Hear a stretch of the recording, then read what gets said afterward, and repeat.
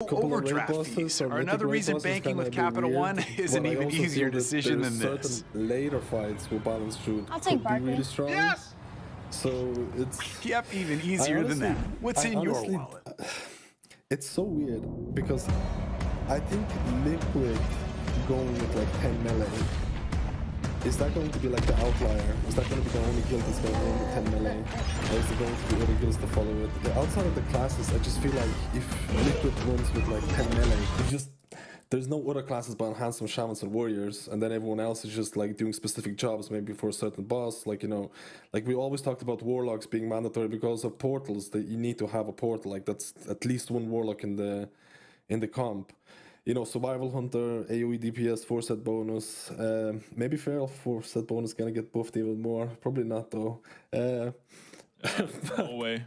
So I took care of that. Look, I've been saying, I said if Blizzard, I'm at a point now where my soul is like, it's just dead inside. If Blizzard nerf Feral, I'm gonna donate $500 to a charity. And so I'm waiting for them to nerf it. Hopefully they match my donation.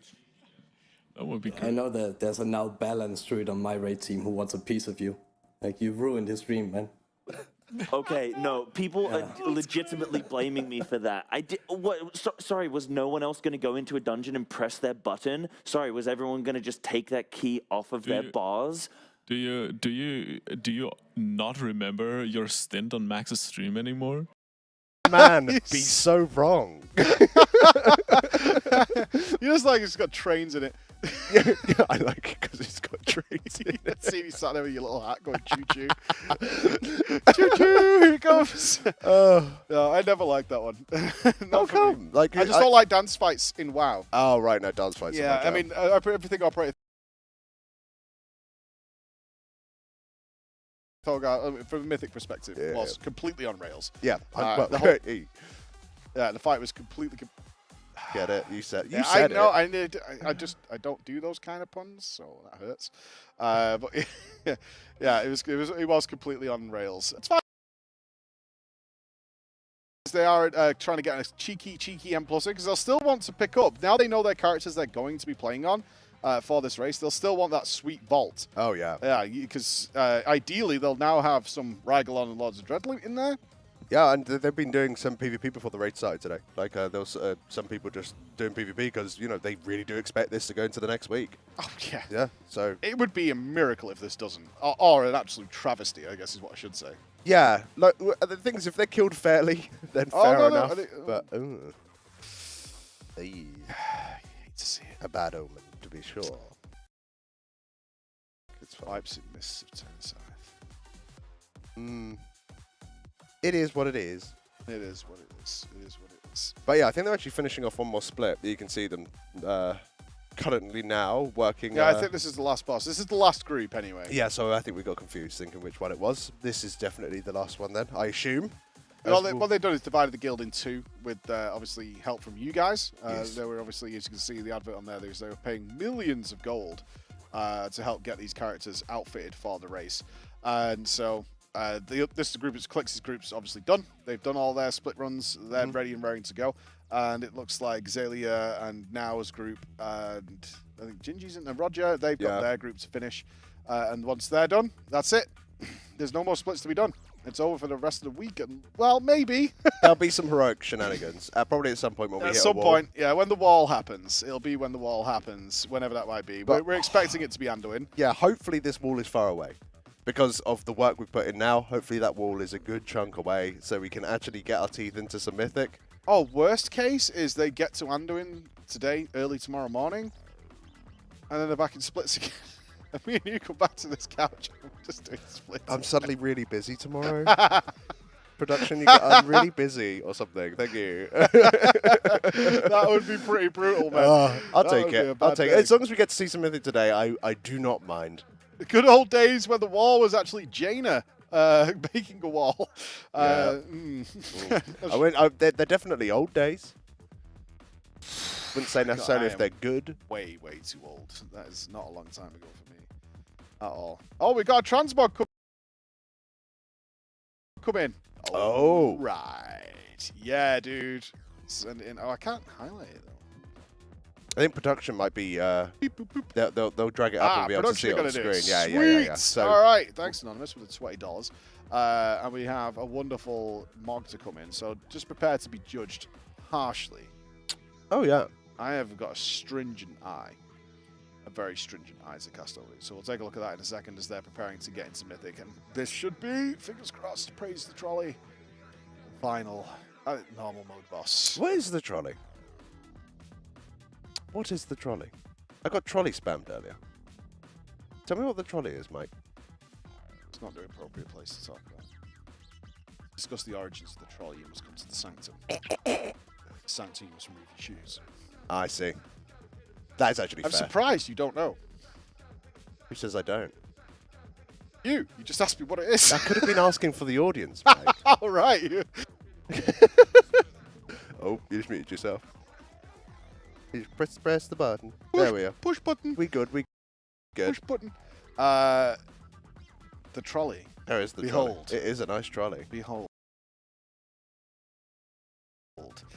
Does the team expect any hidden phases for the jailer mechanic? I've got to be honest, nobody has talked about it whatsoever, and the answer to that I think is no.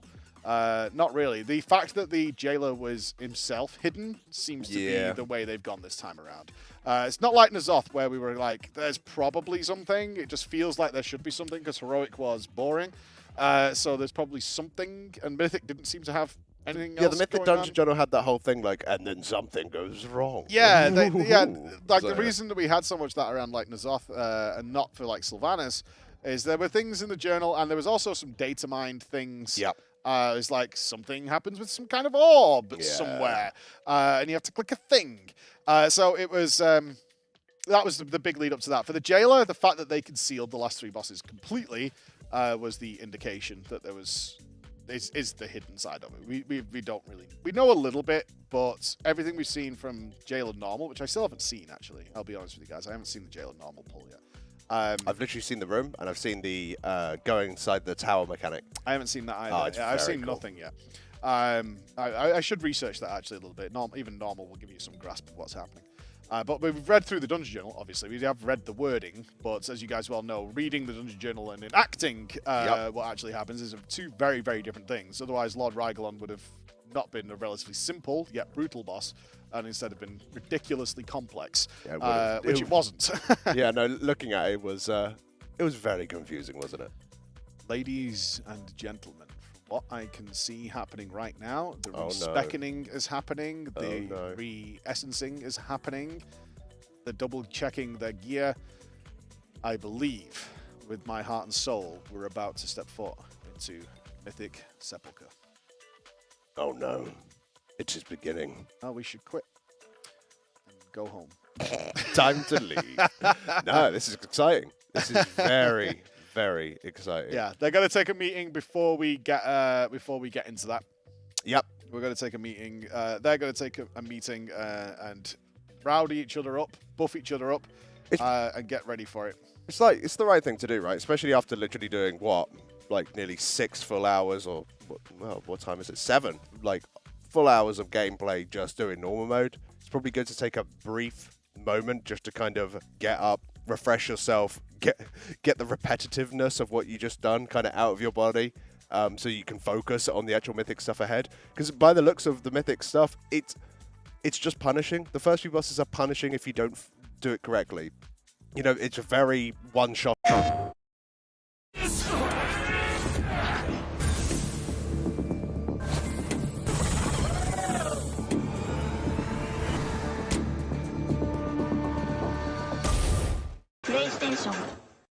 Spring in action with salty sweet sips at Dunkin', like the new salted caramel cream cold brew with creamy salted caramel cold foam, and our salted caramel signature latte, smooth espresso topped with whipped cream, caramel, and cinnamon sugar. Sip into both for $3. America runs on Dunkin'.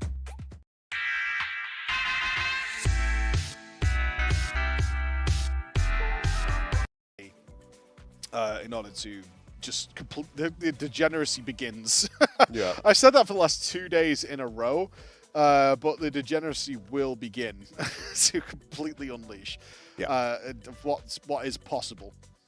within these realms. You can see that they're going around and doing legendary stuff. You're totally right. Yep, this is it. All the splits are done, 100%. They're just getting every single last little thing.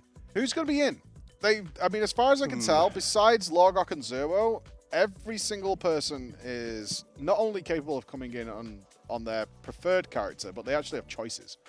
Yeah, it's difficult, right? Like, I think it very much comes down to what the boss drops, assuming that the comp is like good enough. You know, not a stupid comp, but you know, if you can get to the position where you can kill it and get the loot on the right people. Like, say as an example, nothing really drops that good from the first boss if you're a caster or if you're a cloth wearer. Then let's just try and get all of those people out. You know, maybe you keep a priest and you keep a mage for the buffs that they bring.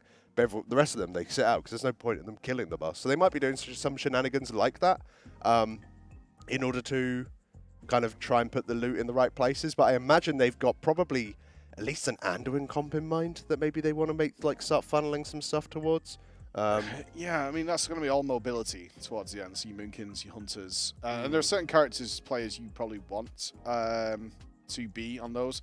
So we're going to have our little pre-Mythic meeting, including ourselves. Ooh. Are you excited? I'm very excited. So we're going to say hi to video, guys, because when we get back, it begins. And it doesn't stop. Ever. So they have to go down into the downstairs phase. And for those of you that are, tuning in now and didn't get to see the explanation. Oh, there it is. Ooh, just like that. Yeah, just like that. That's what happens if one isn't able to get soaked.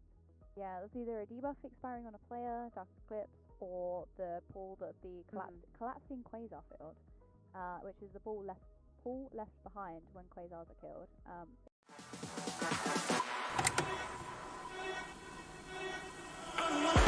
Because you start your shower by washing your hair with it. And then, simply with the power of gravity, the 3-in-1 gets washed down to the rest of you, and you get cleaned without having to do anything else. Just gravity does the rest of the work. Tobo would have made it if he played good. I mean, not good. He didn't play bad. It's just the other one didn't die. The old ones expired. Oh, I jumped off. What up? Cleanse them and dodge it. As soon as you cleanse it, 2, 1, dodge. What? You coming to melee? It's gonna be easy on mid. I'm gonna say Narcolis, I look bottom of the meter. What the fuck? It's funny because it's true. Like rally. 3, 2. Wait, what? My keyboard is dead. Go. Maybe grip me. Give me darkness. Robin AMD. Huh? Oh, my deck is. That's not good. You want an stop talking? No, it's all good. It's all good. 1.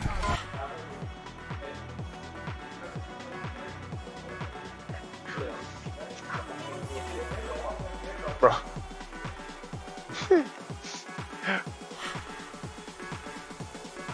Who's legendary D? These nuts. It's a tier because of Revis. Let's go, Sam! Let's go! Guys, there's one more tier. What is that? Oh! I don't know why you want dimension. It's not a healer, it's a talent. Obviously. Okay, dude. I wanna hit that guy. I hate it when you kinda hit that guy, man. Thank you very much. And We'll be right back. If you believe in the year of the spear, put your hands together. It's the last chance. Thank you. Awesome. Nice Thank one. you, Roger. All right.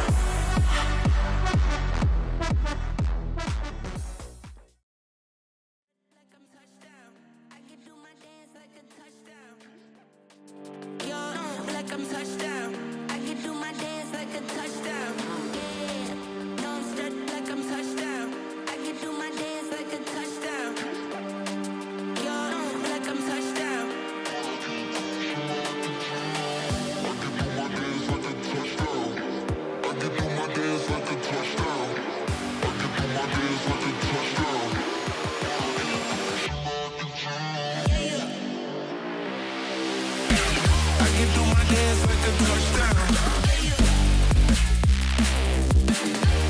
my dance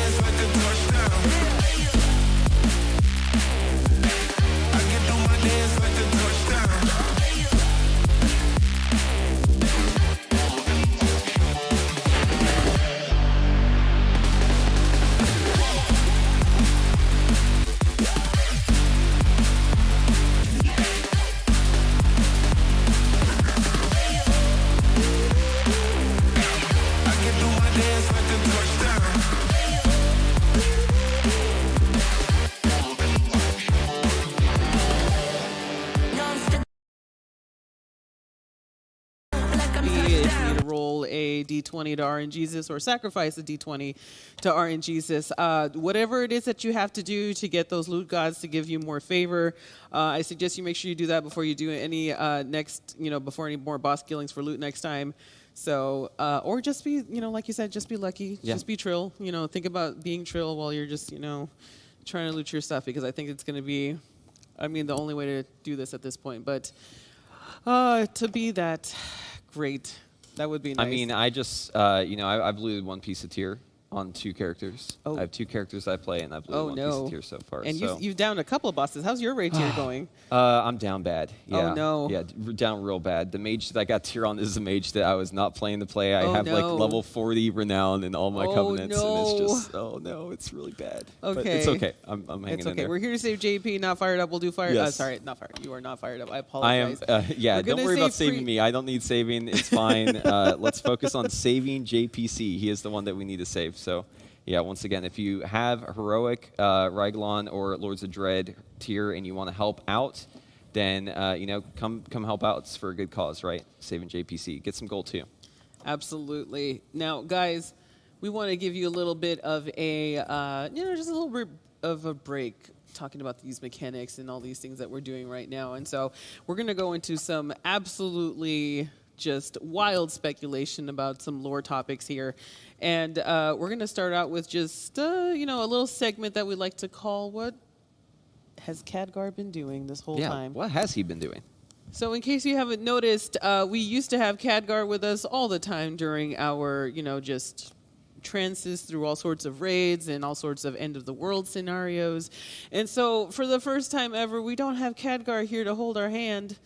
And he's actually been quite absent. Really absent. And we just kind of wonder, and we just decided to wildly speculate about why would he, where did Khadgar go? What's he doing? Exactly, Khadgar. He's left to go get milk and never came back. And so we put a little bit of time into some speculation about what he might be doing now that he doesn't have to actively save the world all the time. You finally take your first break in forever. Mm-hmm. What are you doing, right? Yeah, I know, right? And it's he should be able to take a break. Khadgar earned it. He deserves to be able to take a little break, Yeah. So we just want to know what he's up to. So let's show you the first thing that we think Khadgar's up to here, visiting Zangor Marsh, and actually just taking a tour of Outlands in general, because, he's been busy working so much, we haven't seen him being able to do any sort of, just traveling in general. So he's out here visiting the Outlands for the very first time, sending you a postcard. Look at that, absolutely fabulous stuff. I love his hat. Isn't that a great hat? Yeah.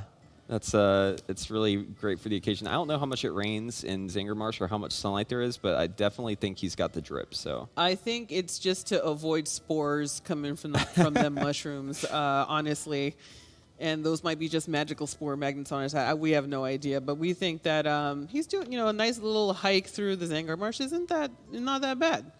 It's pretty good. I'm not mad at it. He's got a really pretty outfit, and Zangor Marsh looks absolutely beautiful behind him. Obviously, he's at that area where looks like he might be a little lost, though. Yeah, I'm a little concerned for him. Just like the rest of us, he's got to look at that map to figure out where to go for a little bit. I'm not mad at that because I still do the same thing. I've played this game for about 10 years, and I'm still trying to figure out where I am, opening that map every single time.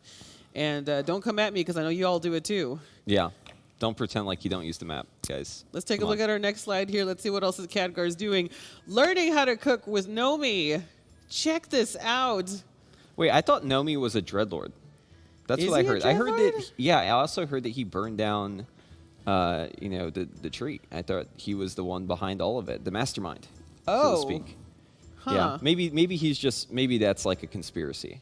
Maybe that's just his day job and this is his hobby. Oh, I see. Okay. And that's why he burns it all the time. That's why he burns food all the time, is that because he's normally a Dreadlord, and so it's I wreck the cosmos. I don't cook normally. But, look at this. Khadgar is getting to learn from Nomi, who looks like they're not burning actively anything right now, which is, a feat in itself. But check out that spread. Look at that food. Yeah.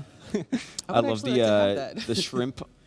Those little shrimp, low polygon shrimp. Love to see those. Oh, those are amazing. I absolutely love these. And, of course, he is sending us these postcards from wherever it is that he's doing. And this is the best photo album I've ever seen for this guy. But I just love that Khadgar's learning to pick up new hobbies while he's got all this downtime. And, cooking's not a bad one to have, both in-game and in real life. Yeah, absolutely. And I'm speaking as a cooking streamer because I stream a lot of cooking. So this one is looking absolutely fabulous. I hope he takes what he learns, puts that into his magicking for some even more delicious spells and all sorts of stuff that can be going on with that. I'm a little concerned with what's going on in the background here. If you look, those ribs look a little humanoid for me. Ooh. Oh, well, we never ask where the food comes from. That's right. Unless you really want to know. Don't think about it too much. And so we don't know whether or not, no idea. We're going to just try and be like, no, I'm okay. That's cool. I'm done. I'm not going to ask. We'll be fine, which I think is pretty neat. That's totally fine with me. Let's see where else we have had Khadgar coming in with us, giving us our updates here. Because, I mean, like I said, all the time in the world. And maybe, maybe that's what we got. So let's take a look at what we got coming up next for Khadgar on his adventures. Beach vacation? Beach vacation! Yeah, it looks like he's at Booty Bay Beach, and it says, "Wishing you were here." I love this. Look at the man still can't learn to relax. Look at him. He's still upright in that chair. Look at how he's sitting too. That's hilarious. This is when you're like trying to when you've worked for so long and you're just trying to learn how to relax and you still can't really put it down and you still can't really just get yourself in that vacation mode. Yeah, this is probably one of the first spots he went to on vacation first because this is him. Yeah, just he looks a little upright still. Yep. Oh, yeah, absolutely. Little tense there, Khadgar. Just calm down a little bit. Oh, yeah, absolutely. And he's in there. He's having himself a nice drink there on the side, jug of rum from the Booty Bay. There's some other beachgoers in the background. He should go to some of those BFA islands. That's where I usually go to relieve some stress. Love doing islands. That's a good idea. I'm pretty sure, when you think of vacations, you always think back to earlier days, and I'm pretty sure that's what he was thinking when he was here, which is fair. Why not? This is it is what it is. But this is absolutely fabulous. Look at that. He's got some booty too. There's like treasure. There's straight up treasure back there. Just a pile of gold back there with some chests and that some beach booty. umbrella is everything, by the way. Yeah, that's a great umbrella. You can really tell it's holding up well with that nice little bin to it. I just want that umbrella, and I just want him to mail me that umbrella. The design is great. Yeah. Yeah, absolutely. Love it. Let's take a look at our next slide here. Let's see what else Khadgar's been doing. Because at this point, I just want to have this vacation that he's having. Jeez Louise. Oh, still in Booty Bay, but fishing. Nice. Check it out. You can see, oh my God, look how much you can see Booty Bay in the background. This is absolutely fabulous. These are such great postcards. I feel like we should print these out and send them out to our family members. Oh my and stuff. gosh, they'd be so confused. I would. First of all, who sends a postcard anymore? I know, right? Second of all, these are actually pretty fun to have. I love the fishing though. Like once again, learning those trade skills that you were really behind on when you didn't have time to do them, right? Yeah, he's focusing on getting those professions up, I think. So, like many of us, it seems Khadgar never really leveled fishing, so. Maybe he's focusing on getting that trade skill up so he can participate in the competition. Oh, that's right. There is a fishing competition, isn't there? Yep, that's right. I never level up my trade skills, so I have no idea how that's about. But But I have been told that the fishing competition is fun as heck, and it's something that everyone should try out if they ever, just get their fishing up. I've participated in it a couple times. I've never won, but it's very intense, and I was surprised at how many people still do it. I mean, like last time I went and did the fishing competition, it was probably about a year ago. Oh. The zone was just filled with people doing it. So yeah, I think people take it very seriously. Chat, do you guys fish? Like, does anyone still do, the fishing competitions down there in the Booty Bay still? Oh my goodness. Like to know. That is actually my mom in chat who just That said, is your Can mom? you send me oh one? My gosh. Yes, Mom. I'll try to send you one. Oh, we'll definitely try to make it work. Hello, Preheat's mom. How's it going? You raised a really nice son. Oh I love gosh. it. Oh my gosh. That is my real mom in chat. Everyone has to behave. Okay, we have parents in chat, and we have to be on your best behavior. All right.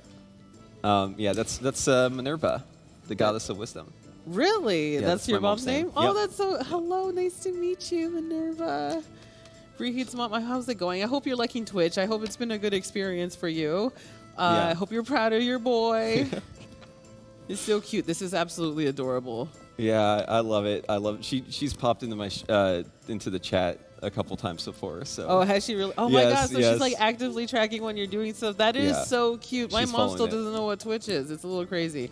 I don't think she knows what Twitch is either. To be honest, But she's like watching. here, She's watching. here, Yeah, yes. yeah. Yeah, love my mom, and yeah, shout out to my mom and dad. Thank you, Mom, for showing up and giving me some pick me up in the morning. Thank That you. is so cute. Aw, I love that. I can see my spouse in there. Hey, sweetie, how you doing? Alrighty, so let's go check out what we got going on for Khadgar. Looks like he's looking to change up his appearance. Sitting in that barber chair trying to get a shave and a haircut. Look at that hair. Oh my gosh, this one's hilarious. I can't imagine Khadgar with this hair. This is just so funny. I'm This just is so cute. used to like the comeback, right? Like the iconic Khadgar just slick back look. Yeah, but, yeah. I mean, he's looking good. I don't know like where the hair came from because it looks like he just grew some hair like just out of nowhere. But hey, you know, in World of Warcraft, you can do that. I was gonna say, you sit at a barber chair in World of Warcraft, you can It come out just- looking like a yeah. completely different person. So, I mean, and you know, I'm not mad at that hair either. Hold It on, looks hold on. like My mom does have a twin sister, Titi. Hello, Titi Goldie. She's in chat too. So I just wanted to shout her out as well. I didn't, you know, they're twins, so I want to Aw. make sure that I give them both some love. Hi, preheats on. Ah, that's so cute. The way she said it. She has a twin sister that watches you too. Yes. Yes. I'm sorry. That's I'm so sorry I didn't see you. cute. Okay. Aw, Anyways. no, that's okay. Hello, Yeah. how's it going? Welcome. But yeah, in World of Warcraft, whenever you sit in a barber chair, I mean, all bets are off. Basically, you can have an afro, you can be bald. I mean, you know, you can just flip through the hairdos just like that. I wish you could do that in real life. I know, because, that would it'd be actually pretty make my fun. life infinitely easier if I can just, you know, have a barber chair instead of having to, you know, do it all myself. That would absolutely be love it. Look at that hair, though. That looks like an Elvis almost going in on that. And for you younger people out there, Elvis was a singer, you know, around from the 50s and 60s, who was widely popular. So just so you know. I think we're showing our age right now. Yeah, no, my bad. My bad. I'm totally a boomer on this one. And that's okay. But I appreciate Khadgar trying to go out there and trying to, you know, like update his look, you know, refresh it up a little Yeah, bit it's and make good. it look nice. You know, I think it's a good update, and I think Khadgar should absolutely go with this hair. This is a great look. Oh, absolutely. I'm loving this 100%. So, I mean, like I said, I would love to have that one of these times because it's just like, yeah. But, you know, if we can see Elvis Khadgar maybe in the future, I wouldn't be mad at it because, you know, he is artificially aged. The lore is that he's actually much younger than he Really? looks. So in, I believe it was either the books or in Warcraft games, one of the early Warcraft games, I can't remember, but basically there was a situation where he finished saving the world, probably one of the first times, and got artificially aged. So he is mentally a lot younger than he physically looks like, and it's just kind of an important thing to know for those of you who are not caught up with the lore out there. Just kind of, you know. So is it like whenever like the president just looks way older after they get done with their term? Like he's just under so much stress. Oh, this happened. Could that like, also be an aspect of it? He's just I like mean, very it could be stressed out because as he's well. been stressed out trying to save the world every single time. But Absolutely. also it's magic. So yeah, but this time around it was magic. Yeah, Got it. Yeah, for Today I sure. learned. And so let's take a look at our next slide coming up. Oh, look at that. Speaking of being young, look at that. Check that out. He is snowboarding in Winter Spring. Yeah, that's a very intense face. That is a very intense face. Maybe because he doesn't have any. That's you not know, a snowboard too. That that looks is like just a plank that he's on. That's a but plank. beware of Yetis if you're out in Winter Spring. The Yetis and there are people called fur blogs. Is that what they're Fur called? blogs, yeah, kind of like that Microsoft game where you were snowboarding and that Yeti comes out to Yes. kill Oh you. my gosh, the So- Microsoft game. That Yeti still gives me anxiety. As soon as you see the Yeti on the screen, you know, no matter how long you avoid it, he's gonna eventually get you. Oh yeah, absolutely. So this is, I mean, looks like he's trying to not get eaten by the fur blogs as well. But you know, it's one of those things. I mean, I love it though. I mean, this is not just the intensity of the face, just you know, going out there. It's just the whole stance. I mean, is. you know, very well balanced stance. You can tell that this is a man who specializes in magic, not snowboarding, but he's trying his best. So we're just trying 100%. to give him as much support as we can. He looks very scared to be going down this because I would be scared too. There's no helmet, there's no clips to the board, so he's just he's just free skiing all the way down. Yes. Yeah. So there's no, there's nothing to stop him from sliding off that board and possibly getting concussed. And we'll see what happens. Like that's a little bit crazy here, but yeah, that's winter spring snowboarding. Everybody, once again, sending us those postcards. We really have to see if we can get those postcards. Yeah, these are great. We have to check out with legal because I would love to see if we can just kind of have these available for people. But it's one of those things we might not possibly be able to do. But these are absolutely pretty, and I would love to see what we can do about it one day. But no promises. Let's take a look at our next slide here. Looking for love. Ooh. I was just talking about this. Artificially aged 30-ish mage looking for love. I love this. This is him going in with the Azeroth personal ads. It is just so good. So would you swipe right? I mean, with that picture, maybe, yeah. I mean, he's looking pretty buff, honestly. It looks like he works out. So I don't know if that's also artificially magic, but I mean, he's looking pretty good. I love that he is literally up for anything because he's just interested in just question marks. Interested in question mark. Location, Karazhan, sometimes. Hobbies, magic things, and disappearing for expansions at a time. Yeah. He also loves sending you on quests to collect rabbit feed and crystals and snake eggs, just very the most innocuous random, innocuous things you could ever imagine. So what team does Khadgar play for? You're going to have to ask Khadgar yourself. We don't know because he's just got all sorts of question marks in there. So this man going to try to peel this onion. Make sure you go check him out in your local Azeroth personal ads. Poor guy went gray in his 30s. Yep, that was magic artificially aging this man. Unfortunately, he's actually closer to the 20s and the 30s. Well, time is funny on Azeroth, right? Yeah, I think so. Absolutely. Anduin was like this.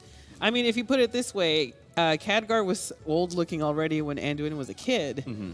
And then now we have Anduin as an adult. Is he stuck at that age, or is he still aging? I don't know, because he should be looking older, or maybe he's just frozen into just this oldish state, and they're just waiting for his his mentality to catch up before he ages. I have no idea. You're gonna have to ask the lore writers of the game, but it's amazing that he still looks the way he looks, even if he is artificially aged older. He seems to just still be looking absolutely fantastic. Meanwhile, we have Anduin, absolutely an adult already. So time's a funny thing, and now we're in the Shadowlands, and that's even funnier time because we don't know how much time has passed while they've been in the Shadowlands when they get out eventually. So we'll see what's going on. TLDR magic. Let's take a look at our final slide here.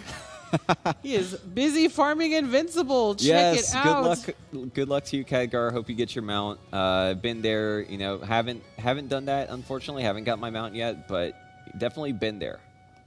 I don't know about you if you've tried to get Invincible yet. Many times. I do believe there. Chat, do you have Invincible out there while we're talking about this? Let's see it. I would love to hear your thoughts about Invincible. Do you have it? Do you not have it? What are your attempts? So let's see. It looks like Khadgar's doing a selfie.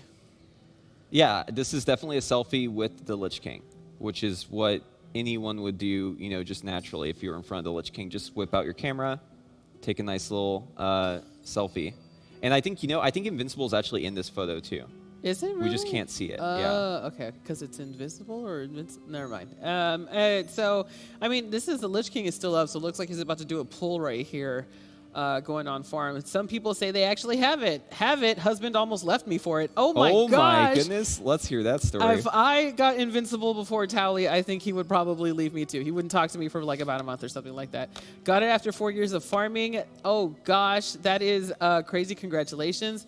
Won it off my best friend on a 100 roll. Oh my gosh. Are you still friends is my question. Yeah. Oh my gosh. 100 roll. That's like a friendship ender right there. I would probably end some friendships over that. I got it at about 3,000 attempts. That is impressive. It took me almost 350 attempts on 11 tunes weekly before they needed the skip.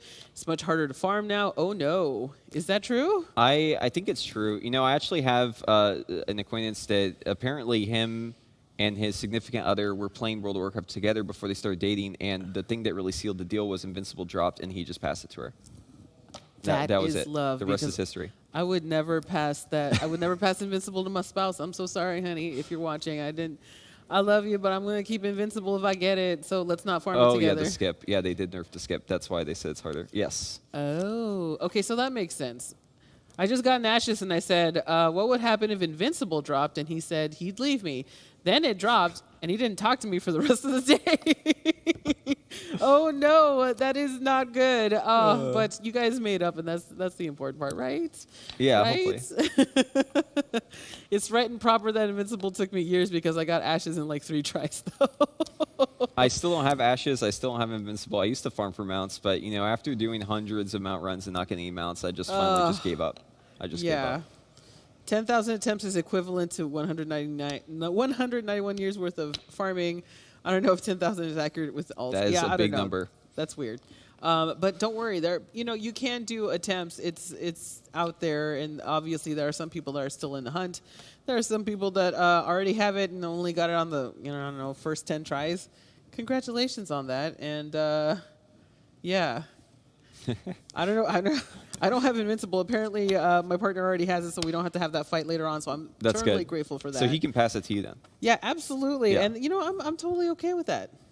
And speaking of bosses, though, since we're talking about the Lich King, let's talk about boss mechanics. Yes. Now, due to the fact that this boss that we're going to talk about today is pretty extra beefy, we're concentrating on one boss today.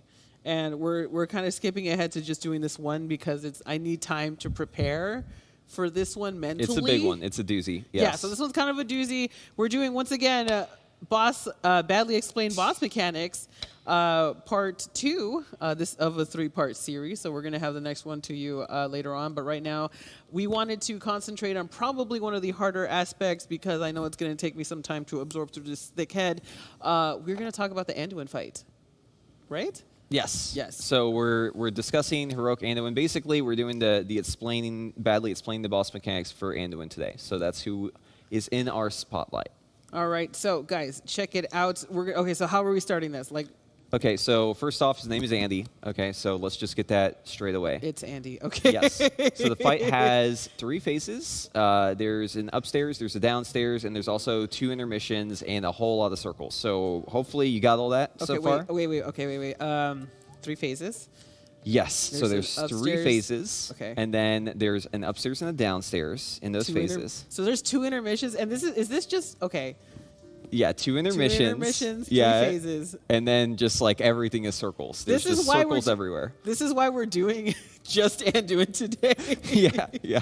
Andy, sorry. We're only doing Andy today. So in phase 1, all right, Okay, so okay. Lula, in phase 1, what you're going to do, Okay. it's very important that you kind of get a feel for these mechanics because a lot of these mechanics, if you mess them up, you're just going to wipe the raid instantly. Oh, okay. great. Okay. So Andy drops a circle that gets smaller whenever you heal people that are inside of it. Basically, how the circle works is it puts a healing absorb on the people who are in the circle. The whole raid wants to stand in that circle and get healed. That way, once your HP, the extra healing that you're getting to your HP pool is basically going to that circle. It's removing it. And then once you've fully healed the circle, it disappears. If you don't do it in time, the circle is going to blow up and wipe the raid. Wait. Okay. So you stand in the circle. Stand the circle. Heal in the circle. Yeah. So if you're not a healer, you shouldn't really worry about it too much. Just stand the circle. But for the healers, they have to pop cooldowns and make sure that they're really pumping the healing on those people. I mean, if I go in there with my paladin tank, I'll probably want to lay on hands. Yeah. and, So as a tank, you're probably Word of not. Glory. Yeah. You can use Word of Glory, lay on hands on the folks. You actually won't want to be in the circle. Okay. Because if you're in the circle, you get a really nasty healing absorb. And Andy's probably going to clock you. Oh, because I'll be tanking Andy. Okay, Exactly. wait, I'm sorry. Yes. All right, so let's just do this in general for everybody. I don't want to make this specific to just tanking. So I want to let everybody know in case they're just kind of in the same boat as me and just don't know what's going on. Okay, so then Tanky is doing out there just tanking Andy, and then everybody else is just all the healers are just trying to stay in the circle absorbing stuff. Yeah, you got it. Exactly. Okay. So that's the first mechanic. Yeah. That's just that's not. I thought that was it. Okay, never mind. So the next mechanic is something where you get light and dark circles. Okay, the whole raid has to go out and spread out. And basically, if you accidentally touch tips with another circle that is the same color as yours, you're gonna blow up. Okay, and you're both gonna die. You and the person that you touched are both dead. Now here's where it gets even worse. Okay, there's a pair of circles for every color. All right, so if you have 2 light circles blow up, well, guess what? now you've got 2 dark circles you can't clear. Oh no, so that's basically So it's actually 4 people. people that die. Oh yes. no. So make sure that you do not touch those tips. And the way that you negate the circles is by colliding with the person of the opposite color. Or you know, you can just stand still and just yell at everyone else to come to you. I mean, that's what I would do if you were a tank. I would just say, hey, DPS, get to melee. And just, you know, stand still. That way the boss isn't moving around. But, Okay, I mean, you can do that as a DPS too if you want. Is this still in phase 1? This is still phase 1. Yeah. Oh, okay. So then the light circle looks different from these circles that are on people. Yeah. So just to like get in the weeds a little bit, it starts as just like a dark circle. Everyone gets a dark circle, and then they flip to the colors. Oh, okay. So you okay. you spread out, and then the colors go out. Oh, So. okay. All right. So then you spread out, and then you find a opposite color partner, and then you kind of. Yep.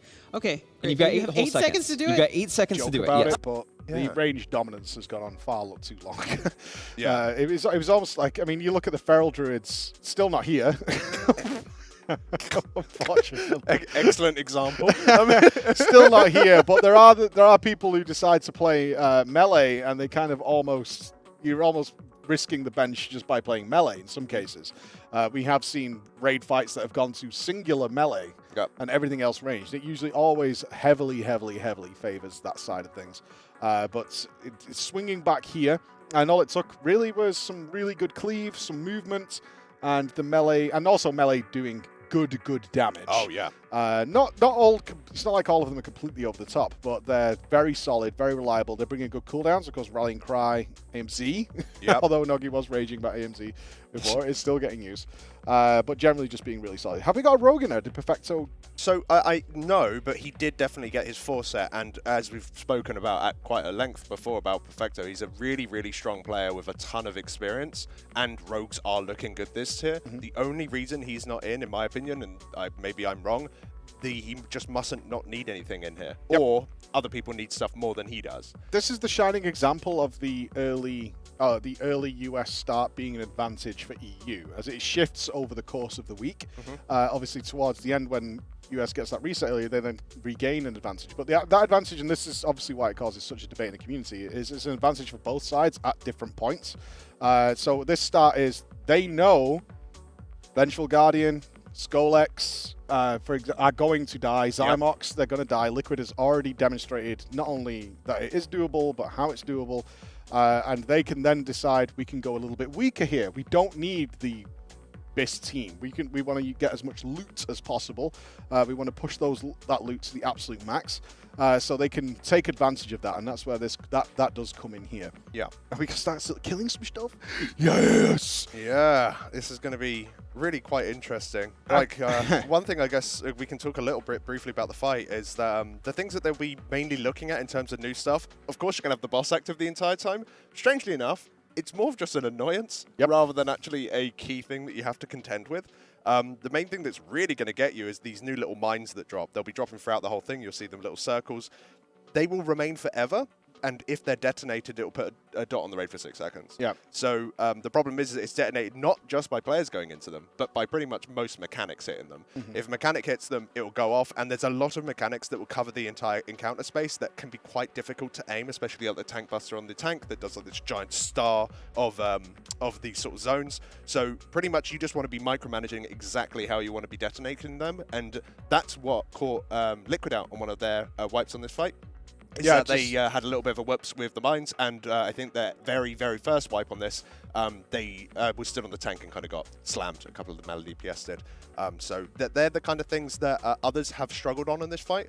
Hopefully these guys, and I'm sure they are more than aware of those particular things that they need to be looking out for, so that they can kind of jump in and do it all proper. I'm sure it's organized to death. They'll have been making add-ons. They'll have been doing so much in the background with those 5 non-player members of Echo who are add-on designers and spreadsheet things like that. As soon as they see these pulls happening from anywhere, they start getting that information in order to develop information that might not have been seen, predictions that they might have made based on PTR testing, and predictions they might have made based on the Dungeon Journal, and then seeing what is actually happening, and then adjusting the things they've already made in order to make it happen. But the ready check has gone out. Oh, here we go.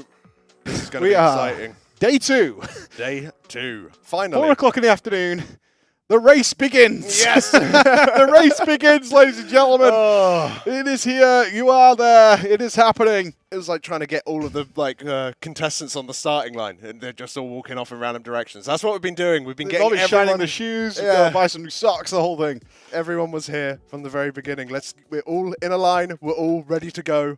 And it looks like with that ready check being successful, we are going to be having a little bit of a pull going in here. Let's Countdown jump into their is comms, coming guys. in. Yeah, let's have a little listen in to see the nightmare that they're about to face. 5, 4, 3. You pick up bigger, right? 1. Boss brother. Yeah.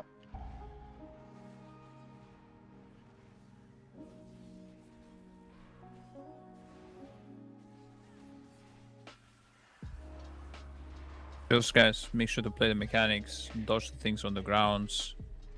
You're gonna be easy. Use personals if needed.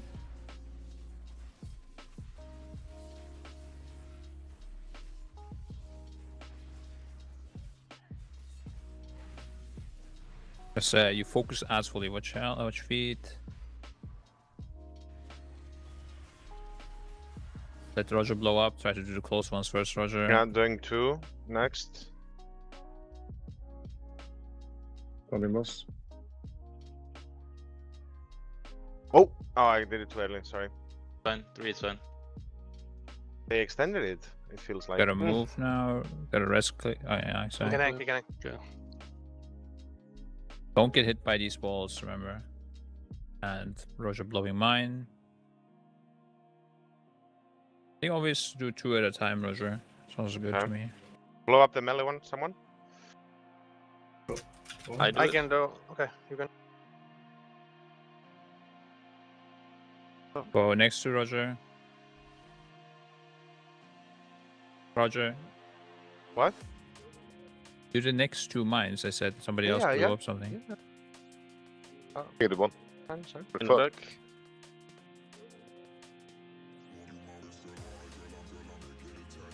Ready for the core soon. Pick in the back. Kill please. these ads. Focus ads. Focus ads. Focus ads. Oh, wait, is Grip this it, timer correct? Need to go in soon Yes, if it's it is correct. correct. Kill It is correct. ads. Kill ads. You need And to go kill in. ads. Kill ads. Kill ads. Kill ads. Kill ads. Kill ads. Kill ads. Kill ads. Go in. Go in. Go in. Monka shake. Face Watch the the boss. tank thing. Face the still. boss. I don't think it's Okay, coming. You can dodge the tank thing insta. Click straight for them. It's It's coming right after.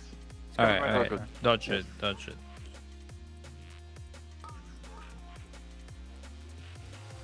Roger, handle the traps.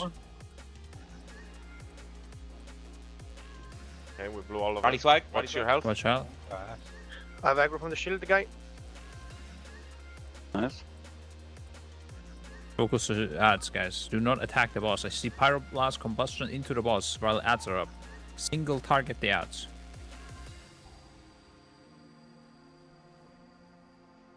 When do we want to put in the core so the overclock is gone? I You think can put now, it in already. So next put it in 1 there. minute till the next thing anyway, so. We need to I'll go put down it- mid, Himaris. We need to go down here. Okay. We're already 60% on the boss, isn't he? Yeah, Facing you 40. barely... below 40, you won't do the big AoE anymore, so... You can just hold and just kill ads only, basically, yeah? And you win. Yeah. I'm a bit confused, but we'll see. What? Press Roger. I can do the traps. We don't have rest. We don't have. Okay, okay. Yeah, Lork will do traps from now on. Watch it. We have to. Thief Diva.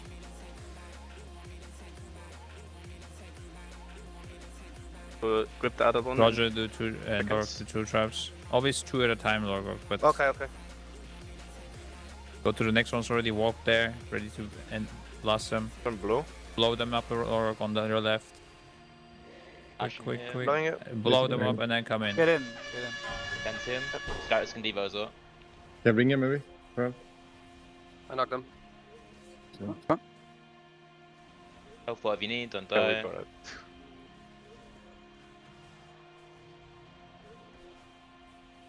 Or Jack Ray from the big guy. I'm sorry, Roger. Bro. Kill the ad again. Focus the ad. But if you pull him, like put the core into him, he phases now or what? Taunted ad. He won't phase, but you you won't do another exposed score, and you have to phase him and bring him down yourself, yeah. Okay, I guess just put the Bring a core boss now. inside him. So he doesn't overclock. The core Pick it up is and on put my it in, marks. guys. Somebody put it in, guys. Kobo doing it. And get me up. Mid convoke. Sorry. Sorry. I got to get on top or Get boss, on the boss. Get boss whenever. Buff You the do the stamina blood as well. One sec. We're getting spam with no shield. But Yeah, guess I go in don't and out hear of it. go in and out of the shield when it's up again, right? And it'll be gone. Roger, Where's the two last mines. one? Okay, Yeah. one is already there. Okay, good. Watch health. What? Oh my god, man. Yeah, go a bit Oh, further those away with things. those. Go a bit further away when you're placing down the matter. Torque will again do the traps, yeah. Do What's one the tank more. heavy here? Ah, no, right. Yeah, there are 4 now, yeah? Everyone's I will try person's to- Yeah. Person's back. Roger just reloaded. The fuck? Ready? I need the Yeah, grip. bro, the sound. I got Go that in. press. Yeah. Can you do a drop in melee? Quick. What? Ginger, you're muted, but it's There's a fine. trap in melee. Oh. Okay, I think it won't happen anymore, right? Oh, 40, What yeah. happened? You, Watch out. you just have to Somebody bring will you just have talk to us bring for the it. boss down yourself at this point. Yeah. You don't need to be near the Watch shield the either. You can mines. move it towards the middle of the room again. Yeah, probably. Yeah, make some space. Try from now on. Watch the matter dissolution. Go really far with those. Don't splash each other. And you don't need to kill mines really anymore if you're struggling When do we with last? health. At 15, right? Yes. There's a gate now. Make it. Yeah, can you make a gate like to go really far away? It's on a mine. That's what I made. That's what I made. Okay, I okay. get 3 Don't stacks. blow up mines. Don't blow traps. Zorro. Don't blow traps. Don't blow traps. Do not. Keep debuff. Oh. You do want to blow up Darkness. some, yeah. Jimmy Darkness. Yeah, no. Tell me when to continue with traps. The Why tech do we lines need will to? hit it. The tech lines. He's gonna face the boss and do nothing, right? We're gonna face it. Yeah. Just take the guys. gateway. Take the gateway range. Right next to you. And the method of solution go away though. I make a new get completely far away.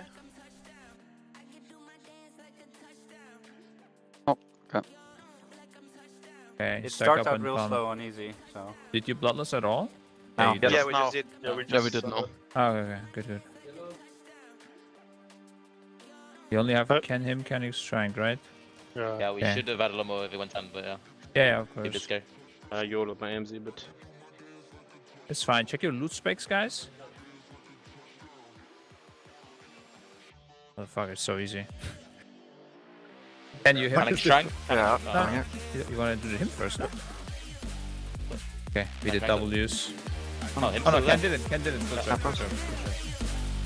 How can we Use everything? Yeah, now it's good. Aren't you supposed to use the thing Come on! first? Or Come Ah, on! okay. Come on! Easy.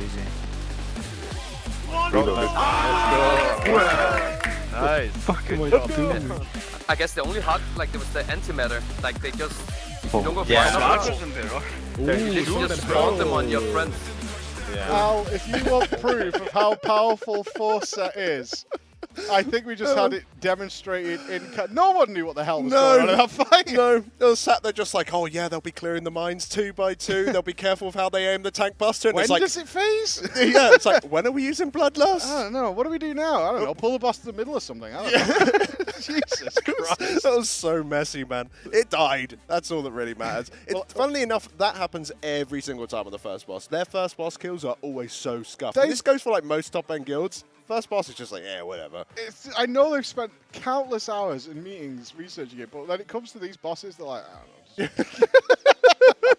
I don't know. Kill it. I mean, what are the scribes going? Doesn't it phase now? Or I don't know. It's like, I don't know. Do we throw the core in? Yeah, why not?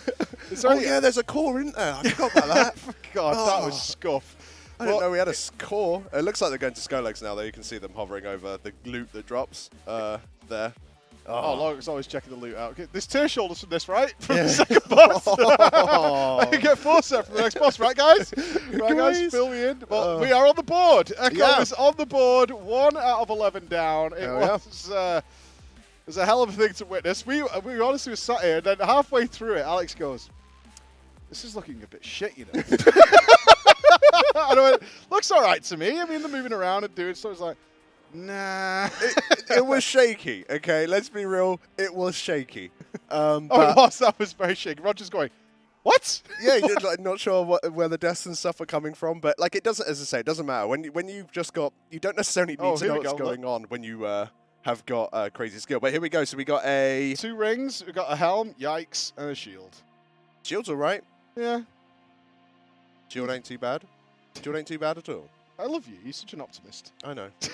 That's the most optimistic look I can ever take. The shield looks nice. You use it for transmog. Oh god, rolling transmog on the first item. Oh no. We'll wonder together, team. Have they put? We should have a pickup for this. Have they put more effort into the next boss than they did into that? Well, the thing is, the next boss you do need to actually have a bit of a strat for, because otherwise you're going to be completely running around like a headless chicken. It's so important that it's not a difficult strat. It's literally for the ranged. You got to have the 3 people out that are baiting the long range things. You got to move from side to side for the breath, and then you got to wait for the melee to come towards you to bait the AoE. Yeah, so we run through it because we do want to do comms at least for the first pulls before we start guiding you through it a little bit, but we'll give you a heads up of what you're about to see. We are moving towards Skolex.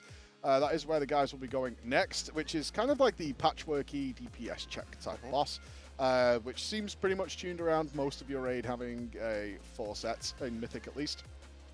And so what you'll be seeing is there's a lot of area denial, which is going to be baited by the Wretch. The crew's going to be getting out of that. So what you'll see is all the ranged bunching up into one spot to make sure the Wretch goes in that direction. They'll be moving out with gateways and some stampeding roars and things like that. But what they can do is actually cancel the Wretch cast by moving the whole raid onto that spot.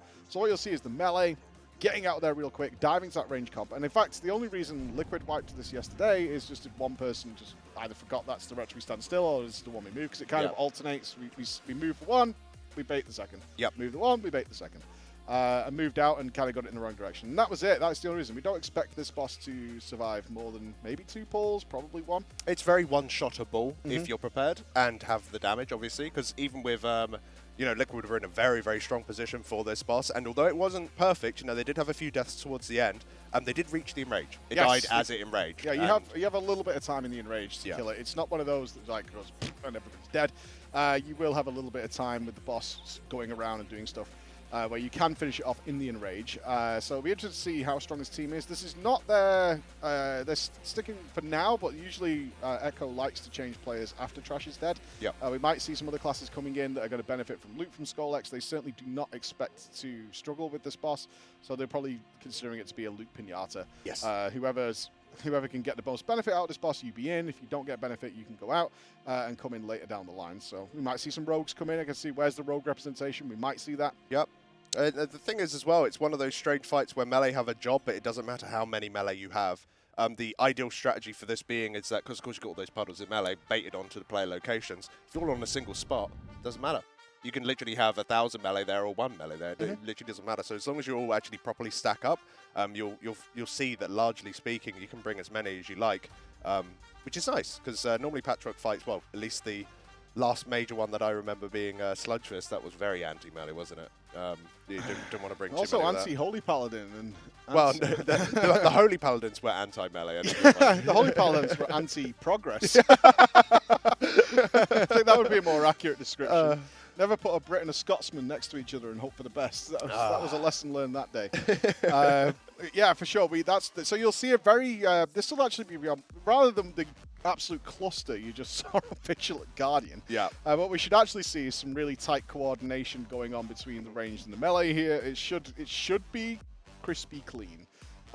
Ideally. Otherwise, we're definitely back to YOLO, mash it up, don't get hit by anything strats, which will not really pay off on this boss. It might very well do. Like, if you actually think about the mechanical differences on this fight, it's just that the goo that the boss spews out is permanent. In theory, you can YOLO it. In theory, I would not recommend test it. They might. What we just saw, they might. We did say yesterday, Scripe has put a lot more faith in the ability of his players rather than trying to handhold them over the last couple of raids, which has worked out for them. But I don't think they'll go that far into it. But it'd be fun. I mean, I'm okay to watch it happen. If that boss is spinning and spewing everywhere. They'll also have these little blue things, little blue splodges coming out for the melee, which is a one-shot kill, I believe, if it hits you. But they should be fine with that. They'll have a weak aura for it. And I think if you even do survive it, like on normal mode, you can dispel that. It leaves like a nasty haste reduction on you. On Mythic, you can't. And it spawns an actual puddle with melee. So basically, you become everyone's worst nightmare. Like you don't do any damage, and nobody's happy with you. So you might as well be dead. Just put me out of my misery. Oh, there we go. We got Perfecto in. Obviously, yeah, here we go. Rogue rep. Yes. Yeah. I think very much so that he just wasn't in on the previous boss. From the looks of it, yeah, no goodies you just for didn't rogues. need anything. So. Yeah, exactly. If there's no goodies for you, there's no point in you being in. Or minimal goodies, yeah. Minimal goodies. Minimal. More goodies to go with my party. Yeah, it's good though. They're just going to be finishing off clearing the rest of this room. The amount of trash in this place is agreed. It's so much, man. It's too much. They changed it so you couldn't skip it. And they just went, well, we'll just death run it instead then. It's like spiteful at that point. It's absolutely spiteful at that point as to what they're going to do. So we're hoping for some decent loot from here. Hopefully better than a shield and a couple of rings. The rings is fine. It's just not exciting loot. It's not the stuff you want to... And helms are obviously going to be considered useless by most of these guys, except for the ones who aren't going to use the helm in their 4 set. But it is always the problem when you've got tier, is whether or not you're going to be... Is whether or not you get that helm and you're like, I don't want this in my life. Yeah. Yeah, not something I want. But what else are we getting in? We've got Rogue in. Is that the only change? I think that's largely the only change. It looks like we're going to be sticking largely with a similar comp. Who went out? Shaman. One of the enhancements has gone out. I can't remember the name. It's on the tip of my tongue. Classic Rogue, not waiting at the raid, even as the Mythic run has just started. Summon me. Summon me. Summon me. Let me change my nickname. It's MDI. The MDI Mafia. Nice. Yes, I have my priorities. Tobo, that's it. Thank you, chat. Yeah. Tobo's got it. Yeah, Tobo stepped out for this one. We need to change our recount name. We need to find our fish, our Deviant Delights. Those are what is that bag setup? It's pretty clean. It's true. By I've my seen your standards. bags. Yeah, I've seen your bags. I've seen your bags. It's an absolute disaster. One shot? Are we going for a one shot? I think yes. Yeah. I think they're going for a one shot. Do we hit in rage then? Let's ask that question. Do you know what? No, I don't think they will. I think they'll kill it before I don't think so either. Yeah. Damn, I should have said yes then. So we have competing. We don't need goals. to be contrarian with each other. Yeah, we do. We can. It's our thing. 2 shot. We're seeing 2 shot in the chat for this one. 2 shot. I think both of that is reasonable, I suppose. But yeah, I think it's definitely possible that they can one shot it. Oh god, I might have to change my Gamba because of that Vigilant Guardian pull. I was expecting it to be so clean. Roger's like 2 traps. Yeah, do 2 at once. 2? They're traps? You've only done 1 trap. Where's Roger? We can. Well, Lorgar can do it now. Whatever. What does this boss do even? Yeah, no, I think it certainly could be a one shot, but it is a very because it has got a tight DPS check, and if you're kind of trolling a little bit, then yeah, you're certainly going to run into some troubles. So we shall see. I have the faith. I want to see Perfecto up there. I want him just to find that raid spot. He's been hungry for it for so long. Well, he's got the. Why is Deep Shades in the red room? Let's join him. Red room. There we go. There we go. We're in. I mean, you can. His camera. He does it like he's raiding from one of the rings of hell. Warlock, right? He's just getting into the roleplay of it all. He's just getting. I don't know how that's even possible. I've seen his monitor. There's nothing red on it. Yeah. Maybe that's his natural glow.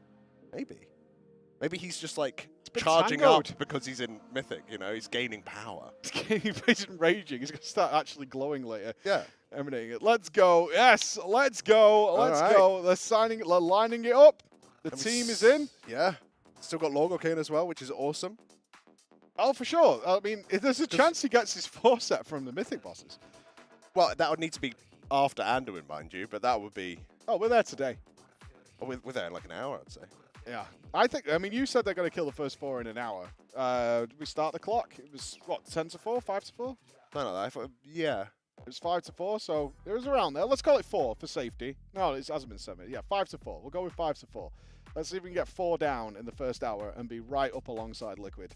Because then we get to start see some things. We're probably going to prototype Pantheon after the 4 is dead. Yep. There goes the ready check. Here we go. Booyah! Oh man, I'm really interested to see, because the thing is that we've seen how Liquid's done it, but we don't know, these guys might have an entirely different strat. Oh god, that will blow my mind and I'll have to fall asleep. Yeah. Yeah, I've seen this boss killed already, and that's how it's killed forever. Yeah, that's the thing, yeah. There could be no changes. Oh man. Yeah, if once we start changing things, I'm uncomfortable. Even though I haven't done it. Need to leave, just hide somewhere. I need a moment to myself to consider. But yeah, we'll see. But I mean, it works, right? It works very cleanly as well. Yeah, it looked clean. But these guys don't raid clean. They don't. They don't. They're very scrappy. They'll play clean when they need to, but until that point, it's... Oh, we have got another warrior in.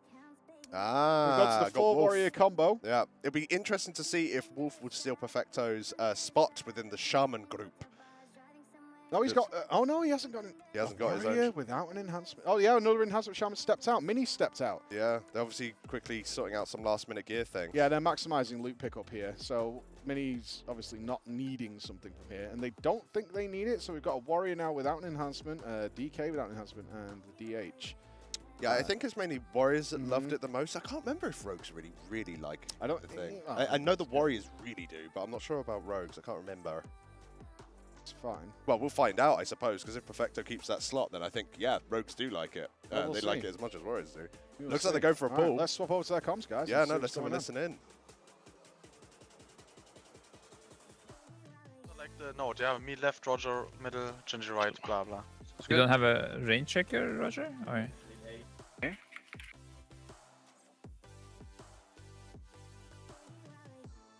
Remember dodging melee, block Perfecto. You have no haste. Going left or right, by the way? You will go right with the stretch. Yeah, then follow the pool. Gather up already, tankman, and go right. But you guys were right. So Yeah, it's next kind to of shame. Gerard, yeah? It's the first one. I'll Yeah, go, me do first now, like next. Yeah. Get knocked always back. Aren't the next strokes? It's supposed to be Yes. druid and mages, but I don't know. Because we're doing What are something we else. closing here, bro? I mean, we got We're him almost shit, splashing the group, Roger. Yeah, shake. Okay, baiting the second reg. Bait the second reg. Don't be on the left, Pabo. We're gonna run left this time. And let's do the swap because we're 10 stacks now. Standing. Well, that's what. Okay. Okay, and now you're gonna get knocked soon on the third reg to the back. So deep shades and Roger and okay. Druid and mages go out. You guys are not sticking to the thing, so We Druid are, and mages will go out. Okay.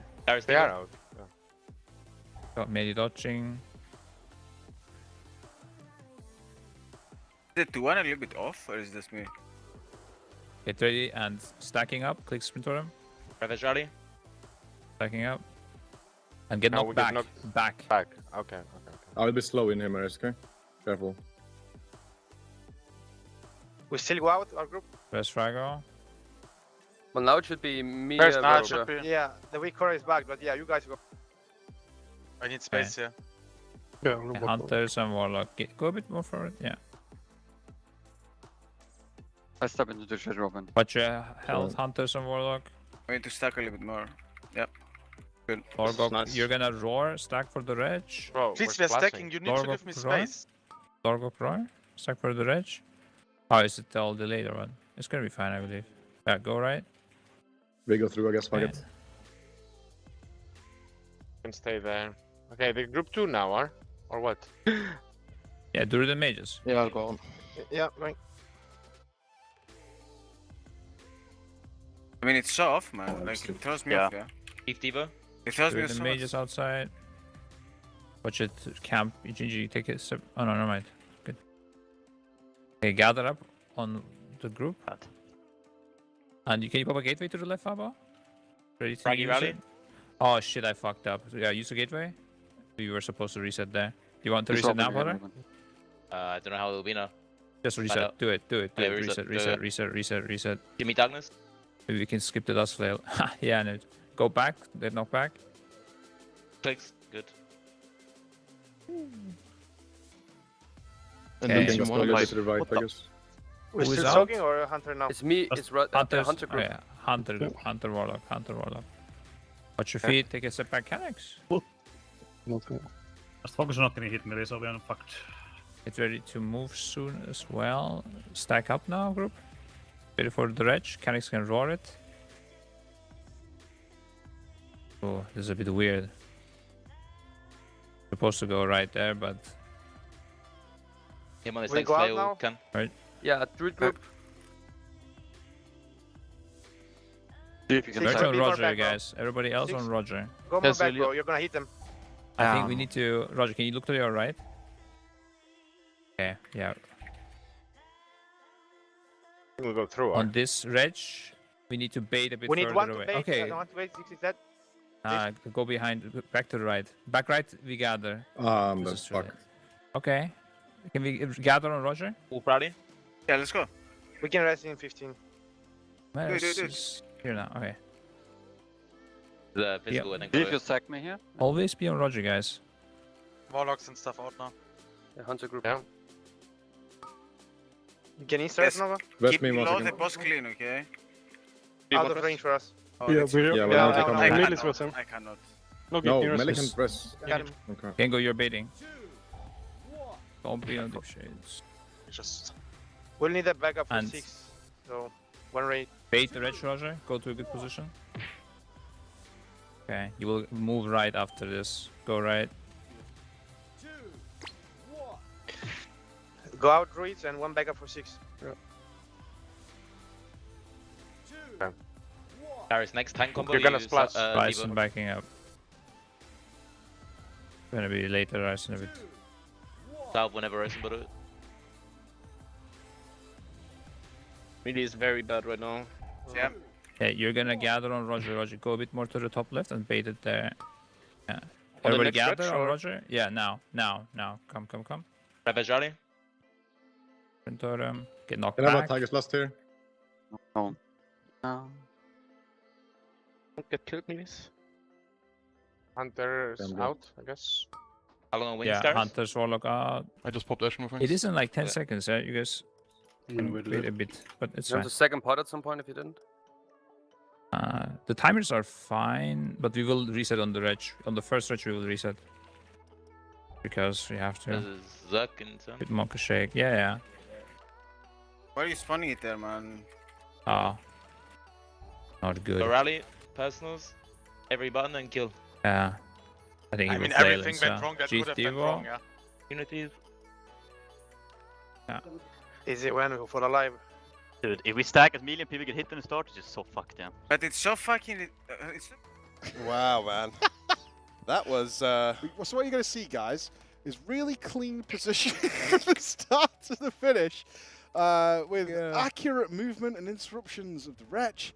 And it's gonna be so smooth. They did hit and rage. We're half right. Yeah, well... It's cool to see what the Enrage does. Yeah, it is cool to see what the Enrage Yeah, does. so of course, yeah, you're totally right. That was not That very was clean. scrappy, yeah. And you said they are quite a scrappy bunch. They are. This is how they raid. Yeah, Yeah. it seemed a little bit like unclear as to who was soaking, exactly where they're going to be going. There was points where they wanted to reset on the breaths, but Scribe was just like, oh, we were supposed to reset on that one. It seemed just like everyone was like a little bit off their game a little bit, but they did manage to get the boss on their first pull to like 8%.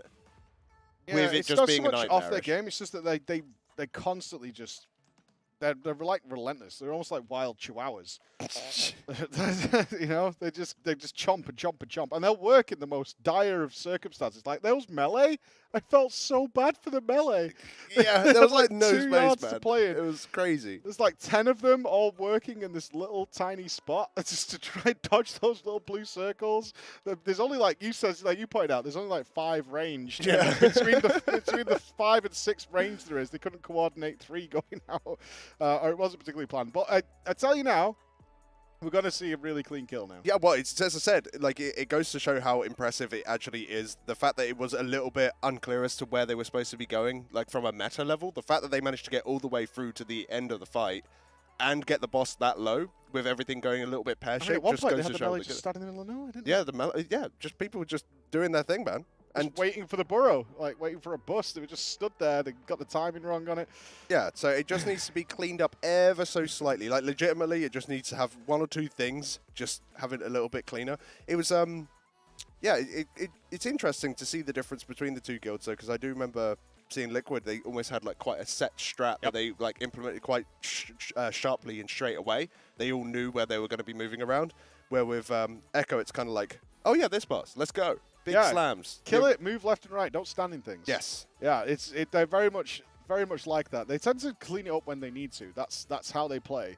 But if we can get away with just blasting and going, yeah, we'll go right this time and go over there, it'll be fine. It'll be fine. And then when now they've had to pull, they might have a little consideration about where they want to go and figure things out. Because they weren't really utilizing the room at all. They kind of just they made it so hard on themselves. Yeah, no, it did seem like very difficult. Like there wasn't a whole lot of space from where the boss would, because when he burrows down and goes to the players, he now leaves behind a ton of goo, and they were doing it right on the edge of his tunneling space, so there was like kind of squished up for the tanks, which also made it so the melee, because all the tank busters in this are crazy like conals, so the melee can't also limited in the space that they have to move. In theory, the melee don't need a whole lot of space, though. They need two spots that they can just go. Seen. Yeah, as we've just seen, they could work inside a shoe if they need to. Yeah, exactly. So it's not the end of the world, and as I say, I don't think they need like a grand reform of strategy. I think they could just do it again and just, maybe just clean things up a little bit more. They basically just YOLO'd that boss and nearly killed it. Yeah, so, yeah, exactly. They're fine. They're absolutely fine. They've got no issues going into this whatsoever. Skullx will be dead next pull, I'm sure, unless we can run into that classic raiding scenario where first pull we do really well and then suddenly all comes to a grinding halt, but unlikely. I don't think so. No, yeah, not likely. It does happen. They can utilize so much more of this room that they just didn't. Yeah.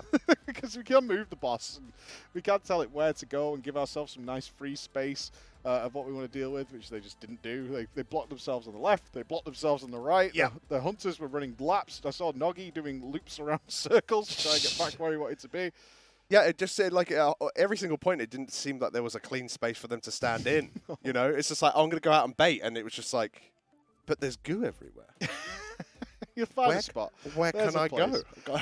There's absolutely a place to be. They're probably at this point actually talking about strategies. How do we kill this? What's the boss do again? Yeah. But yeah, it was good. It's always fun to see because I have all these expectations. Yes. Because there'll be a roadmap or there'll be a diagram. There'll be some spreadsheet involved. There'll be a presentation, and you'll go to here, and then you move to three of you will stand out here. Well, then we don't get that. What we get is like, I don't know, 3 of you go out,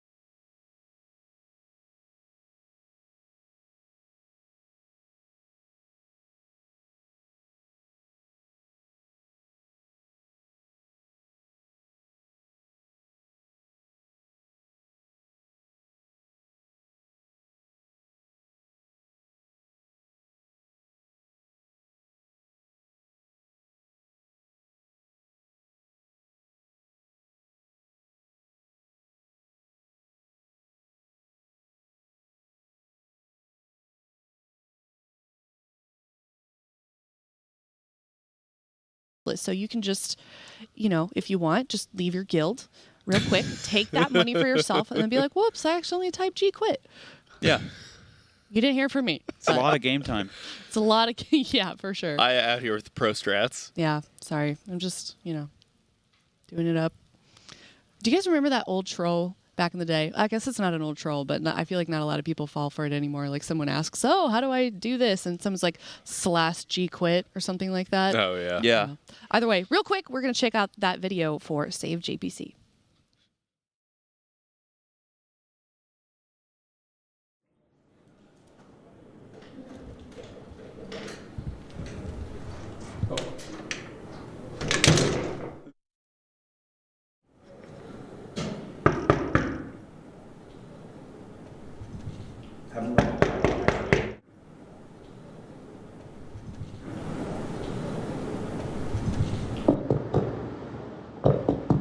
Guys.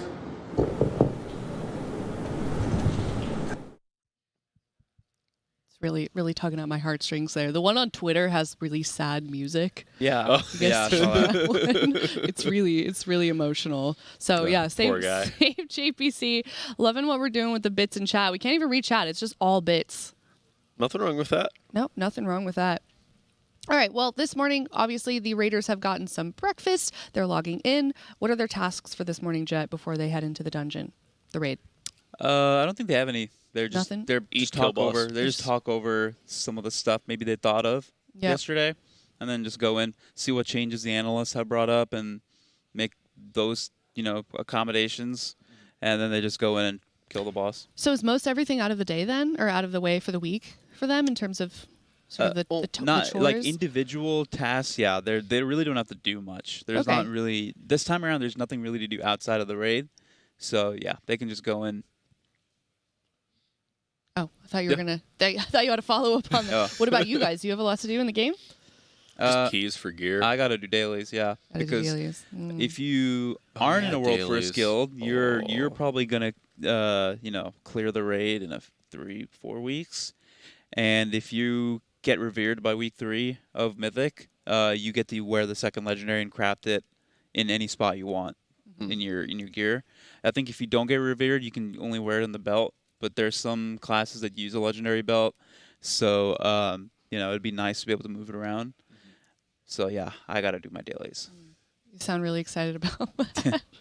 Oh man. Well, in the meantime, while we wait for these guys to get into the raid, I do want you guys to check out the charity. We have some charity incentives. I think they were talking about in the morning show that we've already hit 2 of them. I heard something about, temporary freehand TL tattoo. I don't know whose forehead that's going on or who will be drawing the tattoo. Are there any volunteers on the desk? You're pointing at yourself? Yeah, I volunteered for You my want to do it? forehead. No, Okay. I don't want to. I volunteered for it.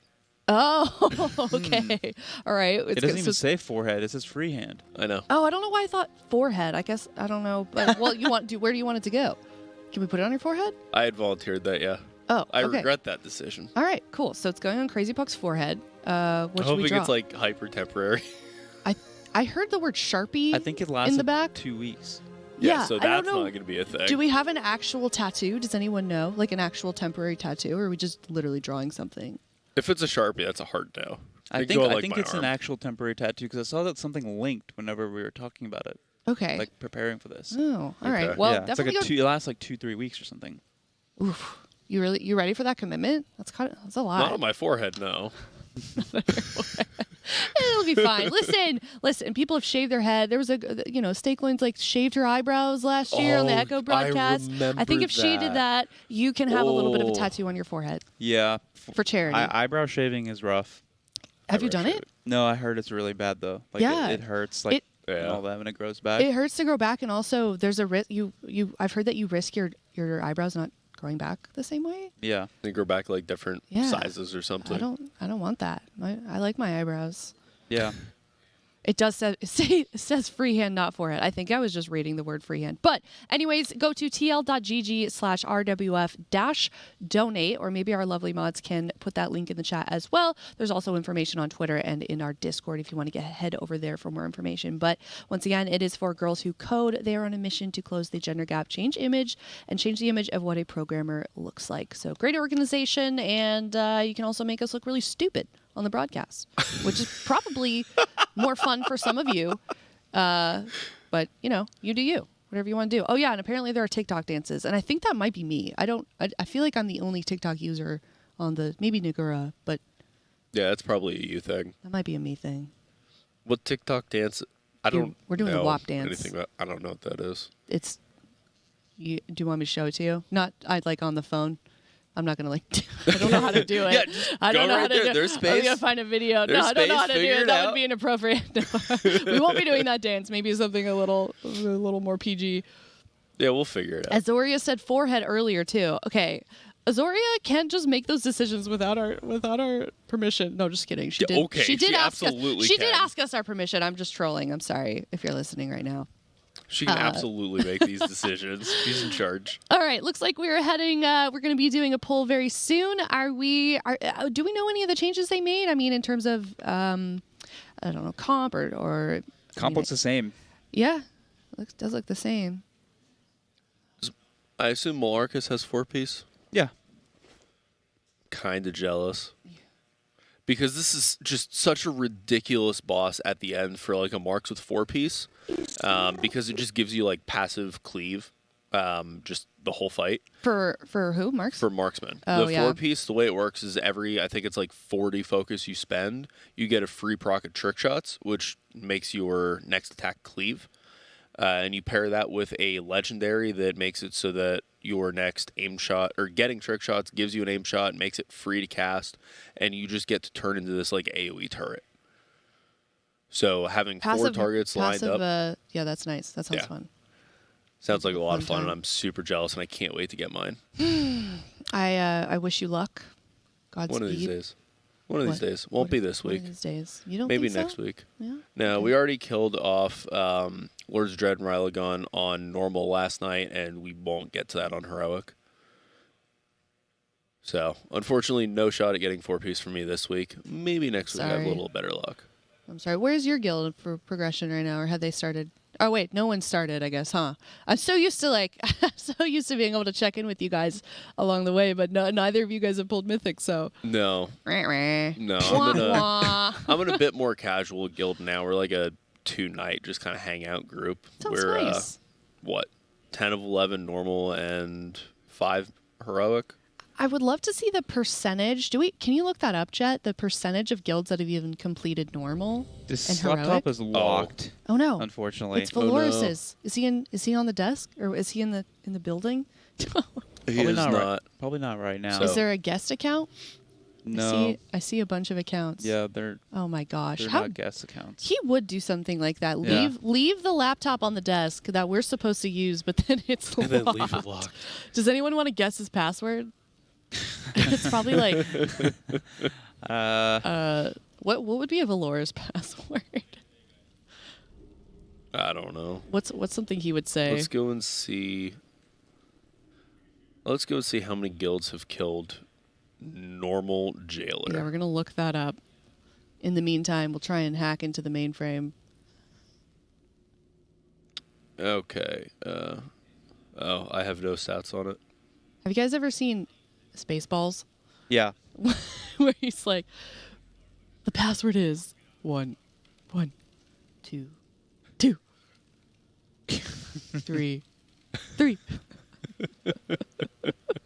Yeah, try 1, 2, 3, 4.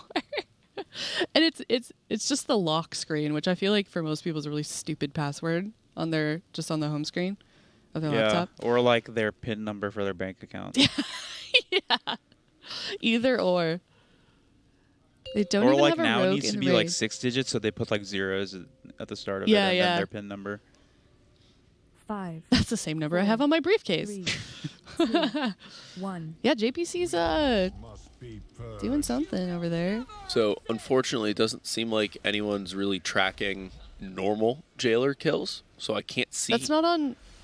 It's not on Raider.io anywhere that I can find. Doesn't WoW Progress have that for normal completion?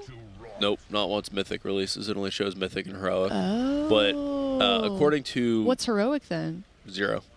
No one's killed 0%. Heroic Jailer. Wow. Because all the guilds that would kill I Heroic guess that Jailer makes probably sense. looked at it and said, there's no tier, who cares? Yeah. What a weird tier for that in terms Yeah. of that.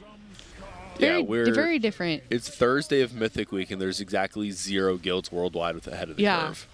It's been quite an adjustment too. I feel like for Groups are still asking for it in the group finder though. What Make do you sure mean? you have Naturally. AOTC before you join my pub. No shot. Naturally. No, it's a joke, but you know, there's probably I would have someone out believed there. you though. I would have Yeah. believed you. Yeah. Oh my gosh. There's someone out there with their group asking for AOTC right now. Always. For Oh, someone in chat. I take time out, but there is the Radar IO link for normal completion. Would a mod be kind enough to permit that individual? So we can. I would love to know that number. Okay, I was able to find out in Warcraft logs. Looks Oh, like okay. 72 guilds have killed normal mode jailer. Wow. So 72 have killed 2, normal, 0 have 1. killed heroic. Okay, never mind, gamer. Sorry to try and step over your authority. Very interesting state of affairs. So we are Yeah. into a pool here on Prototype Pantheon, fighting the first 2 ads, the Prototype of War and Duty. They did get 1 50%, and the moment one hits 50%, the phase just ends. All the abilities just go away, other than the dispels that have to go in those bubbles. Everything else just stops. So we're moving into stage 2, where they're going to fight the Absolution and Renewal. These are basically the Nathrius and, what is it, the Night Queen? Winter Queen. Winter Queen. So they're going to stack these 2 up and get to play with a bunch of Animo Tornadoes that are just going to be all over the screen. Now, this is one of the mythic changes, is that the Night Hunter ability from Denathrius happens. Right there, you saw them, you know, connecting to people on lines across the screen and having to have that soaked and people split the damage and whatnot. That doesn't happen on Heroic, and that's one of the things where some of the team is like, you know, we're getting to the point of there's just a few too many abilities during this phase. How are your guides going, Crazy Puck? Can we Uh, talk about that? I don't know exactly where we stand. I know on mine, I think there's 6 of the written are posted. Another 4 will be up today. So the first 10 bosses on Heroic will be posted written today. Cool. I think there's 5 videos going out today. Wow. For normal? For Or Heroic. heroic? Okay. I think cool. 5 videos are going out today and probably another 3 to 4 tomorrow. Where can they find them? I don't know the website URL. You don't know where you I just find make them. your I just own work guide. here. You just make the guide. I just work here. I have to look it up. All right. Well, it's like I'll check back in. liquidguild.gg, and then I don't there's know a if they're going guides on the button. website or YouTube or. Oh, okay. There's a guide button. Yeah, there's a guide button if you go to liquidguild.gg. Oh, there we go. There's Tracy in chat. Liquidguild.gg. and then press the guide button. Yeah, press the guide button. They're there, and then the videos when they get uploaded will be on the Liquid Guild YouTube page. Gotcha. Easy enough. So they are in the process of going up. We're gonna knock off the rest of the heroic ones today and tomorrow, and start posting mythic ones on Friday, I think. You want me to? Can I voice one of them again? If you'd like to. That would be fun. If you'd like to, you can do. Only if you want me to. I'll pick you one to do. Make Jet do one. Do one what? You want to do a voiceover for one of the guides? Oh. It's super fun. You spend like 45 minutes trying to record 8 minutes of voice It's not lines. that hard. Don't let him scare you. You just read Can I it. like do it in my own style? Like, do I have to read a script? Yeah, this is the there's a Jet script. style. Hey There's guys. a script, but like hey you can everyone, deviate a this little. is Jet. Here's the guide for Liquid Guild, and that's how. Yo, this is so this is the boss. We're gonna. Form will come in, and so you gotta kick the old guy. And then, I'm sorry, that Oh, sounds yes. 100% more entertaining than yours, Crazy Puck. Yeah, I that watched. actually does. Make sure you kick the leaf lady, and then. Oh my god. Yeah, I think Jet's gonna get to do one. Yeah, I'm sorry, you just got fired, Crazy Puck. It's Jet here. Just it's lost Jet my now. job. Jet guides. Did you hear Preheat this morning on the morning show going through how to do Anduin? I was a little busy working in my little corner over there, but I saw the graphic and I've been hearing from everyone that it's hilarious. Yeah, I kind of want to have him do one in that style. Do do like Skull X. Yeah. Do you like squats? Yeah, so you're gonna like run over there and like get hit by the breath thingy and like don't die from it. Maybe what you do is you have an intro where he starts to do it like that in that fashion, and then you're like, no, get out of here, preheat, and then you do the real guide or something like that. I don't know. That might anger people. They're like, I came here for a guide. Who's this preheat guy?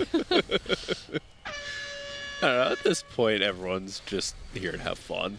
Yeah. I think we could do something interesting. I don't think with people it. go watch guides to have fun, though. I think they go watch them for information. True. Yeah, but I make them to have fun. Oh, so. okay. Okay, so not the best first pull, but that's okay. It's just a little warm up. You got to warm up the mechanisms. I mean, they got to stage 3. Yeah, but that's like the only part of the fight that is the actual fight, right? At this Well, point. yeah. So you do see a number of people falling off here, unfortunately. Here is the Denathrius grip. Everyone's got to run out, and they're just going to jump off rather than try to deal with that. Those little red orbs are, like, just all over the place. If you get hit by one, it's just so bad. It gives you another stack of the Burden of Sin, which apparently on Mythic is taking for, like, 10,000 damage a second, or per 2 seconds, I think. So 2 stacks of that is 20k, and you only have 60k health. So it's just chunking you for like a third of your health every 2 seconds if you get hit by one of those orbs. So super not good. That's some damage. Yeah, got to make sure you have your eyes open and you're not getting hit by those things. The damage Chad on is this quoting thing is Snakes on a wild. Plane, I think, guys. When are we getting a Snakes on a Plane sequel? Yeah. Is there one? I have no idea. I've never even seen the first one. Should I? Yeah, I think at this point it's like one of those like really weird movies that a high-profile actor did. So it's like you Who's gotta in it watch that's high profile? Samuel L. Jackson. Oh, I feel like I should have known that. He literally says that line that they're quoting. I'll go check it out. I'll go check it out after this. I'll go educate myself. Bees on a bus. I like that. Snakes on a cruise ship. That's good. Yeah, Snakes on a cruise ship. It has to be in like some vehicle that you just cannot realistically get out of, right? That sounds horrible. Because if it's Cruise like ship if it's on like is a a good one. Yeah, like if it's on a car, you can just get out of the car, right? So, what's the premise though? There's snakes on a plane. They all just die. I think somebody I forget what it was. I haven't watched it since I was in high school. So Yeah. for me that's a really long time ago. Yeah, I think they had like some like super venomous snakes that somebody smuggled onto a commercial plane. Yeah. And then they broke out. Yeah. Nice. Huh. That sounds. Love when that happens. Oof. Or something like that. I was on a plane on the way over here, and the lady had a sausage dog. A what? A sausage dog. Like a hot dog or No, like a Dutch hound. A Oh, dachshund. Or, okay, sorry, yeah, a an dachshund. actual dog. Yeah. Okay. Yeah. Okay. Not really. It was really cute. Yeah. Yeah, we need a wiener dog. I see. Okay. Yeah. Okay, so they are mid-pull now. I actually didn't realize this, but the necrotic ritual ads when they come out on Mythic have a shield on them. Yeah. And you can't hit them. And to break the shield, you have to actually hit the ads with the Night Hunter. That is correct. Which is actually like a wild idea. You need to do that to the seeds too that the leaf lady summons. Then you can't heal the seeds until you do that. What do you hit them with? The same thing, Night Hunter. Oh, So and then in the last phase you have to hit the rituals and the seeds, but they spawn in the same spot. So Yeah. it's not like you have to do anything crazy to break them. Okay, that's one of the things I really enjoy about this fight is how many of the mechanics just play off of each other. Like right here, you see that blue bubble down. Someone will get a green debuff on them. They have to run into the bubble and have it dispelled inside the bubble. It's just neat watching some of the mechanics play off each other like that. Okay, they do successfully push out of stage 1, which, I mean, is kind of like something I would hope they're able to do by this point. Moving into stage 2 against the Renewal and Absolution, they're going to get these two grouped up here pretty quickly. Start AoEing them down a little bit, nice and evenly. You're going to get your first Withering Seeds coming out here momentarily. Okay, you see them coming out, and there's the Night Hunters where you, according to Jet, yep, we get to go and break the seeds out of their shields with the Night Hunter. And so the way those seeds work is they have a health pool and they just kind of tick down over time till they die. If they die, they explode and more or less wipe the raid. But the healers are able to target them and heal them. If they get healed to full, they explode for like a healing burst on everyone in the raid, and then also increase everyone's healing by like 25% per stack.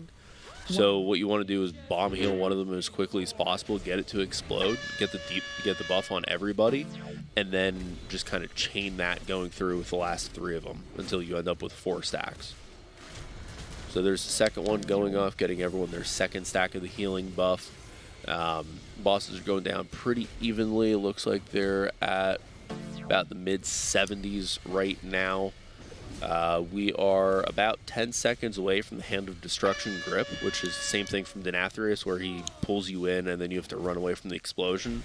But on top of that, you also get the, Burden or something, where they put the little red bolts on a bunch of players and you have to run away from these. So you're going to see all these little red circles moving around. If you touch one of them, you take damage. I think it stuns you for 2 seconds, and then you get another of those really nasty dots. It's taken for like 10k every 2 seconds.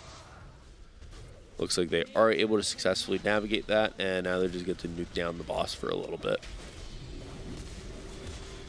Somebody asked earlier why they're using the cheaper feasts. Because they don't have any gold left. I don't think they're using the cheaper feasts. I'm just going off what chat says. I didn't actually see. No, they're definitely not. Yeah, because I think someone would have pointed that out. Yeah, they're definitely not like struggling for gold. If they needed gold, they could probably take more loan. I know that was a joke, but like they're definitely not out of gold. Yeah. Has anyone done the math yet? I know that's usually Valor's thing on how much each pull costs. Oh yeah, well, that's I love that number. Question. Yeah. Yeah. I don't know. I know as of yesterday they had spent like 90 or so million on BOEs, is what they were talking about. So certainly not a cheap thing to do with this Race to World First. We are pushing into stage 3 now, where you get to fight all 4 of the ads at the same time. You see Renewal being the last one to come in because she just chain casts Anima Bolt, so you need a bunch of interrupts. They do get everything grouped up here, and I'd expect us to see a Bloodlust committed here relatively soon. Because we do, yep, there's the Bloodlust. Now they're going to break out, and they have to kill these Necrotic Ritual ads as quickly as possible. You see that puddle growing. If that reaches all the way to you and you stand in it, you take a little bit of damage, but you also cannot be healed. So if that fills up the entire platform, then it essentially will eventually wipe you. So they have to kill those 4 Necrotic Ritual ads across the room. Looks like they've got most of them down. I think there's maybe one more in the back. While they're fighting the winds, they have to finish that off. Okay, now they have some space. We did lose Goop there during that. If you get hit by those swirlies during the wind, you get struck by a spear and like pinned to the ground, and then they have to break the spear out, which is like a double whammy of bad because A, you don't get to attack for a while, you got hit by something, and B, they have to waste damage on you instead of the bosses. So super important that you don't get hit by that. Now you got to run away from these tornadoes. These tornadoes are like just They look actually brutal. terrible. Yeah. That's a really big spot on the ground. Yeah, and they don't do like a ridiculous amount of damage, but they silence you when you're standing in them. Yeah. And they kind of like follow you. Really? It's really difficult to get away from I don't think they them. follow you, but it feels like they are. Yeah. They like start off from the front left of the boss and then just kind of like go out in a little. I'm like making a little image on the top of the desk here, but it's like a little swirly. There's been That's times like where path. when we were working on this on Heroic where we'd like go a quarter of the way across the platform and the stupid thing would just still be right there. I guess we probably went the wrong direction for it, but it just felt like the thing is following you all over the place and it's miserable. If I ever died to that mechanic, I'll just say that it was following me. Yeah. It wasn't my fault. It's a good excuse. Yeah. I'm just giving everyone all the tips this morning. Yeah. All sorts of ways to get out of accepting responsibility. Oh, goodness. All right, so they are. I'm not really sure what killed them there. Did you see what kind of exploded on them? Well, it was so the winds itself does a lot of damage. Okay. Like, well, it's not the winds itself. It's that because of all the pushback, you're like it's happening during the ritualists. You don't have that much space, so you have to like constantly reposition yourself. So you need healing cooldowns to be rotated during the winds. So that part of the fight's actually really, really dangerous. And so that's why. Okay. You can have people die if they're like out of position, out of range. I don't think anyone got hit by the spear, though that's definitely possible. But I bet it's like all range that died. So I'd venture to guess that it was a case of like just hard to heal them when that happened. Yeah, I could see that. Someone's asking if Twisted is streaming. Does he stream? Anyone know? I know I have think his he POV, does. but I don't know if he's streaming right now, but you can go check on the Team Liquid Twitch page. Yeah, you can just click on it. Yeah, but he usually streams. Okay. Twisted is so dreamy.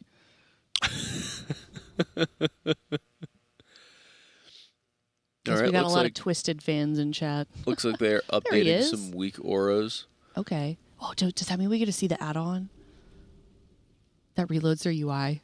Yeah, Yeah. with the, I love that. Just filtered through everyone. So I saw a goblin today. A goblin? For the first time they used it, I saw a goblin today. Oh. Oh, that's pretty good. What kind of goblin? Just the WoW goblin. The WoW goblin? Oh my gosh. I was thinking I don't know what I'm thinking. I'm sorry. I was thinking the goblins that are like statues that hang at the top of buildings. Oh, those are gargoyles. Oh my god. I'm not having a good morning. Oh dear It's okay. Lord. It's a slow morning for everyone, including the guild. Can we get Aya like a coffee or something? I have a monster. It's I needed more of it apparently. It's actually really tasty. It's Monster Ultra Gold. I just picked it because it was pretty. Oh, I haven't tried those. I heard they're good. The gold one? Yeah. The grape one was good. Did you have one of those? Yeah, I've had the grape one. Those got taken really quickly, but those ones just taste like grape soda. They're tasty. I see. Yeah, I'll probably grab a gold one if there's any left. Yeah, there were a number of them left. I would go now though. Right now? Yeah, right now. Just yeah, run. No, you could. Bring your headset. You do it. Crazy Yeah. Puck and I got it. Go, Okay. Yeah, take the headset off. Go fetch one. Crazy Puck, you want one? I'm getting tangled up here. You want a monster? I'm okay. All right, Jet's gonna go fetch some energy drinks because I think the casters deserve sustenance. I have a coffee here. Oh, I'm yeah. good for now. You've got your I'm gonna caffeine need down more. there. When I was looking for more of that like iced coffee they have in the fridges yesterday, they were Yeah? out. They were? I'm very Oh sad. my gosh, we're because gonna it was have to very tell good. Azoria. We're gonna need We need some to of get that. more of that. Yeah. I was looking for one at like 10 p.m. last night. 2, 1. You know you're not supposed to drink caffeine after like 4 o'clock, right? Yeah, I know. Okay. All right. I I'm live just on looking at- caffeine. I could fall I mean, asleep so do after I, drinking but a coffee. okay. I usually brew myself a fresh cup of coffee right before a raid. Yeah, but your raids start at what? 8:30. Okay.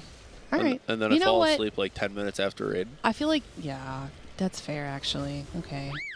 I have to do something to stay up through a raid. I'm a No, boomer. I I can't get stay it. up those Yeah. hours. The best monster is the white pineapple. Ooh.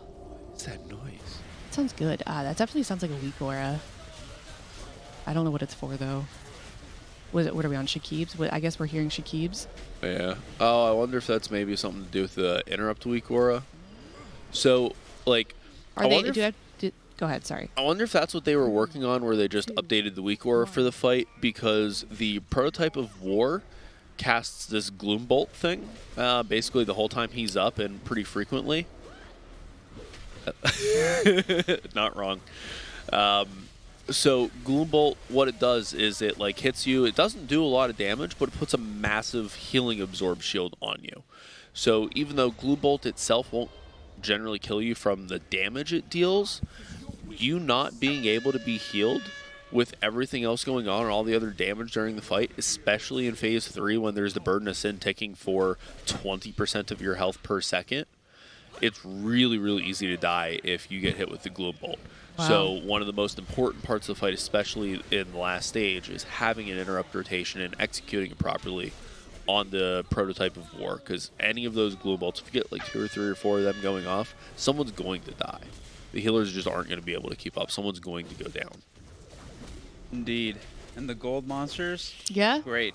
Oh, I was gonna have you do like a little, like an ASMR opening of it, but you beat me to you it. want me to crack it open? Yeah, you already cracked it yeah, I open did though. crack it open. But I it's couldn't- good? Yeah, it's Here, good. monster cheers. Yep. Dink. Cheers. There we go. Ah. Sure, guys. It's so golden. So it's a nice can, isn't it? It is. And what's it taste like? It tastes like ultra gold. Tastes like, okay. Yep. Actually don't know what... I I can don't- never I, place too, like the drinking taste of metal. I can't There's ever gotta be a place the taste of the description. monsters, yeah. Oh, according to ancient Greek legend, the nectar of ambrosia gave immortality to all who drank it. Unfortunately, this fruit of the gods was just a myth, but we're inspired to create ultra gold as close as we can get for mere mortals.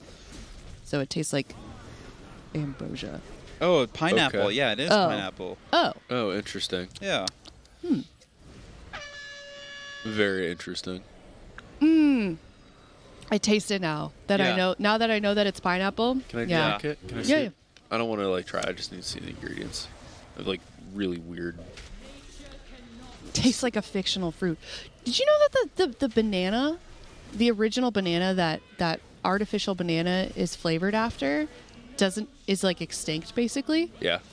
Isn't that sad? Isn't that the most depressing thing ever? Well, so I could be totally wrong on this, but I read somewhere that like most of the bananas supplied to the U.S. are all from like a really small region. Yeah. So if they ever get hit by a disease, like the Yeah. entirety of the bananas that we know can just get completely wiped out. Well, that's what happened the first time. That's why Yeah. the banana they got extinct. There was like a mass banana. There was like COVID for bananas, and they all just got wiped out. All the good ones. It just goes splat, and all of a sudden, okay, we need a new banana. You can still buy those bananas, but they're really it's only in like a small region in Brazil or something like that. Those bananas. I want to try one. It sounds delicious. Yeah, very interested in that. I really like banana Laffy Taffies. You guys ever? Yes. I don't like Laffy Taffy. Really? Yeah. Okay. Oh, but the I'm not banana's a so big good. I'm not a big fan of Wonka's work. I'm not a big fan of. I know. Yeah. Yeah. I used to eat Wonka candy all the time, and What do you mean Wonka candy though? like What Willy are- Wonka candy, like Nerds. Oh, those Laffy are all Willy Taffy. Wonka candies? Yeah. Oh, okay, I didn't know. There's other stuff too, like I can't think of Nerds and Laffy Taffy are the two big ones. Yep. That's Yeah. a good. We unfortunately don't have Trill's POV, but he's likely actually. Yeah, I know he's in last time I there. checked we don't have think it. he's He's streaming. here, but yeah, he's streaming. So, again, if you the link actually just got posted twitch.tv/team/team liquid, and you can go to all of the Mythic Raiders that are streaming, and you can go give them some love. Yeah, so we are here in stage 3. They did have to use battle res a little bit ago because I'm Fired Up went down, so they got him back up. Trill is in the raid right now. I don't know if he's streaming, but like you can see him on the bars there. He's playing Enhancement, and you see him in the melee group with the 3 warriors and the Frost DK, just kind of feeding them his Wind Fury Totem to make sure they get their huge damage buff. We have these Night Hunters coming out that they're going to have to use for the seeds right here. So you see everyone running over their seeds. You're going to see the Night Hunters shoot across the lines. Well executed there by Mr. I'm Fired Up. Now we got to get across. He got Ooh, man. knocked back by the Stampede No. during the tank grip. Okay, now everyone That was needs to kind of spread out. nice. It ended up working out well for him because it helped him spread. How do you avoid getting completely knocked off the platform besides somebody like You just can't life be gripping around you? the edge. Okay. Yeah. You just have to. So you not just be have at to the know edge, your yeah. positioning. Okay. Yep. So they are able to get all together. Now we do see 2 of those Rune Carver debuffs out. That's the people with the swirlies on them. They are going to have to find a chance to get to the very back of the room where those bubbles are after this wind and get dispelled in there. It is a 30-second debuff, so they do have time. You see them going back there now that the wind is over. Hopefully they're able to reach, because if not and they explode on the raid just dies.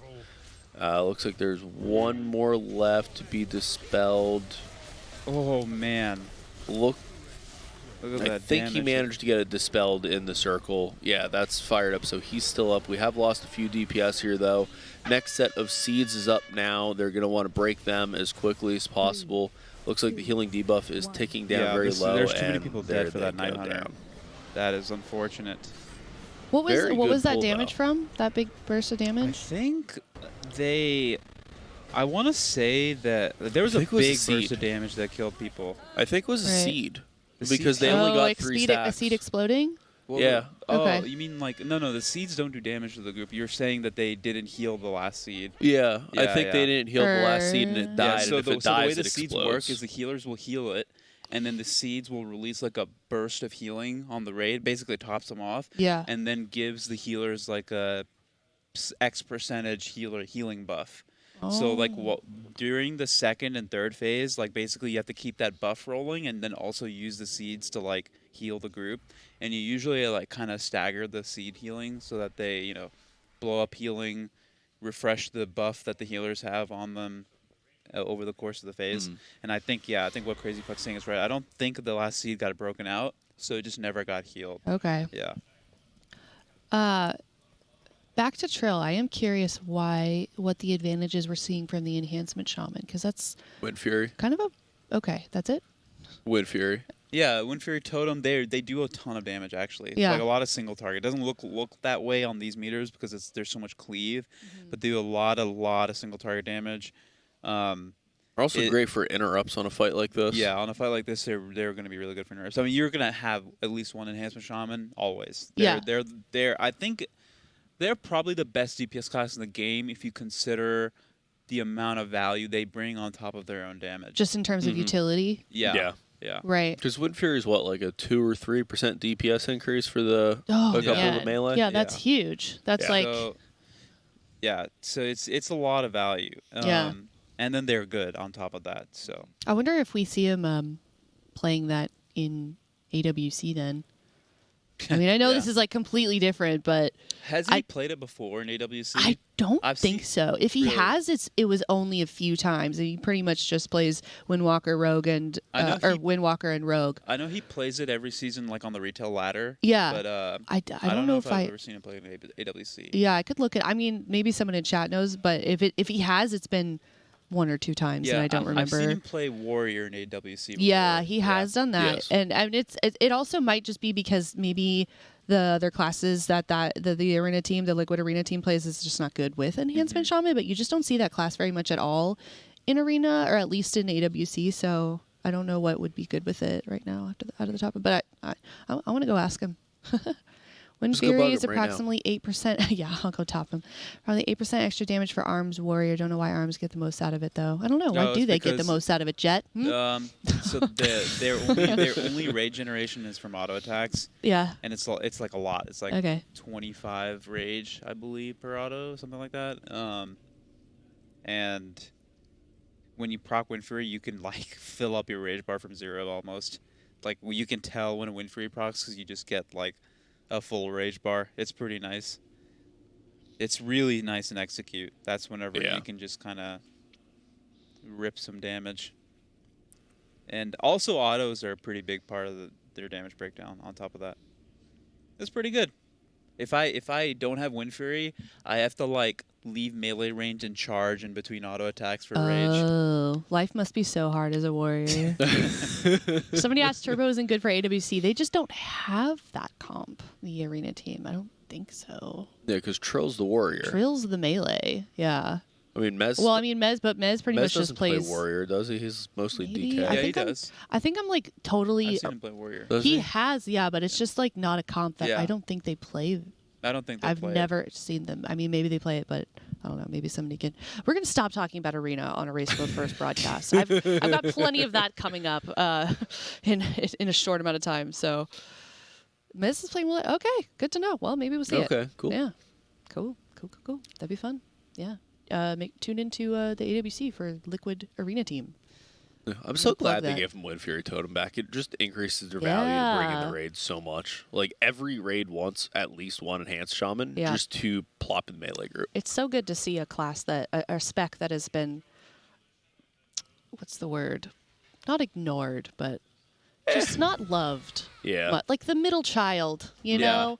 Just I was making fun of them in CN, if you remember that. I don't. Yes. I called them like I the remember that. stepchild. Oh no, Jet. Yeah. Yeah. Oh man. Sad.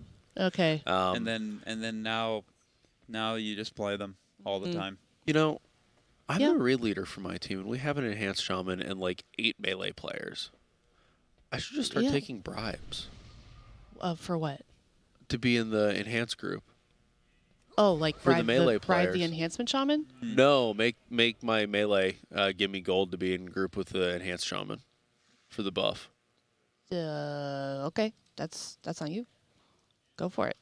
I think I found a way to make You myself can, rich. you know in how game. you can get gold? Yeah, have them pay me to do that. No. Go to liquid.gg or discord.gg/liquid guild and get in Trade on tiers those. JPC. Yeah, there you JPC go. out. Yeah, lots of gold in that. 1 million gold just to show up. Which is nice, but remember, you have to have killed Rylogon Yeah. and or Lords of Dread on Heroic and not be saved on normal.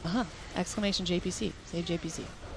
Save JPC. Get let him get Dradnos on the into table. Dradnos and Tettles are with us this year. They're over in the Echo broadcast. They're in Germany. They're having a good time. Oh, so. they flew them out to Germany? They did. Oh, yeah, that's they're pretty neat. yeah. They look. I miss them. They're in Hamburg, home of the Yeah, hamburger. they're traitors to the European region. I think it's kind of funny that we have 2 Europeans.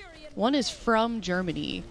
Like their planes, like Tettles and Dradnos and Makes could have just like waved at each other in the Yeah. sky, like because they're just kind of flipping. It's just funny to me. But yeah, we wish them luck, but not too much luck. Yeah, enough luck to like come in second. Yeah, exactly. How do we think 3rd through 10th is going to end up this year? It's going to be weird. Yeah? Because I think Echo and Liquid like command most of the trading in their respective regions. Yeah. So the other guilds don't really get much. Yeah.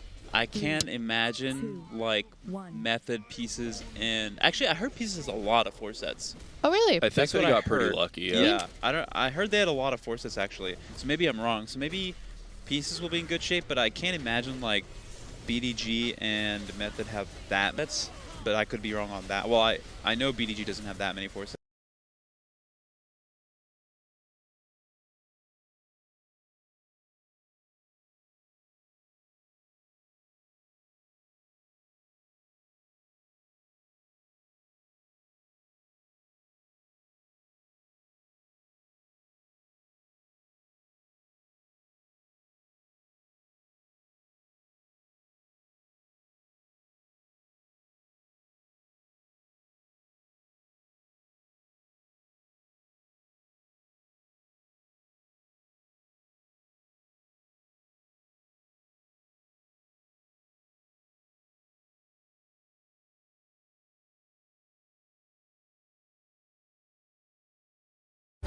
I'm Addie, and this is quitting. Vaping, it's caused me the most amount of anxiety in my life, really bad chest pain, and it just feels like there's a voice inside of your head just telling you a bunch of very negative things. I just like being in control of how I feel, and when I get those stressful things coming up, I learn how to breathe, take a break from what I'm doing. Without vaping, I feel extremely optimistic and hopeful for my future. Need help quitting vaping? Text Ditch Vape to 88709. Cool. Yeah, he's he actually went back to play with his region. Does he live lives? there? Yeah, he lives in Taiwan, and he was actually playing from Taiwan. That's really cool. Yeah. I didn't know that. I was wondering what. He actually where he still has a character in NA Realms, and like, I think he had like one of the most geared warriors on Illidan. I'm sorry. I just messaged Johnny Onelong to ask how many sets BDGG has. He sends me a picture of their actual sets, like their camera sets. I hate this guy. Johnny. They're very pretty, but that's not what I meant. How many gear sets? This is not a good pull for them. Yeah, I think they I already saw have one Dryny damage die, stage and too. then Vill's dead. It can't even res him. Yeah, not exactly what they're looking for. They want to be getting to at least Bloodlust with everybody alive. I like that Ben went arms. And I think Vill did too. I think that's a good call on this boss. I think Fury does a little bit more damage overall, and will probably do more damage in the last. Actually, no. I would say this: Fury definitely does more damage with arms in the last phase, but you actually still need to meet DPS checks in the first and second phase, and arms doesn't do that much less than Fury in the last phase. So I think this is a good call. Great call. Great work. Ben's like one of the smartest players out there, so of course. You know, that's a really interesting push timing that they have there. Is pushing into stage 3 right as that Hymn to Destruction goes Well, out. they want to beat that, so that's the problem. That's why they kind of wiped it up there. You don't want that to happen. Well, even if they push there during it, you still don't get the bolts. And that's the real bad part of that is the bolts. Well, yeah, but you just want to avoid the whole thing altogether. So in normal pulls, you usually beat that. Just like in the first phase, you beat the next Ritualist set. Yeah. Yeah, so remember yesterday I was saying how much trouble my guild was having on Heroic Pantheon last week because we couldn't meet those push timings? We got the little bit more gear this time, and it's just a completely different fight. We two-shot it. It's just not even the same fight when you have, enough damage to meet the pushes. Yep, it's totally different fight. Someone asked, what's better, single target arms or Fury? I think with 4-set Fury is better. Arms gets a lot of value on 2-target cleave, whereas Fury doesn't really. So, like, you can see in the first phase here, in the second phase here, 2-target cleave, the Arms is going to do better in these first 2 phases. And then Fury will thrive in the last phase, where there's 4, sometimes 5 with the Ritualist up. And in that part of the fight, you'll see a lot of value from constantly cleaving from Fury. Arms also has the other advantage. I think their cooldowns are a burstier. So if you need it for any particular thing, you can also get sweeping strikes value on top of that with cooldowns, then Arms is going to beat Fury out on that too.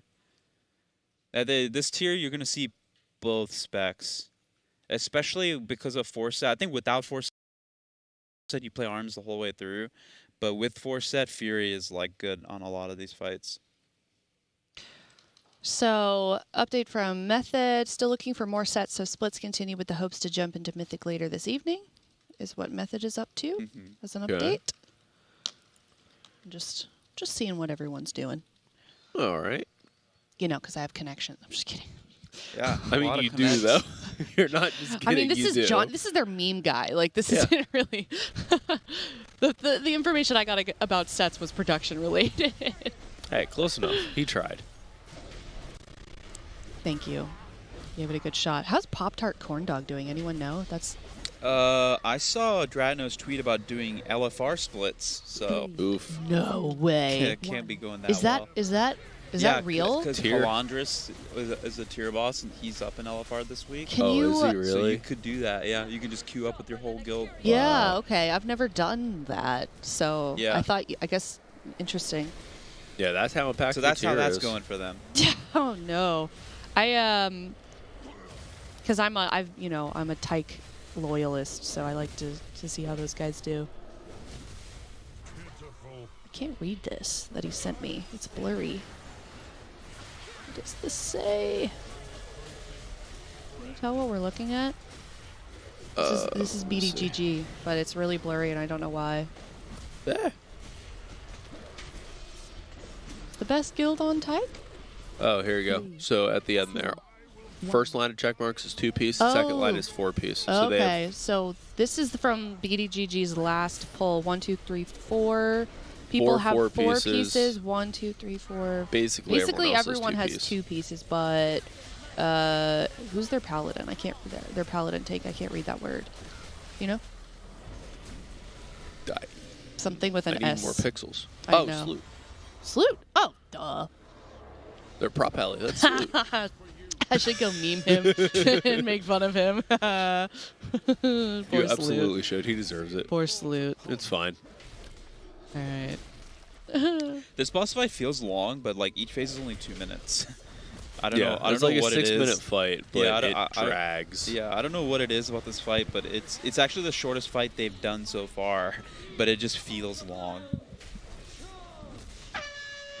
I feel like without weak auras, these dudes would struggle so hard. I mean, the bosses are designed with the fact that people have weak auras in mind. Like I agree with that. Actually, I think this this raid, at least from like, maybe for cutting edge progression, sure, but this raid I think requires like very little amount of add-ons. So far, no one's using any super complicated weak auras. They're using stuff that makes raid leading and things like that easier, and like that always helps. But I mean, when I was doing the heroic raid for this, like the first week, and we went through and cleared everything, what I like to do is like after the heroic clear, in preparation for Mythic, I'll like go through and be like, okay, what mechanics I struggle with or like have problems with, and make changes.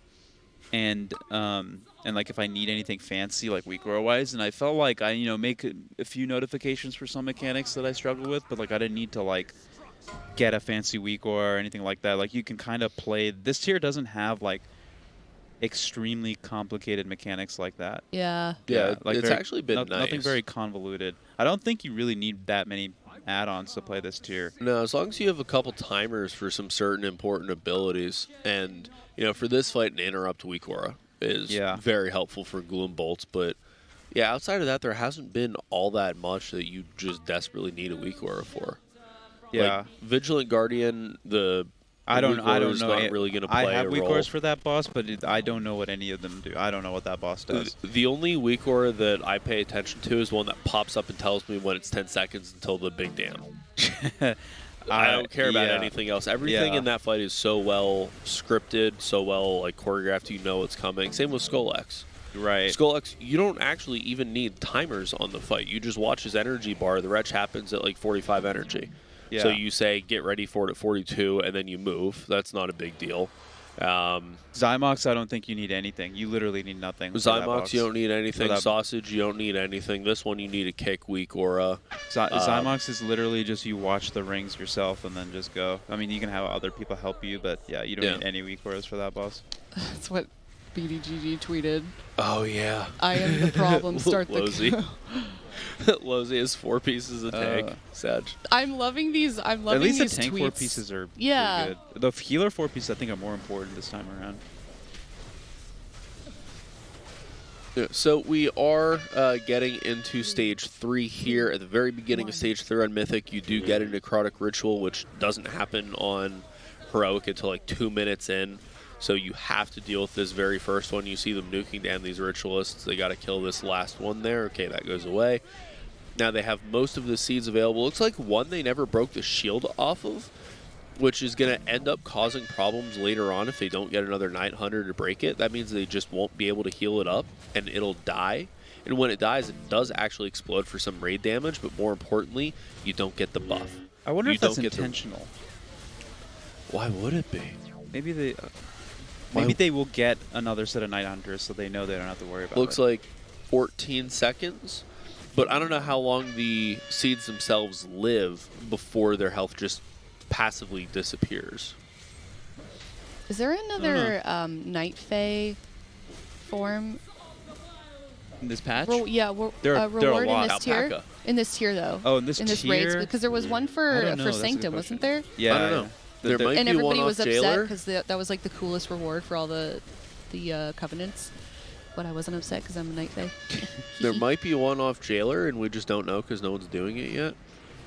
Oh man, Yeah, they true. lost their buff. a lot of traffic here. Oh, no, we gotta watch yeah. out. They lost their healer buff. They were a hair behind. That seed that just exploded for that like blue thing in the raid. That gives the whole raid a buff that increases their healing done by 25%. That was the other seed exploding that had the shield on it. So yeah, they weren't able to break out one of them, and then they weren't able to get the third one healed all the way up in time. They lost their buff, which was making them deal 50% increased healing on the raid. So when that goes down, with how much damage the Burden of Sin dot does, people are just going to start falling over. And then there is an explosion from, I believe, a seed going off, and everyone just falls over. Okay, final update on pieces. They're doing heroic splits for 3 or 4 more hours. On pieces? Oof. Yep. Yeah, I guess so. Poor Bastu. Yeah. Tell Bastu we said hi. He's an analyst now. He doesn't have to worry I know. about that. Yeah, he just has to watch. He's Oh, fine. yeah. He's chilling.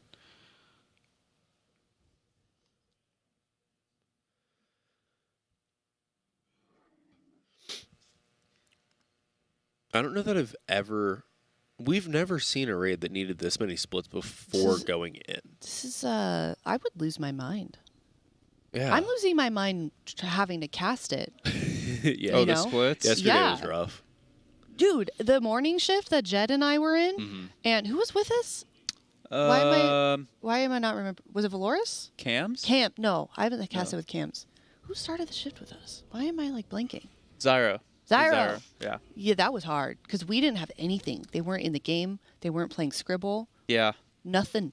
Oh, normally they play we Scribble deserve for extra opening for shift. that one. Yeah, I know. I was Normally looking you get forward to cast it. Scribble for like 3 hours. But we just had to make stuff up. I mean, that's what we do mostly. I know, isn't but it? yeah, but that was rough. It was fine though. It was a good time. Yeah, day 1. We're talking about day 1, the first one. Is it day 3? I don't even know what date it is. Day 3, right? Yeah, day 3. Yeah, I think it's day 3. I think so. Day 3. I can't open up Warcraft logs. It's not. Why? The website is not working. Is it crashed? I think so. Warcraftlogs.com. Remember the day 1 when Spotify and Discord went down at the same time? Yeah. What a tragedy. Yeah, that was great. Kind of a conspiracy almost. Oh, there it is. Okay. Nice. What are you looking up? I just want to see their last wipe. Yep. And we'll take a look. There's THD. Love that. We need a Canadian flag up there too. That flag is there just from the venue. Like it's just there usually. The logs have We need a not Canadian one for all of our waveform friends. Well, quite and there's a working. couple Canadians in the guild too, and it's like North Really? America. Yeah, Shakib is Canadian. Oh, I didn't know He's that. the only one I can name off the top of my head. He's French Canadian. Yeah, You haven't I noticed can his see that. accent? I Yeah. can see. Yeah, okay, You that can makes sense. see that? Yeah. What does that mean? That makes sense to me. Okay. I saw Shakib. Logs are not quite working. I saw Shakib without his headset on. So you saw his left ear? Oh my gosh. No, His it head was wasn't there. naked? Hmm. It wasn't there. It's just built Van into Gogh. part of his headset now. No. I see. There he is. There's Shakib. The bucket. The bucket? Yep. That's What the do you mean? character. That's the character name. It The was bucket. supposed to be like a God. throwaway for funneling Oh, gear, and then and it ended up became being his most geared main. one. Oh no. Yeah, it ended up getting the no. 4-piece, so he's playing the bucket Oh, character. that's so funny. Well, that's the point of the bucket character. Is the bucket character? They're just mirror mains, and if you get 4-piece on it, you play it. They're just playing the odds, right? Do what you got to do. Some of these guys are so clever with their names of their alts. And they're so funny. They're funny, but they're like, and mine are just kind of boring. They're just like, Aya something. Aya Shaman. I used to have really weird names. Mine's just for all my characters. crazy. I got Crazy Puck, Crazy War, Crazy Sham. Yeah. I think I felt like at some point I got tired of people asking me who my main was, so I just started going by normal convention. Yeah. Do we have any Aya interviews coming up today? I don't believe so, unless... She keeps back there. Unless, I'm fired up's back there. Yeah, I think if we, I mean, it's not my decision, but if we do a fired up interview, I think we should do that on Tuesday on Reset, so I can surprise ask him what he got in his vault. But don't tell anyone, guys. Don't tell. I can interview production. Oh my God, can I interview production? I'm gonna turn around and stare at them. See if any of them see me. They appear to be hiding. They are actually doing that. Can I interview you guys? That would be fun. You know what? That actually would be interesting, legitimately, because there's a lot of really cool things that they do behind the scenes, and this is such a unique broadcast because it's not a typical esports tournament, right? And the schedule is so different and unpredictable, and they do a lot of crazy things to make this production happen. So I think it would be interesting. They deserve an interview. One in chat if we want to interview production. One in chat. Oh man, they got the little 0.2% milk on the prototype of duty. Ooh, how'd they good. do that? Look at that. Look at all this love that production is If you getting. push during- Hey. If you push while it's like flying up in the air, doing the winds, you can kind of get some damage out of it. But while she's like coming down. Interesting. Yeah. Interesting timing. Nice way to milk it. This boss is I'm surprised they brought back like for any boomers that played in Kata, the Ascendant Council type of fight. Yeah. Yep. It's the first time they've done a council fight like this since then. Well, where they all have independent health pools? Where they instead of linked? have independent health pools, but like they will phase into another 2 council members when one of them hits a health threshold. Yeah, that was an interesting fight. And then at the end, they all came together for like the one super council dude. Yeah, they became one guy, and the HP all added up. Yeah. Yeah. Oh, that was an interesting fight back then. You could not play melee on that fight. It was unfortunate. Yeah, no, especially that last phase would have been so bad. Yeah. How long ago was that? Was what, Kata? Yeah, that was Kata. It's like 12 years ago? 10 years ago. 10 years ago? Mm-hmm. I remember that fight like yesterday. 2011? Or 10? I remember Cho'Gall being a heck of a fun fight, and then 11 for sure. And then you kill Cho'Gall, and the floor opens up, and you get to go down to Sinestra. Yeah, which was a wild encounter. 3, 2, 1. Right, so they are here in Stage 2, just working down these bosses' health pools a little bit. Stage 2 bosses are both in their low 60s, so about another 12% or so on each to push phase. Looking at timers here, we're about to get another set of seeds, another set of 9 hunters for it. They don't have another grip, another Hands of Destruction for like 20 seconds. So the goal is to beat that on the push. Looks like Renewal is actually about 5% behind right now, so we're going to see them nuke down Renewal a little bit to try to catch it up. Absolution is almost at 50%, so they're going to be able to beat the hand. They are a little short on Renewal. Renewal's at 53%, which is a bit high. A little bit higher than they would want for that, so they're going to have to funnel a little extra damage into Renewal here during this Stage 3 as they're AoEing everything down. Okay, so they're going to group everything up here. You see Renewal over in the back is always the last one to come in because she just likes to cast that Anima Bolt. They do get everything together, though. Here we're going to see them have these Night Hunters go out, get soaked by everyone so nobody dies from it, break out these seeds. Here comes the Lust, and now they're going to start nuking down these Necrotic Ritual adds all around the room, all while trying to get as much of this cleave damage into the boss as possible. 1. And this is the phase where you are going to see that Marksman Hunter rising on top of the damage meters. You love to see it. Now they're going to finish off these last Necrotic Ritual adds. There's the last one going right into Winds. So they're going to run through that Wind Totem, get a little bit of speed boost to try to fight this. They cannot get hit by those swirlies on the ground. You get hit with a Javelin there and like pinned into the ground, which is real bad because you have to be broken out, which is a DPS loss on the raid, which is just not something that's worth doing.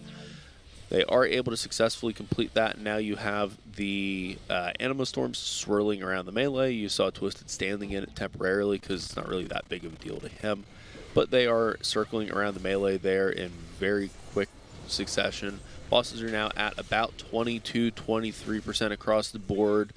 Duty and Renewal are a hair behind, though, versus Absolution, which is about 3% ahead right now. They are going to want to even these out a little bit more than where they're at. You have the next set of seeds coming out. They do have the 4 buff up right now, so all the healers are doing 100% increased healing. They just blew up the first seed pretty much instantly, which refreshes it. You cannot go above 4 stacks, but that refreshes it to a new 30 seconds. You see everyone dodging all of these swirlies around here. If you touch one of these, you get a second stack of Burden of Sin, which makes it tick for like 20k every 2 seconds instead of 10k. They do come out of that pretty much okay. Looks like only one person has 2 stacks. That's Nori. He should be able to keep himself alive. We have the Wind coming out now. They're going to fight that. This is really scary here. with the wind because the healers can't really set their feet for healing. You do see 2 people go down, unfortunately. A couple more swirlies coming out here at the end. They bring up, what is that saying? Helios. They get Sang up on one of his mirrors. Looks like the prototype of Duty is still a solid 4% behind. They need to stop on Absolution and funnel some damage into Duty. Everything is getting really, really low. Absolution ticks down to 0. It's going to start casting a complete reconstruction. They have 18 seconds left. They have to kill everything within this time frame. Night Hunters are going out. They have to soak these Night Hunters or everyone's going to die. They're all low. 3 of them are dead. You got 4 more seconds to finish off the last one, and they do it. Nice job. There we go. World first prototype Pantheon. Clean. That was clean. That was 2 a deaths. beautiful pull. Rip both the reses right away on the Moonkin, and then good to go. That was a wonderful pull. That just looked fantastic. That was great good. job all around. That was good. I think I missed the mark on this boss. I put 24 wipes for this. What was it, like 32, 33? 32 or something like that, I'm pretty sure. Yeah, I think that's this boss was a little harder than I anticipated. I think that's about where I put it because I had figured it was going to be, a little bit more of a challenge just because there's a lot going on. Yeah. But I think the seed healing was really good. They had the 4-stack rolling the whole time. Yep, they kept the 4-stack up the entire time. They got to refresh it with each one of those new seeds, which just makes that last phase a fair bit easier for the healers to handle, especially during wins. At every stack that you have, everybody in the raid's doing 25% more healing. So when you get your 4-stack, everyone's just doing double healing.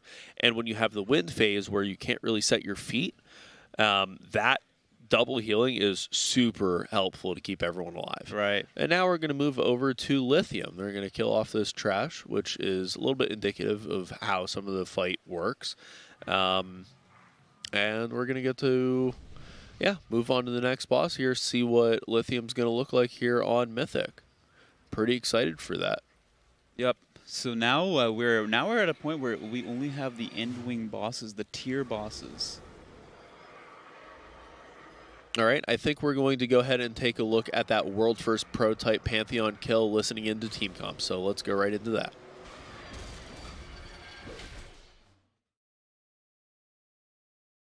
Same day. Well, you can do it the night before. That's what I did. I just walked it down there the night before. That's so fucked. The lady gave us a pen when we did No shot. I'm leaving that hotel room once I get in there. True. Okay. Just a shack thing. What's saying? You fucking confused the fuck out of me, bud. Shut up, bitch. I'm fucking stupid.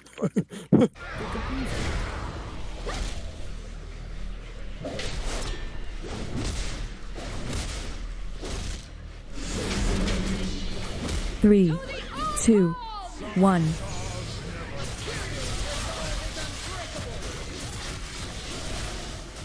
Always go extra.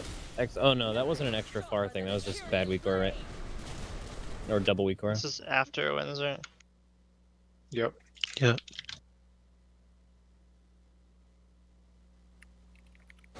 I don't think is the wind enough to push you out of this sphere by itself? I'm not sure. Quite. You make those. If you do a little step. Yeah, I do. Yeah, just a little.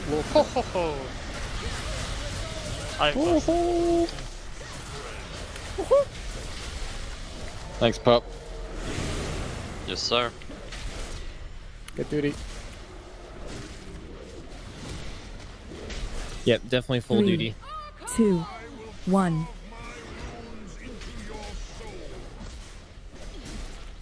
I'll go to the one towards green after this.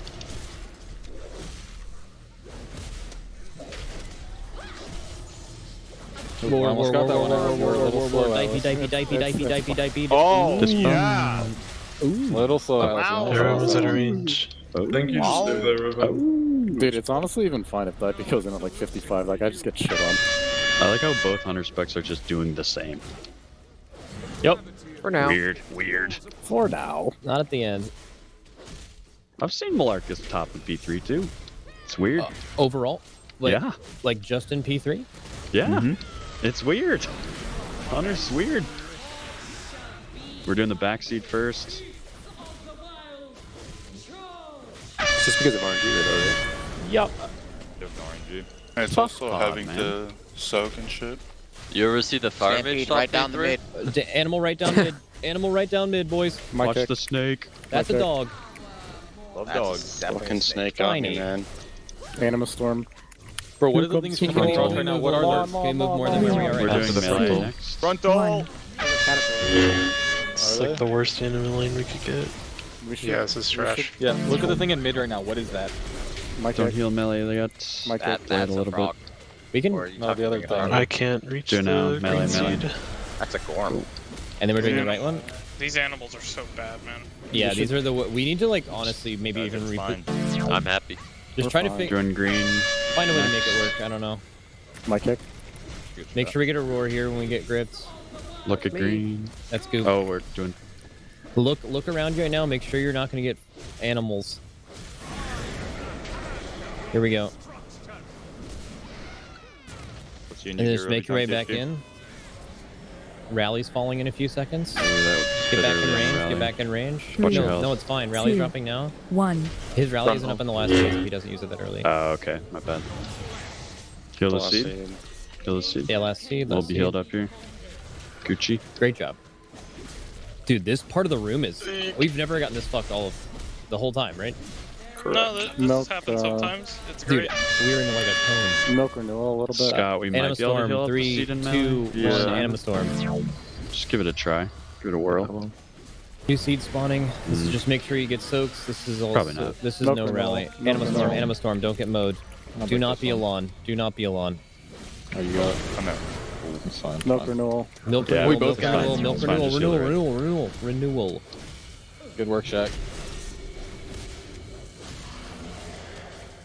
Not bad. Gang. 3. Someone drop a bot 2, real quick. 1. You're a bot. What the hell? If only I was on another guy. Oh, wait. Yeah. War Kill. kick speed war. It's on 4. I'll Me. kick Ben, okay? Yeah. Can you kick Bill? Okay. Just say if your kick is not back up for you. First seed is in the back. Moonkin's helping a little bit. 1 or 2 casts.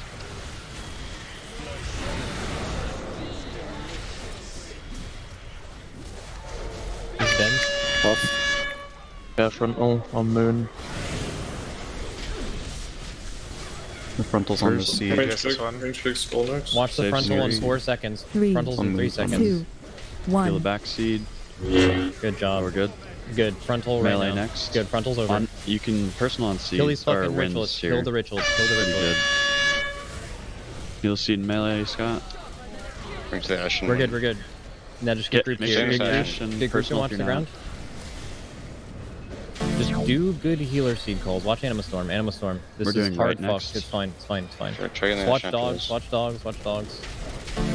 3. Stay in the Ashen 2, Abyss in the top Frontal. right. Anima Storm is following you. Frontal. Heal the Frontal. right Frontal. seed. Frontal. Good. Heal the right seed. Good job. Okay, we're And getting the last one next. Yeah.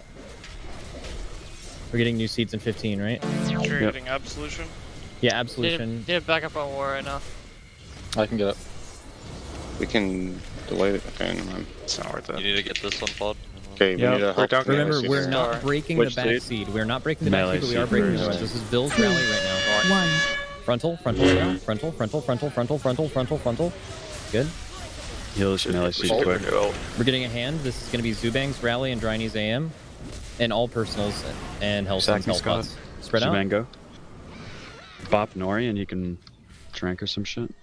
Back up on war. Back up war here. Alright, get back near the boss. Yeah, Here, yeah. death touches soon. What are we doing with these death touches? Just do them like normal.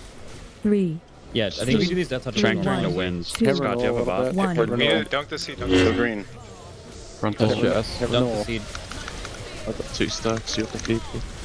Trank here. Bop Absolution Nori. just has to die in Just 30. go It's fine. for it. Even health. Even health first. Even the health, guys. Rip health. Even the health. Health In good zones, range. darkness, everything. Scream Birch on. You were too far. It's fine. Res them both. Heal the Do we need seed. GSs or no? Hit duty. Everyone hit duty. Res Birch and heal the seed. Second training. 3, 2, 1. Heal the seed, guys. Frontal, and then you have to kill Absolution in like 10 seconds. Just go ahead and hard kill Absolution, I think. Hard kill Absolution. There's no anything else. Okay, just heal the raid. Duty. Just do damage. You can Just kill. leave. Good. Start killing. Just soak these and don't. And we're getting. Just try to get hit Just by soak an these. animal. Just soak. Don't get hit by the circle We're though. gonna get gripped then. 3, We're not getting gripped. We're not getting gripped. 1. Oh, you're... Kill skull. Kill skull. Kill skull. Let's go. Let's go.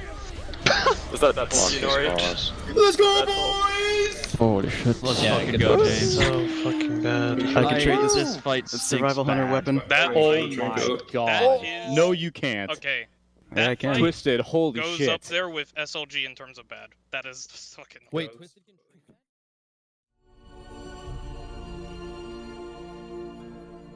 Welcome back, everyone, and thank you for watching that replay. So obviously we just got that boss down, and now we are moving on to the next boss. Jet or Crazy Puck, whoever wants to. Anyone who's most excited about this one? I don't know what to expect expect range from or this melee? one. Oh, this is definitely like melee. The melee should be. All right, fun. I'm gonna hand it to you then, Jet. Yeah. Well, I don't know what to expect from this boss because on heroic, initially when it came out on heroic, it was very easy. Like nothing really happened, and then they made some changes to it to make it a little bit more eventful. It's still really easy, to be honest. It's supposed to be an Endwing boss like Halandris, so it should technically be hard. Mm-hmm. And It's definitely a step up this week over last week's iteration. Yeah. Like the changes definitely made what's going on more impactful, but it's still not all that terribly difficult. Like the moats you don't really have to be all that great with. There's plenty of time to move them around. It's just really not that big of a deal, most of the mechanics. So I don't know. Interesting to see what it's going to turn into on Mythic though. There's the loot they got as well from that last get it? boss they downed. Ooh, Fired Up got the sigil. So that's a really interesting trinket. It's a most trinkets that have an on-use effect are like 2 or 3 minutes, right? Well, this one is a 5-minute cooldown for the on-use, but it gives you this ridiculous chunk of versatility. It's like a 25 or 30% versatility buff for the 20 seconds that it lasts on a 5-minute cooldown. So you more or less bind it to your potion, and any fight where you have like a specific phase that you just need a ridiculous amount of funnel damage into something once every 5 minutes or more, that trinket is going to be insane. Wow. But for bosses where there's constantly things to be swapping to and moving around on, it's going to end up losing a lot of its value. So something like maybe an Anduin, where you have a phase where you're doing triple damage to the Lich King, and you just get to funnel everything into there. Using that trinket along with Lust and all of your cooldowns is going to put you at the top of the meters. Yeah. But on something like Skull X, where it's like a 6-minute fight, if you're fast, especially on Heroic, it's less than a 5-minute fight. You only get one use of it. It's going to lose a lot of its value. So it's going to be really interesting to see if and when Fired Up actually ends up using that trinket on what bosses and where exactly he ends up using the cooldown on it. yeah, I wonder if he'll use it. It'll probably be good on certain fights. I'm really thinking Like- Anduin for the burn phase. You yeah, could that's use it not- on the that's very not- first burn phase, and then it'll be up for stage 3 again, too. Yeah. Yeah, you're right. It's just like potion, basically. So Yeah. Those whisper sounds are fired up, and they also stress me out, and I don't yeah, know why. I hate hearing. I hate it. I kind of want to. What is he doing right now? Everyone Does he has look it busy? on. Not really. I can Talking tone? about go bother him. No, I don't want to bother him. Throw something at him.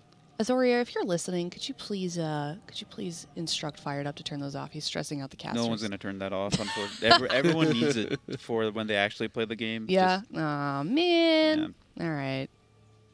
Let's go Dino Nuggies. Yeah.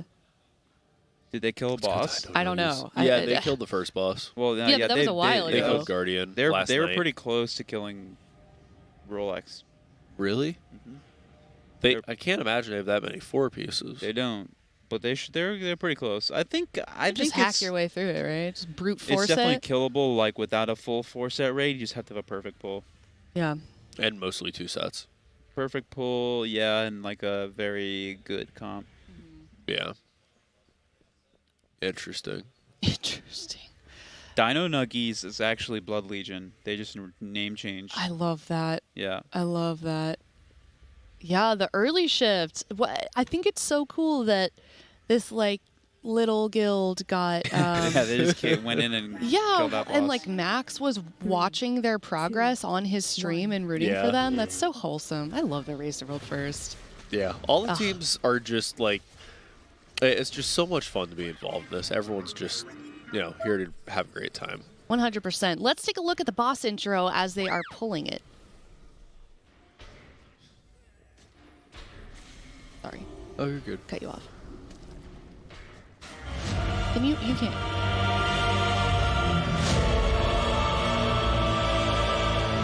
Aberrations offer potential. Further study is necessary.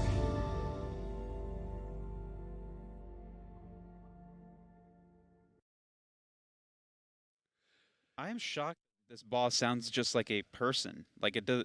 I thought he was a robot. That is a robot. But he sounds like a normal person. That's the power of the first There's ones. probably a.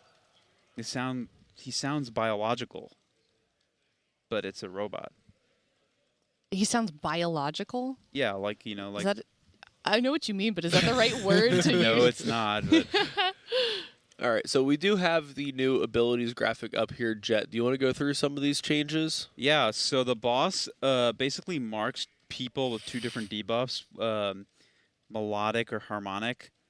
Then he'll use another mechanic that will like put a. I assume I didn't test this boss, but like a circle. They changed it so many times; it's kind of different.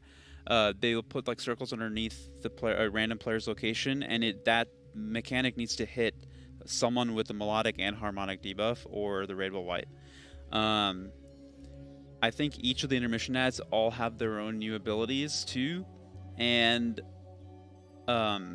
those abilities. Oh, they're on the right here. Cool. Look, the degeneration Atoma. Those are the little ads that channel onto random players in the raid. Annoying ones. Yeah, and when they'll cast another like unstable mote, which is like you'll see it on the start of the pull, players dropping those little spiky balls. Those are the unstable motes. So whenever you kill the little ads, they'll also drop little motes.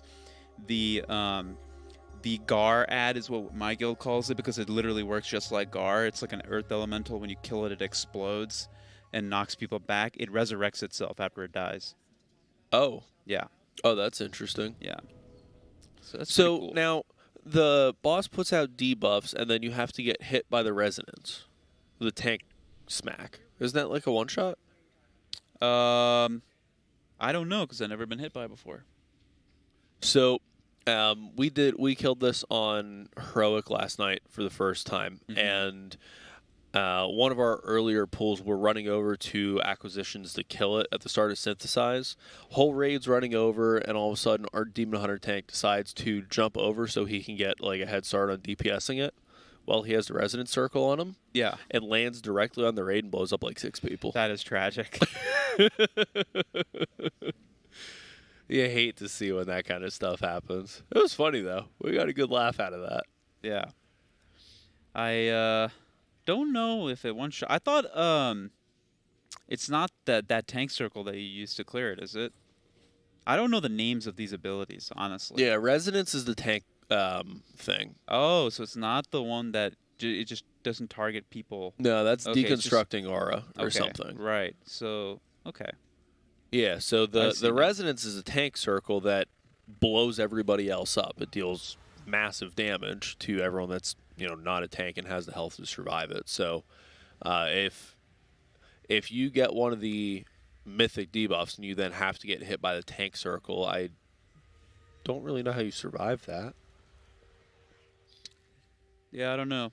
We'll see probably on the next poll. I want to look at their comp that they're running here. They're running... Looks to me like same healers. Grab that. And they brought in the Ellie Shaman. I can't tell if that other Shaman is Impec or... Yeah, it is. So they're running double enhanced. They're running the same comp they ran for Vigilant Guardian, I think. That's what it looks like. Yeah, similar. Looks like... Yeah, it looks like the same comp as Vigilant Guardian minus one Warrior.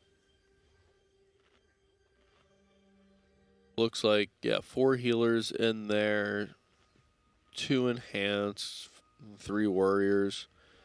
Why is Trinity in... Oh, I guess So, Pallies are still mostly a melee-focused healer, right? So, do they derive any amount of benefit from Wind Fury?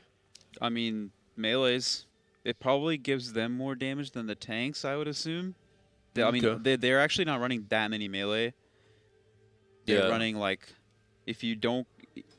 Okay, well, when I say not that many, it's 8. But 9. 9, yeah. So they're actually running... I mean, I would think that maybe Dryny gets more damage out of it than the tanks. That's kind of weird, but I don't know. I don't know the number behind that for healers. Make it up. Whatever works. It's a lot of damage. Yeah. Can you? I really think this morning after your voiceover that you were doing, you should go on Preheat's poorly explained boss mechanics thing. That would be really funny. What time do you get here? If I have a morning shift, I get here 8:30 to 9. 3 minutes before call time. Why? I don't know who. I just think that'd be funny. I'm not in charge of anything, but I think you and Preheat going through that would be so great. Yeah. Yeah. Especially because. Go ahead. Sorry. I was gonna say I took a look at their badly explained for. I forget which boss it was, but yeah, that's that's how I would explain fights to people too. Actually. That's. I mean, you write guides. I don't know if you ever write guides, Jet, but it's got to be an interesting sort of balance that you have to keep because a lot of the community doesn't ever use the real names for things. Yeah. But if you use the real names for things, you might confuse people. But obviously, it'd just be weird to write a guide with calling like the Leaf Lady, her real name. You know what I mean? Exactly. It is like, it's definitely kind of like hard to put 2 and 2 together. Yeah. Especially like if you're in a raid and your raid leader calls everything by its proper name. Yeah. Then you're like, what are you talking about? Which this guild does not do. Yeah. No. Not at all. No.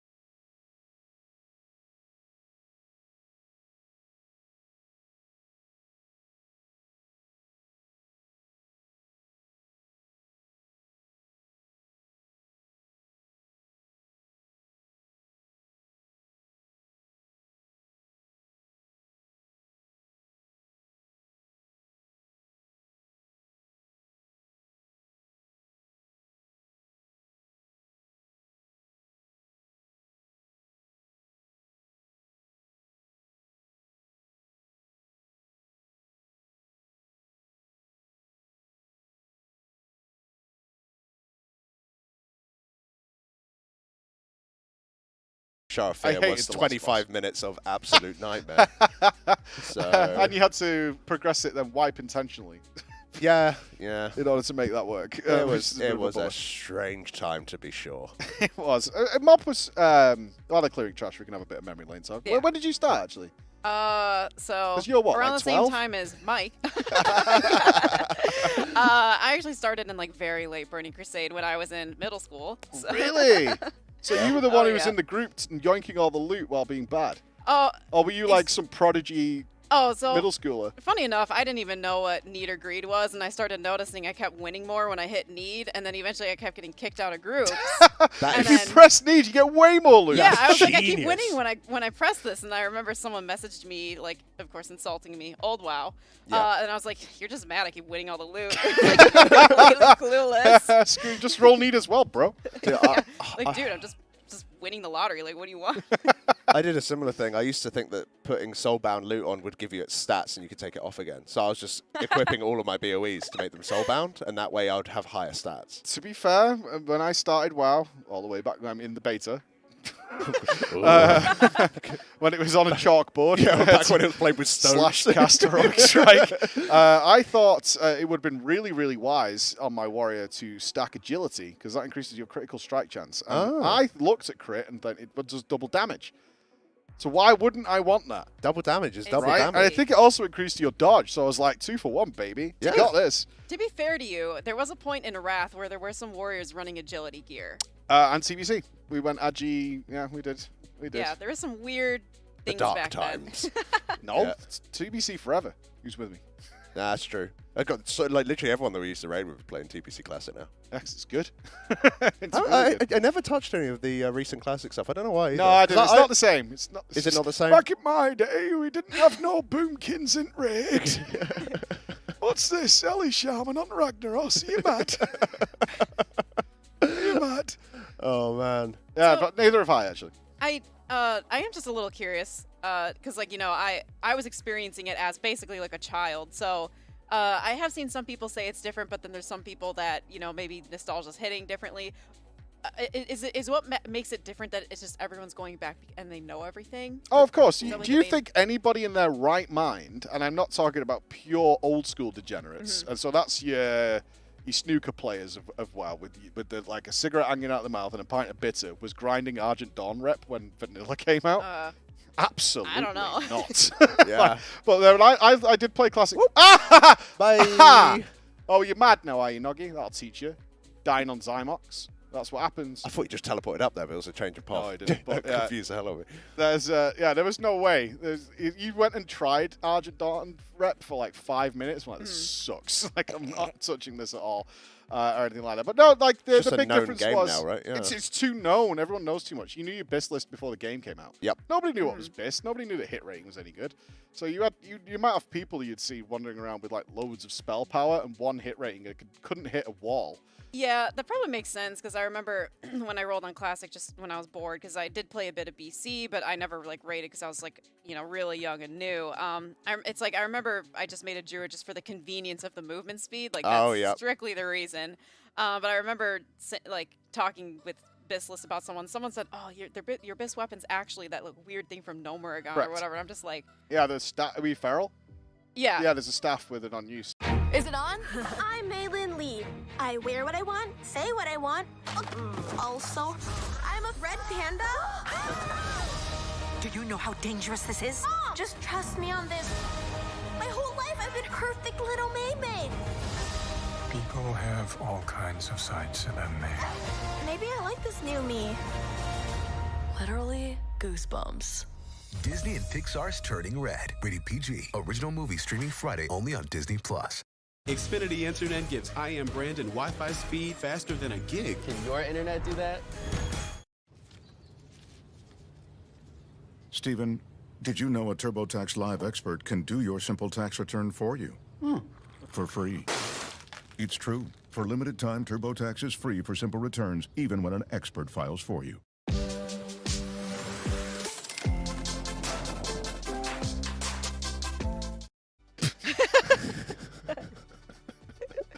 You are so contrarian, and I hate you for it. You've been at it all week. Yeah, I know. No, you're totally right. This did take Liquid a good deal of time, and it wasn't a good deal of time to see the end. I think they got to the end pretty quick. It was just rough. Yeah. There's just a lot going on. Like Again, another healer-intensive fight, right? Yeah. I'll be interested to see what comp they actually end up going for. Because it looks like we're sticking with the double Holy Paladin, double Holy Priest, unless one of those priests decides to go disc. But still sticking with the 4 heals right now. Yeah, 4 warriors is what I saw there. But again, Echo doesn't tend to change comp until after Trash. Something I particularly hate that they do. Trash is easy. You can swap players during Trash and bring them in. We might need to see a little bit more throughput. Are they relying, what do you think, from your healer perspective? Are they thinking we're going to need the double aura mastery when we get to Jailer? Because we have seen other groups trying to drop the paladins down. Yeah, so that's another thing. Like, not only is it like, does it have to do with melee? I know there's a lot of talk about using immunities to cheese certain mechanics. So I think immunities is being taken into consideration for healers, whether you need throughput and how many mechanics there are where it's just like a load of damage hits you at once. Because I do know yesterday I went into Jailer on the normal, and at the end there's just like once again that rotting, ticking damage, which is really where you start to value the throughput healers. So, why there's 2 paladins, I'm not exactly sure, and I'm not saying as in like I feel like it's a dumb choice. I genuinely don't know. Just want to do a real quick check here of what Liquid used for their comp. So it looks like they went for 4 healers with the double Holy Priest still, which seems to be like the new thing, but subbing out one of their Holy Paladins for a Resto Druid. Oh, what? I know. What do they do? Is that a it's a space chicken, but instead of dealing damage, it heals. Someone called JB. I need some confirmation. Yeah, this is it's a bit much. Where but is JB? I don't know if this is a meme and he changed spec or not. But is that a survival hunter? Yeah. An actual survival hunter? I'm not sure. I didn't get to watch it because we were casting. Oh, dude, if that's an actual survival hunter, that's... Wait, no way. I bet that's put in there purely to confuse Echo. Could be. I don't think they'll be confused. I'll be confused, but then that's just a plant there so people talk about it. And we fell right for it. Going straight for it. But yeah, no, so it looks like not a meme. The survival was bumping. There we go. I put on my pick'ems for what we'd see is Roger on survival. I've been pushing him for it, guys. I have. Every time I spoke to Roger, I've been like, so when is it happening? Like, real talk. Like, when you open that vault, what's spec you going to be? Because I want to see it happening. It's a blaster. It's got the strongest force set out of anyone in the game, really? I believe. Yeah, I believe so. I remember at one point it was super, super busted. They've nerfed it and it's still ridiculous. Is it still ridiculous? Yeah, they nerfed it already and it is still ridiculous. So to coming in, so yeah, exactly that. Any comp changes we've seen so far, they look pretty set. 4 warriors. Yeah, Rogue. Perfecto has more than earned his spots. Oh, right? yeah. After the last, Zymox, after and Zymox. Zerwo as well, because Zerwo is one of those guys who does not have his 4 set, but Oh yeah, there was some doomer tweets the other night where he was definitely pretty sad about the but the then missing again, tier. He is a Deep Shades, 4 sets no good to you if you're dead. Isn't that right, Fabo? That's what Zerwo will be whispering. While you sit there in the bowels of hell, wherever you're playing. That is true. Why is he so red? I think it must be a camera setting, or it's going to be charging up. I love this. Productions just told me they keep fixing his color so he doesn't look like the demon spawn of Germany, and then he just keeps changing it so he is again. It's just a vibe. He wants to be hell on earth. So Prototype Pantheon, guys, what are we expecting that is going to be the true Nightmare fuel here? Just raw throughput? Last phase. Yeah, the last phase where everything's all up at once. Like, of course, one of the main changes is that the ads have a shield on them to make it so they take less damage, and so do the seeds. The seeds have a shield that means that they take less healing, but you can break both of those with the Night Hunter ads that you have from Side and Athreus on Mythic. So the idea is that when those ads spawn, when either the ads spawn or the seeds spawn, you got to drag a Night Hunter ad through them. Also, you probably need to send one other person in there to help. Yeah, we're unclear on the soak, aren't we? I think it's one other. You think it's one other? Because I think you need to have one person in there because the ad or the seed still counts as a person helping you, I believe. Because it does do split damage. The more people that are hit, the less damage you'll take. But the people that are hit can't soak again for another minute or two. So you got to try and balance that out as you're going along. But that's like the fundamental sort of in the dungeon journal change is this. Everything else is kind of, it hurts more, but I think it's more the timings of the abilities, kind of similar to Zymox. For sure, timings, right? Crazy. This is what we're looking at here, is they have to be absolutely crisp. Yeah. On popping the seeds and maintaining that buff, make sure it's rolling for as long as possible. Yeah, I'm too afraid to make a prediction for this fight because I was way off one time and now I'm, you know, I don't want to be that far off again. But if we see them struggle on this boss, it'll definitely be one of those things where it's like it'll be in the last phase because that's when we see all of the Covenant copies come out at the same time, just like we see in Heroic. So if I had to predict anything, it would be like they'll kind of figure out the early parts of the fight fast, then they get to the end, and I know they understand how everything happens. It is pretty simple to deal with all of it, but it's just kind of getting used to it and then making sure they completely maximize their output from the DPS and the healers especially. And it's interesting you say that because that tends to play into Echo's hands. They like chaos. They thrive in chaos, is their nature. They thrive in madness. Liquid always a little bit more meticulous, a bit more polished in their performance. Until they have to go down into the downstairs phase. For those of you that there we are. I love that. I think that was a Just Wait point of view. Yeah, that's how Just Wait. All alone. Yeah, with my spreadsheets. Oh, bless. Bless him with his spreadsheets. But they do thrive in chaos. You tend to throw more and more madness at them. They tend to do better and better and better, as we kind of saw with Zymox. It's like they have no quit in them, that's for sure. They'll keep going until the bitter end. And sometimes that pays off, as we've just seen. It does pay off for these guys. So Pantheon definitely going to be the next step up. This is the first, if we're looking at, like, we're obviously having to base things on Liquid, is in terms of time taken to kill, this is the one that's been the longest so far. But they made up so much ground on Zymox. Oh, yeah. Looks like we've got a little bit of a comp change here. Dropped off... Warrior out. Warrior out, triple boomkin in. Triple boomkin was used by Liquid. So also being able to put the majority of the melee into a single group. Yeah, only Jimmy not getting advantage there of the Wind Fury. I'm not sure if it's that much of a big deal for DH from memory, but as I say, I'm not entirely too sure. I do think the Warriors and the Rogue has priority because otherwise they would switch it around. But no, it looks like they have done quite a large switch. Also got rid of our... Covenant change going on? Yeah, it might very well be. Can we just take a look at what Logok's doing? Because I'm assuming it's the old Covenant change is happening here to get himself as min-max as he can. Great to see Logok and Zerwa win, because I honestly felt horrible for the guys last night. Oh, yeah. They were unable to achieve the... oh, that's so good to see. Oh, that's so good. Convoke, let's go. Not even that, just going there and being like, I'd like to be Night Fae now. Yeah. And now I am. Definitely speaking for myself here, but Convoke feels like one of the most satisfying Covenant abilities. Oh, right? It totally is. Yeah. I mean, people hated it, especially at the launch. They were like, Convoke is cheese. It's like, you should press that button. Yeah. It's so good. Yeah, I can get why you don't like it, but just press it. Just once. For a spell that was so garbage when it was first brought in on the test realm and the alpha, as you pressed it and your guy instantly just started thrashing and stuff. And you're like, what the hell was that? It did nothing most of the time, and it's undergone some good changes, and they were like, okay, we'll buff it a little bit, and then they had the range thing where the Moonkins had to stand at a certain, otherwise your character went into it and all that kind of stuff. It was, honestly, the spell I was so excited for when I read it, and then they finally brought it into the alpha, and I was like, I cannot wait to test this. So I dropped it to my favorite place in the world, Torghast, which it was. Yep. Pressed it, and my guy just went...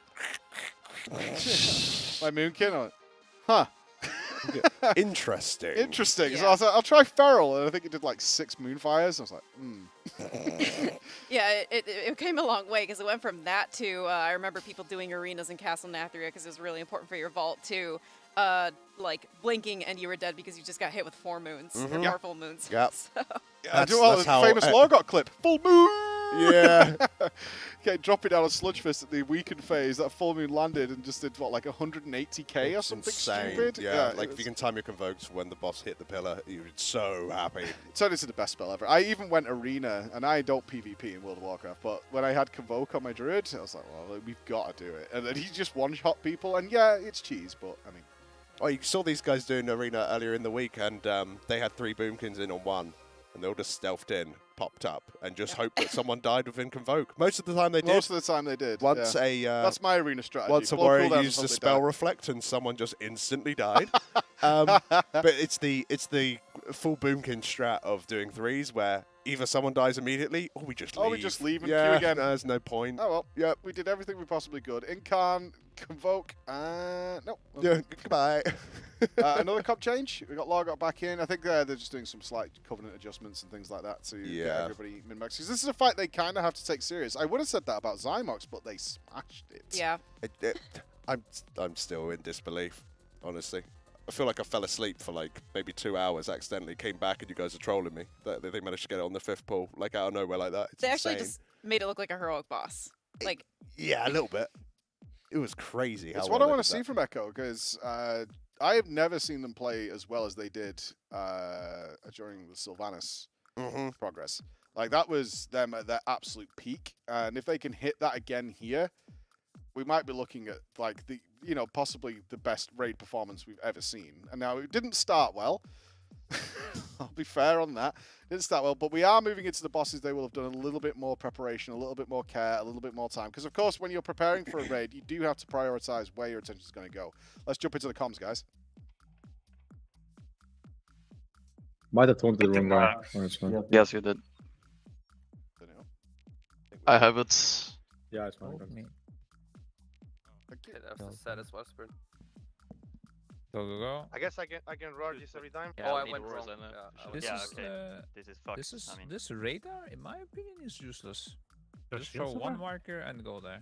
I missed one. Kill the ritual is. Oh yeah. It's not gonna happen, right? We didn't break the fire one. Should we bloodless and kill it?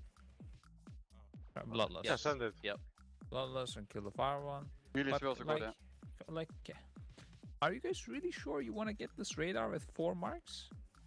I said we shouldn't do it. I think that sounds bad. I think that sounds bad. No, just tell me what mark. Yeah, just have the one mark. The spell? Yes. Alright, let's agree on that and do that. I agree. Roars, We're just still showing red? Roger, you'd head there. I know, sir. I am trying. I'm there. He will still take damage. Oh my god.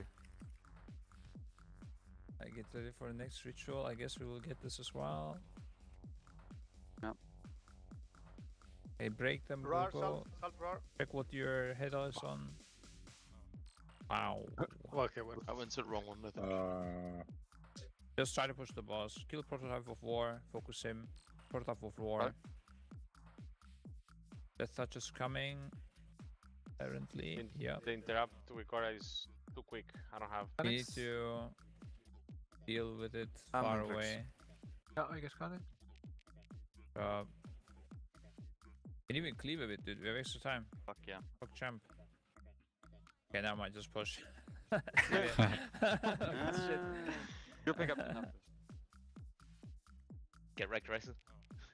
Him in the face. Actually, we should swap it into. Yeah, we should swap so you take no, just a speed hunt. Remember your interrupts as well. The other rotation starts here. Rune seeds, drag it a little bit close, yeah. Or can roar the fixates. Yeah. There they are. Brothers ready? It is very confusing. Just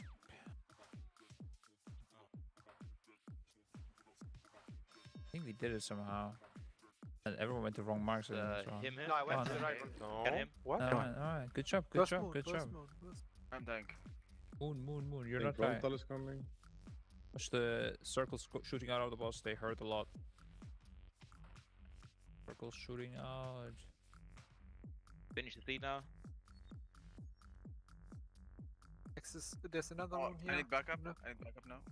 On the lady. One seed is dying almost, yeah. Yeah, I can. Can't see them all, but... Can you OGS on it? Yeah, 1 sec. Let's have a shot. Which one are you healing? Probably a soon hand, there it is. Panics will roar the hand and remember your positions. Prepare the hand here where we are. On the wrong Don't side, top green, don't top the first one. Pop the new moon. But always stop the first. Panics roar. Gary's fraggy. Survive this. Don't die. Don't get hit in 1. Don't get hit. Do not get hit. Stay alive. Take Elson. So get out of it. Get out of it. Watch, watch. Get out of it. And Push. front. Don't get hit by the beast. The close one target. Stay alive. Yeah. Yeah, I just need to nuke the seed. Fine. Fine. Don't get hit by this Anima Storm shooting blue shit from the boss soon. Fine. Just burst moon as well. Don't get hit max melee range. Please skip these seeds. Sorry, just keep pushing the ball. I mean, I guess you have to play them to play some. You play them. You burst up the close one. Body move. Let's go breaking. Wait till I get this. Burst them up. Yeah, burst them real quick. Press Saltad. Burst them up. Revenge Burst from me. them up. Burst Yeah, them up. okay. Yes, yeah. Is this frontal or hand first? What do you think? Probably You need to frontal. push before the hand here. Never mind. Yeah, this is the push timing. Yeah, we get that. See you IRL, boys. The seeds are gonna visit here as well. This seed weaker is a bit wrong. You wanna see last phase? It's so hard for me to see anything because I can't like move the camera and see what I see, but the weaker is just telling me random numbers, so I'm like blind for this really. I have So, missed I didn't know what the to do numbers. with this. For people with wild charges and stuff, you can super do the handies, yeah. So make sure next time to be like alone even. Anyone else got like 50 more FPS per round suddenly? Okay. I got a taunt after the first frontal humors. Are you there I again? don't know when it's coming, but Yeah. fuck that taunt now. Can we just Minus get a... 19 again. Can we just get a... I'm gonna pop you, see if it works still, okay? Ikara showing the mark and not this quadra radar. Yeah. I'm working on that right. And also, I'm sorry to mention it again, but I really believe that having the marks closer to the middle, it's super easier to orientate. You can just look at mid It worked, and right? you will find your Yeah. mark immediately. Not bad. Not bad for a first pull, eh?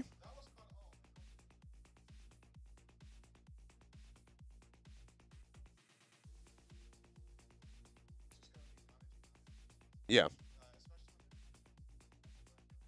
I think so. It's you can already see the craziness that's going to be this fight, like 100%. There's going to be lots of just nasty overlaps, but it seemed like the main thing that they really kind of struggled with there is just actually knowing where to go with the Night Hunters. Right? Yeah, that's all I was saying is like, because you get the, obviously the 4 random Night Hunters picked, and later on, they were even struggling to hit the 4 when they had 4, but then it'll come down to also managing to hit the seed and the ad to go with it. As we saw there, they can bloodlust to catch up if they need to, but they don't want to do that, obviously. But they are definitely taking full advantage of the fact that these things will despawn at 50%. So we saw them break the seeds once. After that, they're going to try and blast the boss to 50% so they don't have to deal with that. Same with the first phase. We'll break them once, but after that, we kind of just want to get the boss to 50% and ignore that mechanic entirely, because they will despawn and not be an element they have to deal with in order to get to the last phase. A full-on last phase boss. Yeah, this is exactly kind of what we were talking about earlier. I mean, even on their first pull, we just saw them get through the first 2 phases, albeit it was like a bit like messy, but that last phase again is when you see all of them come in. It looked like a cluster, and what's really cool is all of these like 4 bosses that spawn, they have like throwbacks to previous bosses, which is really cool. Like we see the puddles that go out kind of in the direction like the Prideful did from the first season. And then we have like the animals coming in from like Ardenwald, so it's just like there's all these like cool little thematic things coming in. But yeah, it's just when you get to that last phase, you really have to be on top of managing those seeds. The movement is insane as well, because especially when you notice, we saw this on Heroic, but the melee have the worst job of dodging the tornadoes, not being in the area where the animals are running, and on top of that, when the I forget what the specific mechanic is called, but when the red pools are spawning, you got to dodge those or else. Oh, and Denathrius grips you in, you got to run out, and you're shooting out in all 4 directions. This fight is a bit like just the boss is just going, here's 12 mechanics, enjoy. Yeah. And like all of them, like some of them do interact with each other, but it generally just feels like 4 little mini bosses that are just going ham. It's cool that they're themed around all of the different covenants and everything, but yeah, it's just heavy. There's a lot of moving parts. It feels like there's a good deal of personal responsibility in this fight rather than necessarily grand strategy. I hope it's not one of those fights where you're kind of waiting for everybody to have dealt with X mechanic before it comes together. Right, yeah, I know what you mean. It could often be the case of like, we kind of just need everybody to deal with perhaps the Night Hunter in the last phase before it goes smoothly. It's not that nobody knows what they need to do, and it's not that nobody knows what's happening. It's more the case of we need you to experience it to know recognizing where somebody else is going, so you know where to go in order to manage that effectively. So if it is that case, it's going to be a little bit of a draggy progress, but let's see how quickly they adapt now they're dealing with it more effectively. So you can see these Night Hunters spawn. They're going to try and hit all 4 seeds. All 4 of the ritualists to make that work. Have we hit them all? Yeah, no, managed to hit all of them. You would see a shield around it. So it seemed like beforehand, whatever sort of system they were using to try and deal with the assignments was a little bit janky. God, this is where melee comes in strong, right? Dragging that boss around on top of the ads, just crunch, move it along again, and just taking full advantage. And this is why melee are in such a good place here. Also, definitely advantageous for a couple of range classes, but they should be nice and clean here. Hunter job, been there out, clean up the mess. Yeah, melee aren't moving no more. We're staying well here. We're staying here. That's what it's going to be. So they're gonna. I think they're gonna try and ignore the ads the next time. It'll be interesting to see, because you really do want to leave this phase with both bosses at 50%, and considering the boss named Angel Lady here very frequently pops up and is out of melee range, and generally the ranged aren't hitting her as well. If you are going to keep going along this lines, then when you get back into the last phase, she's going to be a very high health pool. So in theory, you might be able to nuke down the bosses here, but I think it's probably just safer. Take out these ads. There's no rush, so to speak. Let's do this in a slow, controlled fashion, so that when we get into the last phase, we're in a good of a position as we possibly can be. That was a mouthful for some reason, but yeah, you'll see them going around now. Some of the people going off with those debuffs, the only safe way to dispel them is, of course, within these bubbles, so they've got to run all the way over here before they can get dispelled. Some pretty unlucky things here. Am I right in saying they're not killing these ritualists now? Because, yeah, maybe they are just going to go for the nuke so that they can do a little bit more practice. What is going on there? What were the health percentages? I couldn't see. 56 and 50, I believe. 50 and 58. Yeah, it's not ideal, but I think they want practice in that last phase, and I don't blame them for that either. It's like, let's just get to the last phase and practice the double hits with the Night Hunters. In all fairness, I don't think you need to practice killing those ads. No. That's a pretty simple thing. I don't need to practice AoEing that much. You might even see some comp changes at the back of this if they're not intending to deal with them too much. But here's the seeds. Same process again. You can see the seeds have got that nice yellowy shield around them, and you can see, oh, perfect. And we can see Roger is just aiming that through there. So this bit's the easy bit. It's doing the 2. Yeah, that's going to be more of an issue. So the healers are now going to start working on those. They take 50% reduced healing with those shields up, so they can deal with it if they scuff it up, but... Yeah, we actually saw that on the first poll too, where they didn't get the lines through some of the things, through some of the ads and some of the seeds. But exactly as you just said, it actually is recoverable. But if they end up doing that in like the last phase, I'm not sure it would be, because there's so much going on. So right now, at least they're getting some good practice in. It doesn't look like they're missing a single one. Looks like they definitely coordinated a lot better than last time. Yeah, they've kind of missed one at the back, but whether they're pumping into that or not, I'm not sure. But this is going to be, once again, for me, they're trying to rush to the last phase. And just get people practicing the double break, because that's really what's going to make them break them. They can't afford to mess it up there, like you just said. Once all that extra damage comes in, and you've got the ads, and you've got all the mechanics happening as well, you're going to want that massive healing buff.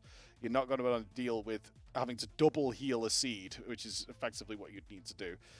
There comes the grip. Oh, right through the... Yeah. He's good. You can just see how chaotic it is with the, with the Venthyr and the Night Fae covenants active right now, and on top of all the other stuff that is brought back when Phase 1 begins again, it is really, really nasty stuff. There's so many moving parts.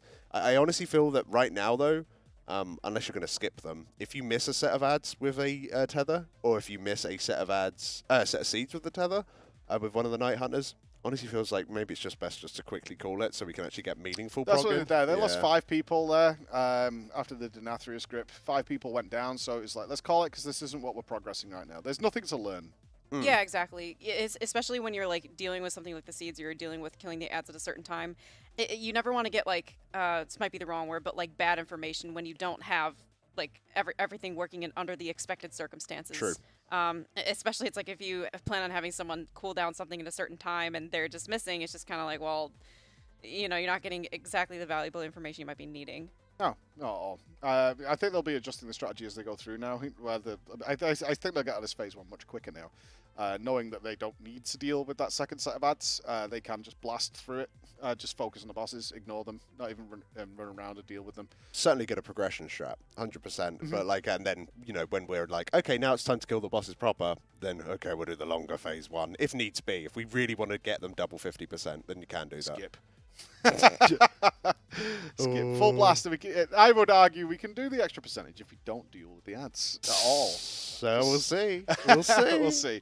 We'll see. Yeah, you might very well be right, legitimately. Yeah, maybe. It's entirely up to them how they're going to play this out. But it's an interesting fight. But again, one of those fights that's all about the last phase. Always kind of irks me a little bit when you like the bit we need to learn is. Even if it's short, this is not a long fight. Oh no. Oh not a long fight, but it's always a little irksome when it's the last. You know, we need to go through phase 1 and 2, then we can do the learning.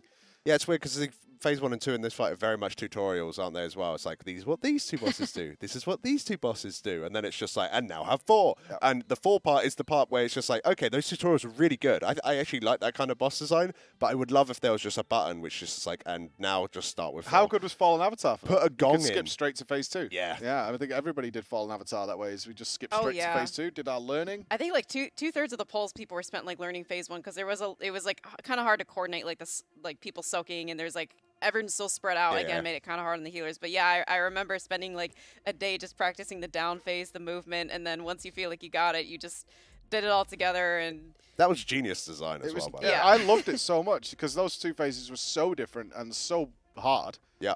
Certainly on the Mythic version. Oh yeah. That being able to actually go in there without having to go through phase 1 every single time. Oh. Thank you, Blizzard. I also like that the failure state of phase 1 was going to phase 2 early. So even if you screwed up phase 1, you can still learn some phase 2 stuff. Like that. Although there was a lot of things wrong with that fight, that particular aspect of it was ingenious, and hopefully we see more of that kind of stuff soon. When it was fully working, it was great. Yes. Yeah, when it was fully working properly after the Does his say go to Star? Okay. Where's Star? That was the most panicked play I've ever seen in my life. That was amazing. What was he supposed to do? I'm not sure. I was watching the previous polls. Oh my god, that was amazing. Go to Star. Where's Star? There is no Star. Oh, sweet. Oh, that was fantastic. Munkasteer in the chat, dude. Oh my god, I love that so much. What was going on? Left? Man? No, not that left. The other one. Back left. We've all been there. We've all been there. We've all done it. What do you mean go over there? Where are we going? I don't know what you're saying. Oh, that was amazing. But yeah, well, that's why we're learning the Night Hunter stuff. How do we coordinate this quick? Because you don't have much time for 4 players to coordinate different paths when you spawn in different parts of the room, right? Yeah, I think the thing is that what like the markers that they've got in the middle of the room, right? The blue, the purple, the red, and the green. I assume that's like because they're along the lines that like kind of correlate to where the ads or seeds spawn. So I imagine that's the idea is go roughly near the middle and then just go along the line that your marker indicates. So you go along red, you go along purple, you go along green, you go along blue. Where's Star? Yeah, exactly. I believe I've said that for you at some point. So where's Star? Like, but you know when you're mid freaking out. And I'm like, it's Mike, there. Where's there? Mike, go, dude, go. And you're like, where? Where am I going? Go to Star. There is no Star. And then everyone wipes and you go, oh, there's the Star. I see it now. Oh dear. Yeah, so let's listen to comms of this poll and see what they're thinking about. So let's get their thoughts, guys, because we are doing a little guesswork on what they're thinking. So on this next poll here, we will have a little bit of comms. And I think this is indeed the point in which I'm going to be jumping off as well. Oh, you're leaving us, Al? Not for long. I'll be back tomorrow. God, I'm not just going home. I'm out of here, but... Yeah, I saw the 4th boss. That's the only one I wanted to see. I'm out of here. See you later. Awesome, dude. Well, have a wonderful evening. Yeah, no, you too as well. Yeah. Gonna slam it. Well, we're all right. We've got all new bosses and hard bosses. I was here for the splits. splits. Easy scum he was casting. Yeah. Vigilant Guardian, well done. You cast it as well. Yeah, but I didn't want to. Not with you there. Oh no. Yeah. Sad times. Big sad times. Well, it looks like they are going in for a pull, so I will say my goodbyes, but much love, and I'm sure you'll slam it. So yeah, let's jump in and have a little bit of a listen to whatever the hell's going on here. I know there's no aura, but I mean, people were saying put them closer. We keep them like this now. Okay, this is the sweet stuff. Mechanics will roar. Be sure to play these fixes quick.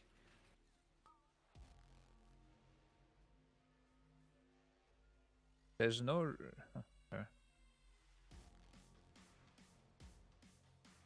We don't need Remember to kill play the drag fast mirrors. Let's wait to action. Target the ritualist range. Kennex, you were counting down, yeah, without having it. I think you should go to the third one, by the way, tanks, maybe. I don't know. Range need to nuke the one opposite of where tanks are. It's just really hard to drag the caster one. I don't know, it always falls behind them, we lose a lot of lead. Reflex inside the one. Yep. You're going first? I'm ready. I will do perfect. Yeah. Yeah. Okay. Watch out, perfect, yeah. Good. Dropped. Back up next to number 2. Melee maybe.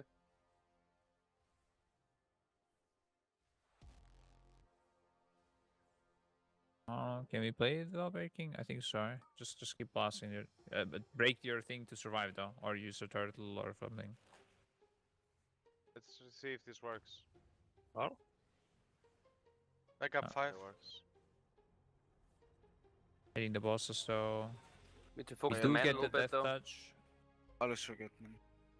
We do get the death touch. You gotta play this. Wolf and GG. I will come around. Can you take the You fire? can send the old man. Can you go Yeah, further? never mind. Oh, okay. Yeah, I should have taken the Send fire one. old You're man, right. Yeah. Focus the old man. Lord will be roar here. Okay, only 3 people. Got it. Back up on that That's time. fine. Fuck my nose, dude. What? What? Alright, Bonus listen. bonus. You move the bosses to green. You can already stand a bit closer to the middle so you can handle the seats easier. Remember, there's a gate if you need it. Mechanics will roar the seats. Look at the mark on your head or say chat or whatever. Go him, can remember? We aim middle actually, Mars, okay? Rather Charlie. Mechanics roar. Wait, what? There's one guy is wrong. Am I not? Square? Rising Bull, yeah. Go. Let's go. Go. Oh, we're doing marks on them instead of the... I was so confused. Yeah, that's my bad. I went to the square marker on the map. Go. Wait, what? Anima Storm? Guy next. Many wrong things going on right now, but it's fine.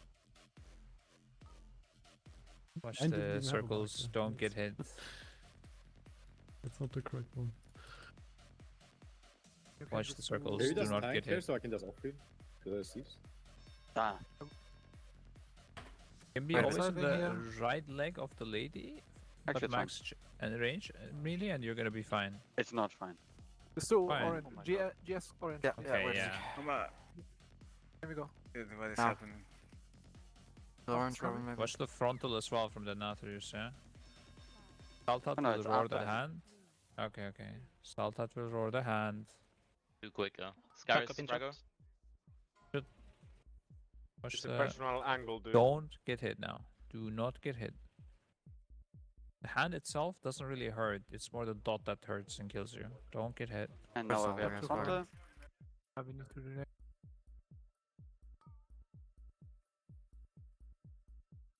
Damage is really good. Yeah, we're losing the buff now. Chief Diva.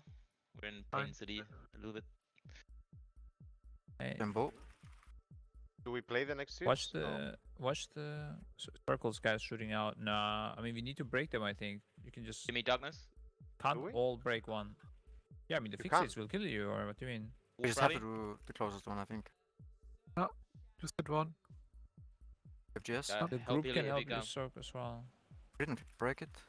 Help Have to with go the puzzle. circle. Oh, turtle Here we doesn't go. immune it. We can Circle, Jim in The one. circle. It's out of range from me. Yeah. The circle. And purple. And we're pushing as well. Just keep pushing, keep pushing, keep pushing, keep pushing, keep pushing. Can sunrest him. It's touched though. Yeah, I get him. Don't get hit, don't get hit, don't get hit. Fuck, where is he? I got him, I got him. When do we last? At 3 minutes or like when the stack When they stack. When they stack. Okay. So I start. Back up, old man. Focus time. Hey, first ritual coming. Lorok, you roar at the seed, the fixates. Handle the fixates, even though it's your cooldowns. Game rising. Beats and ritual. Yeah. Make sure, It's guys. both, yeah? Kill the ritualist now. Kill the ritualist now. Range, kill the range one. They're in the same place, so it doesn't really matter. Watch out from you coming. ED also go and kill the next one. We need help, guys. On Bring melee one, fuck it. Top moon, top moon. Yeah, it's good. It's coming here. Into skull a bit later. Yeah, and Oh, you killed it. Nice. Watch Oh, the so game. it's not Just watching. the scan. Stay alive, stay alive, stay alive. Anything you have. Okay. Anything you have. Anything, anything. Press all buttons. I had to get in there, man. Do you have another seed? Yeah, coming in a sec. Yeah, scan in a sec. I need the seed HP, Oh. Grim. On Roger's screen only, top left. Very small. Need to go for star now. Can we I drive the have boss logs there? good in place. Back up, Yeah. renewal. That was a big one. Keep playing, let's see what happens. Back up on war. Can already go to circles. Seed. Touch the circles, don't get hit by the circles. I wonder if GA can. If you can tag me. What? Need a back Oh, up it's on just the war empty or again. what? Oh, seeds, okay. One This being one. popped. Okay, into hand or what? Robin, can you have finished Run, the old man? Like perma? Back up So much renewal. damage. Yeah.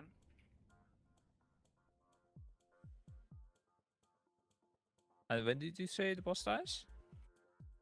At 0? Hey. 0% health. 737. 7:30. You gotta play this combo here, and then you're pretty much done, yeah? But this is without the. There's no ritualists. It's just the them seeds. Yeah. But yeah, at the end of phase 2, we can just do the one seed. All 4 people can break the same as long as they don't hit each other.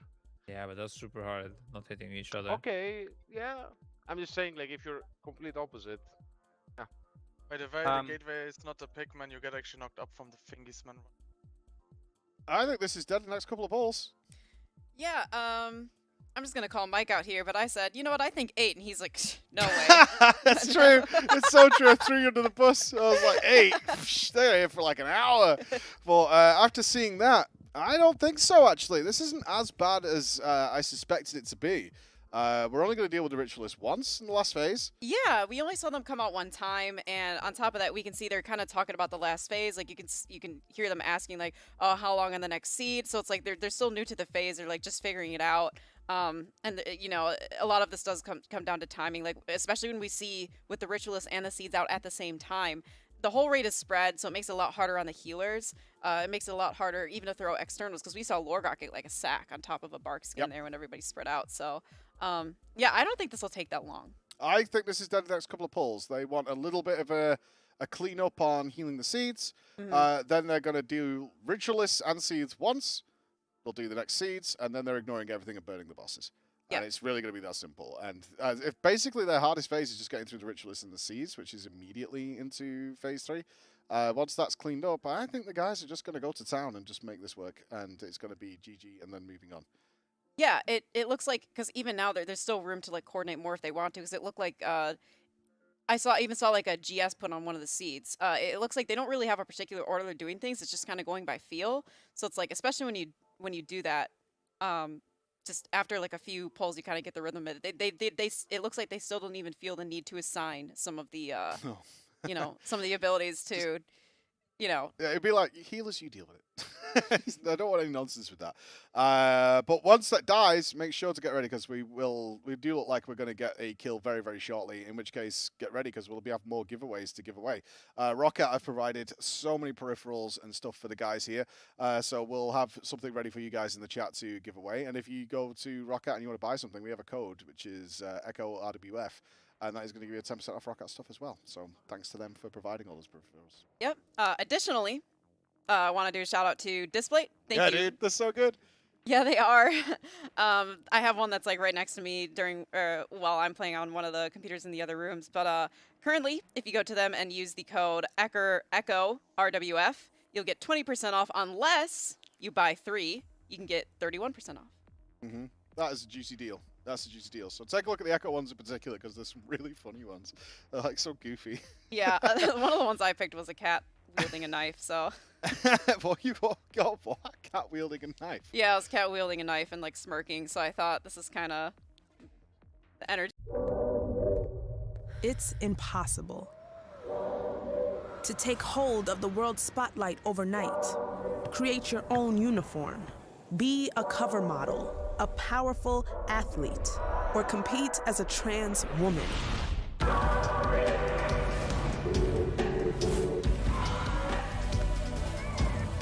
Impossible? No. I'm possible. Through, it might be way harder in the last phase. I'm not it's probably technically recoverable, but kind of like an assured wipe. But you really need to make sure they go through, get rid of the shields, because otherwise you have to spend a lot more time DPSing them down or a lot more time trying to heal up the seeds. Yeah, I think what they're doing right now, as we kind of heard Scripe mention at the end, is he just wants a little quick add-on adjustment. He would like to be able to monitor the health of the seeds. Again, he's saying they're kind of YOLOing it a little bit from what we can see. Yeah. So if they're going to switch it around a little bit and make sure, like, make sure you're doing A, B, C, D, and making sure that's working. Just especially when the panic is, you can get turned around. Oh, there's a big circular room. There's so much movement involved, and you're spinning around the edge. When that room starts to fill with the green sludge, you're running in laps. You're trying to help people out. I heard Perfecto is like, I had to go over there to help with managing the DPS. You know, you guys aren't getting the job done. And this is one of those times where you kind of want a little bit more ranged, but the melee is so good at what they're doing. But when they're cleaning up, you see the melee ignore that completely. Yeah. Yeah, even if that adds on 50%. But it's over there. Yeah. I mean, you're exactly right about the range. I mean, because we did see the swap. They had a lot more melee on Zymox, but then we saw a swap come in, and now they have 3 boomkins. So, yeah, if you're a melee on this fight, you know, we all feel for you. No, I don't. Oh. You've had it too easy for too long. Yeah, you know what? I'm not a holy paladin anymore. I don't care. Yeah, it's time to put you in your place. The melee free lunch is over. And you need to get it fixed. Don't be upset at me. So we're going to throw to a quick ad break while the guys are sorting their add-ons out. I don't want to waste your time and miss any of the pulls, so it's a great opportunity to do it. So we're going to go through an ad break right now, and then we'll be right back when they're pulling it again and they've got their add-ons squared away. And for those of you that are, you know, tuning in now and didn't get to see the explanation, oh, there it is. Ooh, just like that. Yeah, just like that. That's what happens if one is oh. Yeah, it's either a debuff expiring on a player that's equipped, or the pull that the collapsing Quasar field, which is the pull left behind when Quasars are killed. Stuck on a boss and confused about where you went wrong? Check the logs with the new Warcraft Logs companion app. Analyze how top players manage their cooldowns on a visual timeline, and review the gear and talents of some of the best players in the world. Then see how you stack up with a full comprehensive breakdown of all of your fights, and discover what you need to do to improve. Warcraft Logs can now be used in-game with all of its most powerful features embedded directly into WoW. Easily view character profiles in Group Finder, or log and upload fights in-game seamlessly. You can even call a wipe with a hotkey to mark it in your logs, ensuring that the data you want to log is recorded. Go to warcraftlogs.com/app to download it for free.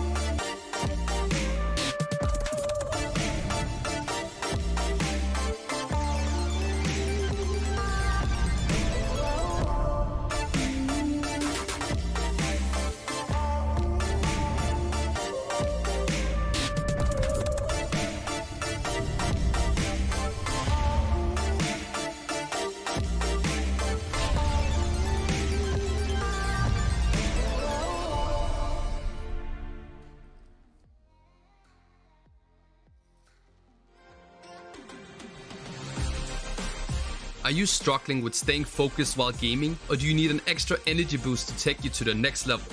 That's exactly why we developed the ELX Energy Elixir, the perfect companion for those long gaming sessions when you want to stay sharp and focused from start to finish. ELX is a crash-free energy drink optimized for high-level gaming. It's specifically designed with the best vitamins and nootropics to ensure the best performance possible. That's why everyone at Echo uses ELX to stay ahead of the competition during the world's first race. Do like everyone at Echo and get your own ELX today. Use the discount code ECHO10 at the end of checkout to get 10% off your purchase. But hurry up, the offer is only valid until we kill the last boss on Mythic.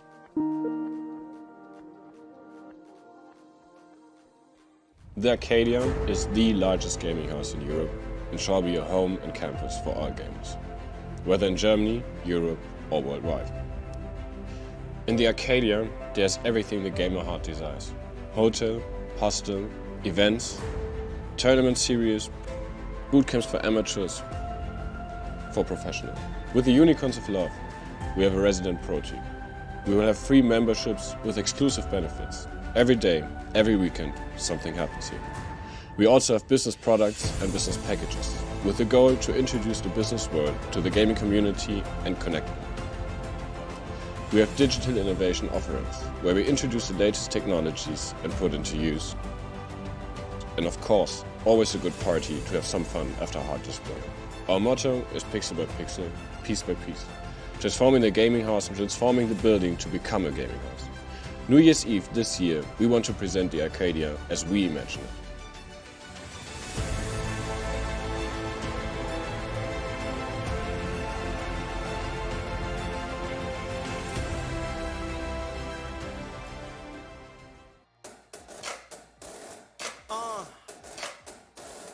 Here we go again.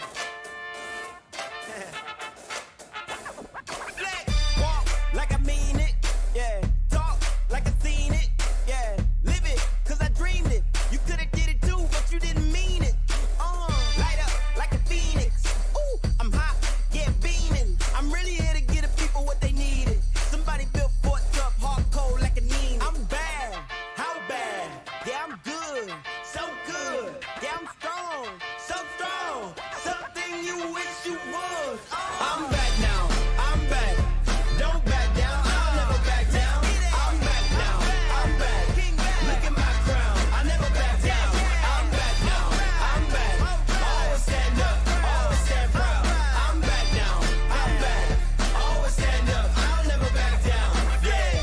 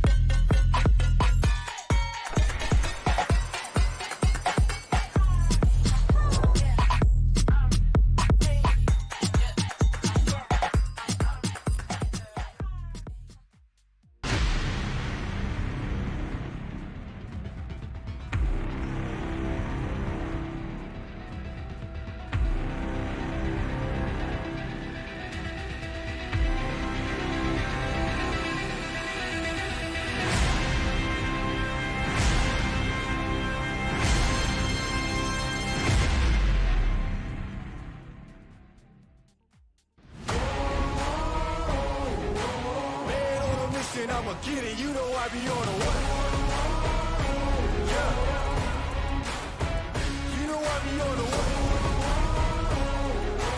Man on a mission, I'ma get it, you know I be on the way.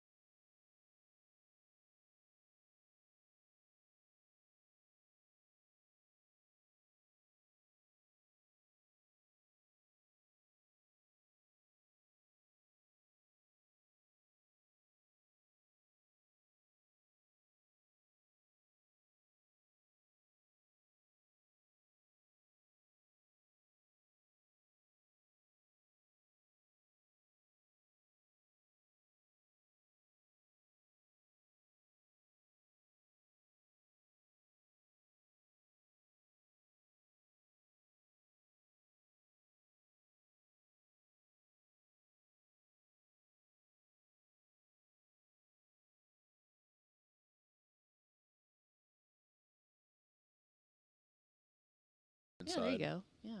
No, I have slippers and like slides and Crocs. I have a whole plethora of you know what the best indoor socks are? Just comfy socks.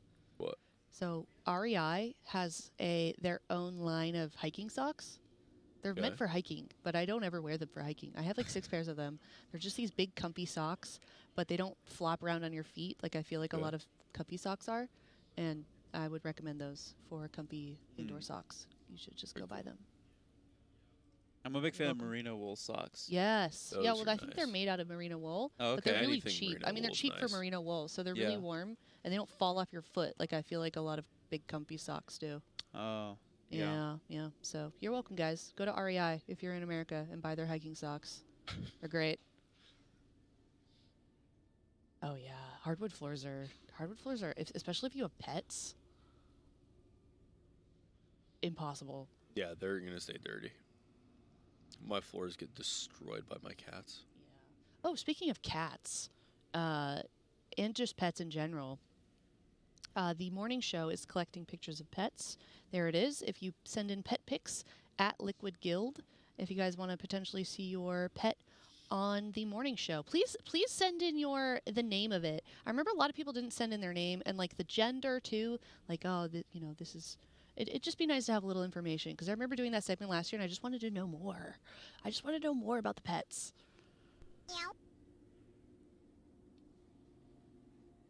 I have a husky on hardwood floors. Oh, Lord. Oh, that sounds awful. Thing's just gonna slide around everywhere too. The husky? Yeah. Will slide around? On a hardwood floor, running and trying Huskies to turn. are demonic animals. They're crazy. Huskies aren't calm. They're gonna run around. Then as you come around the corner, you're just gonna slide out. Oh my God. My cats do that all the time. They'll be running through the house chasing each other because I have 2 of them that are the same age. They'll chase each other, and one of them will like make a really tight turn. The other won't turn fast enough, and it'll just slide the hardwood and you hear like the and, clicky, right like into a wall. the nails on the hardwood. Yeah, I know. Oh, my cat does that. One of them, the wild one that acts like a dog. Oh, it's so bad. You have to trim around his pads. Yeah, with really fluffy dogs, you do have to do that. Dogs and hardwood floors is a really funny combination. What is that noise? That's at a weak war for sure, right? Or someone. Somebody. Is that Siori? Is that production messing with us? What is happening? What are we? They just chimed in earlier. You were like, it could be production. Thank you for that. Okay. Great. Oh, You cool. guys are- So that's you what guys we're are- gonna do now. All right. Scuffed. I'm not interviewing you anymore. Oof. Wrecked. Look, that's them. They meme in chat. I don't know if you guys know this. They're amongst the chat. They have accounts and they're trolls. Yeah. Their favorite thing is just mess with us the entire stream. One of them, I hope I relay this story correctly. One of them during one of the tiers, like trolled a little too hard and got himself banned from chat and then banned the entire building because it was like they were in the same area or something like that, and it's just Twitch's moderation setting. Oh, jeez. He's already banned again, apparently, dude. Oh, I remember that. Sussy happening. production. That was hilarious. Oh my gosh. You learn to keep your shoes on when you're in college. Okay. This guy, Jedi, is really upset about the shoes inside thing. The dogs are barking at the iPad because of the sounds. The meows are freaking out our 2 youngest borzois. They're barking at my iPad. Oh gosh. That's amazing. Borzos are cool looking. Please submit those dogs to the morning show. Those are interesting dogs. We've all gotten the venue's shadow banned like 10 times in the last 4 tiers. Yep.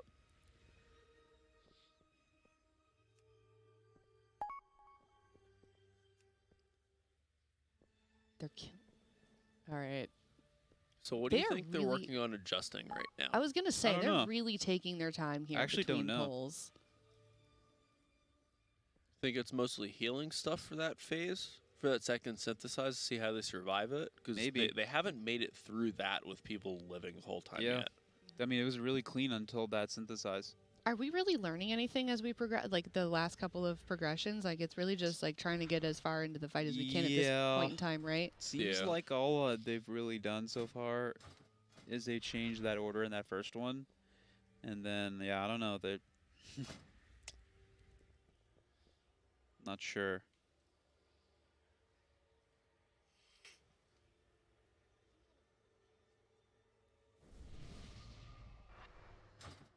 There's still only 9 pulls in on this boss, but we've been here for quite a while. Yeah, now, they've been talking a lot in between pulls. This is really unlike them, I feel like. Usually they're just kind of, they just, as soon as they can get back alive, re-get those buffs up, they just pull again. Is this indicative that this is a challenging boss, or are they just, at this point, waiting for their weak ones to catch up? Well, I think there's just a lot to, like, I think that it is definitely a challenging boss. I think there's a lot to talk about in regards to, I think the raid taking a lot of damage is definitely an issue. Yeah, this might also just be indicative of like the way they're going to handle some of the more difficult bosses with their analyst team now, because like they have so many more now. Maybe they're just utilizing that differently. Yeah, every pool they're able to get so much data, and they have so many people able to look at it in different ways, different perspectives, and have different things that they're able to drill down on, and move healer cooldowns here or there, just change things based on what they're seeing. It wouldn't surprise me if that's some of the reasoning for why they're taking the pools a little bit slower. Yeah. Some of the earlier bosses they were doing, we didn't really see very many breaks because they knew what tactics, what strategies they wanted to do for the bosses. They knew what was going in. They didn't have to do, a whole lot of rearranging different things or changing up assignments completely or setting up new weak auras. This looks like the first boss. They think that's going to, or already is playing a pretty big role. So that could definitely be a factor. It's interesting to see them kind of slow down a little bit. What is he doing? Is he changing his talents? Did he just change a talent? Looks like it. Oh, I missed it. What was he? He had his talent tree open, but I didn't see if he changed anything.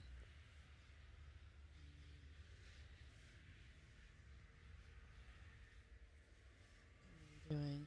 What's going on? He's working on that mythic. He was looking at that mythic weak aura.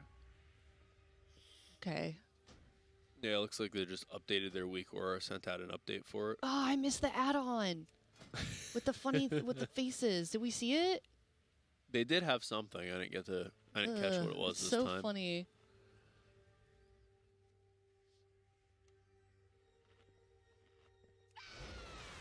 Wow, I hope they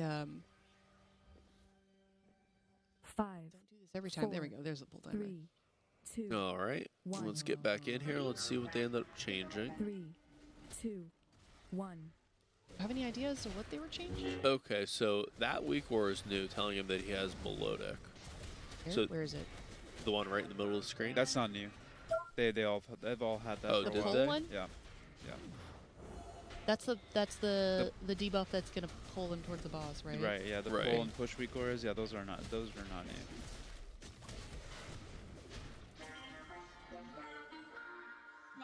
Okay, off to the first ad. They're gonna blow this thing See, up this guy here pretty does sound quickly. like a robot. Why was it a person talking in the intro? Maybe somebody else was talking. Was it in the cinematic? I don't remember. Yeah, I think it was in the intro cinematic. Maybe I'm just losing my mind. I mean, probably. Don't we all kind of lose our mind? I mean, I know it's a little bit early, but Yeah. It's usually right around the time that they start doing splits is when we all lose our minds. I was gonna say they did that first. Jeff's been in a lot of split prison, so I wouldn't blame you if you've gone a little crazy. A little crazy. That's all right. Did you guys get a chance to see the Jailer cinematic? Yeah. Yes. I haven't seen it yet, but It's go ahead bad, and don't spoil watch it. it. I've heard that it's a little bit It's quite controversial. Controversial in what way? Should I not even bring this up? In terms of the reception, I think. Hmm. Yeah, I don't know. I don't know if we want to spoil it for people. Yeah, let's not spoil it. No spoilers, guys. Very controversial. This robot is the 3rd member of Daft Punk. Yeah, that's a good one. Did they mess up the root? No, they got the root. Okay, cool. Yeah, looks like they got that okay, and they are they got the whole way through the first synthesize and adds. So now we're going to see Cosmic Shift knockback. Next is the find the partner thing. Ooh, they Driney. lost Scott and Driney there. They're going to have to get Scott up because you need the tank, but not having the healer is going to be a really big hit later on. They do. No, they don't have another res available, do they? They shouldn't. They don't. No, they would have used it by now. So that's going to make this second, the second one a lot harder. Here come the moats. They're going to drop these over here to this cubby hole, which they've decided they can just fill up because they have no intention of actually staying over here. They're leaving all the moats here so they're out of the way, and then they're going to move to the one that they actually want to kill next. Boss is getting pretty high energy, Ooh, so people are gonna die here. Yeah, everyone's pretty low there. Lost Scott again, lost Trill, it looks like, lost Zubang. So with that many people dead, they're not going to have the DPS to kill off this synthesize ad, unfortunately. What's that green thing that starts at 100? What's that for?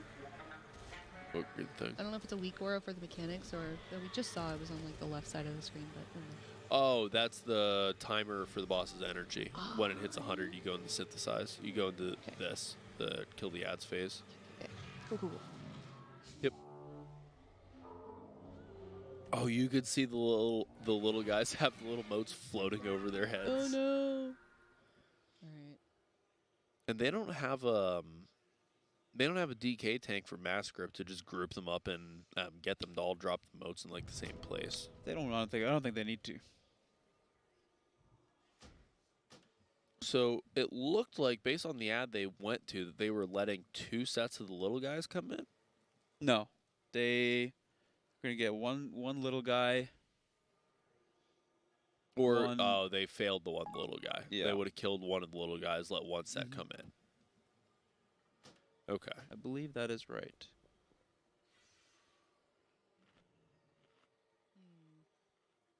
Slow All right. progression. I feel like this is going to be a lot of pulls on this one.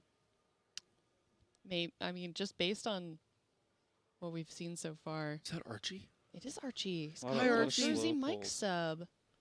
Yeah, a lot. Thank you, Archie. You reminded me that I'm hungry. So now that we've seen, 11 pulls into this boss and how much time they're allocating to just trying to figure out the proper strategy in weak auras, Jet, do you think we're still on track for like mid-20s to kill this boss, or do you think it's going to end up being a bit more?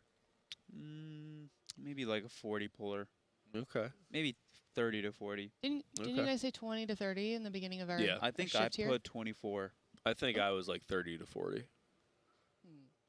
Okay. I still think it'll be closer to the I think it'll be closer to the 40 end now, just seeing it. There's a lot going on. The damage is actually kind of insane at a couple of points, and the boss just has so much health. Later on in this fight, are there mechanics we haven't seen yet in No. this fight? So it just kind of repeats. Yep, itself? it just repeats. Okay. But we also don't know when there's like an enrage. So what they're doing right now is when synthesize happens and all the ads go out, right? They go to one, they pick whichever one they're going to kill to prevent from spawning, and then the rest of them spawn. And you always get 3 that spawn. They've been bringing them just over to the boss and hard focusing the ads. Yeah. And then crowd controlling the acquisitions, just leaving that one in the back so they ignore it. So they're killing 2 ads right now. And what they're doing is focusing damage on the ads to kill them as quickly as possible. If this ends up being a little bit of a Titan rage, one of the things they're going to have to do is focus more of that damage on the boss instead of the ads, which means the ads will be up longer. And especially for the Guardian ads, the bigger ones with their 2-handers, they're going to put more of those orbs out. They're called sentries, and they just shoot little missiles at the whole raid, dealing a little bit extra raid damage. So as we get further and further into the fight, we might see them need to adjust boss damage versus ad damage, which would then also change how much overall healing they need in the fight. So you could end up seeing a couple changes later on in the fight that actually make early on a little bit harder too. Yeah. Just seems like once they figure out exactly what they're doing early on in this fight, maybe we just start seeing those chain pulls that we're used to seeing with them. But they're taking like a couple minutes in between, really taking their time. figuring out what they want to do, getting those weak auras adjusted. Here's another poll. Yep, so See if we're we can going to see have anything they moats changed. coming out here very soon. You see they're all pretty much pre-stacked over here already where they want them. Everyone's going to run out, make sure they don't accidentally touch any of them. Those little bombs are going to clear the ones that are closest to them, and then you see that green circle was for the synthesize. That's happening right now. Everyone's going to get over here, and they do have a couple people assigned to do cooldowns to just make sure this ad gets blown up as quickly as they possibly can. It needs to die by the end of the synthesize cast, otherwise they're guaranteed to wipe. Looks like they are successful on that, so now they're going to shift over here. They're committing Bloodlust here early, which is almost certainly not where they're going to use it later on, and is just one of those things that you do early on in prog just to get further into the fight. They want these ads to die a little bit more quickly than what they have been up to this point. They do bring down the defense matrix very, very quickly, which isn't surprising with Lust. Now they're nuking down the Guardian ad with a little bit of cleave on the boss. Ad dies. Now everything's on the boss. And they're going to shift backwards so they have somewhere close by where they can drop their moats.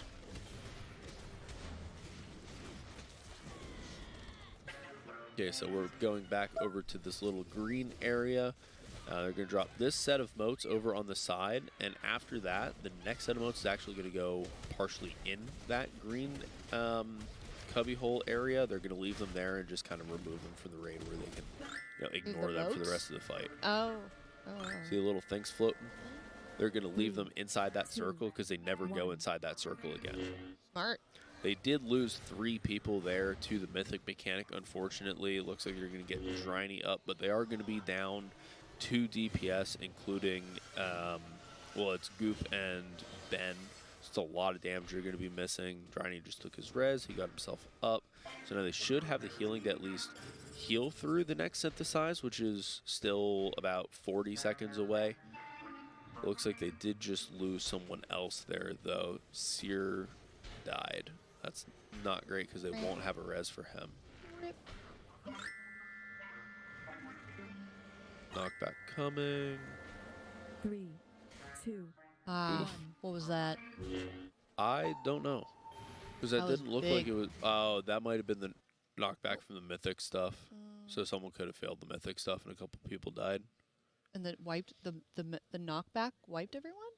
Or what do you Yeah, mean? so the Mythic mechanic knocks half the raid back and pulls half the raid forward, and then you have to go find the friend of the opposite one. Okay. And then they explode after a few seconds, and if you're not with a friend of like the opposite one, you die. Okay. I thought someone fell off the map and somehow killed everyone. No, that'd be funny though. To you, maybe. It's kind of stuff that my guild would do. Oh, It would be goodness. impressive to fall off this map because I don't know if you even can.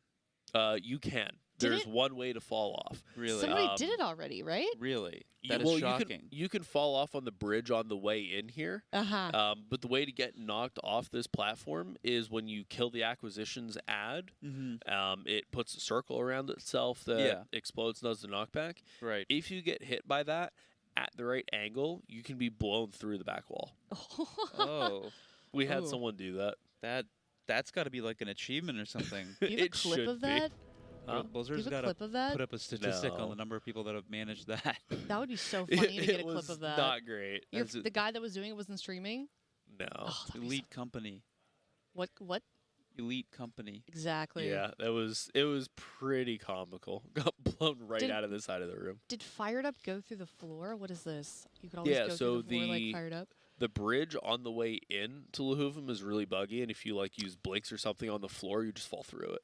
Oh gosh. We had our one of our players did that too, and then when they saw Fired Up do it, they're like, "Look, it's not my fault."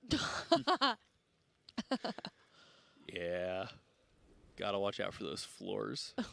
That's always a feel bad, just falling through the earth. It's fun though, in a weird way when it happens, because it's like exciting. Because I mean, obviously not when you're in like at a best pull or something like that, but I look forward to those moments. The problem with falling through that walkway is it's not intended for you to be able to fall off of it at all. So they didn't make like an end point of where your body stops. Yeah. So by the time your body actually stops falling, you are out of range for mass res. Yeah.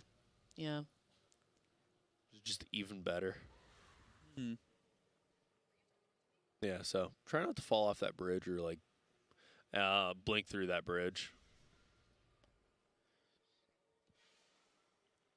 One time I was in Warsong Gulch and I had the flag and I fell through the earth. Did the flag reset, or did it come with you? It probably I don't remember actually. Because if it came with you and fell through the earth, that's an amazing way to win. I think that would be considered cheating, Crazy Puck. Not if you didn't do it on purpose. I mean, okay. You can't control if the game bugs out. Yeah, but yeah, I guess so. But yeah, that was a little bit cursed. That was a while ago that happened. I love this game. I got stuck in a chimney and my Hearthstone was on cooldown. My That's Hearthstone is in the bank. Ooh. What? What? It's a reference to a old Machinima movie. Oh, okay. Okay. I don't know that reference. Someone in chat's going to.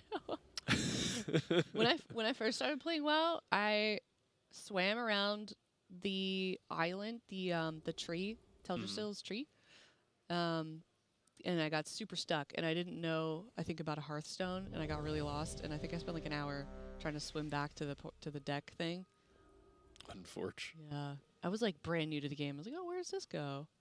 I fell off think we've all Argus done one that. time. You fell off I don't know. I'm just reading chat. Oh.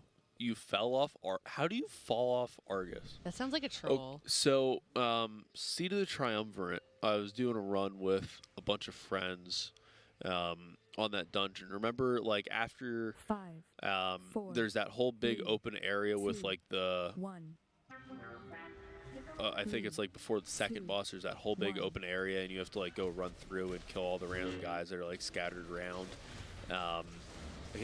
We were like running across, and we decided to like take a path where you had to like jump just a little. One of our people missed and fell off. Oh. I remember in the early days of MDI, there were a lot of like parkour things that people would do to speed run those. Like in what was that one where people would jump up to the bubble boss? What's it called? Ivazara? Yeah. Yeah. Oh, that weird like ship jump. Yeah. Yeah, the ship jump that you could use like a mammoth to help you or something. Yeah, just weird. And there was like a lot of stuff. Yeah, they would use that kind of mount, and sometimes people would completely miss and then basically just like lose. So funny. Yeah, funny. I don't know. It made me feel bad because they practiced it so much, that part, and then they just mess it up. Yeah, you hate to see it. What you do like to see, though, is Liquid getting into another pool here. They have taken down the ads. They are getting some damage here on Lehuvum. They actually killed those ads way more quickly than they have before. They got a lot more extra damage there on like the end of that reconstruction cast than they normally do. So I wonder if they made a couple of adjustments on the ads. Oh man, they're using the weak aura. Then that was my idea for this. What is it? Like what I was going to suggest if they weren't already going to do it. You mark, so there's 10, half the raid has one debuff, half the raid has the other.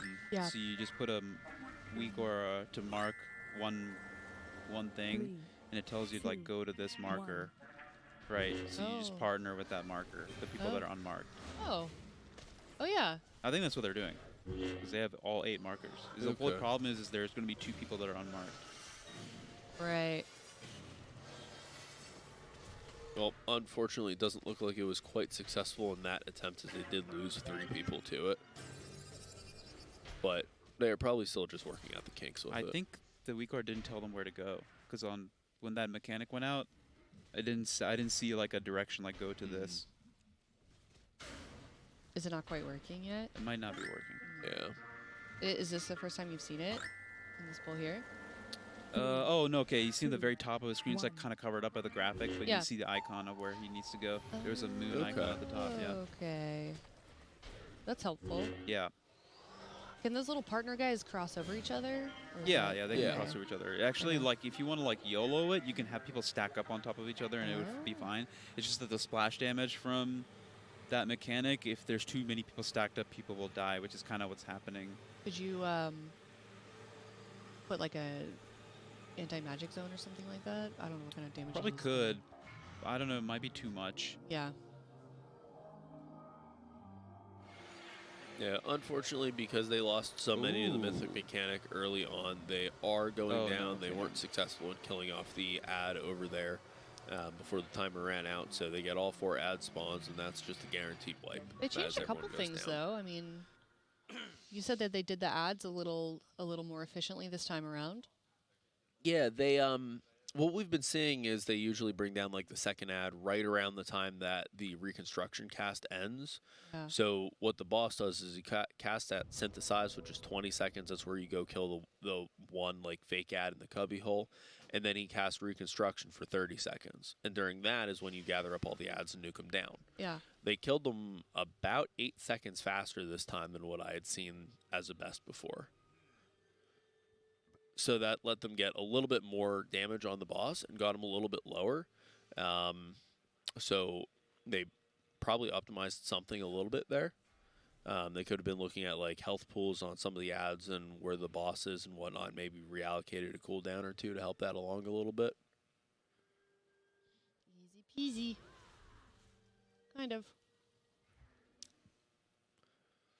Yeah, so now they are going to get themselves all buffed back up, hopefully get another pool going here, but there's just a lot going on in this fight. Like, that Mythic mechanic is, you don't have a lot of time to go and find a friend.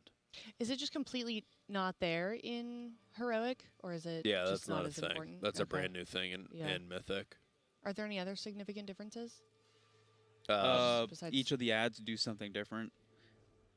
The Guardian, which is the guy with the big like staff-looking weapon, he puts up like these 3 balls. They're like called sentries, and they just shoot the raid for damage. You saw like earlier on in the fight, they were actually dealing with 2 Guardians at once, but then that ended up being a lot of raid damage that they didn't want to have to heal through. The defense robot, which is a huge like thick-looking robot that you can see on the left over there, he puts up a huge dome shield that will, I think, reduce the damage everything takes, including the players. I'm not sure if it includes the players. And then the little guys, when they die, they leave little motes on the ground, and then the Gar ad will like res itself once it's killed, which is why they're not even going to kill it at all and just keep it CC'd the whole time. Yeah, no Throughout real the point whole, to like kill that's the it. plan for the whole thing. Oh, Yeah. That seems like kind of a cheese. Yeah, you can just keep it rooted. So I think that's why they have all the Moonkin in here. I mean, on top of Moonkin being pretty good at this fight, having roots on those ads, keeping it rooted the whole time is probably going to be necessary. Do you think later on down the line, Blizzard changes that? Surely that wasn't intended to be able to it could be intended. Okay. Yeah, stuff like that has happened before. Yeah. Because it's a lot of damage to commit to killing that thing. You have to kill it twice, basically. Right. Yeah. You can't just cleave it down. No. Yeah. Because okay. So what happens is it'll chase people down. And when it dies, it explodes into like a 40-yard knockback. It's huge. You have to like it'll like totally disrupt the fight because you don't have that much space. Huh.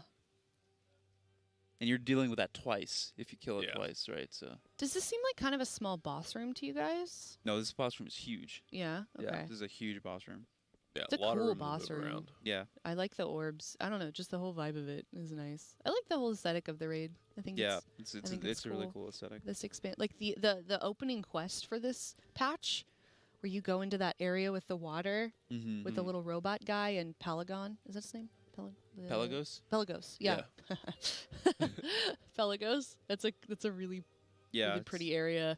I don't usually turn on game music, so I can get super immersed, but I turned on game sound for that. I was like, I'm gonna enjoy this area. 3, 2, 1. All right, back into another pull. You see that counter up in the top left. That's already at 80. That's a synthesized counter, so when that reaches 100, boss casts it. So that's why they're moving directly over to first one of the ads that they want to kill. They're going to drop the motes off. They get a deconstructing energy, I believe. They get one of those. Yep, so you can see the bombs in there. You're going to see a bunch of the motes go away. And there goes the boss, so here comes the synthesize. We do see Mr. I'm Fired Up casting his shifting power for a little bit of damage here on this.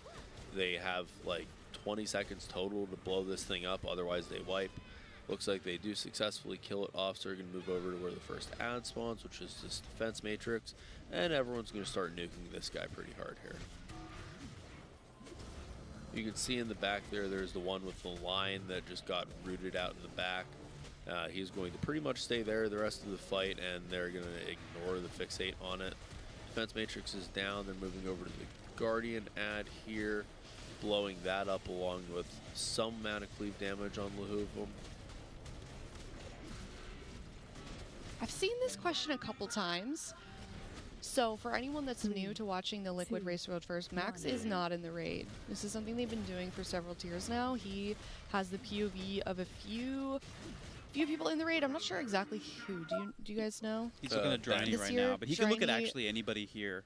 Oh, okay, yeah. So he's looking at everyone, but no, he's just watching and doing just doing the calls of the raid. What's up? Oh, I was just looking. Yeah, he's got. Looks like he's got a lot of eyes. He's got a lot of eyes of it. He gets to watch pretty much whoever he wants to at any point in time. Whatever point of view he seems like feels his best. YOLOing the mechanic. Yeah, they lost Twisted there, unfortunately. It looks like what do we mean? Because they're not like finding a specific partner. They're just kind of a bunch of them just stacking up. Oh yeah. I mean, maybe that's a better way to handle it. Like you kind of just group up with the nearest. I was thinking. People? Yeah, I was thinking that they were just doing it because like it's kind of a high success rate, not perfect, but. You know, they're not going to wipe to like a learning a finesse strategy right away. Yeah. And then they can just see further into a fight. But I don't know. I feel like at this point, maybe you try to develop a weak aura that works, that you can like not lose one or two people every time. Yeah. Really need to keep everyone alive through that. Would the weak aura show you where your partner is or where you want to walk to? Where you want to walk to. Because you see people are all marked in the raid. Yeah. So whoever, like, if you're opposite of those people that are marked, so let's say the orange buff goes on all the marked people, then the blue buff weak aura people will have a weak aura, and it'll tell you, like, go to this one, go to, like, circle, or you go to triangle, or go to diamond. Isn't this a pretty common mechanic that you see in a lot of fights? Or is there an aspect to it that's making it difficult to make a weak aura for it? I don't know. Like, I can't imagine it would be difficult, so I don't think this is a difficult weak aura to make. Yeah. So, I don't know. Yeah, it's certainly something that we've seen before, right? Like, mechanics go out, you have to go find a friend. Yeah. Yeah. It's something we've seen a lot of times. Last year. Yeah, exactly. Yeah, so maybe there's some kind of other aspect to it that we just don't know about that's making it a little bit more difficult than it normally would be. Or maybe they think that they can cheese it some other way. Could be that, too. There's probably something that we're missing here. Yeah, I am curious. Curious as well. Yeah, we'll have to find out at some point. Go bug one of the analysts. There were 2 last year where you had buddies. There was one on Sludgefish, and then there was one on the dancing one. Why am I? Yeah. Council of Blood. Yeah, Council of Blood. Yeah. That one was hard. Because you could kill people if you walked over it. So doing it with pugs or anyone that, or like me, where I would just like walk over the wrong people. They were both pretty, I feel like, pretty stressful. There it is. There's the weak aura add-on. It looks like it's it's St. Helios this time. Yeah, I remember like they did those like photo shoots or whatever, and Sang's picture, like it's that picture. It looks like I think the emo's called like Chad Helios in our Discord. Wait, they already took the picture from this. No, that picture is the old one. I think it's from like the Red Bull event. Oh my god, Chad Helios. It's called, they call it Chad Helios. That's so funny. Oh. Sang is a dark horse for just like funny stuff. Yeah. I feel like. I wish we could play the Painsmith, the Painsmith clip where he's like, "I'm about to bounce." Have we saved JCP yet? Is there any update on that? I mean, Not obviously yet. we're not. I Not think that I know of. the saving of JPC is is not necessary until later on in the instance. Mm-hmm. So they're just trying to Okay. use him where they can here. He's doing a lot of damage. I mean, Yeah. look at him. He Yeah, I mean, doesn't even he's have in the 4-piece, raid. and Look at look him at his go. damage. Go, little rock Yeah, he was saying star. that, like, I don't know much about rogues, but he was saying he's really excited for his 4-piece for some of the later bosses, and just the way that his damage profile will work with his 4-piece interacts really well with the later bosses. Good. From What's my Becky understanding, playing? it's like 25% black powder and eviscerate damage. Okay. As sub. All right, sounds like they're going to take a break for 5 minutes. But, I mean, so far, we kind of know they've got 13 pulls on that boss. Not super far into the raid, but what are some of the difficulties that we're seeing them run into, just if you're just now tuning in? They're losing people here and there to the mythic mechanic where 2 people get marked with, or it's not 2 people, half the raid gets marked with blue debuffs and orange debuffs, and you got to meet up, otherwise you'll die if you don't meet up in time. It splashes damage, so what they're doing to kind of as a safety feature is to basically all stack up, and then maybe like they might lose a couple of people here and there, but they'll at least make most of the raid live through it.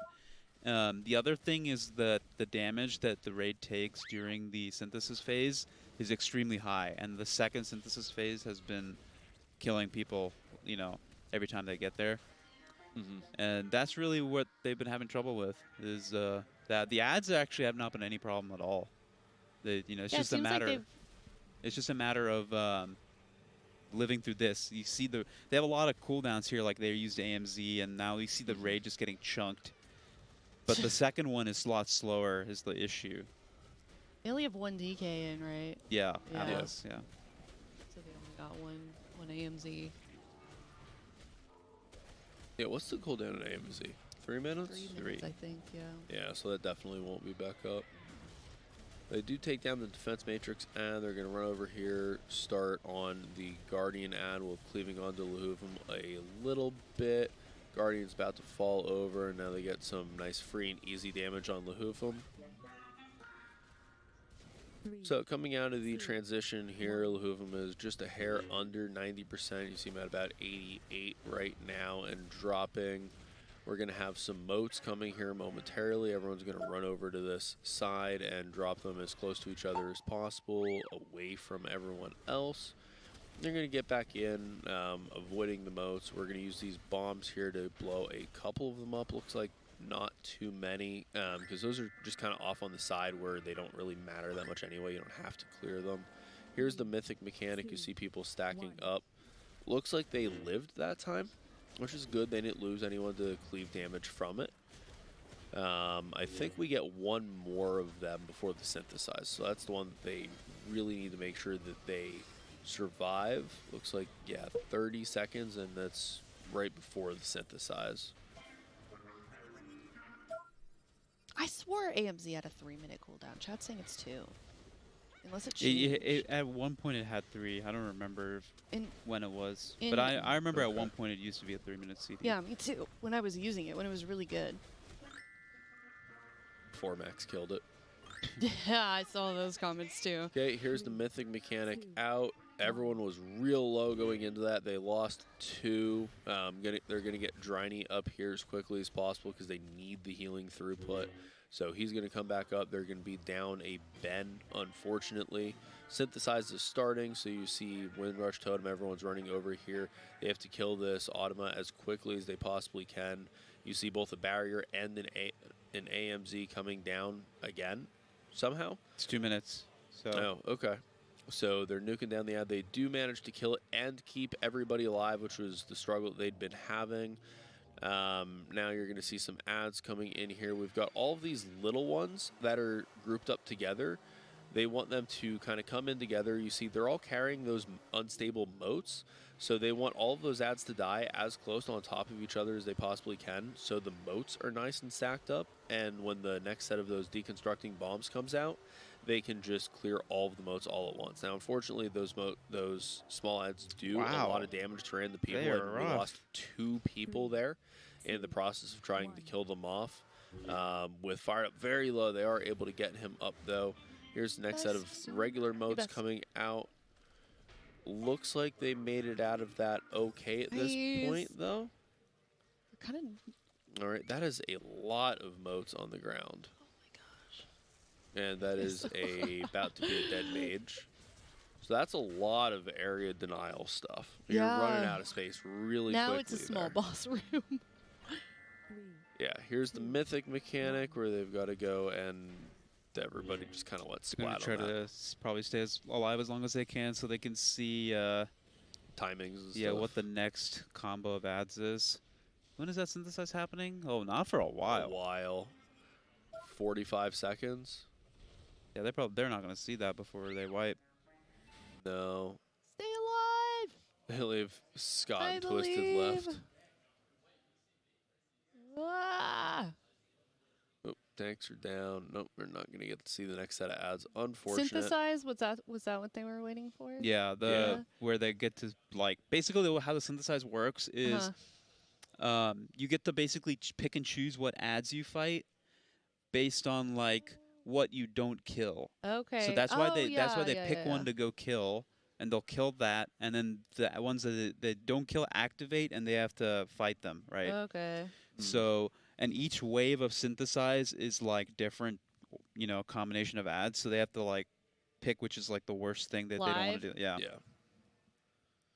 Yeah. Do you see the meters for that? Mm-hmm. What are we looking at? We have a survival hunter with almost 1.5 million damage more than second place. A lot of AoE. They got to the AoE part of the fight, so it's a lot. Got to AoE, and Wild Firebomb is apparently pretty strong. Yeah. Doesn't do reduced damage to other targets, so. Yeah, a lot of moonkins. Certainly helps. A lot of moonkins. Can we get a couple more survival hunters in here? Might. I mean, those little ads kind of look rough. They might actually bring one in. Who would be or maybe another DK. Lip has a survival. Yeah, it looks like they're having Scott switch to DK for AoE for mass grip. Yeah, for mass grip. Mass grip on those little ads. Go. Need them as stacked up as possible. Love it. I'm excited. That's my class. You like DK tanks? I do. Oh yeah, you play DK. Well, I just like don't any you? DK. Yeah. It's a good time. All right, so they're gonna get Scott's DK summoned up here, and hopefully be able to kill off that second set of ads there a little bit more cleanly. They did lose, I think it was 3 people there, just to the overall damage that's coming out there. When those little ads are out, they like shoot beams at people that do a heck of a lot of damage. And if like 3 or 4 of them are all targeting you at the same time, you're just gonna fall over. Should keep using default bags. Those look like default. That's default bags. What are you doing? I do not know why. Ugh. But there's an add-on interaction there because they're starting up a little bit from the exact bottom corner. Yeah, it looks like he's got something to organize them within the bags at least, but right? Unless the game can do that now, I don't even know. I haven't used default bags in so long. Yeah, there is like an organized button now. Oh, that's good. Yeah. That's gross though. Yeah, it's very gross. That's still kind of gross. Get that mana bag out on him. Ugh. Should ask him. Ask him, why don't you use the natty bags? This is my impression. I just don't care. You just organize it yourself. You just rip it. Or what does he say? Yeah, he says that kind of stuff. Yeah. Yep. You organize it yourself. Oh my god. You know what? I can't even talk because I'm the type of person that literally never has space in their bags. And if I need space, I just delete a gray item or something that I don't need and just live life in a perpetual circle of deleting things and making more room for things that I need to pick up. Yeah. There's a lot of junk that you're forced to loot nowadays. Yeah. All the anima pieces. Like this expansion is ridiculous. Yeah. Oh. And the amount of currency as well is just insane. It's insane to keep track of. And the variance in dailies also, like not even when I say dailies, I don't mean like quests that you literally grab, but things that you have to do consistently has gotten so diversified over the years, and it's to the point where you need like spreadsheets and stuff. Not that that's a new thing that people have been using, but I just want to kill boss. I just want to pew pew. I like to shoot bosses. Yes. All right, so it looks like they are discussing probably a little bit of exactly how they want to do with those ads, maybe reallocating another cooldown or two to them. They did seem to live probably a fair bit longer than what they wanted. I'd imagine they want those things blown up really, really quickly. What is that on his screen in the top right? Make sure this is showing tags. Oh, it's an ERT note. I think tags just sent that for some reason. To make Just sure it's that? showing. Yeah, I don't know what it is for. They're probably testing, like a test note. Oh, you didn't want to just feel included. Look, there's one on the fired ups too. Make sure. Yeah, this it's is just showing. it's wherever everyone keeps their ERT note. Will that fill up with other notes though, or is that just like tags saying hi? No, I think tags just testing to make sure everyone Okay. can see it. That the ERT note's out Makes working me or chuckle. something. I don't know. He had Seems to like a sign test. it though, just to add his own personal Yeah. touch. Like, love tags. Make sure this is showing. Love tags. Yours truly, tags. P.S. Hope you're having a good day. Can someone tell me if JPC's Fraser is good for this fight? Just good. He hasn't been freed yet. Still in jail. Yeah. Yeah. He's Which actually playing outside of the building. He's still out there from last night. Yeah, we had to move his We whole locked him setup out. into the parking lot. Yeah.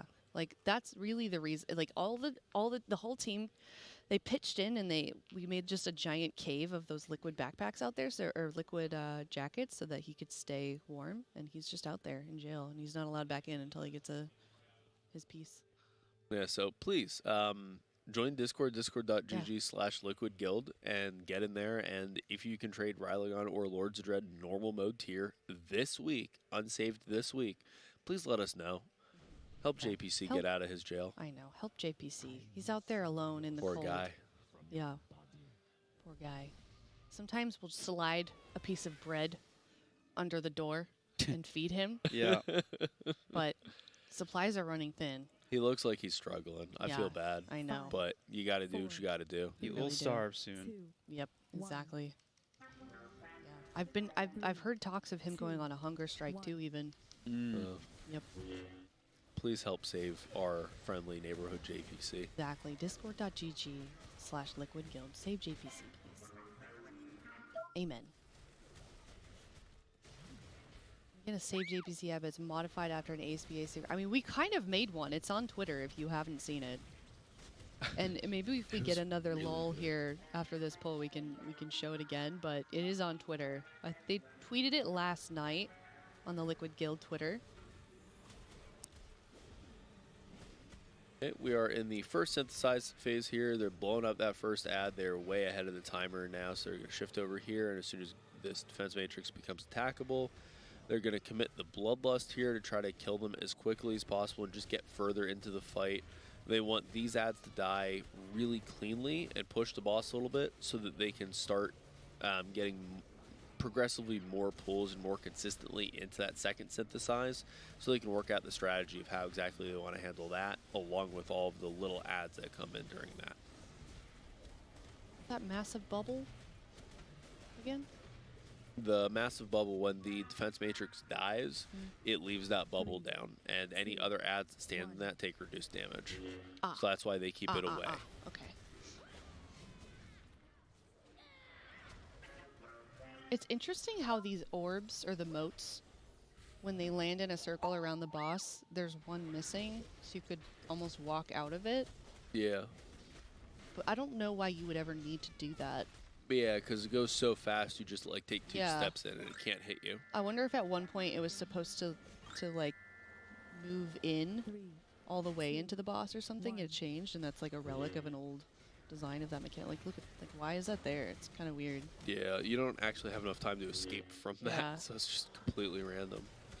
Now, we did just see the Mythic mechanic go out like 10 seconds ago, and that was probably about the cleanest that they've done it. Everyone just soaked with their own partner, so I wonder if they've finally got like the weak aura that they wanted up and running the way that they need. I saw them spamming like a save bubble icon. Yeah, that's probably about what they needed to help. So the next one's happening actually here in 5 seconds. You'll get to see the save bubble happening. You see people are... Oh, okay, so they have it like... They're still kind of stacking, but they have it in 2 different groups. 1. Okay, they lost Eric there, but they'll get him up quickly. Fired up, almost ate one of them during his shifting power. But they're doing good. They have the whole raid alive now. Yep, got the whole raid alive. We are going into the second synthesis, so they've got to blow up this defense matrix as quickly as possible. You see both a barrier and an AMZ down, 2 and AMZs. another There's the double AMZ down, just to keep the raid stable through the immense amount of damage here. They do kill the defense matrix. That last tick still chunks them down to half. Now they're all going to come into the middle here. You see we've got that group of the little ads coming in with the moats over their head. They want to interrupt these degeneration casts. If you interrupt it, then they'll like take a couple seconds. You have to use like a stun or something. These guys are still just off to the side. They need some like knockbacks and a grip or something to get them together. And now it looks like they are finally starting to come in a little bit. You've still got 2 in the back by themselves. Okay, a little knockback to get them in. They're going to kill these things together, and when they die, they do drop more moats as well. So here comes the rest of the degenerations dying. Looks like someone accidentally triggered some moats. It looks like they also killed off the acquisitions, which is going to... oh no. There it is. Move to Eric's mage. It didn't die. I wonder if there is like a 2-minute timer on it. On what? Sorry? 3. So the acquisitions ad, their idea was just never kill it, because if you kill it, it like respawns. Yeah. So they were just crowd controlling it, but you can see it there big and thick and angry. It like grew in size and got angry and started attacking them with the giant circle around it. So I wonder if there's just like a 2 or 3 or 4 minute timer or something on it where it stops being CCable. I feel like that would make sense. I mean, it always seemed like such a cheesy way to get around that mechanic by just not killing it and CCing it the whole time. What do you think, Jet? It's possible. It kind of depends on the fight. Yeah. Interesting. I wonder if they changed that, because they'd gotten just to that. Now? Yeah, because they'd gotten. That's the second time they've gotten to that point. The acquisitions did not get big last time. But this is the furthest they've gotten. Like that was like in terms of fight time. Yeah. Because they got that far last time, but they were wiping, so it's possible the acquisition also broke out that time too. And we just didn't see it. Yeah. Okay. 4.5 minutes though, 60%. Yeah, What are you insinuating? That's a lot of boss health. Yeah. That's a lot of boss health to chew through. Though I do think after that synthesis, you have a lot of time. The next one was like 2 minutes off or something. So you Yeah. have 2 minutes to just nuke the boss once those ads are dead. Yeah. Make sure this is... I don't know why that cracks me up. Oh, you the know, tag I signed wonder it. if that's like a trigger for a weak aura as well. The tags thing? The text tags note? in the ERT. Yeah, I don't know. It looked like it kind of reset just now. Yeah, so they might still be making a couple of tweaks to it.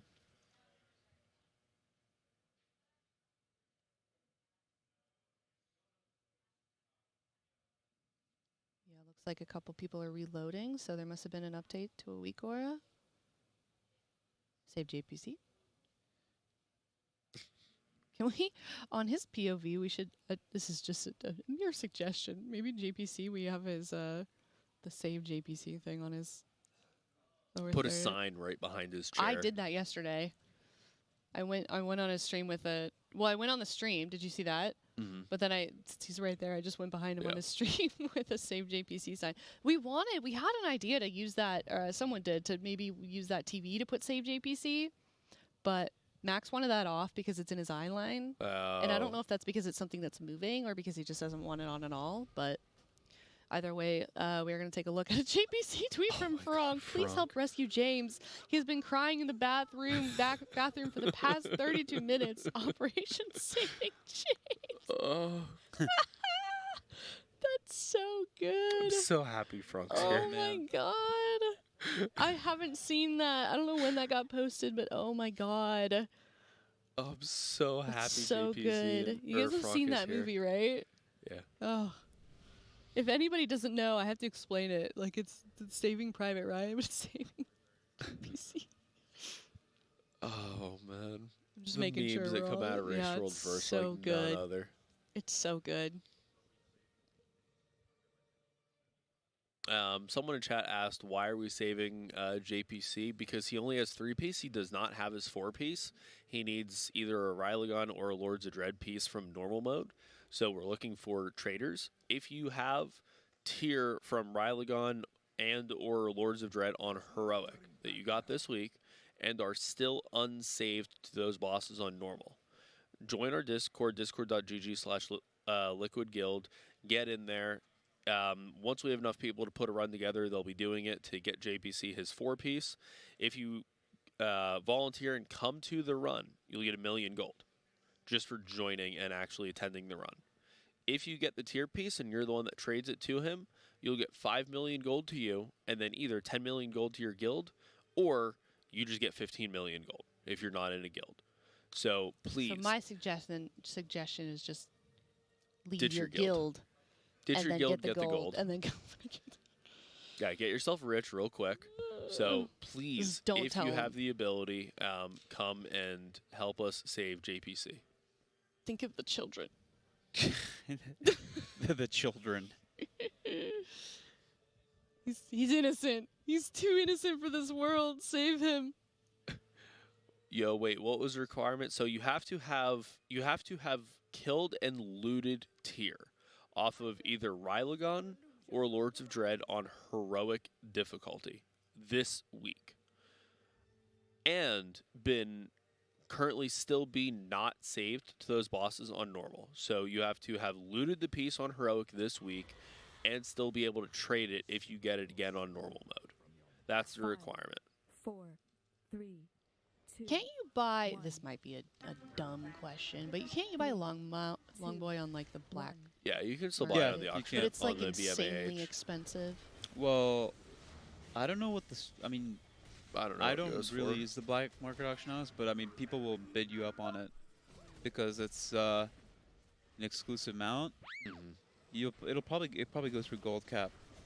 Yeah, I wouldn't be surprised. So odd to me that that's not something you can still buy. It was a limited time thing. I don't know why they did that. I mean, you can Yeah. still buy the mop vendor mount and the war thing, the other one, the mammoth. Yeah. And all the other gold sync mounts you can still buy too, like the spider mount that's like 1 million gold. You Yeah. can still buy that.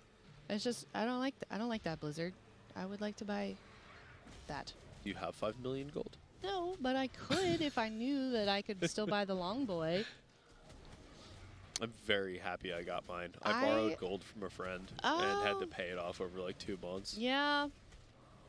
But No. I'm very happy I have it. I use it all the time. And the people that do have it are like, who was it? Was it you? No. What? It was Zyro. You know what Zyro does with his? What? With his Longboy? He goes in Oribos and he kicks off the auction vendor off the mount and just AFKs. Wow. That is, yeah, That's that's a Zyro evil. thing. That is very evil. I usually just AFK in Orbos next to the mailbox because I'm like friendly and like helping people. Yeah. Yeah. It's like if we have that, what's that that checkerboard thing that's like chaotic good, chaotic neutral. Yeah. The Yeah. character alignment Yes, chart. yeah. We should do that. How many spots are there and how many casters do we 9. have? Oh, so we'd have to kick one off if we did it. Or I guess we could have one split. Yeah. I would like to do that. Can someone make us one? Maybe someone knows. I'd like to see their opinion on that. But Someone in chat will anyways, my figure it point out. being, Zyro is Chaotic chaotic evil. evil. And you're the opposite of that. I just try to help people, man. I know. Sorry. That's good. It's good. If I had a Longboy, don't know. I don't know if I would do that. I'd probably just keep it in my bag, so maybe I'm just neutral. There's no, yeah, an alignment of chart of casters. That'd be cool. I want to make that. There's 9 slots if you use neutral. Yeah, exactly. What do you mean if you use neutral? That's the middle slot. Yeah. What do you mean? Like 2 neutrals? Well, there's like good and evil, chaotic and lawful, and then neutral in the middle of each. So the very middle piece is neutral. Oh, okay.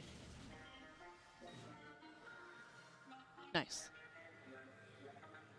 We had a couple people blow up to the Mythic mechanic there, so they're probably not going to meet the DPS check for these ads.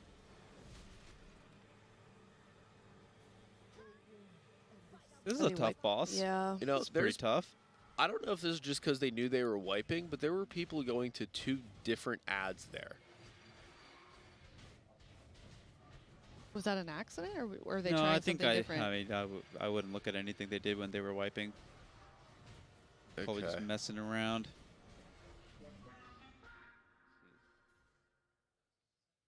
Interesting. Max looked confused for a second. Look of confusion on his face. Wait, so do you think they're trying to split the raid? For No the way. ads now? You'd have to commit all DPS cooldowns. Yeah. And I don't know that it's worth it. Yeah, that wouldn't really. I don't. Yeah, it did. Because like, what theoretically would happen if you were to pull that off? Well, you'd have one less ad set. So what has more health, the actual ad when it spawns or the vision of the ad? I have no idea. Because I would assume the synthesis like hologram has less health. So if it's a significant difference in health between the 2 of them, you know you're going to kill one. But if you committed cooldowns to kill both of them, you split the raid and everybody saves their cooldowns for that point, or just make sure you have enough, and you manage to kill 2 of the images, and let's say the image has, 600k health, but the ad itself has like 2 million, then you effectively add 1.4 million damage on the boss. Because you just don't have to kill that thing. That's an interesting thought. So it could potentially work, but having to commit that many cooldowns to it is extremely high risk, and I don't know if the reward is enough. Yeah. I mean, I don't even know if you could be able to do it. Yeah, I don't know if it'd be possible. You would. That's why I'm saying you'd have to commit every single cooldown that your raid has, and I just don't know if that's, even with that, I don't know that it's doable. Well, I don't know if you guys just saw, but it looks like they are going on a Jersey Mike lunch break. But in the meantime, we kind of discussed maybe that as a possibility of a mechanic that they could change up. Are there any other ideas that you guys kind of have brewing in your head of something else that we could change up that we may see later on? Just cleaning up the Mythic mechanic. Yeah. Really? Yeah, I'm not sure. It's even making it through to those ads. I mean, it's that set of ads when they come out is like it's pretty rough. So maybe they rethink what they kill. I don't know. Yeah, maybe. Be interesting to see what they come back with after lunch. Yeah. How do you feel? How do you guys feel about this boss then? Do you think it's? I actually was kind of like thinking after seeing how the tier started that maybe this boss is going to be real. Seems like it is a real boss. So it's going to be a hard one, is what you're saying. Yeah. Is this going to be the first wall that we really see then in terms of in progression? I don't know how much of a wall yet, but yeah, this is. Every time that we see them do like 2 or 3 pulls in a row, not get further than like 65%, and then have to take 5 minutes to kind of reorganize their thinking on it, I think my expectation gets pushed off like another 5 or so pulls back. I wouldn't be surprised if this is like a 45 or 50 pull boss at this point. It's going to be a hard one. We've seen also the percentage of where we currently are in the fight. Do you think that there's like where in the fight do you think where we've kind of figured everything out and it's really just a matter of cleaning up our gameplay? You need to see the different waves of ads. Yeah. That's the main issue. The different crossovers. So this is like one of those bosses where you kind of have to go through the whole boss fight to learn everything. Yeah.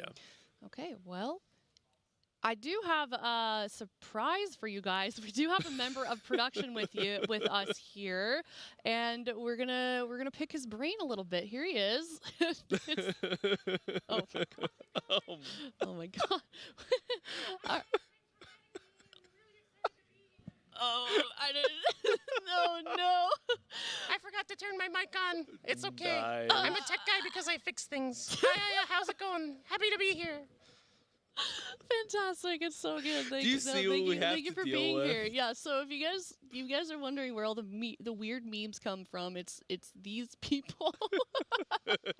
No, but if you could just introduce yourself and the production company that you represent and what you guys have been doing behind the scenes. For sure. My name is Salil Gupta. I'm the CTO of Waveform Entertainment. We're the folks that have been producing this Liquid Race to World First and previously Limits Race to World First for the last 3 years before this one. I've been the lead technical producer on Race specifically, and other than that, we're super happy to be here as part of Race. Race is a very fun event for us because of the fact that normally when we do an event, it's a competition, a tournament bracket, but this one we actually get to be a part of a team and really get to actually root for someone, whereas normally when we're doing a tournament, we have to kind of just root that we don't get a Game 5 or Game 7 in a best of 5 or best of 7 so we can leave earlier. Right.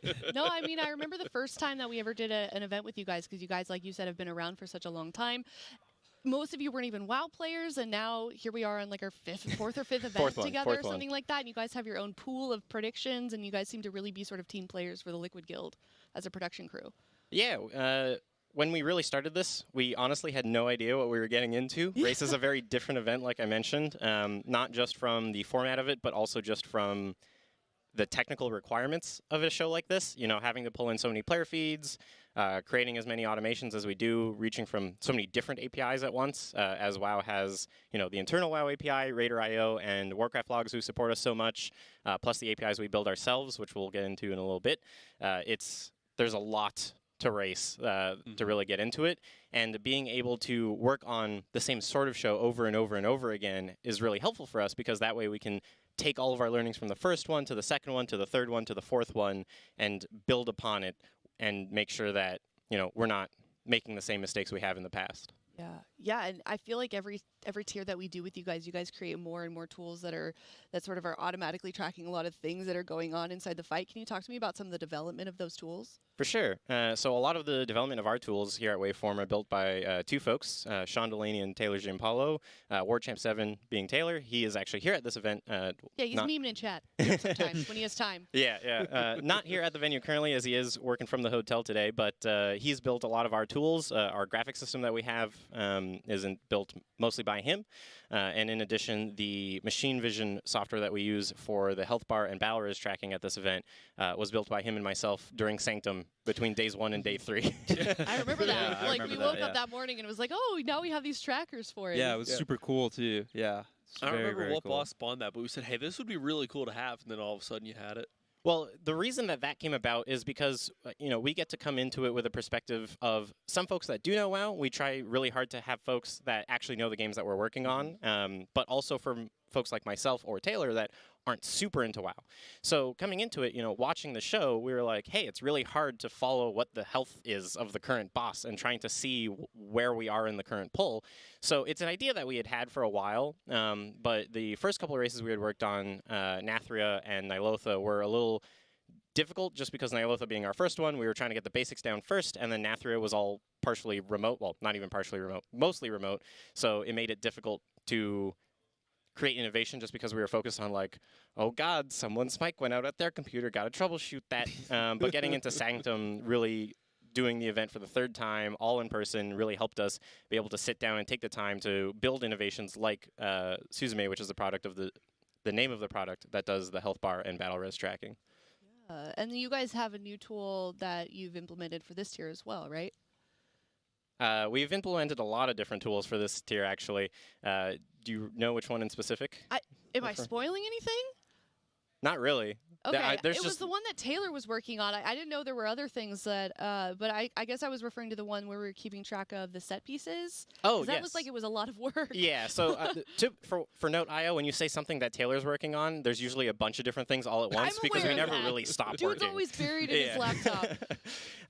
But yeah, so this tier, one of our new implementations is we're looking at a bunch of different APIs to try and scrub through the tier sets so we can display more detailed information on specific characters of the guild. So that way, we can see what the various tier sets that they actually have are, as especially this year, it's very important information to have. Last year, we did a raid composition graphic pulling from Raider.io, but it was very there was a lot of different information on it and not enough room to add that level of detail to it. So yeah, we've created a new graphic now that lets us really hone in on 4 individual characters at a time. And what's the next big project for this? Anything that you can mention, or is it a surprise, or? Last tier, we were actually trying to work on getting raid frames working as an Yeah. overlay similar to the health bars and battle reses. Part of the problem with that was a lot of different problems that actually popped up over time. We would knock one out and then have to go do another one. But that is something that we would like to try implementing because the raid frames keep moving around, but also most players have the raid frames like underneath where their player cam normally goes for us. So getting to have a proper raid frames overlay would be great, though is a lot more work than we were expecting. One of the other things that we'd like to do for next year, if possible, is that at least right now, the way that Max and the different analysts pull the feeds is it works great, but there's a lot of room for improvement on that. So we want to work with the player specifically. So this wouldn't really be a broadcast innovation, but something for the players to not only make it easier to pull any of the feeds that they want rather than just one at a time, but also to provide the analysts a better system for looking back and scrubbing through all the things. Because right now they're just kind of looking at Twitch clips and Twitch VODs. Yeah. I mean, you guys have got a tremendous crew. The first year that I worked with these guys, I think there was only one shift. You guys were here from the start of the raid to the end of the raid, and I couldn't believe that these guys were awake and functioning, and obviously they're an extremely hardworking crew. But I think my favorite thing about working with you guys is like the amount of memes that you guys produced in such quick time. Would you like to speak to that a little bit? Oh, of course. That's one of our favorite parts of race, in fact. Again, we're all gamers at Waveform. I'm a StarCraft guy. We have a lot of FPS folks. We have one of our producers is playing WoW over at the bar right now.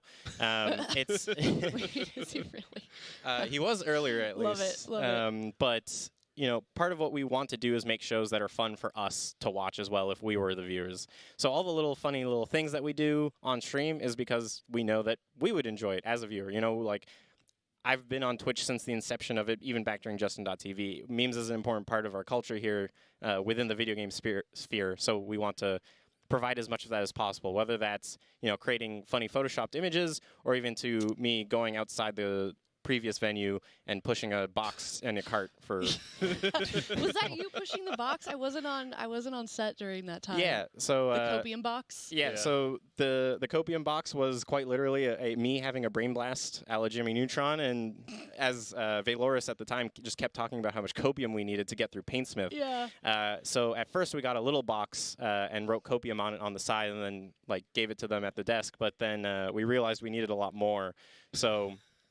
Found some boxes a lot more and copium. A lot more copium, yes. Yeah.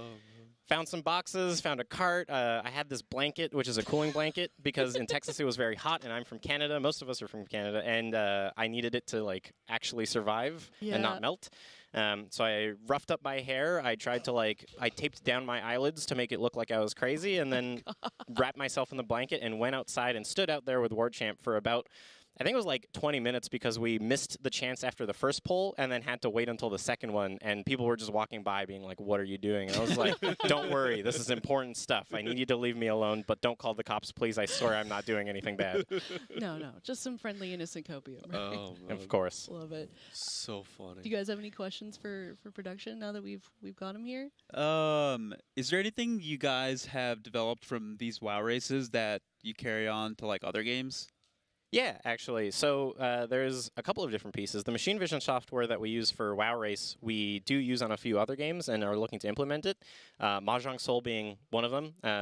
Quite the flip from WoW, but Mahjong Soul, the way that works is that the matches are quite long. So the intention is instead of having someone sit there just to select who the dealer is as one of the 4 players we need to have focused, we use the same machine vision system to read who dealer is and then focus that. Also, a lot of the developments we've made for our graphic system, for WoW Race specifically, because of how many automations are going on. Oh, my God. Wow. With the amount of automations going on in Web Control, which is our graphic system, we bring a lot of that forward into our other shows. And that's something that we generally do with all of our products, is that if we make an improvement in something for one show, we'll try to see how we can get it to fit for the next. As even though every game is very specific and has its own needs, there's also still a lot that is the same across most shows. Very cool. Cool. All right. Well, I think thank you. That's lovely. That probably, guys, just got made back in the Oh, well, it production definitely just last 2 now, minutes. obviously, because you're sitting here, so that's great. Well, since you have the floor, and we've never had any from your team on the broadcast, anything you Well, want to say? that's not true. What do you mean? We've been on the broadcast Okay, plenty. I was with on a microphone. I was on with a microphone twice last race. Were you? Yeah. Yeah. I was the points police last time. Okay, fine. Oh yeah. What I'm trying to say, is there anything you'd like to say before we send you back to your pit? I think the only thing that I'd really like to say is just thanks for having us here. Race is a super fun event. All of the crew, I can say with certainty, we're always looking forward to next race. We were at our after party for Sanctum, and everyone was like, "Man, when's the next tier?" And really, truly, it's a great experience for us to be a part of Race World First and to be on an event that everyone cares about so much. And it's nice to be able to put in as much effort and have people actually enjoy it. You know, like my thing especially is I want to put smiles on people's faces and have them enjoy the shows that we produce. And it's really nice to see, chat laughing at the jokes we make, or talent telling us that they're having a good time on the desk because we make their lives easy, or seeing the players get world first twice. We'll get it again this third time, and then we'll be solid, Awesome. Well, Love it. thank you for taking the time out of your busy day, I'm sure, to come and chat with us. And you've got lots of memes to get back to, so we'll let you get back to work. But make sure you guys maybe we can get like a little heart in the chat for Waveform, because they really are an amazing group of people that work really hard behind the scenes to make That's things the rest of happen. them. There they They're all are. waving to you. There Right they back are. there. That is their little corner there. And we are going to let the Raiders get back to lunch, and we're going to have a new set of casters when we come back. So thank you guys so much. We'll be back soon.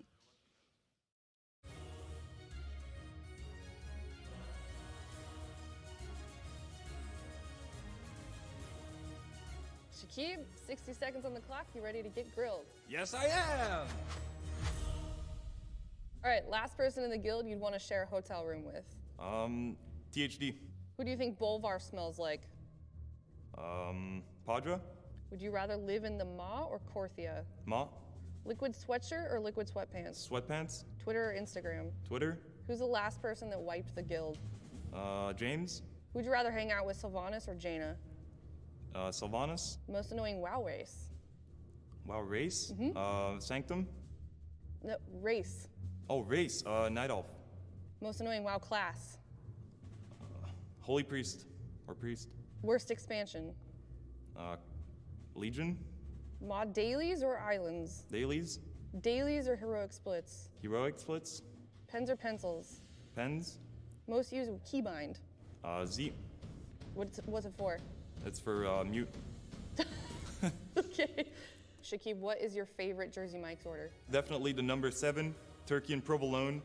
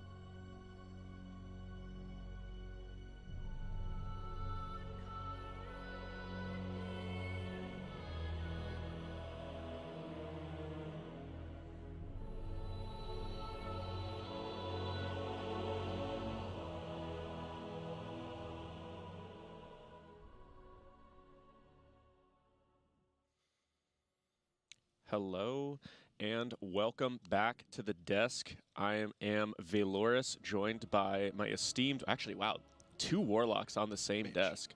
Yeah, don't lump him into this. Oh, sorry. Zyro's hiding from his true identity there. But you're the Mage. warlock guide writer. I just get paid to do that. Okay. All right, that's fair. Okay. That's fair. Sorry. Mage and Warlock colleagues, of course. Kalamazi, esteemed Warlock theologian, I suppose. That's what does that even mean? Theologian. Somebody who studies like theologist? Theologist? Okay. Yeah. All right, Theologian. I'm down for that. Okay. Yeah. And then, of course, Warlock guide writer, but Mage in his heart, Zyronic. What's up, gentlemen? How's it going? Not bad.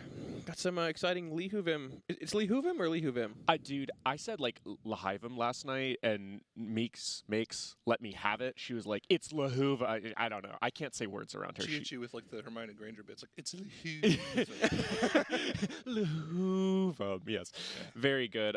Let's take a quick review of the day so far here. Taking a look at the bosses. Of course, Prototype Pantheon going down for the guys. I think it was 7 pulls or 5 pulls today. I think bringing it to a total of like just over 30 or so. Definitely. I mean, I don't know. It's Thursday. I mean, we're only 6 bosses in. I don't know. We're only a day in though at the same time as well. We're not even 24 hours in. I don't think. Right? They started Mythic polls like mid this shift yesterday. Yep. So theoretically, it hasn't even been a whole day yet. And yet, it feels like it's been a decade. Splits do that to you. Splits do that too, oh man. Splits do that too, oh man. It's kind of fun to compare this first couple of days to previous tiers though. Like going back to Castle Nath, 7 bosses died out of the 10 bosses in that raid on the very first day. This is a very big change of pace for a world first race. Yeah, it definitely is. I mean, it's actually, I think that's a great comparison because it's like, I remember specifically it was that Thursday night we were staring down the barrel of Sludge Fist and just being like, oh, this boss is real. Of course, you can see on screen right now, we have Lahuvim. That works. Yeah, Lahuvim. And Halandris sitting there. I think the one that we're all excited to get to, not that Lahuvim and Halandris aren't kind of interesting bosses, but Anduin definitely kind of seeming like it's going to shape up the length of the raid. I mean, I'm sure you guys can both attest, but it's like production and like all of the liquid staff are like, so how long do you think the race is going to go? And it's like, dude, until we see like at least like the first hard boss, which is usually like the penultimate boss. In this case, you know, Anduin is kind of like the second to last boss, but he's actually just the 8th boss. You're like, I don't know, man. I mean, it's like it's so hard to say. But yeah, hopefully seeing Anduin roll in here sometime today. I don't know. So I guess the topic as we were at the end of the desk last night was talking about what we were expecting to see today. What do you guys think? I was pitching we'll see a little bit of Anduin. Do you agree, or is that a accelerated timetable? I think so. I think Lihuvim probably dies within. It's Lihuvim. To you, it is. I think it probably dies within a couple hours, give or take. I mean, some of the tuning does seem pretty wild in this fight, but that I believe it's the second, or I think it's the 3rd synthesized cast. There's a pretty big like gap between the 2nd and 3rd comparatively to 1st and 2nd due to the changes they put in to the fight earlier this week. So early on, it seemed like the boss was like just so incredibly high health-wise, but you have so much time to burn between that 2nd and 3rd synthesize. I mean, hopefully they can get the coordination down with the Mythic mechanic and get a kill in relatively soon. I want to see Halandris though. Yeah. Like that Mythic change is going to be wild. Well, and we saw it. I guess I shouldn't give away anything about it, but we saw just a little bit of the Halandris antics going on. They pulled it off stream yesterday to get just like a sense of what the Mythic mechanic looked like. And yeah, Halandris is going to be interesting. I assume everybody has that information, or I guess the other people being Echo, they probably pulled it as well, just a little bit.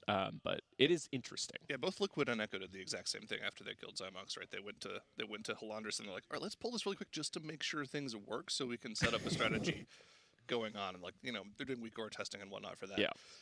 But on the subject that we were talking about with, you know, length of raid and specific pull counters in this instance, I mean, we're kind of past all of the fluff bosses. All of these last bosses that we've seen, especially on Heroic, were definitely a step up from what the 5 bosses that they've already killed. And I mean, we even had like a caster spreadsheet of pull predictions. All of us were pretty close on the first 5 bosses, you know, 5, 10, I think I pegged 1 and 2. Did you peg? I think so, yeah. I think I was really close. I said 15 for Zymox, ended up being 16. Oh, we actually have a graphic coming up for that too. Oh, now I'm gonna get. Oh, man, we're gonna get roasted for this. Let's see how close we actually were. 2. Let's see here. I think I got 1 and 2 right. 2 and 2. I think so. Yeah. Oh, I was a little high on sausage, but I think Prototype Pantheon and I think they moved me down a little bit. That's okay. These are all pretty. I think a lot of us were kind of surprised by how many polls Prototype Pantheon ended up taking, though. None of us were anywhere near that one. I got 29 on Prototype, and I think they ended up killing it in 33. Okay. So easy on that one. Although ignore my 37 on Zymok. I don't know. 37? I was just putting numbers down. I mean, I don't know. My weapons are strong, but they're not that powerful. Yeah, true. Artificer Zyro, pretty notorious slammer. I think looking at the Anduin row there is pretty interesting. I mean, as you can see, like across the board, everybody expecting that to be, Nagur and I, obviously bringing it at that 2-digit. And Jet, of course, at 80. But everybody else thinking that's going to be, at least 100 polls, kind of going up pretty big there. And interestingly enough, I noticed a lot of people think that, Zyro, wait, I just noticed, you think 20 on Jailer? 120 on Anduin and 20 on Jailer? There's a number missing You there. forgot a 1. It should be 260. I don't think they put the spreadsheet info in right there. I was like, yeah, dang, that's a bold prediction. A little bit of a, I mean, that's the. I think what happened is I put 269 as my number, and they just didn't want to put that on the spreadsheet. Why do you think that? Because it's accurate. That's why it's going to be the poll. It's too close. It's too accurate. Yeah. No, then we also have 491 from Valorous on the predicted Jailer polls here. Do you want to explain that a bit? 491. It's a good poll count. Like, I don't know. There's something very cinematic about it. It's very close to 500, not quite 500. I don't know. It's just it's a good number. I'll be honest. That seems very high to me. But it's like, okay.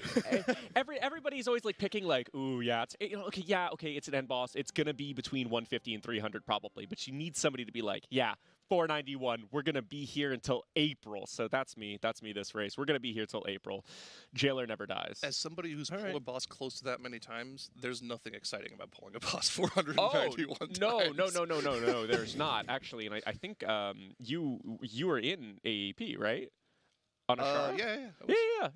That was over 500, guy. Yeah, that was like 530. Yeah. Oh. It's all one big blur at that point. It doesn't really matter. Yeah, that was expected tries that we were just looking at. And yeah, actually, I can agree with that paradox.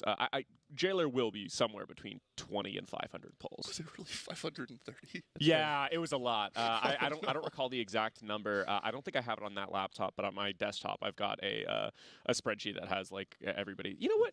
Shaking your head at me. That's just a lot, man. I'm just like. I thought you were judging me for my spreadsheets. No. All right. You're the goalkeeper of the guild. Why would I judge you? You're like our statistician. Hoping to get paid by you soon enough. Like, I like numbers. I don't know. Yeah, you got it all down. I got it all down. I'm just getting bullied out here, man. I don't know. I'm on the defensive last night, dude. Makes was. She was you can breathe easy. Yeah. It's okay. We're all friends here. We're all friends. Okay, yeah, this is a circle of trust. This is the chill afternoon shift. We're going to have a good time. We're going to see Lee Hoovim die.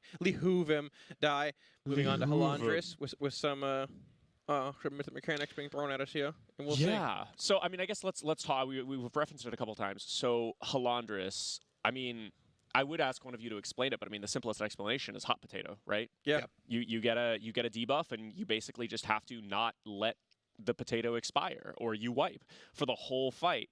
And we don't know for sure, like, obviously just the way the mechanic actually works, we may be getting more potatoes over the course of the fight. It's possible that we may be dealing with the same number of potatoes. We may drop the potatoes and then move to another one. But the essence of it is you can only hold it for a certain number of seconds. It does some damage to you. And then if you were to pick it back up again, you take a bunch of damage. So you've got to kind of just pass that debuff around. And it's an interesting take on that particular mechanic, because we've seen that sort of like, you have a debuff. Actually, we even see it on Lords of Dread. You have a debuff, and then you've got to manage it and toss it over to somebody. Or is it Lords of Dread that I'm thinking of? That you have to toss a debuff. It's the necrotic circle thing. You can pass it around. Yeah, the stack too high. You can pass that around. Right. And you see like a lot of those, or Professor Putrezide going all the way back to ICC, probably one of the more notorious ones. Kata baby. Kata be you? Kata baby. Kata baby. Oh, okay. Well, it's there's always an interesting concept of like here's an immortal debuff. It doesn't go away. You just have to deal with this, and it's not something that you get through. It's something that you just have to mitigate over the course of the fight, and that's probably what these bombs are. And so it'll be interesting to see exactly how that plays out here. on such a movement-intensive fight. Obviously, Halandris has these weird phases where, I mean, is that the furthest that we move in a boss fight in the history of the game? Probably. Most likely, like yeah. actual character movement rather than just being teleported somewhere. Yeah, there's so much travel time there. I wonder if Garrosh gets close. Because, you know, in Garrosh, you get that huge speed buff in those intermission phases. You know, you do the Terrace of Endless Springs run. You've got to run all that way up. And then phase 4, obviously, including that huge arena where you're running back and forth. No, but I think Halandris is more movement. yeah, I mean, it probably is. Yeah, It probably it's is. pretty It's a lot of running around. And unlike some previous fights where you get a movement speed, it's Halandris, dude. You're just walking. Yeah, you're just walking. You're just going. Well, it's kind of an interesting concept on like the in-phase burn mechanic too, right? Because if you look at how Halandris works, the actual final phase burn starts the second he starts walking toward the final room. So people are going to want to like plan their cooldowns for the second he stands up and like really efficiently do all of their DPS on the move until he finally plants down.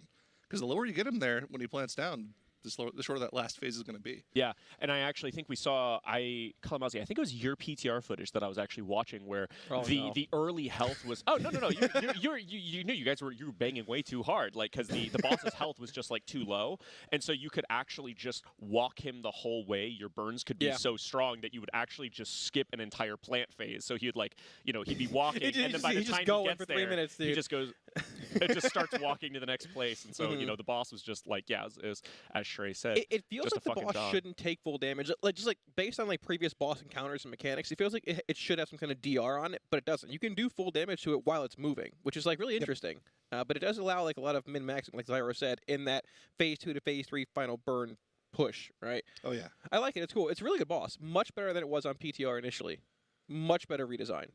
Yeah. I mean, it is. Sorry, go ahead, Zyro. I will say I think the PTR version gets a lot of flack. The one mechanic that everyone looks at on the PTR version was like that people just hated was the fact that you had to kill the crystals. Like, that was really annoying. Like the pylons, you mean? had to like break the pylons with the frontal, and then you could do damage to the boss. That was annoying. But I kind of like the stack up mechanic. Where I did not like where that. you got the shape over your head and you had to stack up with your group.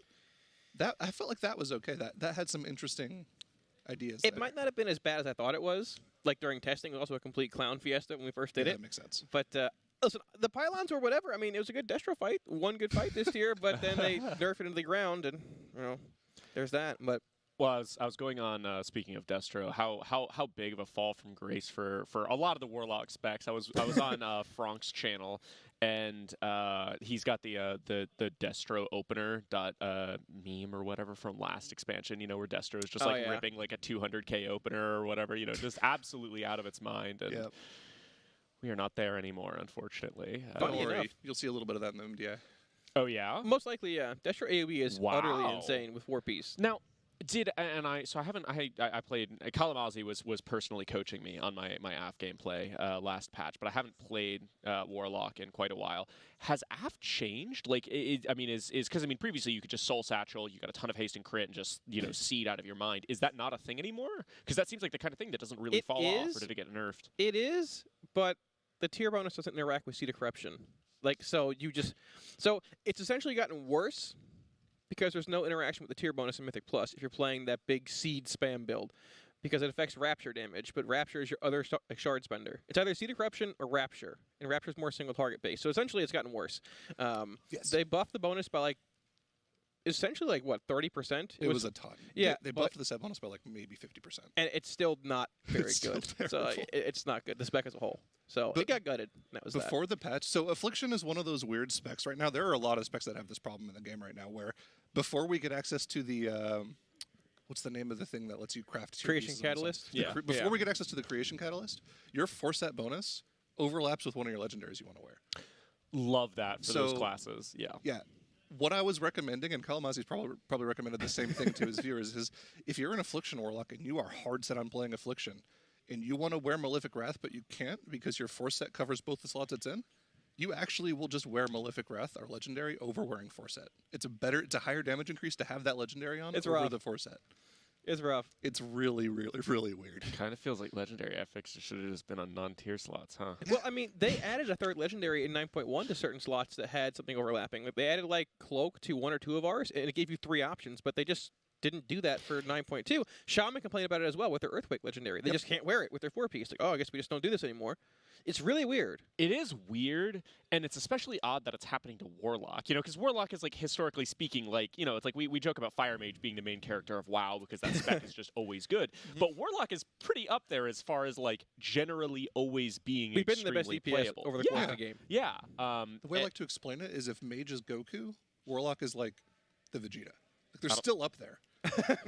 You don't get it, but they'll get it. You haven't seen Harry Potter? Yeah. Okay.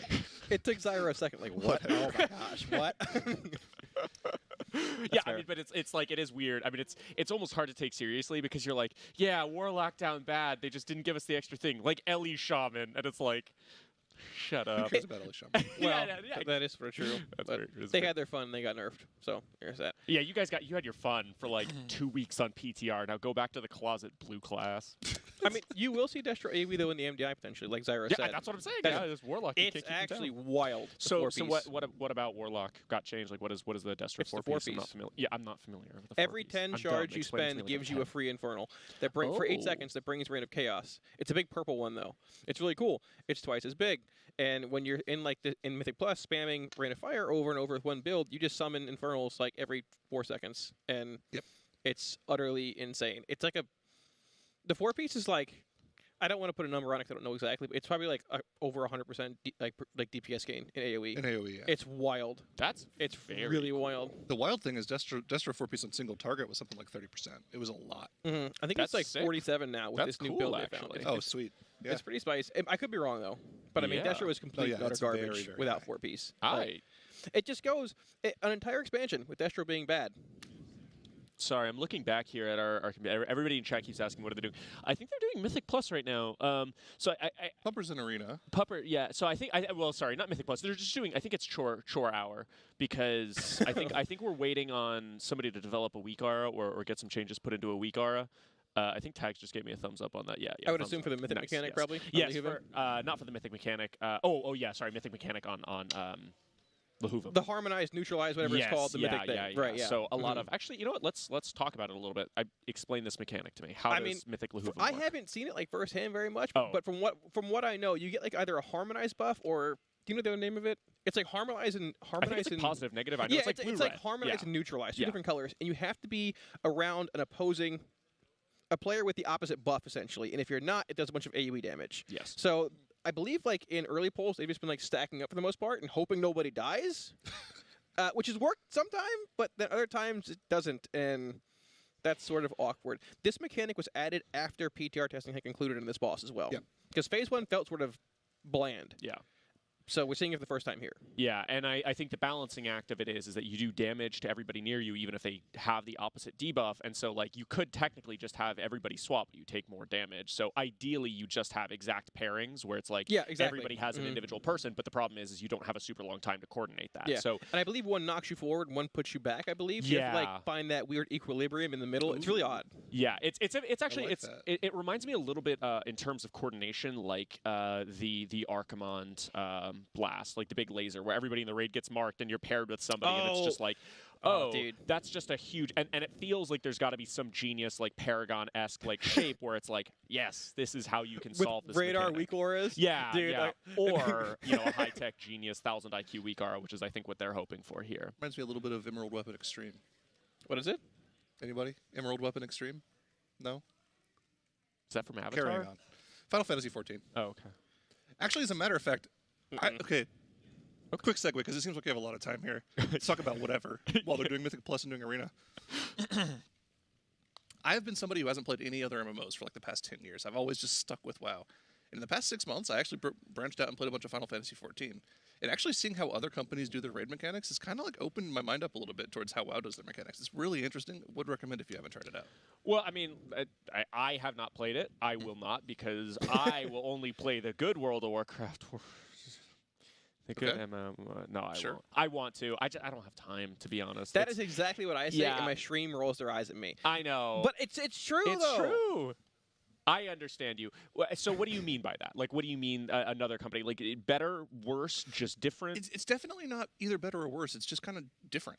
I mean, they have a very structured way they do their mechanics. A lot of bosses share mechanics from but they just implement them a little bit differently. Similar to how WoW does things, right? You know, like WoW mechanics, you can kind of boil things down to stack, spread, one person out of the group, stuff like that. You can do that with Final Fantasy as well, but they have like their own little different set of mechanics that they work with. And it's interesting to see just how they implement their ideas differently than how the WoW dev team does theirs. Interesting. Yeah, no, I mean, I think we're definitely in, I'll call it the competition is good for the consumer era of MMOs, where it's like, you know, even as a not FF player, I mean, first of all, I mean, just people having fun playing games is like, you know, always on the side of that happening. But especially with FF's PvE taking off, which is, I think, the hardest to assail part of World of Warcraft, historically speaking, is, you know, other games have gotten that rating good for a little while, you know, like Rift, namely being one, but nobody's really had that PvE staying power that WoW obviously has had. And so it's kind of exciting to see FF14 like on the up with that. And I totally, I absolutely hope that, you know, we're kind of getting some of that, you know, hybridization of WoW and FF, you know, some of the things that make that game so playable. And you know, it struggled on its own right, and then they made a ton of changes and made that game great. And you know, it's obviously surged in popularity recently. So I absolutely hope that some of that ends up in WoW. Well, it's actually funny because I've had conversations with some of the people that are in the top group in Final Fantasy, and their world first scene is like very similar to how the scene was pre-Old Year, where all the top guilds are like scared to stream because they don't want to give away strategies. Interesting. And I mean, I'm kind of like just trying to hammer it into them. Listen, man, if you stream and you win, you're gonna get so much clout and it's gonna pop off for you. If you stream and you lose, you know what? Who cares? You weren't gonna get anything if you won anyways off stream. So just do it. Like seriously, just get into it. Well, I mean, it is funny when you think about it. It's like, dude, what? Like, how different is this game if you know, like, who let's just say Paragon started streaming back in like Firelands or something, and obviously, like, streaming has changed a lot in terms of accessibility, in terms of quality. You know, it's like, it's not just like, why didn't people start doing this in 2004? Like, you know, the technology has gotten much further in the past 10 years. But, you know, like Firelands, 2012, like that's streaming was starting to be a thing. You know, Twitch right was a there, thing. I think, right? And it's like, what if they just started streaming, you know, on Ragnaros? And it's like, dude, how different would WoW be, you know, with 10 years of like, I mean, we're 3 years into this race for world first experiment, you know, add another, you know, 7 onto that. And it's like, I mean, it's a different game. You know what's really funny about that is there's a little bit of lore about a guy that was in Blood Legion back in the day who in Firelands started to pick up on the streaming a little bit, but when Progression rolled around, obviously they didn't want him to stream Progression. So you know what he did? He turned on his stream, he blacked out everything except for his camera and the minimap. And he streamed his camera and his minimap, and that's it, until his guild found out he was doing it and made him turn it off. That is super interesting, actually. Well, and it's kind of funny. It's a start. I mean, yeah, totally. Well, I mean, and obviously there's been a lot of Asian guilds over the history of the game. There it is. Yep, Nodo's knows. Alan. Boy, Alan. Dexter BL was his name back in the day. Oh. Yeah. I think that's not like I know that, but it's like that sounds. It's a recognizable. Yeah, no, that's just like, oh yeah, wait, that's just that scratched a part of my brain. That's hilarious. Yeah, interesting. Yeah, that's. I mean, it's crazy to see. I need to document all of these like weird little like blurbs through the game's history. Of course, I mean the real OGs are gonna remember Warcraft movies. Dude, SK Gaming. Is it Nihilum or Nihilum? How do you? Nihilum. Nihilum? Yep. Okay, so the third one I didn't say. Nice, cool. Okay, dude. Yeah, like their Kill Jaden kill. Oh, that's like iconic. Yeah. Man. And it's cool. They're back in the game now with pieces as well. SK pieces, super cool to see, man. Well, I mean, it's like my favorite thing to be like pedantic about now. Where people are like, "Oh, new organization's getting," and I'm like, "It's not new. Actually, they're the OGs." Like, dude, one of them. Actually, yeah, I mean, it's kind of, it's like, I mean, it's super lame, but it's super exciting. I mean, it's like SK Gaming, obviously, you know, a huge esports brand, you know, in League of Legends and lots. I mean, just like, you know, they're one of the big esports multi-game kind of people. But yeah, it's super cool to see them hopping back in. And of course, I don't know if we're gonna call them like a sister guild anymore. At one point, you know, Liquid and Limit kind of had a pretty close relationship with Pieces. Obviously, we were together with them in London, so definitely very cool. We're happy to see them being successful over there. It's always cool to see more orgs getting involved in the race. It just means better and better like production quality, everything. And the races get bigger and bigger every tier, you know. I was talking about it yesterday. I think it was Nilotha. I asked you how much gold, this is a bit bigger maybe in a bad way, how much gold the guild had spent on BOEs. And you were like, it's crazy. It's like 300 million. 170, I remember the number. Who could possibly have spent that much on a race? Know. Didn't we spend that Can yesterday? you buy World First? Yeah, we on Tuesday we spent actually pretty close to what we spent in the entire race of Nilotha. Yeah. So Mostly good things, some not as good with the race getting bigger, but overall it's cool to see more orcs getting involved for sure. Well, and actually, I'm super excited about this for one of the late night topics. We're talking about inflation over the course of the game because I want to normalize all of this out because like inflation in WoW is a super interesting topic because there aren't that many ways that like money actually leaves the economy, right? Like buying things from vendors, repairs, and auction house fees are like the three big ones. And it's like, it's kind of weird because it's like, that is not a lot. And historically speaking, that isn't a lot. They add random gold sinks. They like have the Brutosaur mount, but for the most part, like... Well, and that's kind of a newer thing. Like in terms of having like actual inflation scaled gold sinks, the Brutosaur was kind of one of those big ones. And also in Legion, they had... the spider. Oh, the spider and the 3 mil bag, spider. right? Yeah, because they were just like, oh, this is getting out of hand. Yeah. It's like, you're looking at like, okay, I guess we're gonna have to bump the gold cap up to like 100 million. Like, what's going on? But yeah, it's very interesting to see the way those numbers have gone up. I can tell you that inflation has not been as fast as like as you predicted? We are just, well, no, I mean, I'm just spending, like, inflation does not account for how much more we've been spending. Like, we are actually just spending, like, 3 or 4 more times than we have on previous races. The numbers that I heard were astonishing. Yeah. No, I mean, we'll obviously, after the race is, over, we'll talk about that, what was spent and where exactly. But, I mean, it's kind of funny because the first tier that I was, in at the time limit and doing BOEs, I remember it was, like, AEP, Ashar's Eternal Palace, so it was 815 or something. And I was like, oh, my gosh. Dude, we've spent so much gold. I mean, we spent like 78 million gold this tier. That's insane. Like, I can't believe it. Like, this is nuts. How are we ever going to make this back in sales? And then, like 6 months later, we're spending 300 million gold. And dude, that number is so funny to me because the very first heroic sale after a tier ends, you can actually make that 70 mil back like in one night. Yeah. Oh, Harris Pilton. Yeah, that's one of the old ones. That's the Harris Pilton's gigantic bag. The bag, right? Yeah, they had the bags coming out every expansion. That too, was for like a while. Wrath, wasn't it? Right? Yeah, the Harris Pilton one, I think. I thought that was BC's. There was BC. There was a BC bag. There was a Harris Wrath bag, and then there was also a Kata bag, wasn't there? Yeah, there were. But Harris Pilton, I think in particular, was that's the vendor in Shatrath, right? Lower City or I something. thought it was Dalaran, but one of the two. Maybe it got moved at some point. I don't know. This is like, my brain is saying BC because like I'm thinking like middle school, but I actually don't know. Yeah, TBC. Got you. How old are you, Valoris? I'm a serious question. I'm not going to meme. 26. He's younger than both of us. I know that. By a lot. By a lot?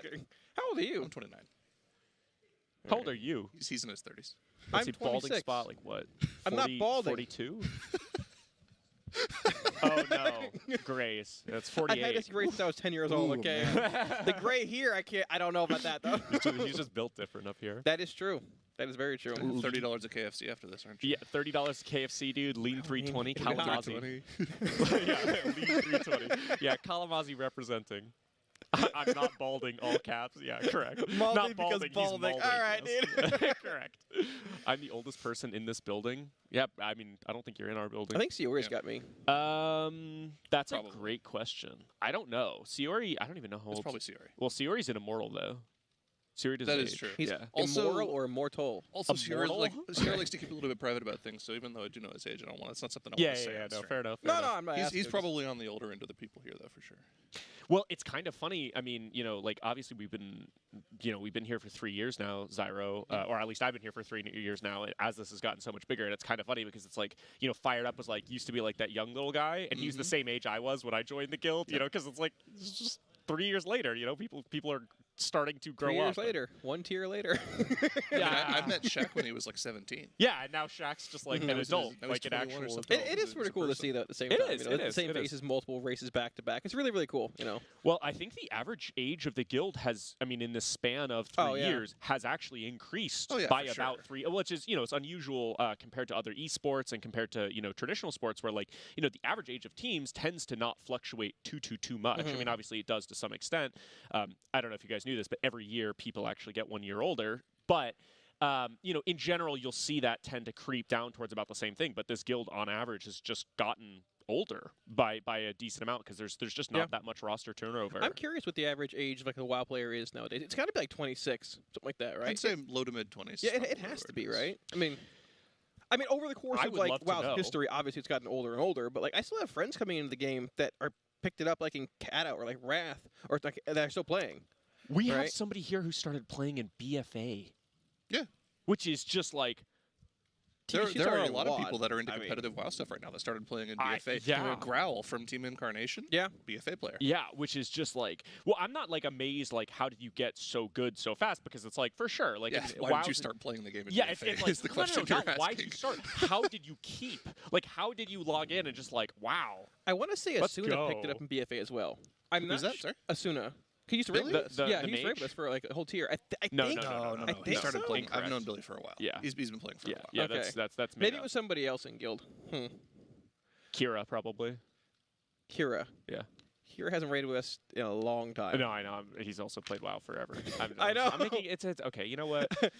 I mean, we meme about it 'cause every tier Kira's like, yeah, I'm coming back. I'm ready to go. I got my hunter ready. He never shows up. Kira, of course, being the founder of our Warcraft Logs. Warcraft Yeah. Logs. Mhm. Sponsor Warcraft Yeah. Logs. Good guy. Good Cool dude. site. Plays hunter though, so I mean, like Plays Hunter. Yeah, I mean, listen, nobody's perfect, right? Exactly. Everybody makes bad choices. Like Zyro playing Mage, SMH. Hey, listen, I'm on top of the world right now, man. Yeah, He's got 4-piece I got my and a big stick. 4-piece. I got a Ooh. mythic weapon from my cache. Yeah, he's zooming, It's dude. kind of wild. Sim for like 13K. It's pretty nice. That is pretty nice. I broke 12K. You're dealing with with luck, you 2-piece. don't count. I mean, Well, people talking about people starting in Shadowlands. I mean, JPC's played WoW since Wrath, but he only started doing PvE in Shadowlands, like, and seriously playing the game. Like in Shadowlands beta, he just started doing the raid testing. Was like, dang, I want to do this, and now he's in 20 feet away from us. Yeah, it's you super know, cool. Race World. Yeah, it's well, incredible. he's not 20 feet. He's outside still. Oh, But I mean, like, you Yeah, know, we didn't let him in. that was yeah, a he's still cold outside. night, man. It was. It was a very It chilly was. night. He probably went back to the hotel. He made an Well, igloo, I Did we saw lock it. him out of the hotel too? Yeah, well, I mean, that's what I'm saying. Is he gets to walk with us to the hotel, and then when he gets there, you know, we kind of just got to lock him out and leave him there. You know? They could have probably picked a bit. You know, honestly, like JPC, he's such a positive guy. He didn't really look that upset by his situation. He was deals with it. smiling. I don't know why we did this to him intentionally either. I mean, this just feels kind of cruel. I mean, That's life. It's cruel. Oh, or we hate. Oh, I guess he is new to the game. We're just introducing him to hazing World of him. Warcraft. We're Yeah, hazing him. exactly. Because it's like you know, It's his like, first race, oh, right? Like, you come want on. to enter the race to world first, but you didn't have to suffer through islands. Okay. Hey, islands were fun. 18 mirror arts Island, instead. in retrospect, it's kind of crazy. It's like, yeah, I mean, I would take islands over Anduin's for 20 hours. You know. Oh yeah, for Oh, sure. yeah. Yeah. No. There's some variety in islands. You have one of 3. It's always the same fight at Anduin 30 times at 1 in the morning. What does it say about the state of the game that we're up here and we're just like, you know, islands not so bad. Remember how we said it couldn't get any worse? The man? islands themselves were definitely monotonous and they hurt your brain a bit after a while. But the fact that you were doing it with your homies all together, Yeah. like 25 people in a yes. Discord channel, watching Well, the Lord of the Rings trilogy, mutual and all the commiseration. Harry It Potter works well. movies Absolutely. together. Well, and that's ultimately the best thing about WoW. You know, is it's just playing with your friends and having a good time. And islands were kind of an admittedly tedious and grindy way to do with it. But you know, at the very least, you did get to have that kind of just like social hangout, like little vibe sesh with your boys. You know, I miss Maw Souls Farm. Dude, yeah. Maw Souls was so underrated. Like some people have a serious disdain for Maw Souls. It was so Yeah. good.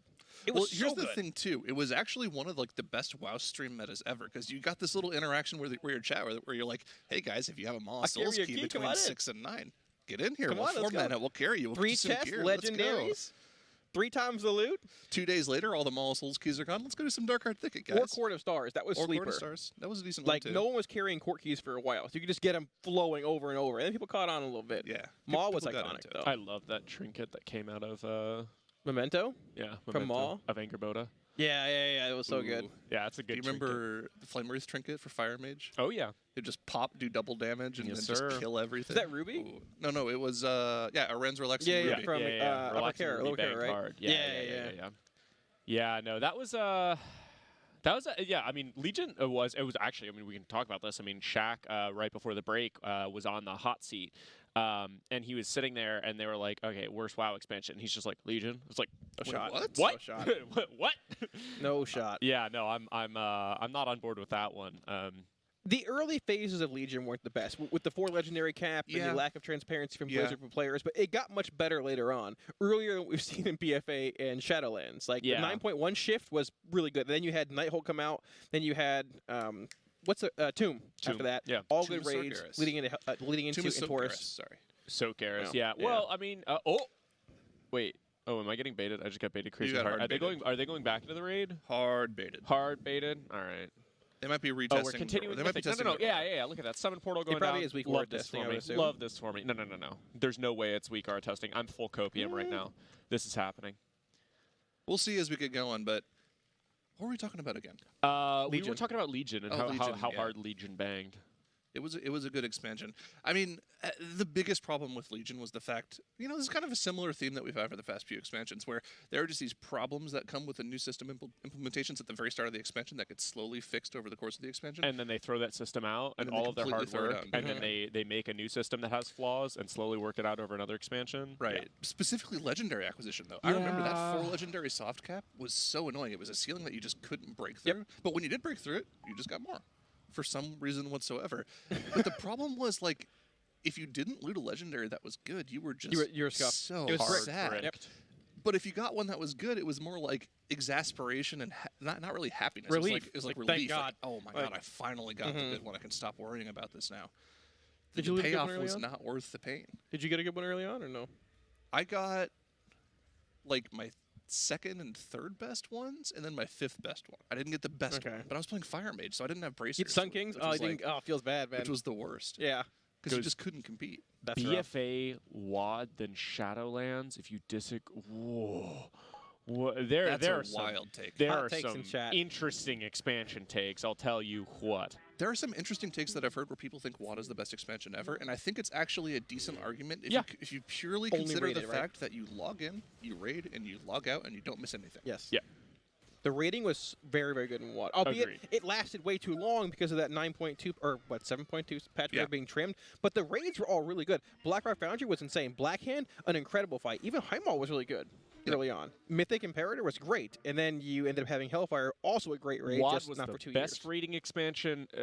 MOP. Not the best, but Yeah, it's very it good. was good. It was very good, but MOP, I will die on the hill that MOP is the best rating expansion. Lation continues and will probably always be the best raid encounter of all time. And there's a reason that consistently across the board, pretty much every top-end raider will answer the question with Lation being the best. Yeah, it's very good, and Kata was an incredibly good PvE expansion as well. I mean, Ragnaros was great. It's really marred bad by 4.3 Firelands being kind of such a travesty.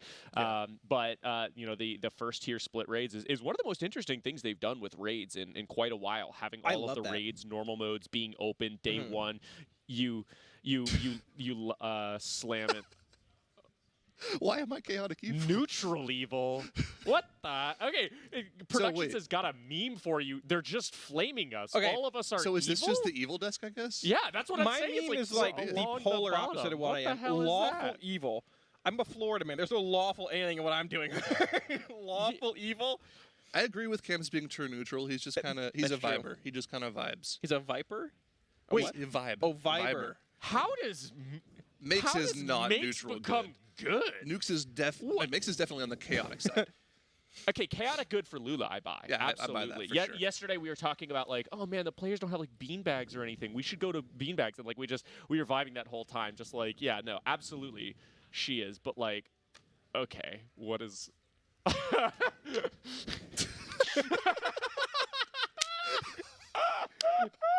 That's good.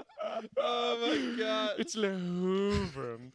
Yeah, perfect. Nice. I don't want to see Very- that ever again. Yeah, that is extremely cursed, but that is super, super, super good. Oh my god. I don't even think she can see Please, it. make it go away. Make it go away, please. Go.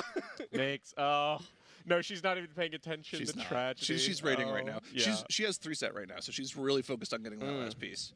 Because that focus will definitely help the bad loot system and RNG of this game right now. Well, the thing is, she's in a situation that I think some people are going to find themselves in. So we can talk about this just a little bit. You can take notes from what Liquid was doing yesterday to get their last tier bonus. She's killed every boss on heroic and normal, but the piece that she needs to get does drop an LFR. Oh, Halandris, right? So if she wanted to, she could go ahead and stack an LFR group with just 10 people who can trade that tier piece, queue up with 25 or 30 people, have all the people that cannot trade it just leave. Don't re-queue for LFR, so you only have your 10 or 11 people in there, and you can trade that piece to her. Could technically do that. You could do that. So cursed. It is extremely cursed. Halandris. So It's cursed. legs. I looted heroic Halandris legs week 1, so I'm just scuffed 10 ways around. I can't. 10 ways. I can't, dude. Our warlock like Tuesday night looted normal Anduin Helm. got his 2-piece. Walked in last night. Heroic Anduin, Loot's Heroic Anduin helm. Pretty cool. Already has it. Can't trade it. Just wasted piece of gear. It's a good loot system, though. I really like it, man. It's good. I mean, it's good. Yeah, I don't know. Like, I don't know that Master Loot fixes the issues in the Race to World First. But It doesn't. I know I'd No. rather have Master Loot. It I mean, doesn't. it's. It doesn't. You would still do a ton of splits. I want Guild Master You would. Loot. You would still do a ton of splits. It does. It does not address at all what has happened. No, this would here. happen still. It's all the same. It would be. It might even be worse. It might even be worse, but you wouldn't go No, 8 it'd be better. quadrillion gold in debt. But like, so there's a. No. You'd be paying people to pad out your groups. I guess you still would to a Yeah, certain extent, yeah. right? It depends on how the loot system would work. If it was still a personal style of system where the loot only dropped for people in your raid that could use it, then it'd be a lot faster. It is kind of funny that Guild Master Loot does break this, though. Yeah, it does. Guild Master Loot actually does Well, to a large extent. Unless they fix put this. like an internal like cooldown on how unless they made it so you had to be in the guild for a certain amount of time, right? Sure, there's a lot of things you I could mean, do. would they pay for server transfers? I would assume something like that would happen, right? Oh, I Probably mean, for yeah, trading. if there's So- okay, at this point in the race, it's If there's no, a will, it's, there's a way. it's no longer that's just so expensive, it's not worth it. It is you just strictly slam everything. We have some lore on why we were put where I we put were in the Veloris at picture. neutral evil because he is/was a financials guy. I'm not a financials guy. I'm a data analyst in real life, dude. If you want to put something at somebody at neutral evil, dude, Crazy Puck is literally a finance person IRL, man. That's true. Yeah, I'm. So I was just throwing in because you needed somebody. Got it. I think that's pretty standard. I mean, that's like nobody really wants Kalamazoo. They just Jet is need it bought. well. so. Let me let you know. Let me let you in on a secret here, Slefner. Jet is definitely lawful. My man. Just so you know, he is definitely lawful evil. He just Jet? doesn't. Oh, He just yeah. doesn't show it on desk. Yeah. Yeah. God, dude, Jet. Yeah. I managed limit spying. I don't know. I don't like that. I don't want to be evil. I'm not evil. Nice guys finish last. I think you are chaotic evil, actually. What? No, that's me. Well, I just like to think see the you world can fit burn. that, though. I'm looking back here. It is very suiting for Zyro, actually. So it looks like some of them, like 5 of them, are in the raid, and then other people are queuing still. So it looks like we're still in limbo here. Weak Aura Hell, as We're in they've weak been aura testing for sure. Yeah, as it's called. Kalamazi's evil secretly. He's pushing his Warlock agenda. Yeah, but that's just like, dude, you hear a Boomkin player talk, you hear a Warlock player talk, you hear a Mage player talk. Like, they're pushing, they are trying to sell you something. That's not true. I was completely genuine with my takes on everything Warlock this patch and PTR. Okay, I whatever you was. say. Sure. No, I'm not going to buy well, any of see, your here's the thing. Herbalife guy. All the Warlock stuff, the THT tweeting about buff Warlocks, that's all fine. Whatever. Warlocks are going to complain about Warlocks. I did it too when I played Warlock. But can we talk about how Boomkin's got away with murder for like the 10th tier in a row here this expansion? I mean, I'm being. I mean, it's like, okay, here's the thing, though, is like, Boomkins definitely have not always, I mean, okay. This expansion, for yeah, sure. Yeah, They've for been sure, really this bad. expansion, it's like, dude, how do they get away with murder to that extent? Where, like, but it's like, historically speaking, I'm not as mad about them as I am about, like, like Fire Mage kind of just continually being, I mean, like, sure, that's Fire fine. Mage was basically just playable, like, A or S tier for like 3 expansions in a row. That's true. Like, I mean, it's like, don't get me wrong, Boomkins had their time in the sun. I'm fine with them kind of getting their comeuppance now, but like, Fire Mage was pretty much unplayable last year during progression. Wasn't That that is weird true. Vent Theory And build then that emerged? It was good, after- though? Then they buffed Sun King's Blessing, which made it unplayable during the farm. That was banging. I had Nagura at Chaotic Good. I mean, what? Here's the thing with Boomkins. So they've had Night Fae and Venthyr be their good choices, like they're good covenants for a while. And then Kyrian, it's suddenly good for 9.2 PTR. So they're playing it, and they play the card of, but we're buffing you with 2. We're helping you as well. Don't worry. You I'll get all give you my these stats Kyrian from link. us. You Yeah, get these stats we're from helping us. you Check it out. too. That's so And they get cool. nerfed like, we were trying so hard to help the raid.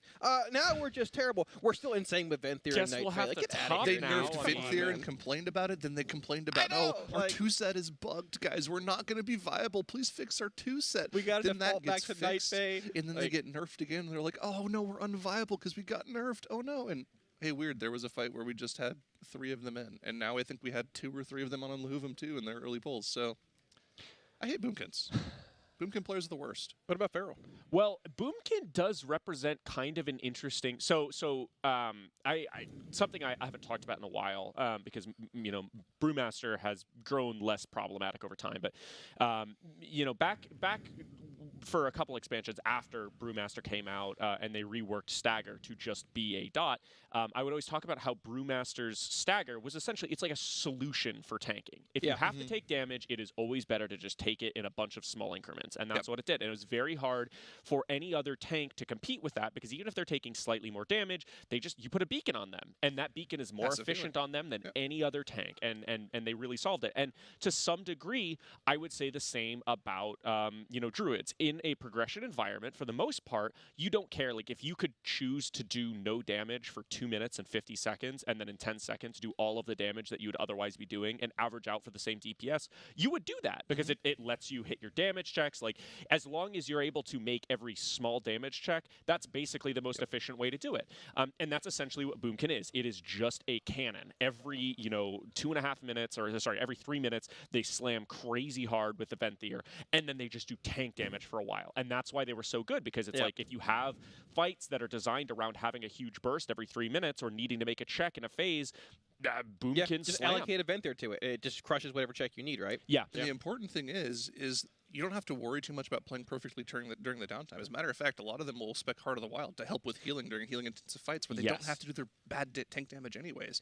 They just have so much utility to bring on top of those insane burst windows that you're talking about. And they don't lose anything from it. Well, and somebody just pointed out, I just described Fire Mage, which is also kind of true. That's part of the reason why Fire Mage was so dominant for so long, was because that 2-minute burst window was a thing that a lot of fights were designed around, and Fire Mage was it followed a very similar damage pattern. It's like, I just put a combust there. Just like, go. That was it. Yeah, and you'd solve a lot of your problems on a fight by just moving Fire Mage's combusts around. Well, specifically speaking about mages in general this tier, Frost Mage does sim the highest of all the mage specs. It sims something like 2k higher. But you don't really want to play Frost Mage in a progression environment. Number one, doesn't have Cauterize, so you're losing out on a cheat death. You don't play Night Fae, so you're losing out on your second cheat death. You do have 2 ice blocks, so that's kind of nice, but that's a proactive immunity. And when you're in your immunity, you're losing uptime on your Icy Veins. If Frost Mage loses uptime, they lose so much damage from losing their cooldowns that it's just probably worth playing Fire instead. So that's why we're seeing Fire Mage being played in most situations over Frost. Now, does Fire still have a lot of mobility advantage over Frost? Yeah. This is a tier in which the scenario is doubly stacked against most ranged players, because not only is the tuning just kind of in the favor of most melee classes, like just target dummy standing still, most melee are pulling ahead right now, but also what a movement-intensive tier so far. There are so many reasons to be moving around. You're not just sitting there turreting, like you're running around. These boss rooms, I mean, we're talking about, a Halandris having, being one of the furthest jogs that you go on in a boss fight. You also have Lehuvam, right? This boss is huge. The boss room is massive. And it's like, we're not even talking about that because there are so many huge boss rooms. We were just looking at Zymok, where you're literally having to go and hit these super precise timings. The boss is out of range. You're having to run all the way to the far corner in that last phase. Like, it's hard to have all of your uptime. So, like, nice Icy Veins idiot, walk for 10 seconds. Even the Jailer is a pretty large room we've seen on normal kills. Like, there's a lot of movement in that fight, too. And a lot of LOS, right? Yeah, well, at times, potentially. But it's a pretty heavy movement fight as well. Yeah, it's a hard fight, a hard tier to be a mobile caster for sure. Which is, again, part of the reason why What's up, T-Moloch?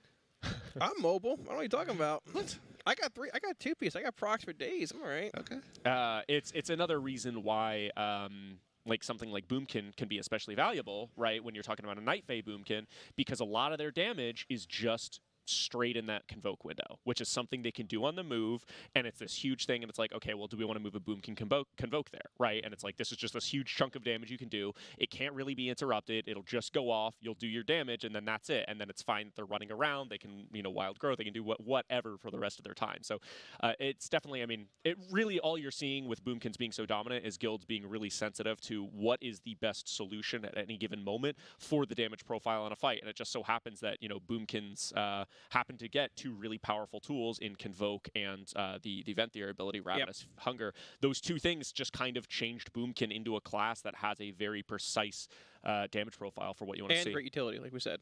Roar, Battle Res, Heart of the Wild. Roar.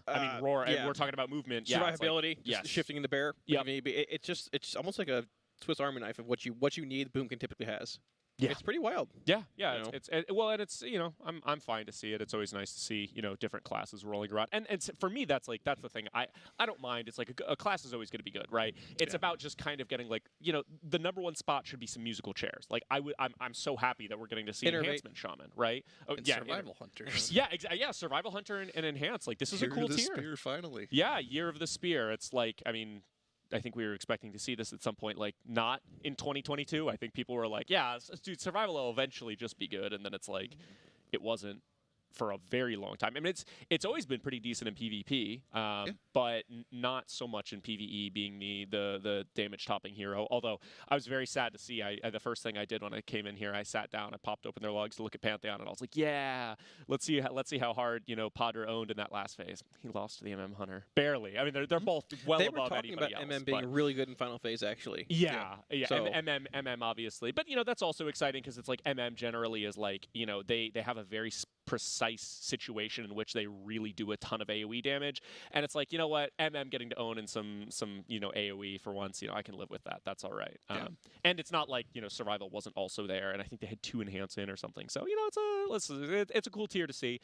We're all right with a melee dominant tier every so often. It's kind of wild how we went from Enhancement being a completely just unheard of, untaken ever spec to last tier them deciding to just the rogue to agent, flip right? Impact over last second to buff warriors, and it ended up turning out being really good. So now we're just bringing 2 because they're actually just insane in their own right. Yeah, and they bring Wind Fury. Yeah.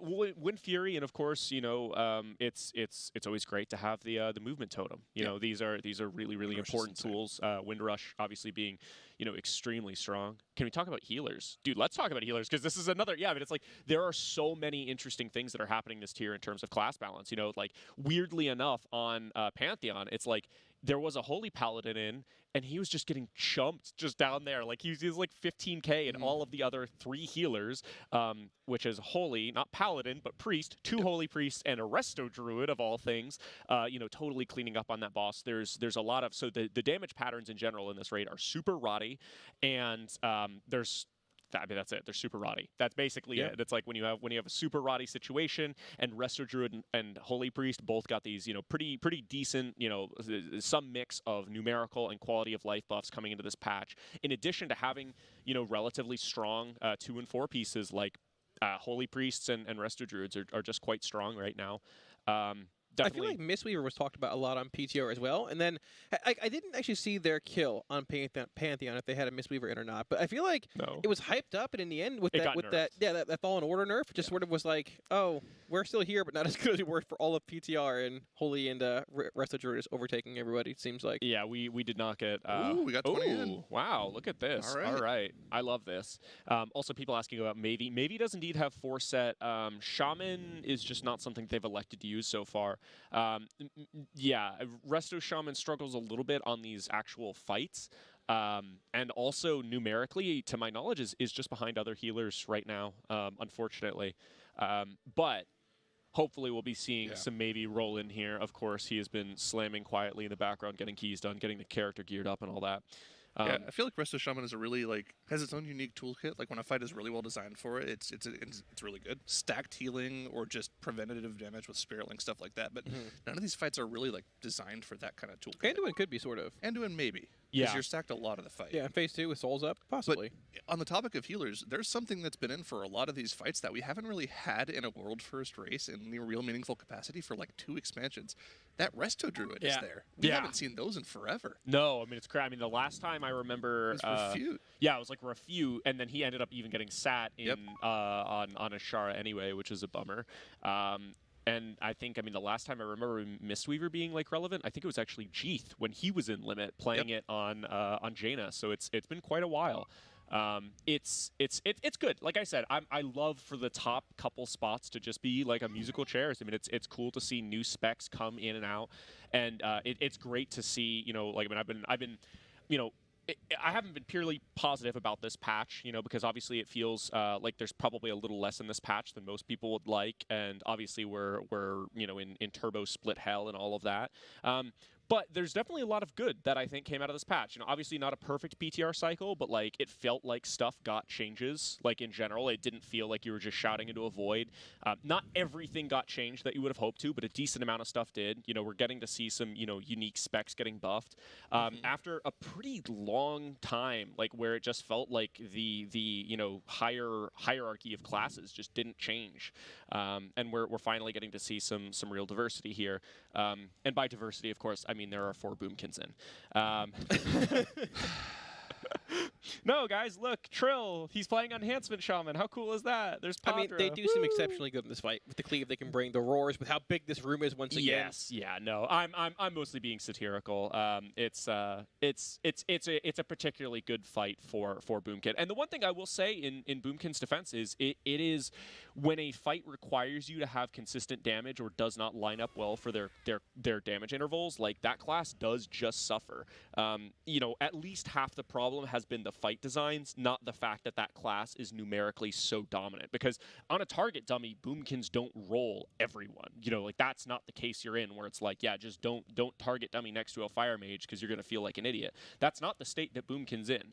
Boomkin is just particularly good on the way these fights are designed, which is, you know, I mean, don't get me wrong, I don't think that's gonna make anybody more excited to see Boomkins being in every poll, but like at the very least, you're not having to worry about them being like kings of the target dummy or anything. It's just the way the fights kind of stack up and are built for them. There are a lot of like patchwork-esque kind of fights in this guy's tier also. I feel like that was a bit of a case for SOD, but also like there's a lot of single target relevancy this tier. I feel like even more so compared to the last few raids, which is really interesting. Like you have ads on Lehaven, but it's like priority kill ads, barring the one AoE, you know, group, right? Well, that's what I mean though, is it's like, you know, if it was like a patchwork fight, you wouldn't bring Boomkins. Yeah.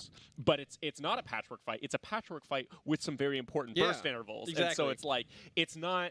If it was just a butcher, you would not see 4 Boomkins. But it is not a butcher. It is a butcher with some prio ads that you want to be able to put convokes onto. And so it's like, well, there you go. When did we let JPC back in, by the way? Oh! I believe he's been in for a little while this morning. Wow, how exciting for the little guy. Oh, I see what you're saying.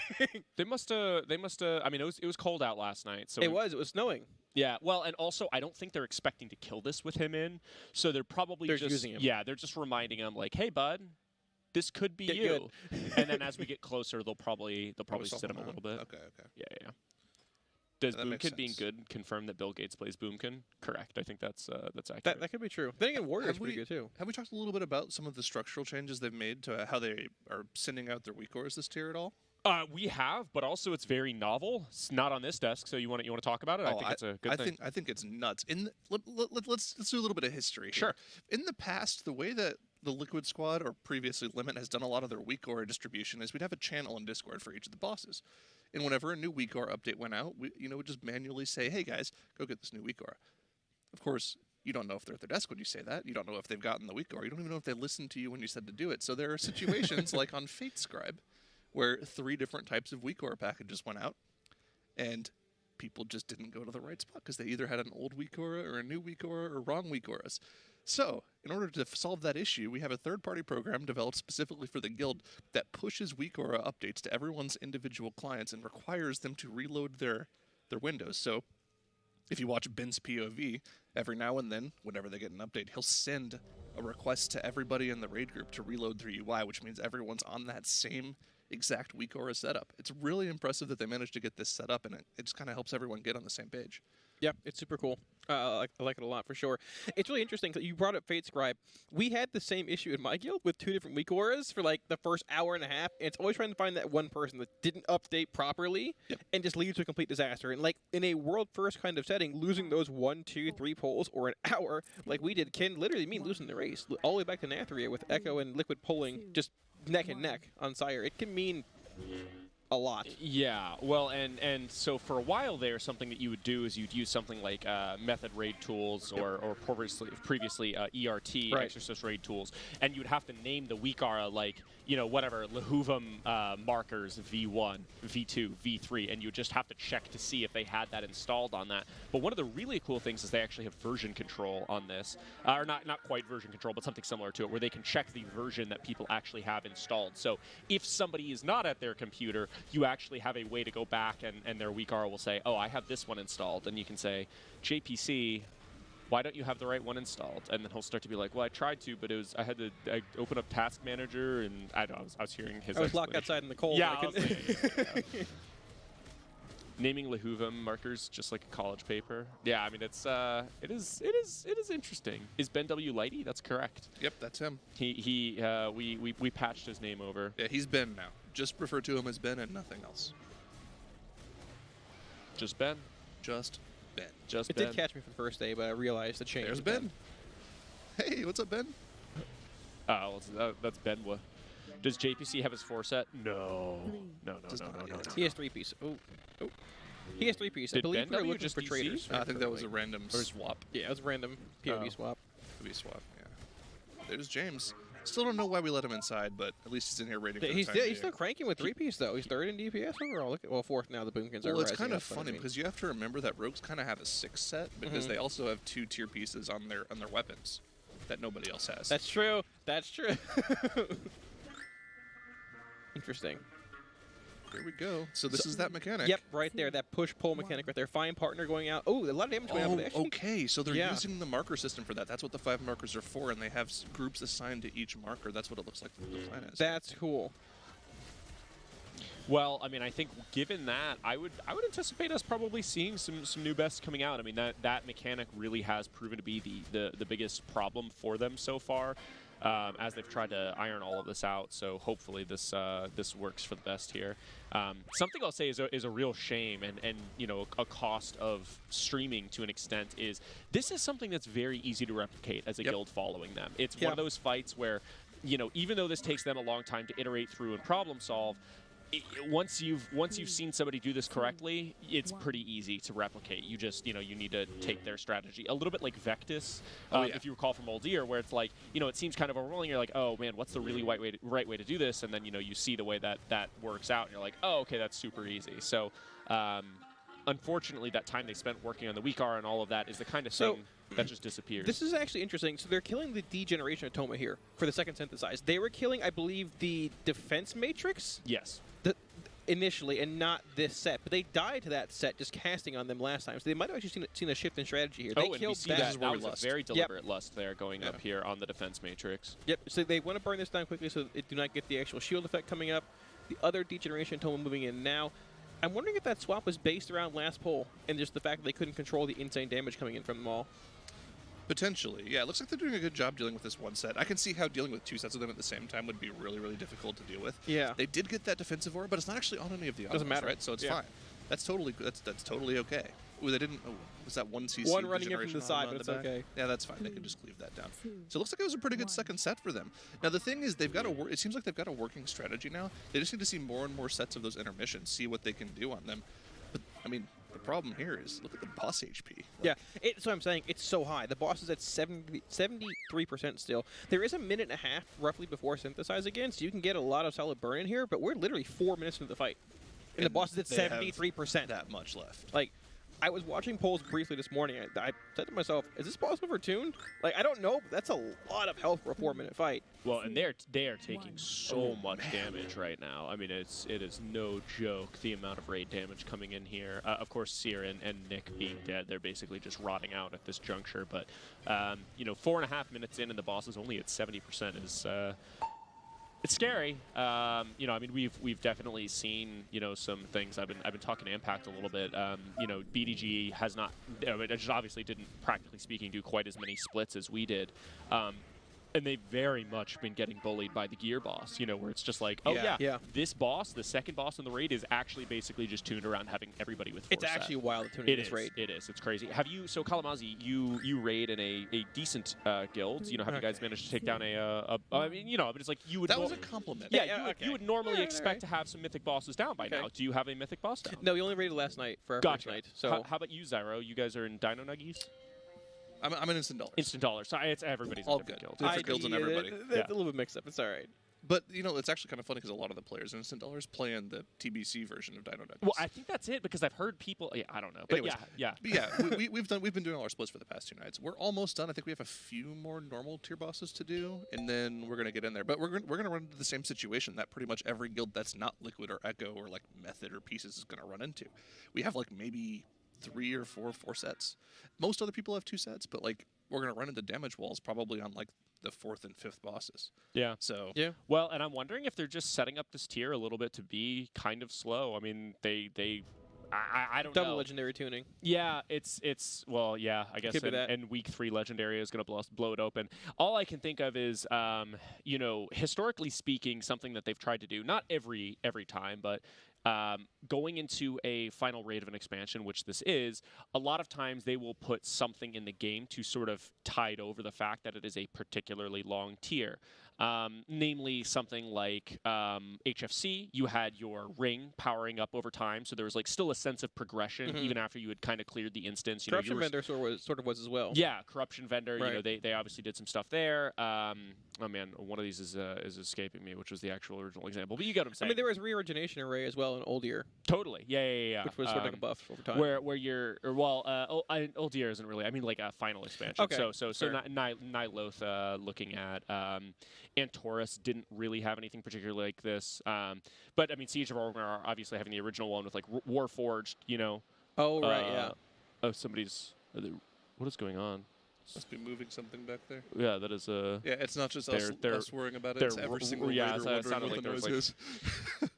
Bringer of Death asking, is Enhancement any good? Yeah. Enhancement is very strong. Enhancement's very good. Both the raw damage they put out and the buff they bring to the group they're in. Which Their hands are very hot right now. Yeah, they're very good. Yes. Very, very good. Very cool to see. Being solid somewhere besides... you know, historically speaking, you know, it's like been like, you know, Enhancement Shaman's always had a spot in PvP. A little bit like Survival, actually. I just realized. Yeah, Enhancement and Survival. And Feral, sort of. Yeah, have kind of always had like a sort of perennial role in PvP and the PvP meta, but not necessarily ever being, you know, in raids. But we're kind of finally seeing them here, which is it's thrilling. But yeah, to shortly answer it, yeah, very good. Are we doing a swap out here? We have Zubin is not in the group anymore. We're going for her. So the cheering we actually just heard is I believe that was Mavie being roused out of the beanbag gang. Yeah. Let's go! Let's go, dude. We've got Mavie coming up off the beanbag gang. I believe. I don't want to hype this up too much here because I really, you know, if he isn't, ooh, dude, I'm getting a Shaman fanboy. Getting a phone call. You can from tell somebody he's very about excited right now. Yes, well, I mean, face. You can see his face. Look at that. Yeah. Trying to wake up here, Bria. yeah. He was not expecting to be brought in today. He's waking up, shaking off, needing to throw back a monster to. Hopefully that turns into the world first face a little later on. Yeah. Oh yeah, how exciting would that be? They've had these random like images popping up in the middle of their screen to update weak auras and add-ons. They haven't used the Mavie world first face from Nilotha. By the way, that is one of them. It is okay. I haven't seen it yet. I've seen a lot of their initial ideas for pictures for that. There are a lot of good ones. That's good. Yeah. Okay. Well, it's like liquid trading cards at this point, where it's like, you know, you've got to collect a screenshot of somebody refreshing their weak auras with a different one of those images every time. That's good. I love the fact that they're all cursed too. It's all great. Oh yeah. No, they're very good. It's a wonderful little add-on. I believe that who it was. I can't remember who developed it. Which one? The actual, because so they have two pieces, right? They have the weak aura that tells them to reload, but they also have software on their computer that actually does the distribution of the add-ons and all of that. And I don't know who developed the actual software. I assume the weak aura was developed by Reload. Yeah. But yeah, very, very. I mean, it's beautiful. It's elegant. It's all wonderful. It's really well done. Yeah. Yes. But yeah, it's great to have not just boring little. I actually don't know if he's credited with making it. Have they credited him with making it? I don't know. It's actually somebody in my guild who made it. I don't know. Okay. Well, I didn't include them on the. We'll leave it at that. On the patch notes. Well, he's not part of the patch notes. He made it because somebody requested him to make it for them. Well, but I would have included it on the patch notes for the organization. I would have been like, this is because I mean this is going to be kind of a signature thing, right? The yell faces and all of that. I wish I had. We'll have to figure it out. Yeah, we need a bingo card actually. Yeah. Somebody make a bingo card of all of the faces. Dude, he just points at me. I love that. Somebody in production is already on this. That's beautiful. We had it yesterday, so they probably have it ready to go pretty soon. Oh, we had a bingo card for the faces? For the Mavie faces? Yeah. Yeah, we did. Oh, for Mavie faces? No, not for the Mavie faces. For the different reload faces. Yeah. So we can actually play some bingo. But I think we had Salil on, who is the executive producer, something. I mean, just like the guy for most of this event on earlier, and our production team is, the best. They're the best. The best. I don't want to inflate his ego, but I know this was made last tier. The kind of machine learning boss HP progression bar that Warchamp made. It's so cool. Okay, he's in. So yeah, don't say too many nice things about Taylor, but yeah, it is all really impressive and good. It's okay. He doesn't have headphones. Okay, on, so yeah. right he doesn't know that I'm talking about it. He's not like making eye contact with me, so I don't think he knows that I'm talking about him. But yeah, no, it's all spectacular, and we have a couple other neat things that at some point we're going to be able to bring out here, which of course most of it is being developed in conjunction with the Warcraft logs or Radar.io API endpoints, which is it's wonderful to have their partnership and all of this. Really allowing us to kind of push the limits of production value on the race. Is that a pun? Sort of. Push the production value. The limits of the push the limits. The limits. Liquid. Sure. Yep. Nailed it. Okay. That's the one. That's pretty weak. Yeah. No, it was good. It was really good. We're all proud of you, buddy. Thanks. That was man. really, really solid. I appreciate it. Right now, I'm sure they're just talking through. They made it to not a necessarily new best pull, but they made it lower with a new strategy. So there's always like a good little talk about there. That meowing on the Weakara always throws me off. That's just good. so much. I feel like this is one of those fights where you're going to see a bit more like a bit more small breaks in between pulls. There's a lot going on this fight. Like there's a lot. Yeah, and it doesn't feel like.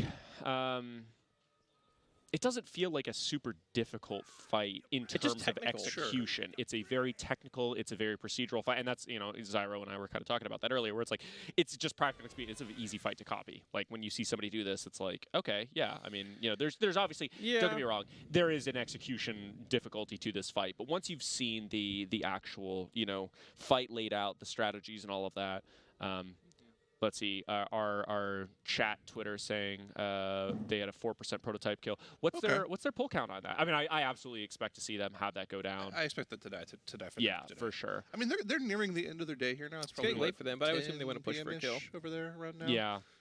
So they're kind of at the same progression point that Liquid was at last night. They're getting those low 5% pulls, so they should get a kill pretty soon here.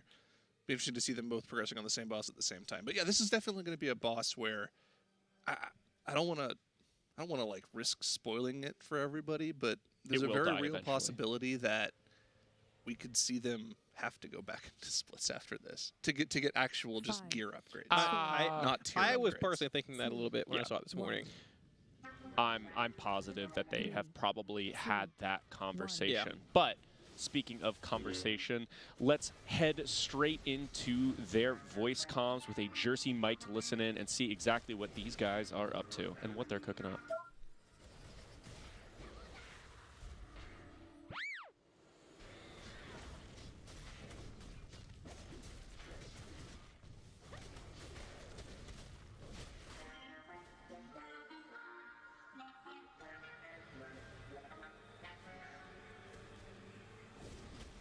Diamond group has 4 of the same debuff right now. It's gonna change, right? No. It flips. So Diamond group doesn't. Yeah, JP. Does. Oh wait, it does. Okay, so who's their Scott and JPC swap? Should maybe in JPC Jack switch? JPC. Bubba is doing it. No one else talk about it. Kill this ad and then go on the next one. You have like 40 seconds to figure it out. Scott, you're going Diamond. Yep. The circle's on the right, right? Yes. Right. Yeah. Kill the ad now. Kill the automata. Beat the next cast. Blow it up. Healer dam. No shot. We're getting a 4th one. See debuff swap. 3, 2, 1. Do we make it? Touch of death. Touch of death. Yeah. Moats. Good job, T. Yeah, moats in 2 seconds.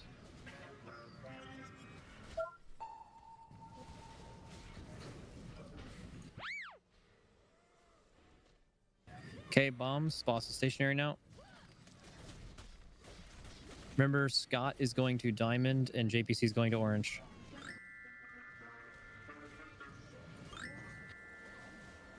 Three, 2, 1.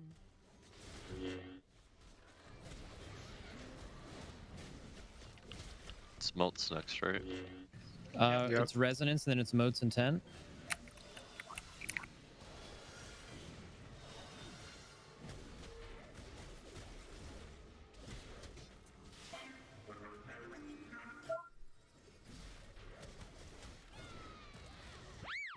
Good.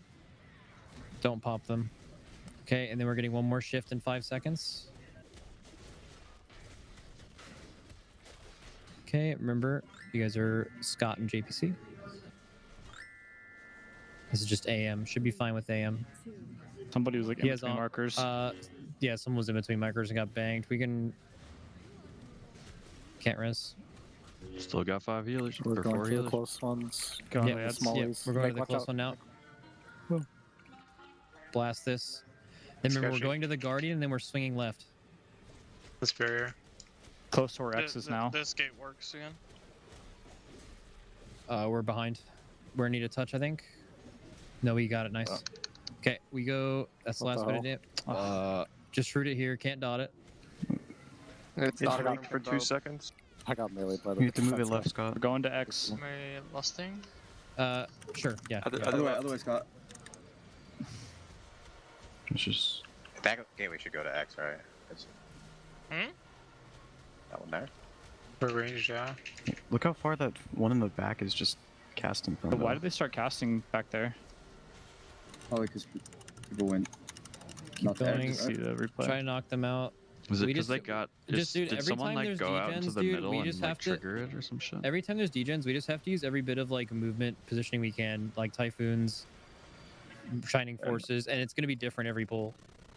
It's not grippable or what? Can you I just can pick it? mark They're grippable. I'm dead. Hold up. Were people getting double motes?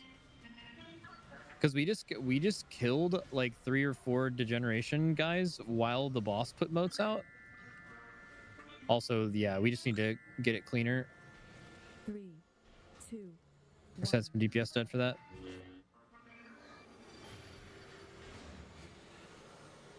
So what? Let's watch that and see what we could have maybe done differently. Yeah. I'm not sure if it's a problem. We just went to the entire wrong spot entirely with everything. Yeah. As soon as we killed the let's degen, go down and watch. I don't think we need to. The fixate guy is always breaking. Yeah, Except for that. Yeah, we have to fix that. Yeah, I mean, Is that on a boss frame? I don't think it is, right? no. None of the edge are on boss Yep, frames. I dropped up in mode.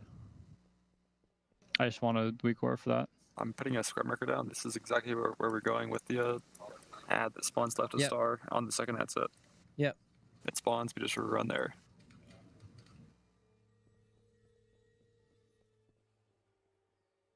Is everyone running? Like, or are the melee going to hit the thing first? Well, the melee are going to hit the thing and then run, I think. And we're not switching off their thing until they're all Until in. it dies. Yeah, because Until okay. the big guy dies. Yeah, until it dies, everything else is taking 50% less damage. So. Yeah. Like we want to like cooldown it. As soon as it's stacked, so the goal is pause and drop a binding when they're on the way to us. They're gonna get binded in the middle-ish, and then like Shaq should fuck off and go stun them, probably. Hey, Tags, are you there? What up? Can you put a timer for me in the note at 1:20? Just say pod H trap. Yeah. Yeah. Thank you. You should just be able to make like a simple week for that. This like, when is trap going leaks really by, you well. just get I air think on it. No, I have that one. It's just I don't know when to go trap. I think we maybe add Mavy's Link where we had Zubang's Rally before. So I think you're alternating between Rally, AM, and Link for the Cosmic Shift things. So, sure, yeah, easy. It's an extra healer. Do you need my AMZ inside the shield? May as well. Or, I don't know where else it'd be good. Is there any I could do it on cooldown the- that we can Unless stacks? AMZ can hit everyone for shift, but I think it's good there. Is there any cooldown we can hold for the first shield guy? Should be big enough. I think it's better on shift. You should Is sit it? there. Okay, let's see. I think now that we have disc, the actual like being on the bosses is fine. We just need it outside of that big time. Also, how do I fix the thing so my AMZ actually gets on my screen? I'm told. Come to the entrance. Custom options. Tags does it, I think. You just need Enable the even when ERT notice note. disabled. Or that Make sure you're near ERT the thing off. middle. 3, 2, I'm gonna look at your screen, Alice. 3, 2, 1. Well, He is has not the gonna note. pop up. Wait, do you have ERT or MRT? MRT. It just doesn't pop up. Okay, modes here.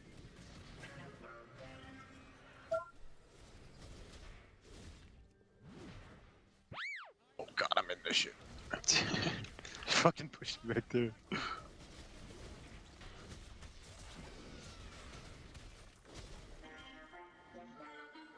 Come on now. Dude, I wish these sentries just did a little bit less damage. Not killing the shield guy seems so ass. James, go to circle, and Scott, go to diamond. Oh, I had the Fuck, wrong shield name in guy there, up. Atlas. Fixed it. You had XO? Yep. That explains a lot. I was wondering why. I Finish didn't the see set it. as fast as you can, guys.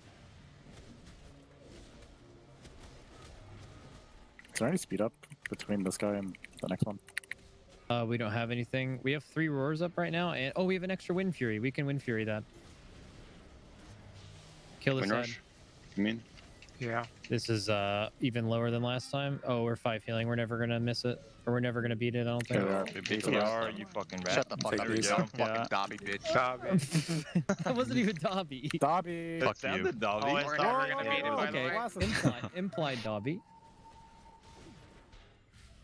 We can play about one. Should mark her down. God, I love Mavy's UI. Someone. Recenter diamond, Ben. On the CC. I'm on diamond. James is on iron. Yep.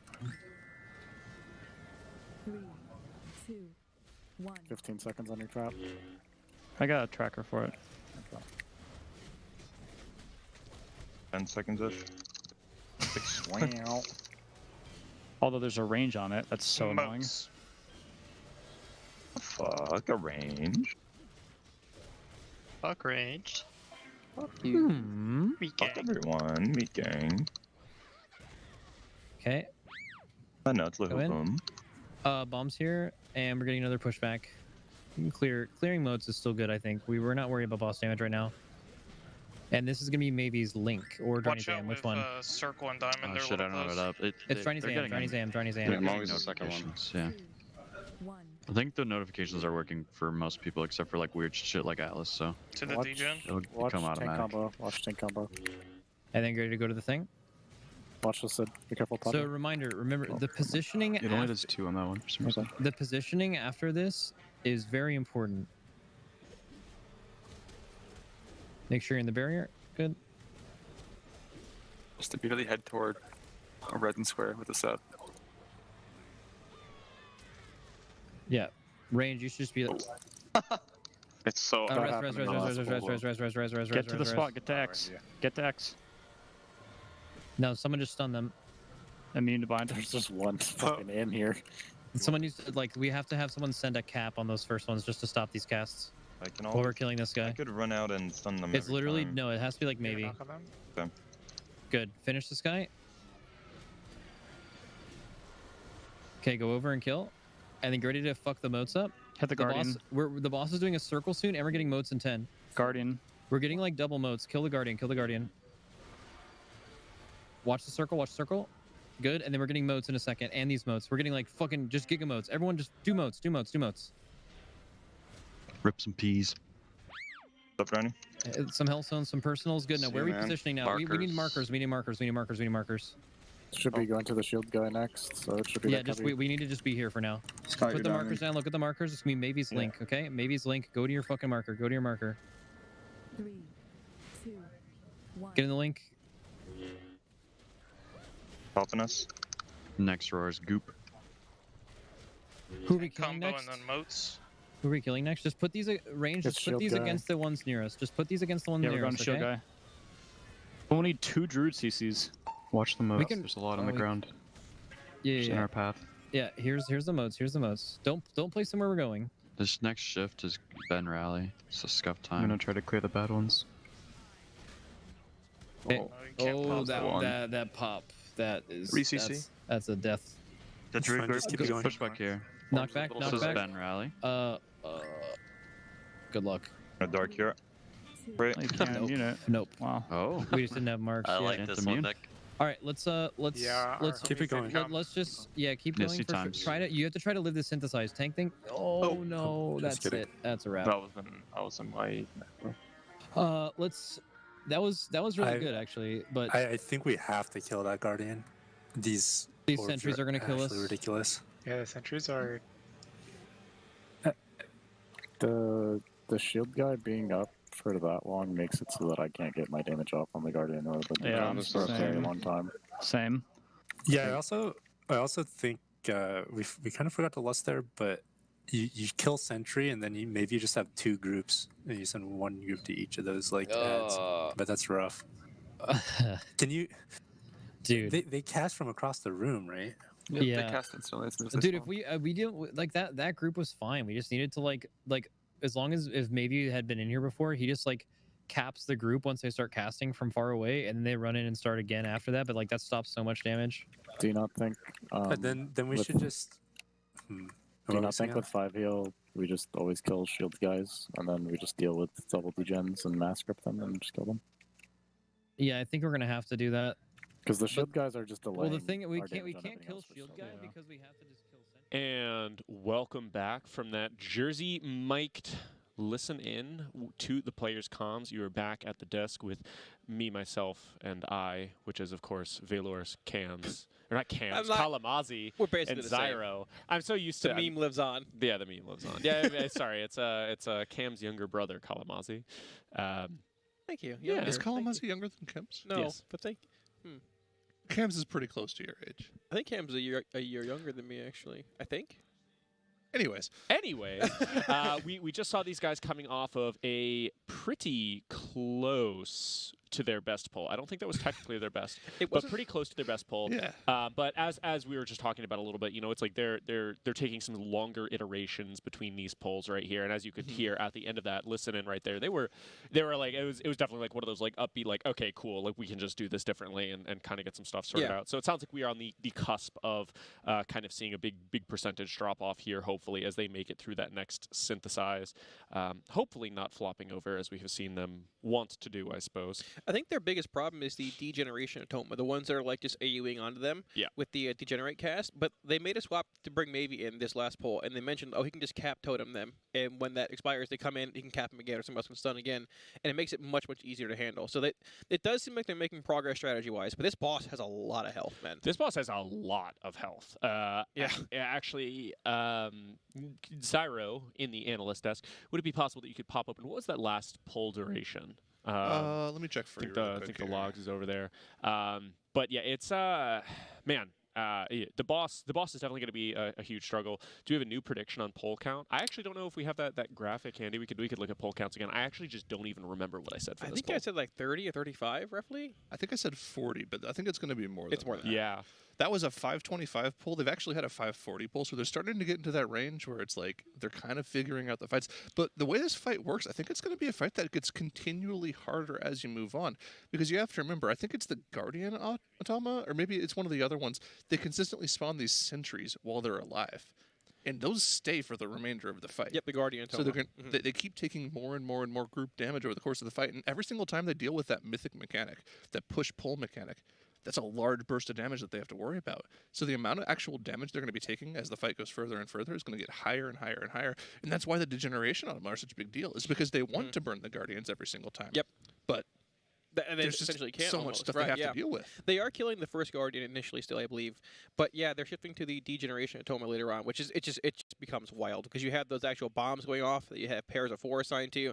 You have the motes being dropped. There's just so much going on in this fight. There's a lot of raid damage. So maybe making that swap for Esso Shaman for that link could be pretty relevant as well. But they have to figure out how to handle these degeneration Atoma a little better here. Yeah, I mean it is shaping up to be just a challenging boss overall, as you kind of have the confluence of several difficult things. Some bosses you're needing to, really get your single target damage right, or you're, like we saw on Prototype Pantheon, like the biggest thing was, we're needing to see them do those seeds correctly, right? That's like kind of the thing you have to focus on. But on this boss, you're seeing a pretty spooky combination where like the boss has a ton of health, so you're going to see them absolutely needing to push the boundary on what they can be achieving in terms of damage, while also simultaneously they're being forced to 5 heal because of how much damage is coming in. So it's numerically just a very challenging fight to optimize because you have so many competing priorities. Just to give you an idea of how much damage those sentries are doing over the course of the fight, that last pull, that 530-ish pull that they just had, they did about 25% of the total damage the players were taking over the course of the fight, which is and they're not even pretty active significant. First because they're killing the Guardian first, right? Yeah, that's they're with them trying on. to get rid of him as quickly as possible. Yeah, that's wild. Holy cow. This fight's a wild ride. I expected Pantheon or this fight to be one of the walls. I actually said Pantheon a bit more over this fight, but they made changes last week by making the first synthesized cast faster and really changing a lot of how like the fight works. And this mythic mechanic is very real as well. Those 4-stack like player groups are like 35k explosions, I believe, when the bombs trigger. It's a lot of raid damage too.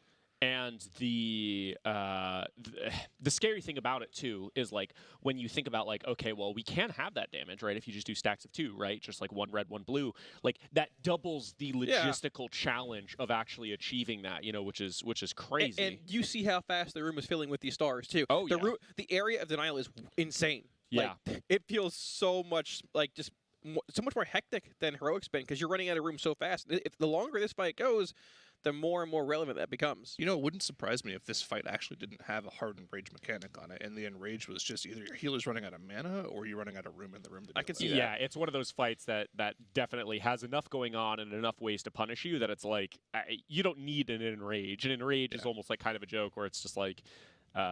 It reminds me a little bit of something like Kingaroth, where it's like Kingaroth doesn't even have a hardened rage, does it? It's just like past a certain point, you basically just like explode because of how much stuff is going on the fight.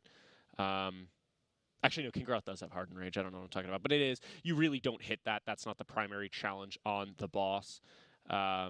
Hopefully, we're not going to see any hot fixes come in, though. I will say the fight seems challenging, but likely killable given enough optimization. So, you know, I at this point in the race, it is especially disappointing when you see hot fixes come in, just because it's like, well, yeah, we're committing time to it. It's an early boss, like unless it's literally unkillable, you know, you just kind of let it rip. There's still a lot to learn here, strategy-wise, mechanically, all that stuff. If they get to a point where they say, okay, I think this fight probably is going to be hot fix potentially, they might end up go and do some heroic runs for the bosses they haven't killed, maybe try and allocate some heroic tier to people that have normal tier, but there's still plenty they can learn in this fight. Which is just a super dark concept, seeing them go back in there, because those are even slower than normal splits, having to actually take the time to do all of that. So I mean, are they though? Because would they actually be bringing in as many traders for heroic stuff or not? Oh yeah, they would be. Oh yeah. Yeah, no, it would be cursed. Okay. I think the ideal way that you'd be doing the splits so the person who's doing the splits for Liquid right now is actually the guy who masterminded all of Echo's splits last year. Oh great, okay. Anyways, if I remember properly, the way that they did their splits is they actually had like 5 raiders per 15 traders when they did their splits. Yes. So that's a lot of splits that you have to go through. Yeah, no, it's absolutely a mind-numbing amount of splits. Also, did you guys talk about earlier the Vigilant Guardian nerfs that came in last night? Yeah, we did a little bit. We can go over that. Let's go over that again. Yeah, sure. So they actually nerfed his health by 10%, which is like that's a pretty huge nerf. And then the spike of creation was reduced by 50% on mythic difficulty, and then some other relatively minor changes That's a over big the nerf to fight. spike. It is a big nerf. But besides those two, they're kind of just like ways that improve the actual way the fight functions.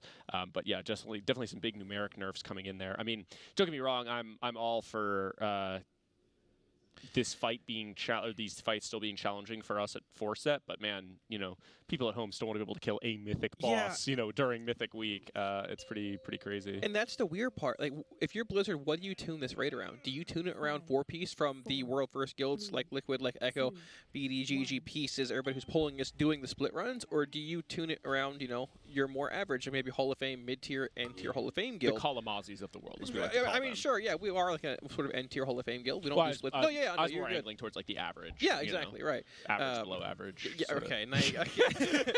That's the question. Do you tune them to the point where like these world first guilds come in, kill it, and then you tune them after they kill it? Well, I mean, or do you wait a week? There's no good answer.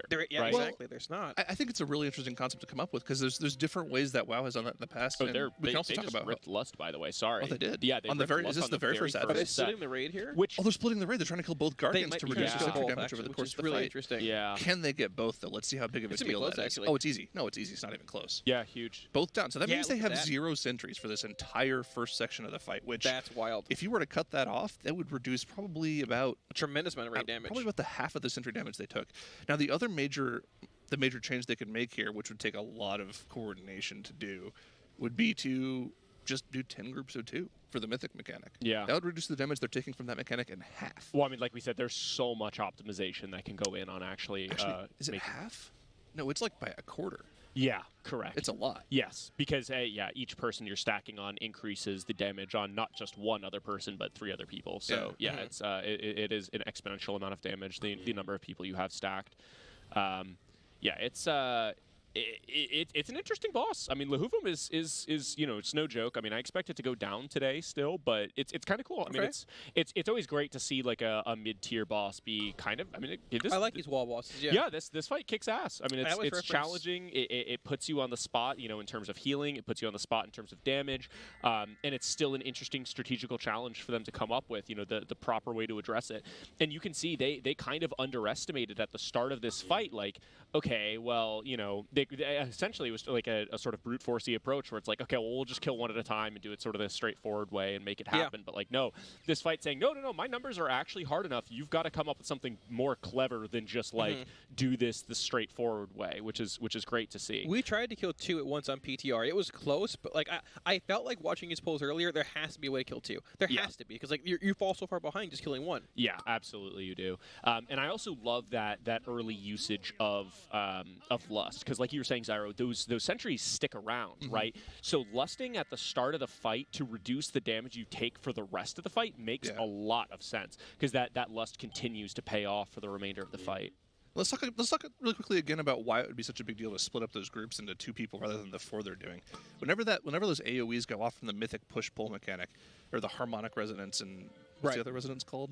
Harmonic. The 2 different resonances. Yeah. Right, yeah. You do a cleave of AoE in that circle, about 8k damage per person, which means you're taking about 30k damage every single time that mechanic goes off in a stack of 4. That's going to add up a lot over the course of the fight and really cut into the healer bars. When you take out those sentries, you're preserving so much mana. And also, I mean, the other nice thing about using the Lust early is if it does turn out to be a 2-Lust fight, you're set up perfectly for that. Yeah, exactly. Also, look at the healing meters right now.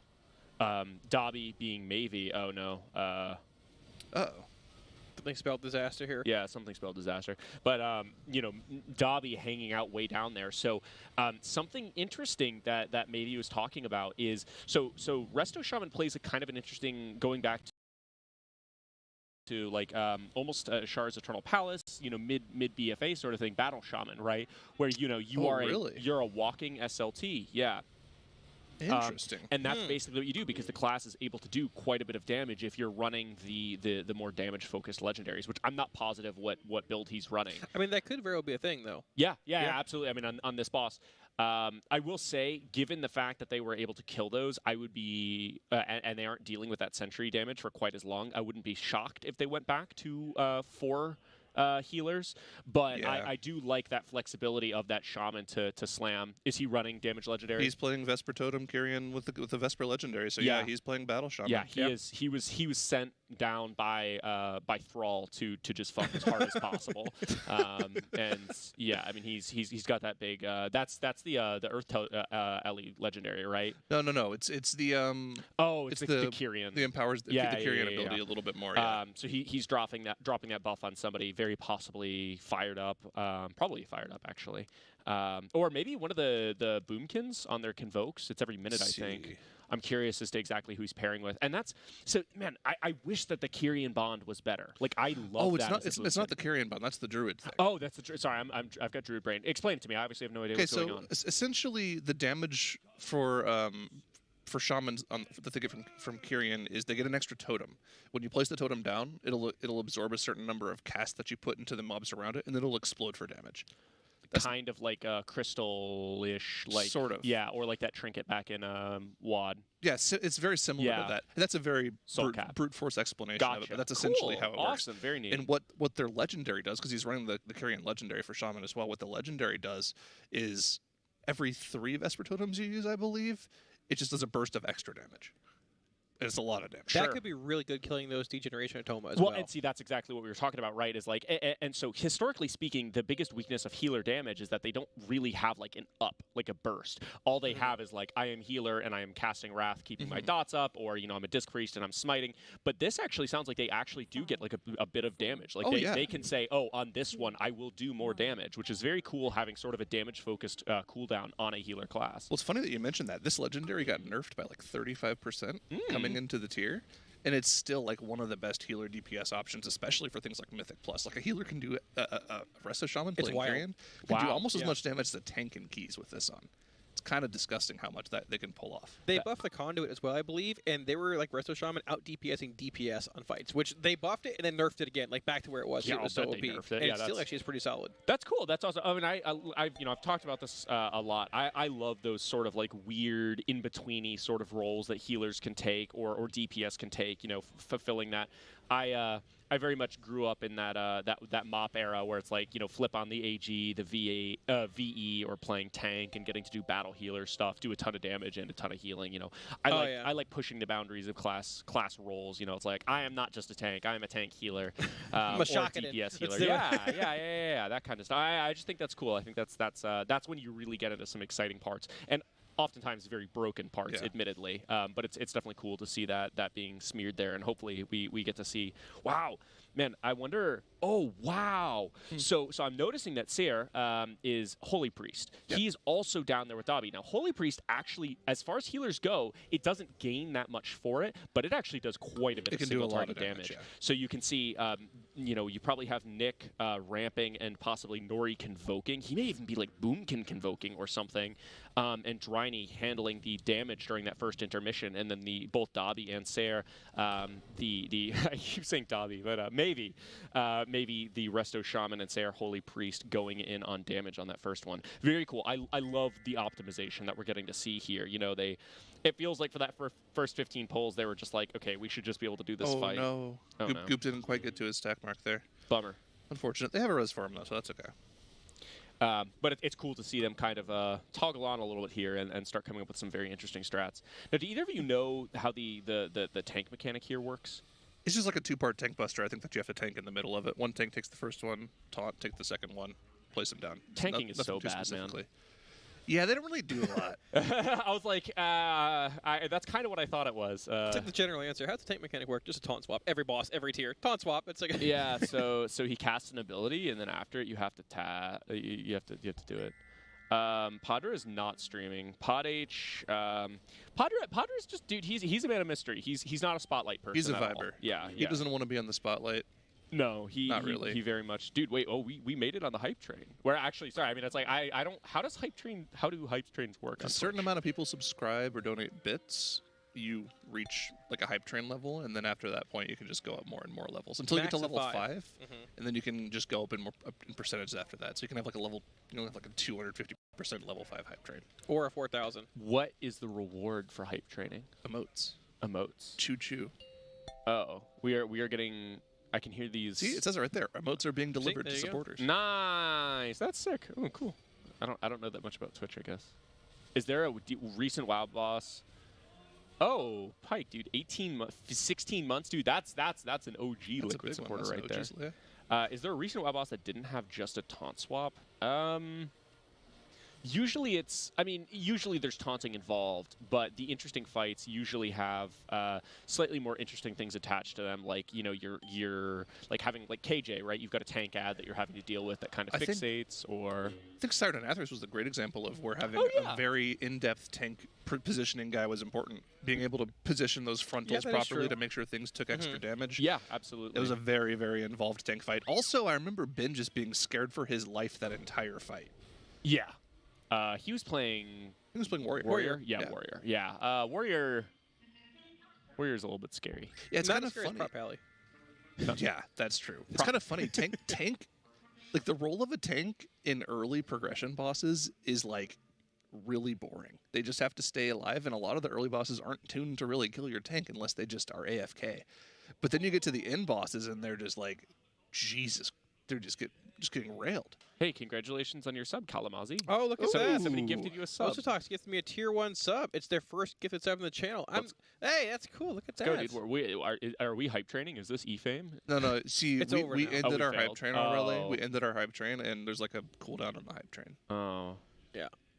So guys, if you want to sub or if you want to donate subs, first of all, don't donate subs to the channel. Donate to our charity, Girls Who Code. Way more important. But if you do want to give subs to the channel, just wait a little bit so we can get that hype train back up again. Yeah, naturally. Naturally. Yeah, and we're gonna take a look right here between these polls. Actually, speaking of Girls Who Code, this is our charity that we are supporting for the event Girls Who Code, aiming to get, simply put girls into coding slightly more. A charity supporting young ladies who would like to be getting into more traditionally male-focused fields, and really flipping the standard, not standard, the stereotype on what those roles look like. And we of course have these wonderful, I say wonderful, but apparently we're getting temporary freehand TL tattoos. I can live with that. 3,500 pineapple. Are you guys pineapple pizza haters? I'm the pineapple pizza hater. I'm a pineapple pizza. Yeah, I'll be there with you. I hate Pineapple it. and jalapenos, and we're good to go. Shut up, man. That's disgusting. Okay, let's talk about this because there are people who are out there like, if you don't like pineapple pizza, you just have the palate of a 5-year-old. I don't care either way. I'll eat. I'll but just like, eat it. what is it about eating something savory and then like biting into a chunk of pineapple with like a lukewarm, sweet, sour fluid that people like? That sounds miserable to me. And every time I've had it, I haven't liked it. Yeah, I'm gonna put it this way. I think now's pizza takes are actually fire. he's what? Sorry, what? I think they look good. Can we find somebody else to cast with? I also live in Florida. Can we get him off the desk? Yeah, I mean, I don't feel comfortable being next to this guy. I agree. Anyway, at 5,000, of course, casters are going to have to learn TikTok dances, which I personally am dreading, but I will do it. At least you have a good teacher. Who? Aya. Oh, yeah. Aya's tabs over there. Oh, yeah? The dono messages. Oh, our dono messages. Yeah. I think if you scroll down there. And then at 7,500, a caster dresses like an orc for a day. So, yeah, let's focus on moving up one step at a time. But if you donate, of course, we will read out your donation messages. And you will have the satisfaction of supporting a fantastic charity. Yeah. That was a good little lead in there, Zyro. You knocked it out. I am hungry. You just had lunch like an hour ago. Well, dude, so eat, the players didn't take their break after lunch. They were like, "Oh, okay, we're gonna go back," and they said that they were raiding, and so production was like, "Oh yeah, no, you need to be up there." I'd like literally just gotten food, and she was like, "Yeah, I think you're gonna go up in like 2 minutes," and I was like, so I was just like, eat. Yeah, no, we had sloppy joes, and I just I went straight for the Joe, or yeah, sorry, it was all sloppy. Held the Joe, no bun, just like actually shoveling just like meat into my mouth. But we made it. We're here. But I'm also hungry now. THC was looking for a bowl. Actually, to just make one big bowl of sloppy Joe meat and eat it. It's not sloppy Joe. It's just sloppy, dude. He just wanted the sloppy meat. A big He just bowl of wanted the meat is what sloppy. he was looking to eat. So I don't know, man. THC is an anomaly, right? He is an anomaly. That was basically what I did, dude. I just got one of the takeout trays and just filled it with a bunch of meat and just forked it. Why not? Yeah. Dude, listen, what can I say? Keto, you know what I'm saying? Dinner menu for tonight. That's a great question. It's really good. No, it's mac and cheese bar. Is it a mac and cheese bar? Oh, dang. Do we have access to the morning show graphics? Can we look? They always have the menus, and I'm very jealous. We don't. I don't see them, so always a surprise. Yeah, I know. I have never any idea what's going on. It's funny because I only see them because one of the Discords I'm in with my friends, they post them in there every day. Nice, that's perfect. hilarious. Yeah, big old. Yeah. Let's see. Mac and cheese bar dinner, pulled pork, grilled chicken, grilled vegetables. Nice. Pretty good dinner. Yeah, that sounds awesome. It's actually healthy. What the heck is a sloppy Joe? Is this some American thing? I'm too Australian to understand. Probably. It's basically just like seasoned ground beef on a hamburger bun. It's kind of a weird No, but thing. there's tomato sauce. There's like tomato too. barbecue-y sauce in it, sort of a little It's bit. basically like a it's like taco meat on a sandwich, and Pretty then it's much. usually just seasoned with something else. Sometimes like a bit of a tomato sauce. It's sloppy. It's like a messy sandwich to eat. It's pretty tasty though, especially when you've got like some bread that can really soak up the fluid and all of that. So yeah. I've recently learned some interesting thing about Australian people. Wow. Okay, so we have. Oh, you brought me. I already ate all my food. Did you know that they have like bubblegum flavored milk? Bubblegum flavored milk? That sounds repulsive. It does. That does sound exceedingly gross. Bubblegum. There's also a flavored part of Australia, a city named Perth, where they call their bologna polony with a P. Huh. Interesting. They call it polony? Polony with a P. Why? I don't know. It's just baloney. It's the same thing, but they call it polony. Sorry, I'm hearing the noises as in the game sound. I'm super excited for Halandris. I actually haven't done Halandris in game. The noises he makes are so weird. Everybody keeps saying that, and I'm really excited to get to hear all the sounds. When we first pulled it on PTR, my reaction was like, "Oh, what is that?" And then Preach watched my PTR video of it. He's like, "What is that?" It's so good. It's almost like War of the Worlds kind of noises. Like, it's sort of cool. That's cool. Yeah, it's super cool. Very interesting. Oh yeah, drop bears. Drop bears are always fun to tell people about in Australia. They never think that they're real, but yeah, drop bears are very real. Also really interesting. When I visited there for the MDI Global Finals a few years ago, I actually had to get a very special pair of boots made for me so that I wouldn't just fall off the face of the earth when I went down. Oh yeah. The grab boots very true. Are important. Did you get a drop bear helmet, or did you just kind of? I was in Sydney. They don't have drop bears there. Oh, okay. Yeah, but if I had to go somewhere like Melbourne, I would have had to get some. Yeah. Well, I mean, as soon as you leave, it's the Sydney safety wall or whatever. Yeah. Drop bears are everywhere. It's crazy. Well, so Sydney's like the inner wall, so you don't have to worry about the drop bears there. Yeah. But if you go past the second outer wall, it's there everywhere. It's pretty bad. Everywhere. It's crazy. I feel like you're waiting for me to ask what this is. I'm not. And you guys are going on with it. What are you talking about? What are you talking about? We're talking about Australia. What is a drop bear? What is a drop bear? So I mean, you know what a koala is? Yeah. It's similar to that. It's a breed of koala that they just drop from trees onto you. Okay. And they just like. Are they aggressive? Kind of. But it's like they don't. I mean, they can hurt you. They don't really usually hurt you. But like, it's just one of those things where it's like you just have a bear dropping on top of you. It's I don't know. It's one of those weird things. Drop bears are an interesting product. Australia's metal, dude. It is. It is a very it's metal. It's like Florida, metal like not as like crazy. Like it's metal. There's wild things there, dude. Yeah, absolutely. Kala traumatized from last night. What happened last night? I have no idea what happened last night. I don't know. Is this the opposite of an up dog? Yeah, actually, kind of. Drop bears are basically the opposite of an up dog. What's up dog? Oh, drop bears aren't real? Oh, okay, I guess. Say that to my drop bear helmet. There you go. Chat's so dumb. They don't understand. It's like Florida, but with less meth. Oh, wait, we're not allowed to. We're not supposed to talk about it. We're not supposed to. Yeah, sorry. No. It's like Florida. We get that in our caster guidelines, dude. It says no shouting out drugs, which, I mean, fair enough, I guess. It's chat's fault. It's chat's fault. No, it wasn't the copium thing. What about copium? We can talk about copium. Oh, we can talk about copium. Fine. We can cope, yeah, right? Copium's legal. Copium's fine. No, everybody always thinks that it was our copium bit last race. No, they were fine with that. It was the players, some select player names on details that made us say no shouting out drugs. Oh yeah. Yeah, we're not allowed to talk about Florida. Sorry, good point. Copium is legal. There we go. Drop bears aren't real. Yeah, sounds. Thank you, Never Nude. Yeah, it is propaganda. Drop bears are only in certain parts of Australia. Yeah, exactly. Thank you. I mean, finally. Opium has been outlawed in 39 states. Yeah, I can feel that. Not in Massachusetts, actually. It's legal in Massachusetts. Yeah, and it's also not illegal at the federal level, so we're allowed to talk about it on a national broadcast. All right. Okay, that's pretty important. Yeah. Hopium and copium are both unregulated at the federal level. So check this out. Not only are they lusting the first heads, but they're also saving cooldowns. Fired Up hasn't combusted here. He's saving his combust. Interesting. I wonder if he's using the Sun King's proc, but he's saving the actual combustibility. the second, what's Billy called? Synergize? And Trinket here too. Yeah, so they're going full 2 minutes on these ads. The second synthesizability comes up pretty close too. They might be trying to split the raid for both, possibly.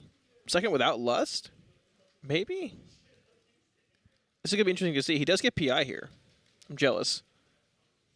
He does get PI. Look at that. Yeah. Well, that's the thing. Fire Mage is the best PI target. And he gets over to this one and immediately starts slamming with that. That's what we call a spray transfer with that combustion right there.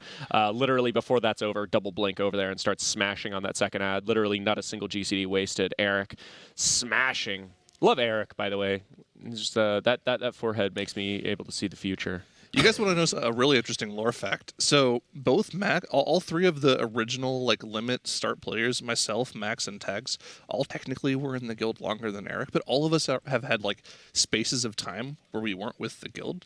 So the person who's actually been in limit/liquid the longest is Eric. Yeah, he's the most tenured player of the guild. Yeah, no, Eric. And what's interesting about Eric too is that you know, obviously a guild like Limit has always been, you know, on the exceptional side of things as far as player quality goes. But, you know, given, you know, not only like 8 years of just continuing to play WoW and losing interest, etc., that he's made it through, but also there's always just some amount of like, oh yeah, I mean, some of the players that were good enough for Limit in 2016 are not good enough for 2022 Limit. You know, people come back and you're just like, oh man, you were really good back in the day, but like, you know, things have changed. The standard is just much higher. Eric has weathered not only that game fatigue, but also just actually has been an exceptional player for that long, which is a very unique absolutely. thing. I mean, a lot of that has to do with just staying interested in the game too. There are definitely people that could definitely come back and own, but almost every single one of them that does that just doesn't have the drive that they used to have. They're just like, dude, I have a job, I have you know, a family or whatever, and it's a dog. Like, a dog, a dog, a family, a job, all of these adjectives. Oh man, that was a rough lineup Yeah. there. That's actually really annoying. That was moats into an instant push-pull mechanic where they just didn't quite get back together. That's something they're going to have to figure out for sure. It looks like the markers they had placed down were where the moats were too. So that was, that's something they're going to have to figure out. There's probably a lot of lineups very similar to that throughout the fight that they're going to have to learn how to deal with before they make any meaningful progress here. Definitely. It looks like they are like a bit better at saving space in the room, though. They've cleaned that up a lot from pole to pole. You can see like certain like THE and other DPS like sneaking between the actual stars to try and drop as close as humanly possible. Because clearing is out early on is going to be very relevant for meeting this, what we assume is the enrage with the room being full of stars. Yeah. Well, and I think it's so funny that people keep asking like, oh man, wait, there's a survival hunter in? Is he streaming? Dude, Padra is really declining the E-fame here. Because I mean, I know, he is just like the first survival hunter to be streaming all of this stuff. Everybody would be super excited to watch him, and he's just like, dude, go away. I just want to play WoW. That's very, very funny. But yeah, unfortunately, Padra, the survival hunter here, is not streaming. Otherwise, we'd be directing you there. If you want to see any of the POVs, of course, from the guild, you can scroll down and click Team Liquid and view our stream team, where there are not only all of the WoW players, but also, you know, the greater Limit branded area sorry, not Limit, Liquid branded people. And when people are asking, what are we talking about when we say Limit? Normally, when we say Limit, we're talking about like pre-Liquid acquisition. So like before November of last year, usually that's Limit. And then after that, obviously Limit became Liquid. But both start with L's and have very similar cadences to them. So oftentimes we will slip up, as we've been talking about Limit for a great number of years. We'll get there. Feel free to make fun of me if I slip up and say liquid when I mean limit, or limit when I mean liquid. Say what? I don't know. I'm limit or limit liquid, lipid, liquid. Isn't Heroic Jailer worth doing for the OP mace? It's really not that OP, unfortunately. Nah, it's not that great. It's okay, but it's you know, they I mean, okay, so in a race where there wasn't tier set, yeah, I mean, you would have done Heroic Jailer, because a lot more of that power is going to be contained in, you know, non-tier set things. But unfortunately, you have already spent so much time doing splits. At a certain point, you do actually just have to spend time in the raid. They're talking about the healer mace, right? I think so. There's a large two-handed mace, I believe, as well. Like a DPS mace, I'm pretty sure. It's actually the one he has in his hand, like transmog-wise. It's his mace. But I believe it's unique, so you can't dual wield it. I remember the healer mace coming out to an average of like 300 HPS. Which is not nothing, but it's not like I really need to get that on all my It's not a lot when you're sitting at 20k HPS on some of these bosses, Hello, Casser from Massachusetts, Rhode Islander here. You guys suck at driving? Dang. That's brutal. I mean, none of us are from Massachusetts. I don't think any of us are from Massachusetts. Well, Jet is, but dude, Florida driving trains you for anything. That's all true. right. So I don't know what you're talking about. Actually, yeah, our desk has people that come from like some of the worst driving environments in the world. Yes, I live in Dallas, and I used to live in Houston, which are two of the worst driving cities in America. Yeah, you have not been to Miami, have you? I've been to Miami. Miami's wild, dude. There are no lanes. You just go. See, in Texas, turn signals are more of like an idea, a suggestion, rather than something people use. I'm from Connecticut, which is kind of around here. People don't generally have strong feelings about Connecticut or Rhode Island, for that matter. We're just small northeastern states. The Constitution state, though, that's an important thing. So I have a question. Getting back to the actual jailer loot, we talked about it. We talked about it a bit on the desk yesterday. Without him having tier, do you believe they would actually do you believe Blizz would even actually contemplate adding a piece of tier, like universal tier, to him, similar to Blackhand and Garrosh, at this point in time? Just because so many girls aren't even killing him, he's irrelevant. I think that is probably a note they'll take, is that there needs to be an incentive to kill the first boss or the last boss. Yeah. Also, speaking of killing bosses, of course, shout out Echo getting down Prototype Pantheon. I think that was about 10 minutes ago now, but yeah, very exciting. The race all tied up, and we'll see them Lehuvum, yeah, absolutely heating up. Both the guilds finally out of at least most of the splits we'll see them doing this week. Yeah. Not totally completed. We'll still see some heroic splits come in, doubtless, but the vast majority of splits done. These gears geared to the teeth. Probably anywhere between 17 and 24 sets for both of these guilds, and everybody just ready to slam, kill some bosses, and hopefully see Anduin within the next 12 or so hours here. I think that's Hopium. That's Hopium. Yeah, you have Halandra still. Okay, but when he asked you earlier today about how you thought we might see Anduin today, you said, "Yeah, I think so." So you're on Hopium too. Oh yeah, you did. I was sitting here looking at you with the most incredulous look when you were responding to him that way. We're in Massachusetts. It's legal. So what if I'm high on Hopium? We're going to see Anduin I feel like tonight. I didn't say that. Maybe I did. Somebody go back in the VOD and find the clip. I feel like I didn't say that. What about money on it? No. No. All right. Dude, I don't remember what I ate for lunch 2 hours ago, for what it's worth, but... I think it's a stretch today. Depending on how much progress they make on this fight over the next hour or so, do you think this boss is killable tonight? I don't think we've seen enough of a fight to make a prediction right now. I mean, if the fight has no hard enrage, then I would say yes. But I mean, there are all sorts of signs towards there being, several different types of soft enrage mechanics, like we already talked about. The sentries constantly spawning from the guardians that you don't kill while they're being constructed, on top of just your room, running out of room to place those moats. It doesn't seem like a hard enrage fight to me. It just seems like it's soft enrage. And you also have to remember, of course, when you're placing those moats, you're cutting off your access to some of those robots later in the fight. So you actually need to see further into fight. Also true. To see which robots you can just cut off with your moats. So there's a lot of learning left to go before I think they need to make any sort of decision as to whether or not they're going to call it and go do heroic splits, for the gear that they can get from that, not just the tier pieces. But we're still really early on in progression. We're only at 23 pulls on this boss. Yeah. Yeah, sorry. I'm changing the topic entirely. People in chat, whenever I say Boston or people say Boston, the people who are like from the area and know that Foxborough is technically like more of a sub. That's not actually Boston. I mean, yeah, and technically we weren't actually in Dallas. We were in Frisco. But when you're living in anywhere else outside of like Massachusetts and you say, "Oh, we're in Boston," like we're 40 minutes from the airport. People get so technical about other states, but if I live in different parts of Florida, it's just Florida. You know what's I'm funny? labeled as a Florida man. Yeah, anywhere. exactly. We're actually closer to the Boston airport than I am to the main Dallas airport. Yeah.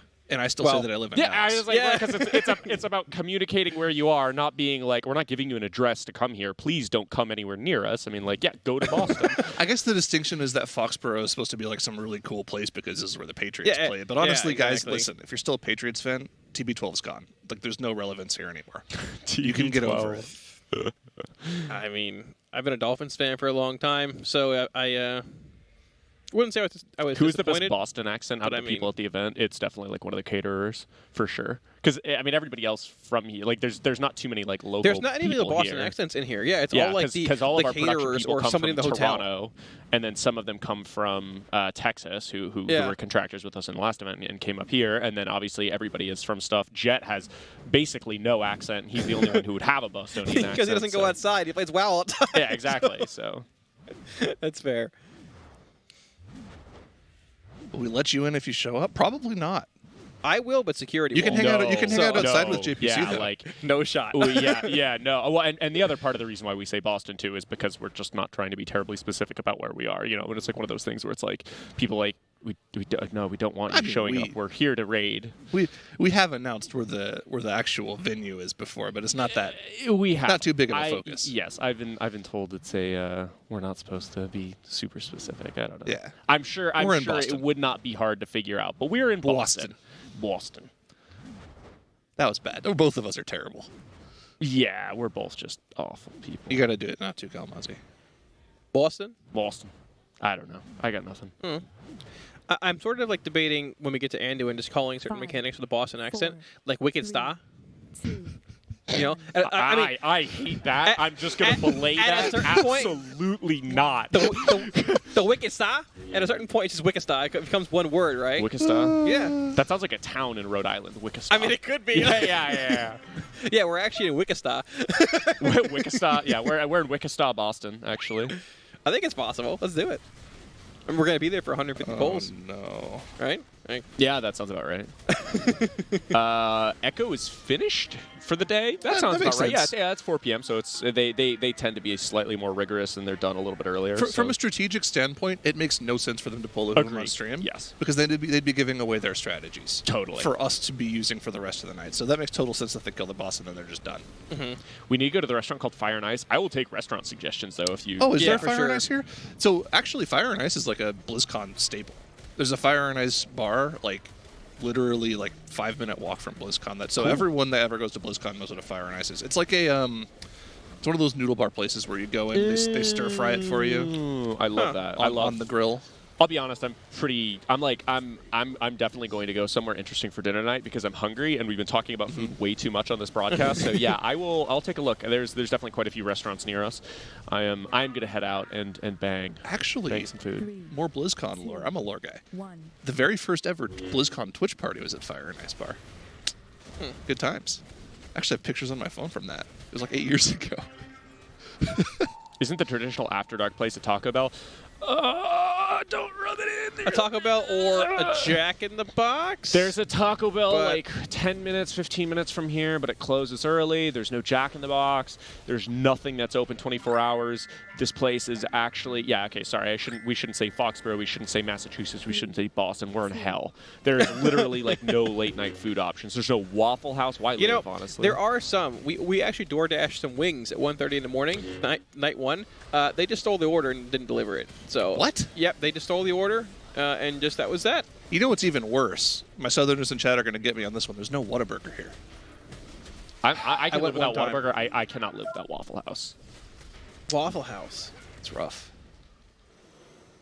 Waffle House. I love Waffle House. Waffle House Shout only out to good, my like, main man Harvey. Waffle House increases in value between like 11 p.m. and 5 a.m. Yes. And then it just drops off drastically outside of So that. I play a lot of Magic the Gathering, and we'll go out and we hang out from like 11 to like 2 or 3 in the morning and playing Magic, and then we'll go to Waffle House afterwards. Yes. Have you ever heard of the Waffle House like disaster meter? Yes. Yeah, it's actually really interesting. If you look it up, you can find out how bad a natural disaster in an area is based off of whether or not the Waffle Houses remain open in that area. Oh my gosh. Because they stay open through pretty much everything. Oh, dude, there's some seriously disgusting cope in chat. There's no Whataburger. Oh, good, you aren't missing much. Hashtag In-N-Out. Dude, In-N-Out is the most coped garbage in the world. It's just like, don't get me wrong, In-N-Out, to preempt this, is fine. It's fine. Yeah. It's fine. It's a perfectly good regional place. I get it. You know, there's some things on the menu there that are great, but like there is the equivalent of In-N-Out in every region. The only reason why people are so methed out on In-N-Out is because it's associated with like LA. It's like red card, by the way. Red card? For what you just said. Oh, thank you. Dang. So excited about it. I've been there before as well, and it was a very mediocre experience. Like it's one of those places where it's like, oh, you've got to go there, and you're like, but yeah, it's that was so good. hype. It's like you're expecting like just perfection. You get like an upgrade McDonald's. Yeah. Right. It's like the thing with In-N-Out is it's a cheap burger. Yeah. And it's good. Yep. Just good. Yes. You can go to Wendy's and get the same thing. If you want a great burger, there's so many regional options. Shake Shack. I would even put Whataburger over In-N-Out, which some people might not disagree with, but I mean, and people are like, oh, so you just don't go to In-N-Out? It's like, dude, no, if I'm in California, I'll go to In-N-Out because I don't live near an In-N-Out, and it's cool to go somewhere that isn't right next to my house. Yeah, there is Wahlburgers here. Dude, Freddy's is really good too. Freddy's is great. Freddy's is awesome. We actually just had one living there. What color pairs describe your favorite Magic decks? Wow, that's a great question. I don't know. Honestly, I keep trying to resist it, but I'm like either an Izzet or like a Naya player, to be honest. I'm a Naya player which myself. is weird. Which is like a weird thing to say, but yeah, I don't know. Izzet's a good one too. Izzet's great. Well, see, I keep being like I'm trying to do the 32 deck challenge, right, where you build a combination of every deck in EDH. Except I'm not building like a brown deck. I'm not about the mono gray. You guys should have seen Valoris. Actually, Megs tweeted about it. They were teaching her how to play Magic the other night, and Valoris breaks out his backpack and has like 18 different commander decks. Yeah, I think it's 18. And he's like, I don't want to make any mad, so I'm just going to play a group hug deck. And I'm like, what's a group hug deck? He's like, well, I don't have any win con, and I just give other people things And then to play he with. attacked me, and then he died the next turn. I didn't attack you. And then everybody died the next turn. Then, of course, Kalamazzi is sitting here playing with a deck with 96% like proxied garbage. It's cards. Literally I used to own the deck like 8 years ago, but I sold it all to buy a house. So like, I didn't ask. I don't care. Well, I have to justify. All right. See, you can hear the disdain in his voice because he got destroyed twice. So The thing won about both Kalamazi games is very that easily. he plays like a very not fun deck to play against, and then he talks mad shit. And I'm like, dude, I don't want to play. I don't it. talk like, anything. Yeah, you talk mad shit, dude. He does. I listen. Any He talks. day He talks you want, mad. I will just bring out a deck that just beats you every time. It's EDH. It's not hard to win every game when people aren't playing dude. CDH. You are just miserable. He has brainworms. I had to explain this to him. He has brainworms. Did you That's it. guys see my tweet about what he did on Tuesday? No. He Okay, opens this is his different, cache. He though. opens his weekly cache. There's a 278 staff in there. There's no tier pieces anywhere in his I had box. their So he's legs in there. going to take the staff regardless of what's in there, right? He doesn't loot the staff for the sole reason that he wants to loot it on stream so his stream chat could see him loot it. They want to see what's in the vault. Anyways, you can take a picture. They don't. It's not Take a good picture, enough. it lasts longer. Then he goes and does a Mythic Plus later. Loots a staff from the Mythic Plus. I'm like, hey, dude, you could trade that. He's like, oh, I didn't take the staff out of my box yet. He has brainworms. Just a terrible He has person. brainworms. Just a terrible person. Brainworms. Okay. Florida man costs a random Mythic Plus Pug and 265 staff. Yeah. Unbelievable. Yeah. Listen, I mean, My name is Kalamazi, and I have brainworms. I'd rather I am incur- unable to comprehend fun. the wrath of the group that I pugged with, or than over my chat. All right. It's just how it is. What deck was it? What deck were you playing? They want to know what deck you were I was playing Artifacts. I was playing an 8-year-old Karn deck. Yeah, it's just like It's like stacks. Like yeah, people can't it's play like the game, a- and then yeah. I win it out of nowhere. Yeah. It's not very exciting to play. No, it's really boring. not. It's the same hey, deck did, I had did like you guys 8 know years Rings ago. of Brighthearth and Grim Monolith makes infinite mana? Wow, that's crazy. Whoa. Cool, I drew my deck. You guys lost. Wow, cool. Yeah, very fun. I mean, it's like the thing is too is that I hate playing against decks like that because it's like I mean it's like the threat. The threat like evaluation is just like I mean just kill you, right? Like I mean it's you just play an aggro deck and just kill it. It's not but just exciting. like, It's the same thing every time. It's not fun. It's not fun. Also, somebody asked how we felt about the tuning so far, bringing this back to World of Warcraft. I think the tuning's great so far for us. I worry about the community at large because these fights do seem to be very much based around having a lot of 4 sets, which is a bummer. If you are just like the Kalamazi, the average, Florida man of the world. But for the sake of the world first race, I think the tuning looks great. I think it's super cool to see the 6th boss really putting up a fight, not just being a pushover. The first boss even. Yeah, totally. I mean, it's like every step of the way, it seems really really cool. I mean, we like seeing these guys hit up against difficult fights, right? And that's kind of what we're getting this tier, which is awesome. And honestly, in my opinion, I'm totally okay with them having a braid that's tuned a little bit harder because they've actually set in good backup mechanics to make sure people can progress on these fights in a couple weeks. You have the Creation Catalyst coming out, which will help people get their second legendary. But I mean, this it weekend will be out of That's fine. But we do get double legendaries. There's going to be 2 more weeks where we can get tier pieces leading up to that as well. People are going to be very, very powerful. Probably more powerful than most of these raiders will be. Oh yeah, currently on the characters in the next couple of weeks. When you walk in at 270, a week and a half from now, like with 4 pieces, these fights are going to be in double trivial. legendary. Yeah, trivial. Yeah, right. But which like, is fine. It's weird because like typically my guild will be like, all right, we'll do heroic quickly on our first raid night. Then we're in Mythic and we plan to kill 3 to 4 bosses. That's not happening this week. Like there's no shot. We don't do splits. We don't raid extra days. So what do you even do? Like you just go slam your head against Solex for 2.5 days? What do you do? Yeah. Probably just farm Mythic Plus. I was actually interested. Probably. There's a lot of upgrades from Mythic Plus this time around. Yeah. 2K rating is max upgrade now. Yeah. It's wild. I think it was last time, wasn't it? It was a little bit higher last time. Oh, was it? Yeah. Yeah. No, I mean it's good. I mean also Oh no, wait. Are they changing comp? They're changing comp up a little changing bit. Comp. Did they banish? They Has got Dobby rid of been Maybe. in? They got Maybe out. Mavy's gone. Mavy's gone for. Zubang is back. Okay. Goodbye, Dobby. The Vesper Totem wasn't doing enough, unfortunately. No, well, and that's what I said is like so like right after they were like, oh, I think we need to 5 heal. They figured out a strat that reduced incoming damage by quite a lot, and increased the damage requirement. So it's like, I mean, at that juncture, like, yeah, you kick out the rest of Shaman and bring in another DPS who could just bang hard. DPS who bangs hard is of course Fury Warrior or an Arms Warrior, but more importantly than banging hard, of course, it's like why bring an SLT when you can bring a Rally? Rally is an amazing spell. What do you think about the trinket options from this tier? I think for casters, they're pretty weak. But they're not good. They're not good. This first sigil trinket is like funny though. It gives such an obscene amount of versatility for 20 seconds, but it's a 5-minute cooldown. I have a normal version of that trinket. My versatility goes up to like 43% when I pop it. It's really good for certain points in fights where you want to allocate a big damage profile. Yeah. Right? But it only happens once every 5 minutes. Feels like a great Demon Hunter trinket almost. Isn't meta like 4 minutes though? It's Yeah, reduced by the but 2-piece. Isn't Verse great for Demon Hunters? Is that not the case anymore? I know at think one so. point in time, Verse they were like a weird like Verse mastery class. I actually don't know. The off ones the top back in of the my game, head. the ones Verse mastery. Yeah, year, yeah, good they were lord. weird, like our Verse crit or something like that. Hmm. I wonder if that would be good for them. But yeah, no, I like weird cooldown options like that. Is Zyro typing in chat as me? Yeah, I'm Valoris. Oh, Some no. guy. I don't want to like. I don't want to like cut in the conversation to answer random questions in Yeah, chat. If yeah, that guy no, no, asks, I do it all the Are there time, any yeah. hunters in chat? You're Yeah, fine. One hunter. I can type on my phone if that makes you No, feel no, any no, better. no, type away, man. You'll notice you're modded. I got you mod yesterday. No, you didn't. I've been modded. No, I've been- modded you when I was at your computer typing. No, he was modded before. No, I was. But you were either unmodded and got remodded because they did it when I was typing. I've been modded since before the Can race. confirm been modded before the race. Well, somebody demodded you because you got it again when I was typing here. Yeah, I don't know, man. I'm not sure if I believe you. Florida kind of reduces the credibility there.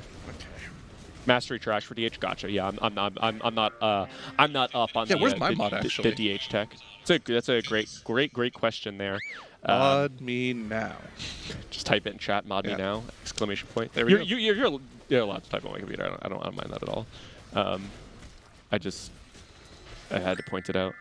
I had to point out that That's I was the other thing. disavowing it. Which we were talking about gear, going back to gear a little bit. You're going to have 2 entire extra weeks of Valor and Conquest caps, too. That's true. And if you're high PvP rated or high Mythic Plus rated, that's another couple of pieces that are going to be in the 270 range. Like, you're going to be up there in the item level and the gear in a couple of weeks. Yeah. Well, and say nothing of course, starting not next week, but the week after, getting that legendary going on. Oh, yeah. Legendary number 2 is quite potent. For some people. And other people just get nerfed with double legendaries come out because they all suck. Really cool. Like your classes, by Yeah, chance? Warlock legendary double legendaries are just horrendous. They're very bad. Yeah, I play Boomkin, so I personally just don't care about there you go. or your struggles. I am curious to see the shift in like relevant DPS and specs and things when double legendaries come out. It's probably gonna be pretty wild for certain specs. For sure, and in the context of the race for world first, it's especially interesting, right? Because when you're doing prep for a tier like this, your time is so precious. You actually need to make decisions where it's like, okay, so do we just bet that the race doesn't go long enough that this matters? Yeah, exactly right. Or this is sorry, I would just bring your attention on screen here. I think that this is one of the better looking things. So this is This is Synthesized 2. Yeah, this is Synthesized 2 right here. Boss at 73, which is as low as And we've seen there. Interestingly at this enough, point. they also killed the Guardian Atoma there again, and not the sentries here we have, or the actual ads we have here. So, a So shift they went in back strategy. to the double strat. Okay. Yeah. Interesting. Very interesting. So this first set they deal with pretty quickly. Not a lot of damage goes out. That's not too bad. Now you have to start worrying about those second set of degenerations coming out in the group. You can see they're taking so much damage. Dude, Zubig just gets gatted down by them too. Atlas is really low too. Eric got his cauterize off. Is he in a pod right now? I think that's what the case is. I feel like they need something out there to help CC those or something. You know what would actually be a fantastic solution to this, which is probably not something that they've thought about. Vengeance Demon Hunter could do this on their own. They could grip sigil them into a fear sigil until they're ready to go over there and deal with them. Interesting. Problem is not having a tank with 4 set might be too much of a damage loss for them to consider doing right now. That's tough. See, I don't think it is. I think you can do that because I didn't even notice actually. We didn't even I didn't think we caught the Scott's playing Blood DK for that reason. I was going to mention that they did indeed swap Scott from his Paladin to his Blood DK. Yeah. Paladin. Paladin seems like a bad match for this boss. I mean, it's fine at tanking the boss, but I think I think you're on the money there. That like there is not a lot that the tanks have to do, and I think that there is definitely like a more right answer for what your tanks can be bringing you on this boss. Yeah. I love that Vengeance Demon Hunter tech. Actually, that sounds very very compelling to me. Because that was. That was a ton of damage. And that was how much damage they were taking when there aren't any sentries out. Yes. Yeah. Just like, because they killed put that them. in Yeah, perspective. exactly. I mean, what it honestly looks like is like, dude, you're doing something wrong. That looks like failure state damage. Like, you can't go through that. You need something better than what you're doing. Like, just a large strategical issue there. Interesting. Why does THD and even Deep Shades have Wilfrids on their bracers? My sim has 291 bracers, and it's minus 274 DPS compared to Ring. Well, Sims are on a per character basis, so it's very likely that your 2 rings that you have other than your Wilfrids on Ring are just bad, whereas their rings are good. That's all it is. Make sure you add a socket and Eternal Intellect or whatever to your bracers as well. So everybody forgets that in the gear comparison sim. Yeah, that's true. Ring sim's higher for some people, bracer sim higher for others. Bracers are better early term, ring is better long term.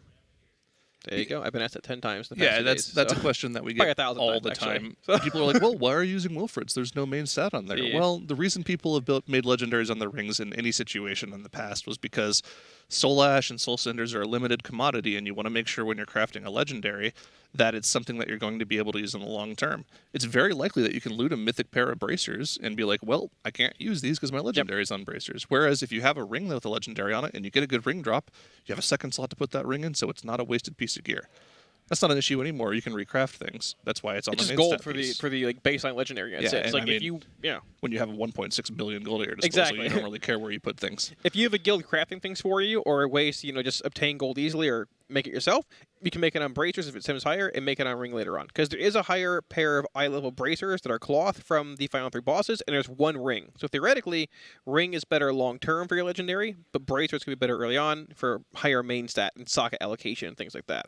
But run your own sims, because my sims aren't the same as yours. Yeah, I mean, So- people are always curious about how to get better at the game, and it's like, relying less on people like Kalamazi and more on figuring it out yourself is really how you go. I mean, it's a pain, I get, but it's like that is how you increase the depth of understanding in your class, is really kind of figuring out that kind of thing for yourself.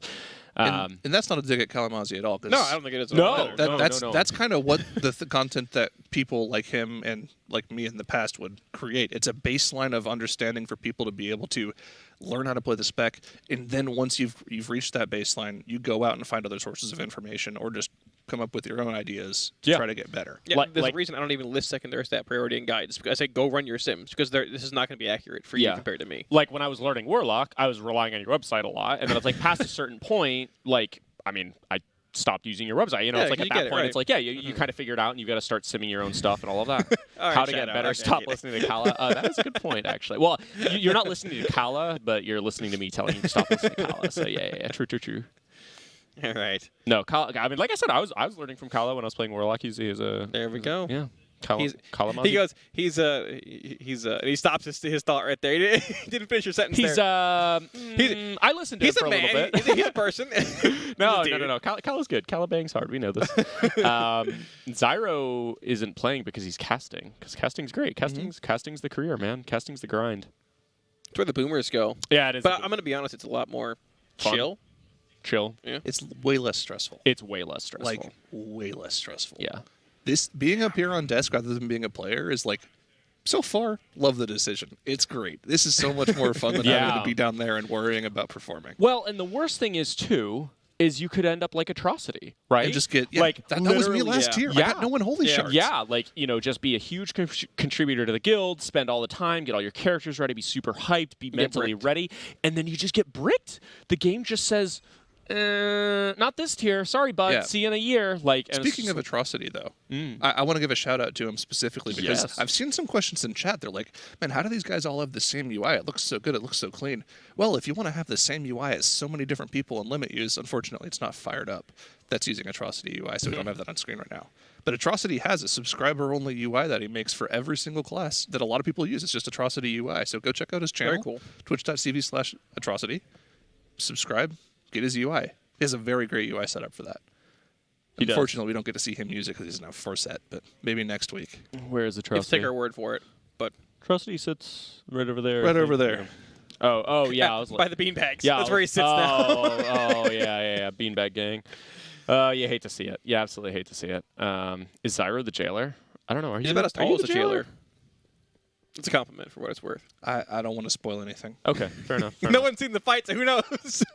People have seen the fight. It's been killed on normal. I think Sonic's Imperative pulled it once or twice in Heroic and then just left. Yeah, well, it was so funny. They pulled it, and Impact messaged me immediately. He's like, dude, thank God that Imperative is pulling the jailer so nobody else has to. Yeah, it's like all of the other guilds are just like, okay. Gathering data. That is a very watched VOD, I guarantee you. Mm-hmm.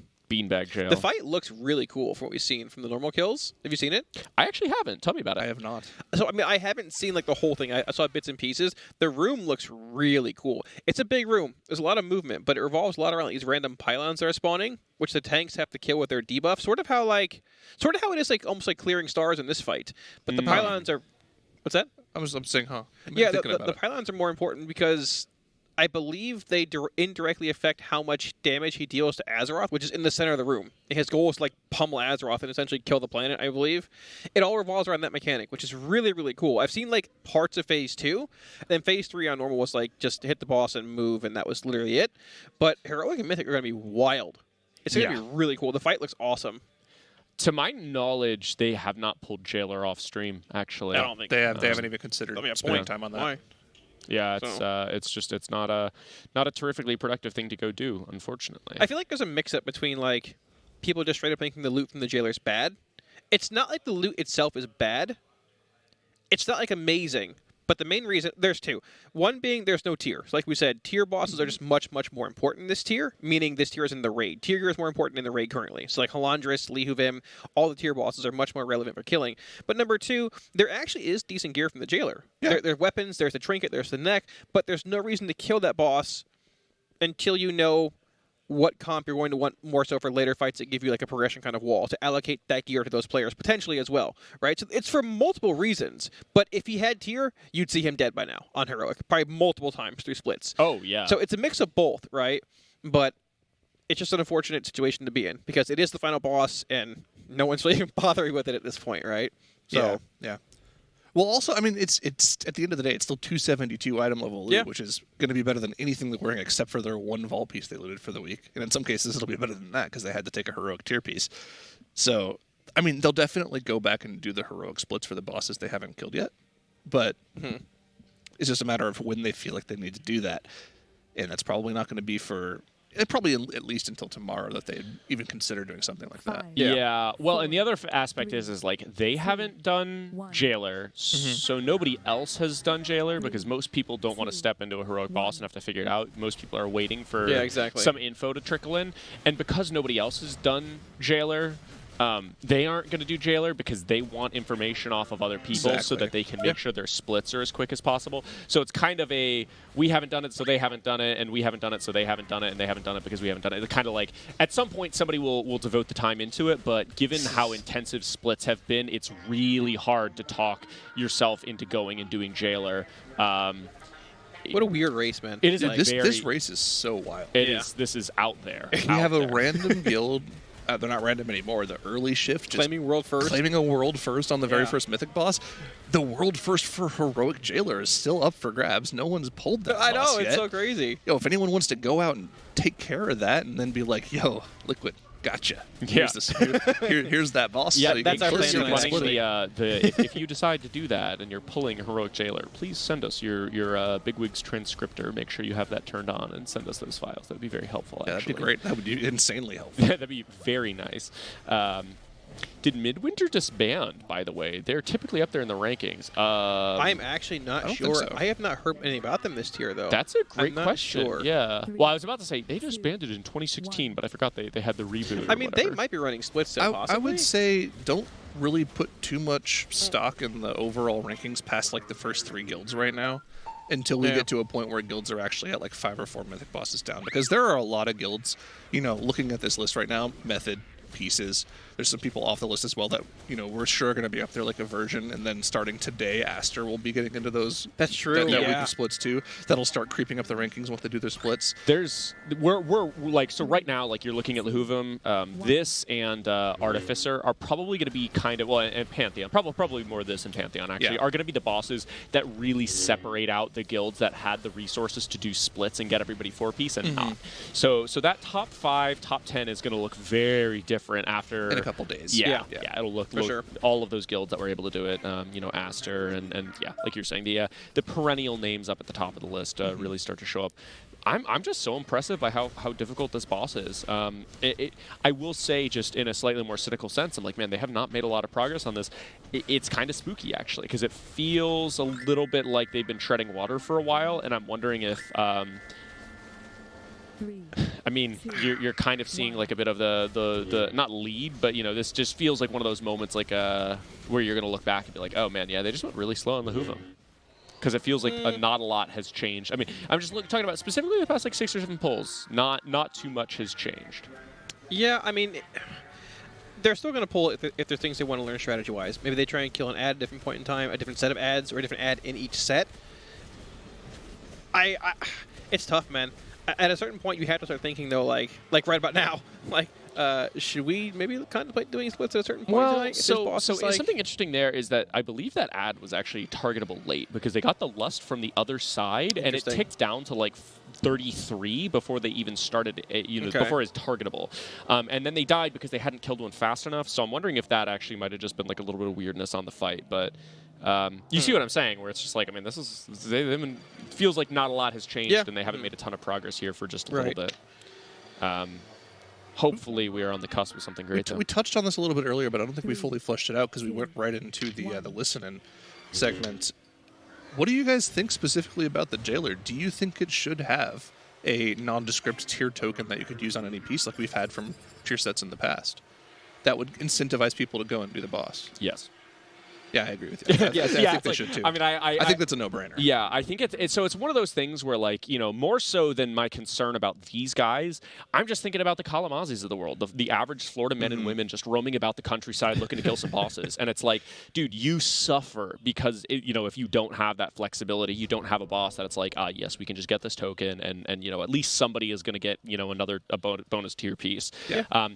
We've talked a lot about getting different deterministic ways of getting tiers so that these splits aren't necessary. Like there are better ways to distribute tier, and something I want to be not too critical about on the game devs about is like the circumstances that have made this race so degenerate have from their perspective existed before. We have had a world first race where tier is a thing and it can be traded, and guilds were not this degenerate. So it's like I feel like people look at this as an issue. Yes. Yeah. For all of Legion. For every tier. Yeah. And the difference is not the game. These rules have existed. It is us. We are more degenerate. We had the ability to do this degeneracy previously, and we were much more chill about it all. Master Loot was a thing back then, but it wouldn't change what they're doing. It would not change it. The only reason why things... I mean, it's like back in the day where we had Master Loot, the correct solution for Master Loot was... I mean, you should have been filling like half of your raid or 20 people in your raid with not associated guild people and then clearing the raid. Like that was the answer. But the raid was just less involved. We weren't, you didn't have 3 or 4 different guilds in the world going to their own individual facilities with the amount of resources, everybody taking off work just for Heroic Week to be able to do splits. Like we are more degenerate. The game has had these rules in place before. So nobody took off for Heroic back then. I can understand from the devs' perspective, well, this has been the case before, and it wasn't this degenerate. So I can see them being cut off a little off guard as to exactly the problems that would be created by this. Apparently somebody in chat pitched the Vengeance idea to THD, and he threw it out in chat. Oh, let's go. So if they do that, I'm getting credit for that. Let's yes, go. Sir. Wait, I said that first. What do you mean? Did you? No. Look at his face, like the smile to a frown. No, I know. It's like on the desk, it's like you say so much and we're just talking and it's like stuff will happen like that where you'll just be like, oh, I just had this really good idea. And then people are like, we just talked about that like 5 minutes ago. So well, there's an interesting comment in chat that I kind of want to focus on a little bit because they say, Cruel Beans here says, which is something that you could think about is the case. Echo's done for the night, so Liquid has a chance to pull ahead here. And that's definitely true. Liquid gets to make some real progress on this boss while Echo is not able to pull the boss because they're sleeping. But you also have to think from a mental aspect as well that there are going to be analysts that are looking over the footage of everything they do tonight, and if they do make any major breakthroughs but don't kill the boss, the Echo team is going to be able to come back in tomorrow while Liquid's sleeping and either leapfrog or catch up. So it's still very much a neck-and-neck race, even though Echo is going to sleep tonight. But I understand why you're thinking that. That's how it always is. Same with Painsmith, right? They got there first, and Echo ended up coming in. I believe, Liquid got the Painsmith first, I believe. I can't remember how elite they had on it. Painsmith, they actually just did like a different strat. That was an anomaly, I guess. Basically, I view Painsmith as essentially just being like a boss that cost Limit / Liquid the race, essentially. Yeah, I agree. Yeah. Method 3 out of 11. Method cool, 3 awesome. Seeing nice. Seeing him bang up there. We'll see the standings update in just a moment, I'm sure. Very exciting. Definitely kind of a bummer for BDG seeing them slip by on that. I've seen them having a lot of trouble with good old sausage there. I think they have like 60 pulls on it. No. It's a bug. It's a bug? Okay. It's a bug. Yeah, no. Impact was sending me that. So there's something with like their pulls are getting like replicated like 4 times over. Oh geez. They have like multiple people logging or something? I have no. It's like literally in an individual log here. I can't show you guys the log, but like this is used this same like 15 pulls tessellated like 7 times. Oh, it so says they've it's pulled just it like, hard mode. Yeah, it says Okay. they've pulled it like 210 times or something, and they have not pulled it 210 times. Sorry, 230. They're having trouble with the fact that they were not able to do as extensive of splits as we were. So both pieces and pieces Echo and Method all had relatively successful splits. I think we have the highest eye level and got the most tier pieces in the world, actually. I think was we're about a talking- level ahead of Echo. I was So, talking to 2. Frank a little Okay, bit yeah. earlier ago, and he was talking to Bastu from Pieces, and Bastu says that they have 34 sets. But you can only use 20, Sure. theoretically. Sort of. I guess that's not the comparison I'm wanting to make. Regardless, I think I would say Pieces, Method, Liquid, all kind of in a different level of success as far as splits. BDG, unfortunately, NA just does not have the player base to actually sustain 4 guilds going as hard as we did. And so, unfortunately, as a result of Liquid being, so interested in getting buyers in, and basically BDG kind of got the short end of the stick there. Yeah. And they were not able to pull off quite as many 4 sets. And unfortunately, like we were talking about, I mean, they're kind of getting the Kalamazi treatment where it's like, if you don't have all the 4 pieces, I mean, some of these bosses are just, there's caution tape, and it just says, no, do not enter till week 2. What do you do? Yeah, it's like you must have 15 4 sets in your raid to unlock access to this boss, unfortunately. So they're getting farmed on sausage a little bit, which is a boss that we saw these guys kill in, like, goodness. It was 4 pulls. 4 pulls. Yeah, and it's like it's not like, BDG is just, incompetent and can't pull it together. It's like, that boss, if you don't have the damage, gets exceedingly difficult. Unfortunately, we kind of were able to brute force that, and it seems like BDG is falling on the other side of the mountain, unfortunately, and struggling a little bit there. That's a rough one. Yeah. Honestly, and I mean this sincerely, you do hate to see it. Seeing people get, cut out of the race just due to, oh man, Just circumstances. You only did 14 hours of splits, not 24. Yeah. Idiots. Here's the thing: this tier's gonna last 3 months, so they'll have time. They'll have time to catch up. Buckle up. We're gonna be here a while. Yeah, I'm sure. I'm sure that's And what we're they gonna love get to paid hear. for all of those 3 months, right? 1. Yeah. All right. Right? Yeah. Where's Az at? Yeah, Thumbs up all for right, production. So 90 days of day rate. Why is it unfortunate? Why does the race have to be over in one day? It's not over. It's just that functionally, it's very hard for them to catch up. Yeah. After they start behind. Although, admittedly, a slower race is good, right? If the race goes to 3 weeks, they have a much, or 2 weeks even, they have a much bigger power spike next week than we do. They're further behind, so really they're basically just catching up. But as they go into week 2, they have a lot more power to be extracted from the raid than we do, because we got most of that power already. As Nigger has been calling it, that borrowed power. It's like essentially we. I'm laughing, borrow power. It's like, Yeah, familiar with that term with expansion. Yeah. It's not measured in days, it's measured in lockouts. If you can't max your lockout for a week, you're behind for the next. That is true for most guilds. For the World First Race specifically, you do measure it in days because time is so important for these guys. Like every hour is really, really important in terms of just getting progression on the bosses.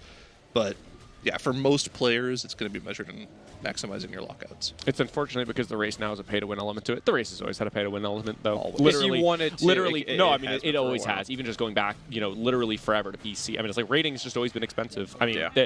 People call spending gold pay-to-win, but it's like, dude, I have bad news for you. If you think people weren't buying gold illicitly back in BC, I have some bad news They for say that you. because of the token. Yeah, And but it's like, dude, that stuff has been going on for literally ever. It's and anybody who rated, back in Kata era, MOP era, I've never heard of anybody doing a real money transaction in World of Warcraft, wink, wink. It's like, at a point in the game's history, it was much less regulated and was probably closer to literally being pay to win than it is now. Yeah. When raid sales started being a thing, it was very unregulated there for a little while. Of course, these guys, it's like the idea of pay to win is like, we have a bunch of gold because we do a bunch of sales. I don't know. Hey, really quick. Yeah. Saying bad things about our coworkers in chat is not going to get you anywhere. Don't do that. Oh, I didn't even see it. Oh, I banned them instantly. Let's go. Oh, dude. Don't do that. That's weird. And cringe. Sorry to cut you off there, Boris. No, you're fine, dude. Listen, anytime you want to tune me out to put the spotlight on banning somebody in chat, you're more than welcome to do so. So what do we think? Top 5. guilds, which is like a super hard question to answer, but I'm curious to get y'all's take on it because I've heard 2, 1. there's been some varying takes. So I've heard from our analysts they don't think this race is going to be close. Okay, here we go. Yeah, I'm gonna sit up in my seat for this one. They just feel confident, which I love, and Okay. I'll do that, dude. It's like, yeah, No, that's fair. Okay. Liquid number 1, and I think Echo comes in at number 2 for sure, and then I'm on board Pieces for 3, BDG 4, Method 5. Okay. Which is, I think, the same as we ended up last year, but BDG was 3 last time. BDG was. I'm pretty sure, right? No. BDG got swooped for 3. Remember? Okay. Yeah, because Pieces was behind. Yeah, Okay. I'm quite sure on that, but I could be. I suppose I could be wrong. Zyra's going to look, I believe, here. No. Okay. That's not what I was looking at. I heard a similar thing on the Echo stream, but reversed. So they were 3. agreeing, or? I mean, I imagine people on the Echo stream probably put Echo. Did at you 1. guys do your pick'ems, the Echo pick'ems thing? No. So I would never if you had to support say another what your organization. if you had to say what your top 5 were going to be for this tier right now, how would you rank them? I'll start since I'm asking the question. I just gave it. Oh, did you? Yeah. Oh, I must have just completely. Yeah, tuned no, you you're out. fine. So Liquid, Echo, Pieces, BDG Method. So I have Liquid, Echo. It could go either way depending Yeah, on but- what but- your but preference is, pretty but easy, obviously yeah. most of us are going to say Liquid than Echo Yeah. because we're In 1 and 2 biased. is pretty easy. Your 1 and 2 order for there those is two is pretty preference. typical. Yeah. For me, 3, 4, 5 are going to be Pieces, Method, and then I actually have Aster coming in at 5th. I think this is going to be a really big tier for Aster. Interesting. Those guys have ramped up their play a ton. They have 30 people on site at their headquarters where they're playing in China right now, and I think they can do really well. Are we talking about like overall time spent in the raid, or like just like raw kill time? I think they're good. I think they're really Okay. good. All right, that's cool. I That hope works. so. That'd be cool. Honestly, that'd be really cool to see. I would certainly not complain about that. I've always been very, very, very tentative on that, just because, like, historically, we just haven't seen it.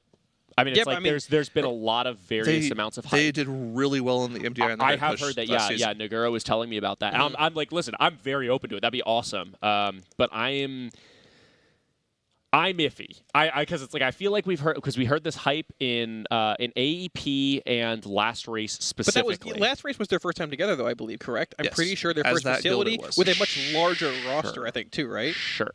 Okay. I mean, and all I'm saying is I'm not at all implying that they are incapable, because they certainly are. I have no doubt they're a world-class team, but also Echo was, very firmly second place in their first team together. And Echo, for sure, you can say, oh, well, they're remnants of another guild, and to an extent that's true, but also it was different leadership. There was a number of different people on the roster, and Aster combined from a guild that was consistently world third throughout BFA. Like, it's not like, oh, it's a bunch of, top 20 Chinese. It's like they had world-class players come together, and they still were a little bit outclassed on the world stage. Yeah. Don't get me wrong. At number 5, that's a totally reasonable prediction, but it's like last year everybody was like, dude, I think Aster's coming in at like number 3 or something, which I know you're not saying, but I'm still a little bit tentative on the Aster hype train, but I can tell you nothing would be more exciting than for this race to have somebody, really dark horse Yeah, just come out of nowhere. That'd be super just cool. like come up with something crazy. It's definitely a real feels bad for the Aster guys too, or any of the really high-end Chinese guilds. One of the big conversation points every single world first is, oh my god, EU gets the raid 16 hours after NA. Oh yeah. Well, China gets it 2 days 2 later. days So later. Exactly. It's messed up for them, but they still managed to play relatively competitively for how far behind they are. Yeah, for sure. Somebody in chat asking, what are the main mechanics of this fight? Sorry if it's been explained 1,000 times already. We talk about this a lot, but we're here. One of you guys want to take down a little bit of a rundown of exactly how Lehuvum works? We both look I at don't each other mind. here. I don't care. If you want to do it, you can. But if you don't want to, Why I'll don't we do it together? You start. It's a 2-stage fight. It's a 2-stage fight. So I mean, where do we even start with this fight? So phase 1, there is essentially, I forget what they're called, but like half the raid gets debuffed with these like star The kind motes. of motes. Yeah, they get debuffed with these motes, which they have to drop off in the back portion of the room. And then once they drop, I believe it's a tank and a DPS gets marked with a large circle that you can clear the motes with. You can't get all of them, importantly. A good portion of them. And if a player comes in contact with the mote, it basically expands like 4 times the size, thus taking up much larger of a portion of the room. On top of that, you have these 4 ads around the room: the Guardian Atoma, Defense Atoma, and I believe I forgot the names of the other two. There's the Degenerations. Right, the large and the AoE Acquisitions. pack. And the Acquisition Atoma, right. So essentially when the boss casts his Synthesize mechanic, which is the stage 2, I guess, transition, you choose which of the ads that are active in the corners to kill. And when you kill them before it becomes active, it essentially removes that mechanic from the fight. So if you kill the Guardian Atoma first, essentially it removes the Sentry ads. If you kill the Defense Atoma, it removes, I believe, the large shield. The big bubble that it puts down that makes them take reduced damage. Yes, exactly. A large bubble that reduces damage taken by Atoma. So they're trying to allocate certain DPS in the raid, what we're seeing currently with this strat, to kill 2 different Atoma, I guess, variations at once here to eliminate 2 different portions of their abilities from the fight. But we're running into a bit of a wall here because the fight is just tuned really tightly, and they're just falling behind on the second phase 2, the second synthesized cast. Now, on Mythic, there's also one other mechanic, which was added after PTR testing. It's a harmonize, basically a red-blue debuff kind of mechanic. Yeah, let's call it a magnet mechanic, right? Sure, You have an opposite. You have 2 opposite mechanics, and the basic idea is one of them will push you back, one of them will pull you back, and then once you've been pushed or pulled, you have 3 seconds to match up with someone that has the opposite color of you to stay alive. If you don't meet up with anybody, you just die. Yep. And this is a very difficult mechanic to do properly, and the way that they've kind of mitigated that is by stacking up into groups of 4, so that it's a little bit easier to group up. Ideally, in a super ideal world, you'd have 10 groups of 2 of 1 color of each type, but the logistics behind that is just way too difficult to figure out right now, and maybe in the future someone will figure out a week order to do it, but they just haven't done that yet. The problem is when you're stacking in groups of 4, every single time that mechanic comes out, everyone in the raid takes 30,000 damage, which is about half their HP right now. And if there's any other residual damage out on the group, somebody's just going to die. And that's just like old ads, like Sentries from Guardian Atoma, right? Or any Degeneration or Automas that are still out. So it's a really hard logistics fight for them to figure out. And yeah, they're only 29 pulls in. They've been on the boss for 3 hours. There's so many discussions going on about, are we doing this right? Are we doing this right? Is there a comp swap we can make here? We saw them go to 5 healers for a little while to try to figure that out. They're back down to 4 now after messing with that for a little while. I'm sure we're going to see plenty more comp swaps over the course of the next few hours. I don't think this is going to die anytime soon. This is going to be a very difficult boss, and I wouldn't be surprised to see them actually go into doing heroic splits before they finish this off either. Yeah.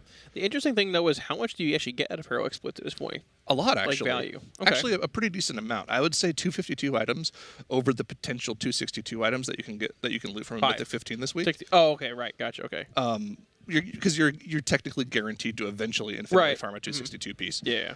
Is probably about 100 to 150 DPS depending on the item per slot. So that's a decent amount of overall DPS and for across the raid. That's pretty big. It's pretty decent. Right. This DPS check seems real though. Oh, we've been super real. Their best poll was, I believe, like 2 hours ago, and that was like 4.5 minutes into the fight at 63% roughly. Extrapolating that out, that's a 10+ minute fight roughly, give or take. That's a lot. Yeah. No, and they're blowing their lust to not even deal boss damage, right? Yeah, exactly, yeah. Yeah, it's whew. Yeah. And that's all of their CDs in that as well. I mean, they could be lusting early because they expect the fight to be over 10 minutes. So they could double lust the fight, right? Yeah. But that's a question that we just don't know the answer to yet. So yeah. No, it's not an easy situation to be in for sure. Zyro's I'm bringing down the hammer. I'm very quickly realizing that my prediction on this fight is just not going to be realistic. Neither is Kalamazi's, unfortunately. We're both way out of here. You said 30, I said 40. Do you remember what you said for this fight? I don't. I was actually I don't know if we can bring up the prediction graphic again. I totally forget. I don't remember. But I'm sure somebody has to be. We have it on the bottom third tier, the lower third. Lower third. Aya with 15, Jet with 24, Crazy Puck with 20. So they're already all out of the picture. Oh yeah, gone. I feel like I was one of the higher ones at 30 or 35. Valoris is 56. Yeah, dang. I'm just genius or something, I guess. Valoris 56. Yeah, that's tough. I mean, maybe that's still going to be tough. Maybe if they do heroic splits and they come back and it's that much easier, I could see 56. This could very easily end up being over 100 pull boss though. Totally. Yeah. You know what this? I don't know why, but this is giving me like big Il'gynoth vibes a little bit. For me, I was thinking Raw Den. Yeah, sure. Yeah, sure. And here's for us. There we go. Okay, yeah. 56, 40, and 35 or 30. 30. How embarrassing, Kalamazi. You have 491 on the Jailer. They're not getting to half that. Oh, I'm sorry. Have we pulled the Jailer yet? I have. Do you know this? I've pulled him. Oh, have you killed him? Can't answer that.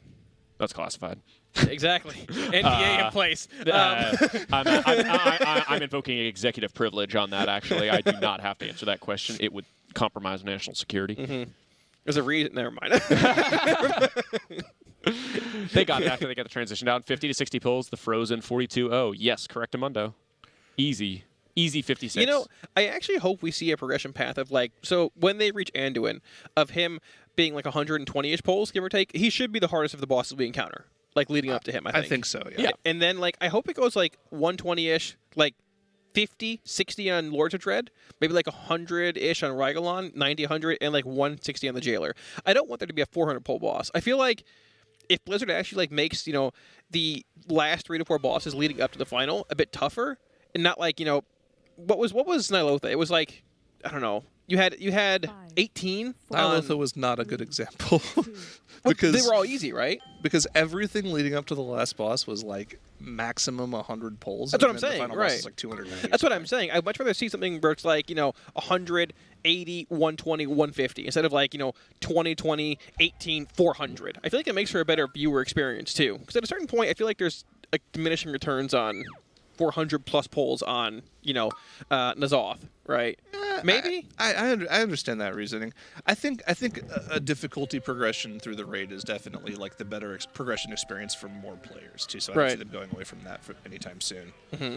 So there's a question in chat that said, "Is this the Painsmith of the tier?" No, I don't. That's think so. Halandris. I think that's going to be Anduin. Probably. I was gonna say I think it's the Painsmith of the tier in that it is a not. Like so, and to be fair, you're gonna have to let me redefine Anduin as the penultimate boss. Sure. Like Anduin is the 10th boss of this instance. It's just ordered in a weird way. So in the sense that Painsmith was a non-penultimate, non-end boss wall, I think kind of. I don't think it's going to approach the same level of difficulty. Maybe, I guess we don't know. It hasn't died yet. I don't know that there's most tiers aren't going to have a super great Painsmith analog. I don't think. I mean, the last time we had something like that was. What was the end fight of Gorefiend? Gorefiend. Yeah. Gorefiend was like the best mirror to just a raid wall. 6 boss on the raid wall that people just had so much trouble getting down. Those kind of things don't happen very often, but when they do, they're remembered a lot because they were usually a good boss. Yeah, well, Gorefiend was a great boss, and Gorefiend was also just like notoriously brutal because Gorefiend opened up into several very easy bosses, and you had to kill Gorefiend to get into the upper wing, so you were gated off of Mythic, it was Mythic and WoD. Mythic tier pieces. You're gated off quite a bit if you were not able to get the man down because you had Iskar and Sakrathar and Fell Lord and all that stuff. Yeah, you just walk over there and kill them all, like, right? Those were with the exception of Zul'Harak. Zul'Harak was a nightmare. That was a great boss. It was a great boss. Kind of the opposite of this boss. Not actually. for me. One of those color mixing bosses. You have a debuff and you can only touch a certain type of person in your raid. In this case, you need to be on a different. You want to have not like with not like, but Zul'Harak being half of your raid has one debuff, half of your raid has the other, and they cannot touch. No. And the abilities. They couldn't touch Magring. They could touch, but they exploded when they touched. Oh, yes. And your raid took damage, and that was I remember it was actually essential to make sure you exploded the fire so that it wouldn't cover up the entire room. Actually, a great mechanic. Yeah, very good. I mean, Zul'Harak, I think probably is one of the best examples. You called this one a magnet mechanic, and I think there's always a variation on those sort of magnets. Sometimes you want to touch the magnets, sometimes you want to make sure the magnets don't touch. This is you want the magnets to touch, but that was you don't want the magnets to touch, except sometimes. And that regulation and sort of interesting take on the mechanic was wonderful. Yeah, Zul'Harak, a great example of a boss with some pieces, some similar pedigree, while not being totally similar. Did we just see a... that was a second synthesized Lust committed there, actually. So they pushed it back from the start to second synthesize now. Yeah, I think Lust is probably overkill on that first synthesize. You know, 'cause Most with likely. pots and CDs, I feel like you probably can make that, and so now they were able to successfully kill 2 there. Correct? Yep. They also have the second D-Generation Atoma set down. So it looks like, barring having killing this defense Atoma here, they should be back into phase 1, give or take. And the boss is at 75%. This could be a decent pull coming from them. And correct me if I'm wrong, but are there, if you don't kill a robot, two different robots spawn from that corner? Because Which there was corner? From the corner you don't kill. Because they just had an acquisitions as well as degeneration and a defense. So the acquisition Atoma, if you don't kill them, they respawn indefinitely over the course of the fight. Every half minute they respawn over. Gotcha. You'll see them running around in this phase again here too. They'll just come back. That's what I didn't realize. Yeah, was going that on. red Okay. beam, the fixate, that's the acquisition Atoma. They just keep it trapped in the corner pretty much. That you'll see it running around at times too. But yeah, They it's just give it really CC. annoying. I see. Yeah, it's a really interesting mechanic. Oh, we brought in a hunter. When did the second hunter come in? Malarcus very recently. For I believe. who? For who? For whomst? I would guess a boomkin, I think.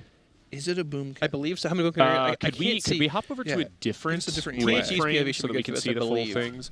No, we still have 4 boomkins in. We still have 2 warriors. We're on our best pull now, though. This is our best pull we've This had. should be. We're approaching 63 roughly.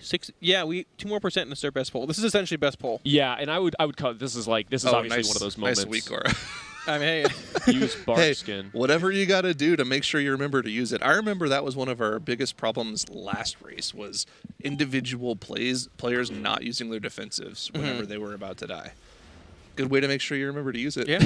Yeah. This is indeed their best pull, 61.6% here. So this one is some mage. serious prog being made. It was a mage, Hunter for okay. mage. So this is interesting here. Synthesize 3. Let's see if they split the raid in 2. I believe they're all going to 1 here, being the defense matrix Atoma. Well, there's no guardians here. That's big burn here. This thing should die really early. But we're going to have 3 different robots active in this phase. So it's 2 acquisitions, which they're going to CC, and then 1 set of degenerations, which they're going to very quickly This run is across easy. the room to. This is easy This is a phase. very easy robot set. Okay. Yeah, this is not bad at all. So we AoE these ads down quickly.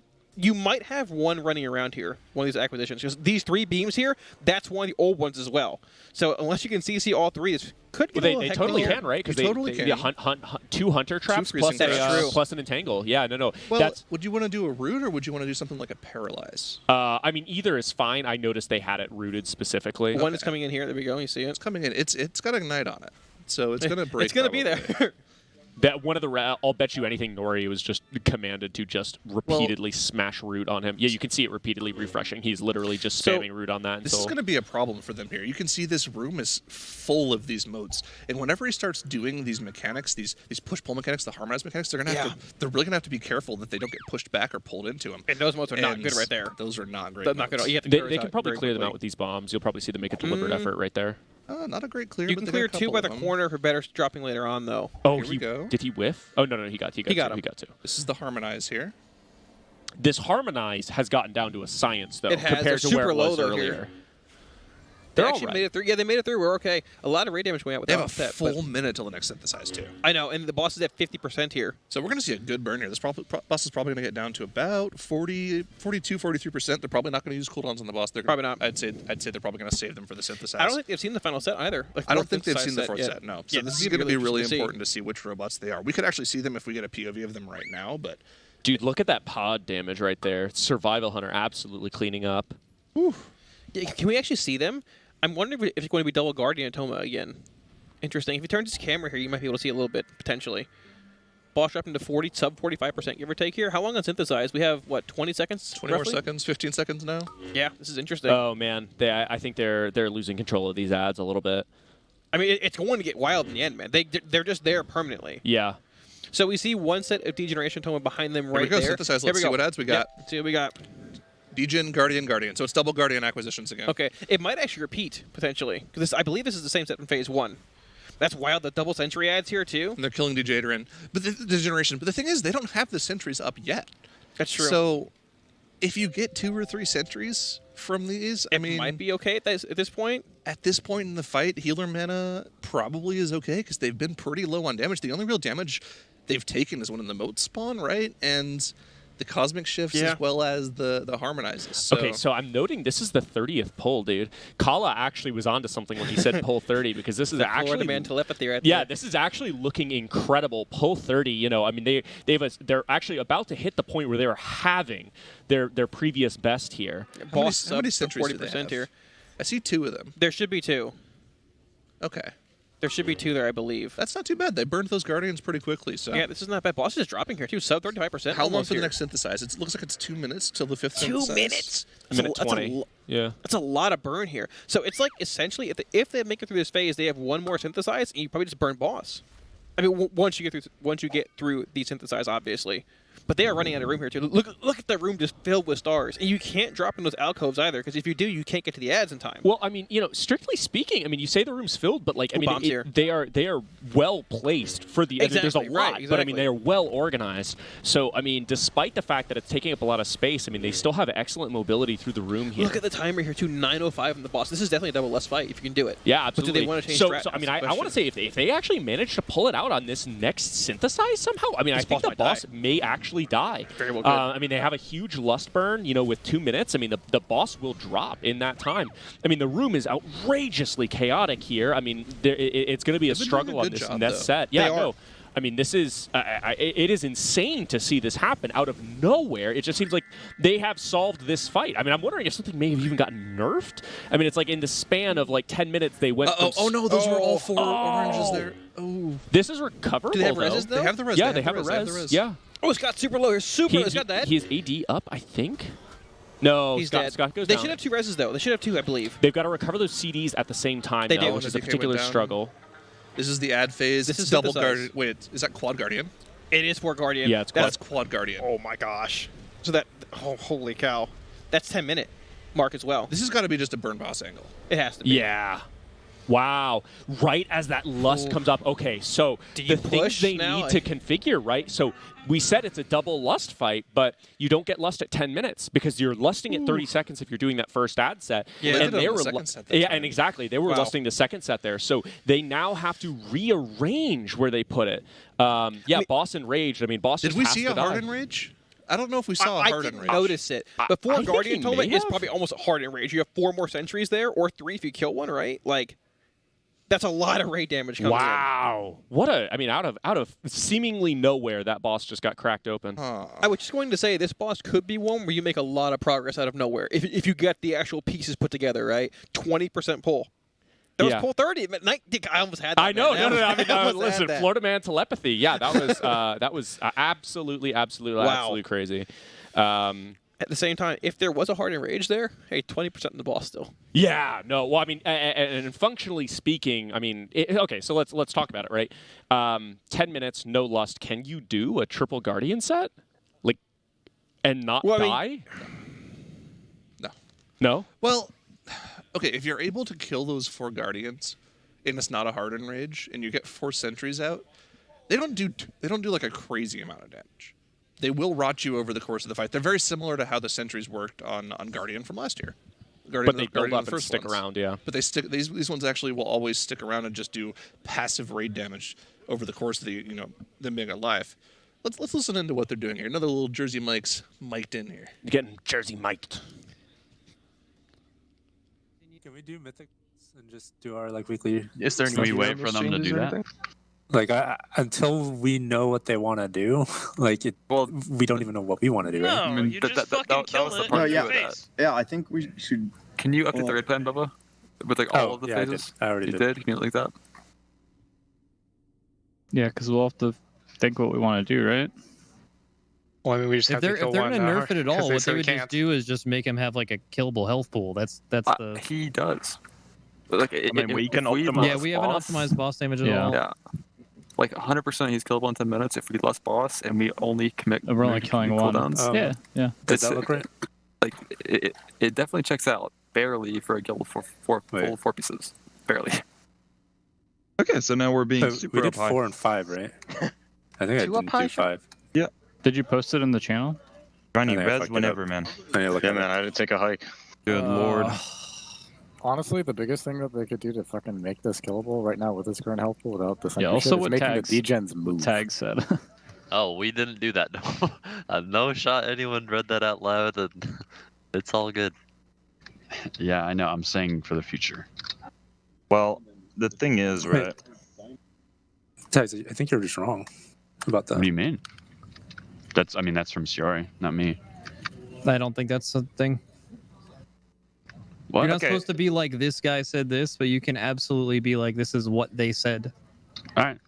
Yeah, no, we're not individually pointing anyone out. I'm not pointing Yeah, your I mean, fingers. I still don't So have wait, the what phone are we doing? number. Are we just waiting? Yeah, I'm actually. We need. We need them to clarify. Yeah, I want to figure out the. We need strat. them to clarify how they want us to kill the boss before We do- also, yeah. So I think we do it Mythic Plus right now, right? And like power up our guys a bit. I mean, if Don't we do you have weekly if stuff we to just do? need to do what we did and find a way to kill the boss, we have to make our guys more powerful for sure to save less time. I think we can. Well, yeah, maybe. Well, doesn't that literally say they don't want us to do what we just did? So Yes, but like they haven't asked. Sorry. So basically, I responded to them and I was like, so we can't do what we just did because like that they basically sent that mid the last poll when they saw us get a 20% wipe. So They probably saw the raid damage or something like, but like, I mean, you weren't. I mean, yeah, doing the it sentries before. are definitely overtuned, but you can just kill them because of that.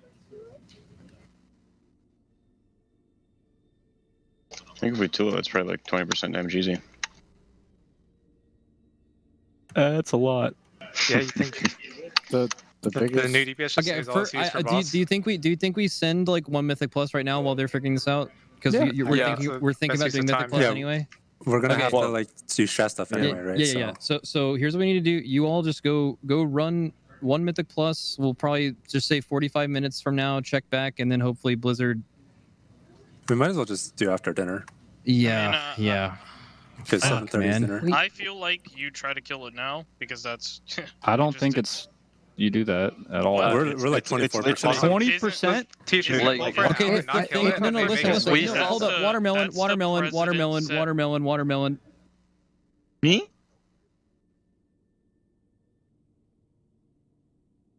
Watermelon means change channels, Marcus. That's what it means.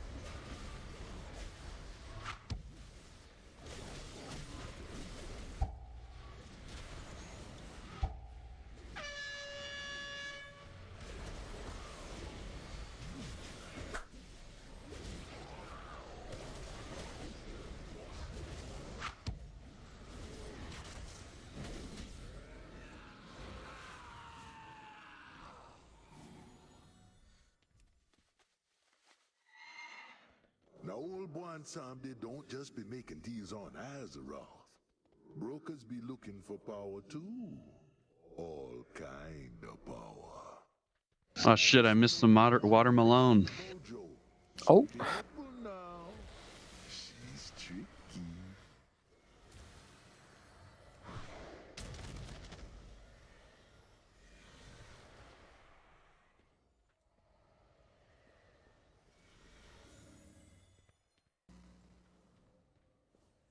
What can you upgrade dungeon loot to with the Valor? If you did they fix it to make it 2.5k rating? Does anyone know? Because it was like 2k for a while. No clue. What's going on in my group? Should be Do you 272 need? Do you now, need right? mists, Ben? How have I been yanked into this? The fuck? Oh. No, this is fine. I'm here. No, help. Let me in. What? Wait, is Ben wanting mists? I don't understand what's going on. I will do anything. I don't care. Well, everyone actually needs mists for the change. Yeah, I thing, think, so it's like, Myth is a very hot commodity. yeah, get me out of here. What the fuck? That's what I'm Yo. thinking. I could do Mist, but I'll be change. I'll trade the changeling to you. Yo, I'll anyone be a need nice guy. Plaguefall? Oh yeah, Yeah, I got a plague fall. You need? Well, I don't, but I really want to do it. Just come then fight I up. don't actually know what I need. Whisper me, I'll be right back. Just I think Fired up doesn't actually need You have, anything. you have a group dummy? Well, you need yeah. your for the week. That's what are we doing? Yeah, I need like the I'm opposite gonna of what like everyone's need a running. random off piece, I think. So that's pretty good. I need like I need can Mist upgrade. bad I can or get something. belts and boots from PvP, so you I guess tanking I that need group or no? chest. I think. Yeah, And I that's will. it. Okay. We Chest can do or the ring. then. I need Mr. Tazavesh bad secondary to this fucking gland, man. I need upper Tazi too, but I'm in a Plaguefall right now. Oh, I haven't missed. Is anyone doing Feeder of Pain? No. Okay. Dude, hit up the key channel. What do I do? I think you just copy that. just post it in there. Yeah, just post it in the key channel. Does anyone need Billion the people- DOS? They're looking for. Porting over How to does the. this work? I might have to do PvP. Oh, GG, man. All good. There's plenty of DPS in the guild. True. Let me feel ask bad. Fly how you do that. I'm pretty sure you literally just copy that message template and slam the at everyone.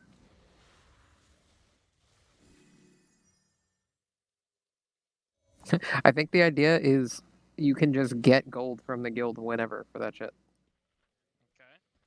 Hello, and welcome back to The Desk. As you can see, we have left behind the wonderful world of Lehuvum, and we are now back into the wonderful world of Splits, Mythic Plus, and all extraordinary parts of Shadowlands power acquisition.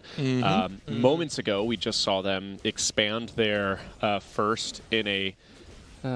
we'll call it an Azothian effort, a sudden leap forward on the boss that has now been belayed, I suppose, while they go and acquire some power and we figure out exactly what is going on with the boss and all of their progress. But I guess focusing in on that poll, that was pretty exciting. We saw them go from, what, 63 down to like 25%? It was 19%. Yeah, it's wild. I was going to say in that previous poll before they did it, like this could be a boss where they just get it right and figure it out, and they chunk off 20-30% of the health, and it happened. Yeah. Albeit, I mean, that 10-minute quad guardian spawn, like I don't think you're getting past that. You got to find a way to allocate enough DPS to the boss where you can sort of just, that's where the boss dies, right there. Yeah. Double less, I don't know, but... Well, I mean, basically something. what we were seeing on that last poll is they were literally first set blowing all the cooldowns in order to be able to kill a double set, and then the next one blowing Lust to be able to do a double set, and that second set of CDs, which is like, that's a lot of resources. You know, you've got to start, assuming they're going to use that same strategy to kill the boss, they basically need to start doing optimizations about, okay, how can we take the maximum amount of damage and not die and save one or two convokes for the boss or a combust for the boss and actually start working that boss's health down incrementally. But yeah, definitely surprisingly real boss. Definitely a real boss. And to clarify a little bit as to why they've stopped pulling the boss here is they've gotten pretty far with this particular strategy, but shout out to Blizzard. Their communication over the years has gotten much, much better during the race, and it's really easy to contact them and make sure you're doing things correctly. And in this situation, it's not intended that the guilds are supposed to be able to kill two of the automata at the same time. So the question now is, well, okay, it sounds like they're going to hotfix it at some point. Why would we spend time pulling the boss now if we know that they're going to hotfix it now? Let's go do some player power acquisition. So that's why we're heading into the Mythic Plus, heading into doing the other stuffs while we wait for said hotfix to come in. I mean, that does sound like it's going to make it even more of a real fight, though, if you're pretty much forced to deal with having sentries out while you're dealing with the other mechanics. Typically, this kind of thing comes with some sort of mediating hotfix Yeah. or something. something. It's We'll pretty see. unlikely that they just say, we're just breaking that, and, you have to figure it out, because, I mean... Like, and this is what we talk about, somebody in chat referencing NA beta testing, right? Like, that is the bummer, right? Where you do a bunch of progress, you figure out the fight. I mean, like, doubtless, they figured that out. They probably could have iterated and killed it in that form. And they're like, oh, that's actually not what we meant. So, you guys just go figure it out for a couple of hours, and we'll decide how this boss is killable. And then when you come back, it'll be a different boss. And Echo has been sleeping, so they've spent none of the time getting kind of messed around like this. So... But it goes both ways because they got it a day later than us too. So I mean, I don't want to get into this debate. Yeah, no, that's all I mean. Is it's this is that NA beta testing. This is that debate that goes on every single tier. There's pros and cons to both. Personally, I think the biggest advantage that North America gets is not the fact that they start 16 hours early. It's the fact that they get their first reset 16 hours early. That's the big thing. Week 2. Yeah. That's the big thing. That is, I think, in general, the correct take. Dare I say it? Because I think typically that's the thing you see deciding more races. I mean, I've gone through before and listed every tier, all of the hot fixes and things that kind of dissipate the value of that 16-hour head start. But that second lockout, doubtless, that is the thing that we haven't really seen define a lockout as of yet, define a world first as of yet, but it has been dangerously close, dangerously close to actually having a huge impact on the race, which obviously nobody wants. Yeah. I mean, nail on the head, right? There's always been that debate of like, okay, if one guild does take it down, like let's say theoretically Liquid does claim world first as the first guild to just kill the boss in general, but if another guild spends less time in their raid and gets world second,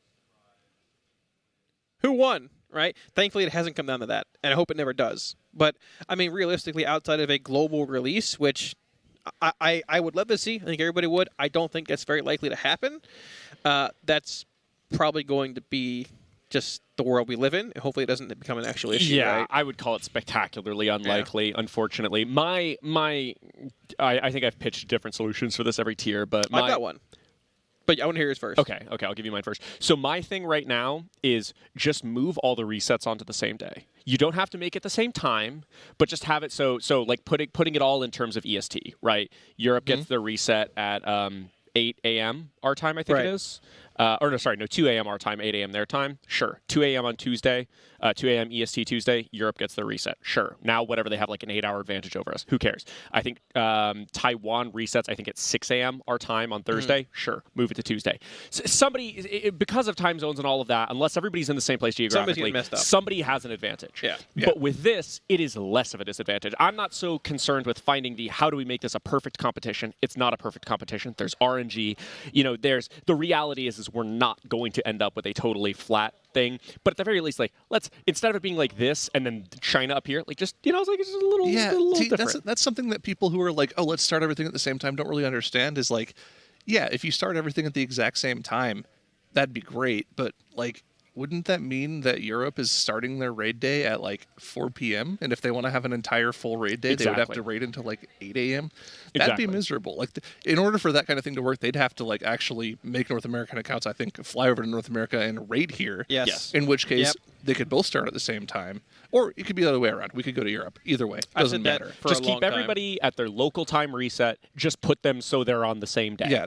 Great. Yeah. Everything happens within 8 hours of each other, and it's like, that's half of the disadvantage that Europe currently has. And NA is on the receiving end of that disadvantage, which would be wonderful. I would love that. I would love to be able to go and shitpost about that. Get the other side on that one. 8-hour EU advantage. XD.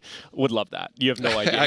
You have no idea how cathartic that would be for me to just type about that. My current bit this raid, though, is, I mean, there is no 16-hour EU advantage because we, as bold North American honorable people, we didn't set foot into Mythic mode until well after Europe had access to that. That is true. Like that, and that was just an honor thing. Too true. Yeah, so I mean, it's like straight up. We didn't set foot into Mythic, so I had a 16-hour advantage. Don't know her. Like, what are you talking about?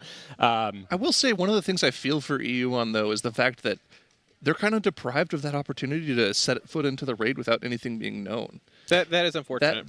That's got to be... Yeah. That's got to suck. I don't like that. I wouldn't like having to be in that situation. I would agree, although we have finally kind of broken that this patch. I mean, we really, haven't had that in quite a while, right? Where it's like, that truly blind experience, the PTR raid testing. I mean, really everybody's been kind of deprived of that experience, whether it be by watching, NA get their hands on everything first, or just the fact that, we kind of get to see everything on PTR first. But I love, I think we talked about this a lot on day one, but, I love the fact that we have this blind last 3 bosses thing. It's a very, very cool take on everything. I'm very, very fond of this. And I also like, I mean, it just feels like they're kind of considering the fact that there is a race to world first just a little bit. And historically, you know, people have always been like, Ian Hazzakostas has stated publicly that they will not design They've the game definitely around shifted their mentality, how they tune bosses. It is not quite as like... You can see it right here. Yes. Like, literally. Yeah, You know? I mean, I absolutely, right? I mean, there's this line of communication that hasn't really existed in the past. Old Deer, or the BFA raid, Old Deer and Old Or, whichever one it was. Old Deer, yeah. Yeah.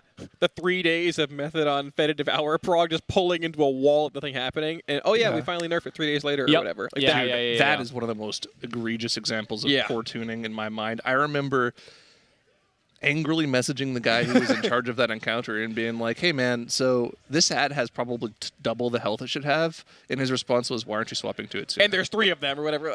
Word for word, swap to it sooner. Oh, what? We that's a good point. We should have tried that. I mean, why didn't we try that? Genius. Yeah, no. Yeah, it's that's partially where the mathematically impossible bit comes from. It got reinforced there. I think it originated slightly earlier, but If I remember properly, the big ad on Fed to Devour had something like 7.5 million HP. The small ads had like 4 million. Yeah. And over the course of several nerfs, that went down to like 3 million and then 1.8 million. Oh yeah, no. I mean, it was actually wild. Yeah, I mean, it was, and a little bit off. Say just a little bit of off. the extreme tank damage. I mean, it was healing a required. Fight. I mean, yeah, it's like and the sad thing is too, and it's a little bit like when you talk about like Cataclysm as like a rating expansion, right? It's like it's really good, and then you get to Dragon Soul, and you're like, it's poopy. And it's kind of the same thing where it's like Fed to Devour ended up being like an awesome fight. But it just took you so long to get there. You know, when you talk about Fed to Devour, nobody's talking about like, dude, that is actually like kind of a sweet fight. You know, it's a really, really important, you know, dance between like you have a movement denial ability with a huge movement requirement on the fight. Really fun tanking boss. Like, and it's just overshadowed by the fact that it's like for that first week, you know, the trivia everybody's talking about is like, yeah, remember when it was just unkillable and Blizzard kind of just didn't care? Like that's it's sad to see a great fight overshadowed by that. And then you walked to Zool and killed it in like 10 pulls or whatever. If you had the with sub rogues and aflocks and stuff, it was like, oh, that was great. That fight would have been really cool, but it ended up just being a complete disaster with sub rogues and aflocks and funnel damage. And sub got nerfed because of it, and they nerfed Warlock with that too. And dude, I absolutely love that boss. I played my Demon Hunter on Zool, and it was like basically like a fresh. What level? 120. Fresh 120. Mm-hmm. I tested with you that tier, by the way, in PTR. You did? Didn't we get in a fight? I have no idea. Did we? I was mean to somebody in testing that tier. To be fair, you were a mean person back then. Somebody in a mean guild. A mean person in a mean guild? Jeez, man. Yeah, well, no. It was chaotic evil right here. No, that's me. Oh, okay. Yeah. I'm just... He's neutral evil. That's fair.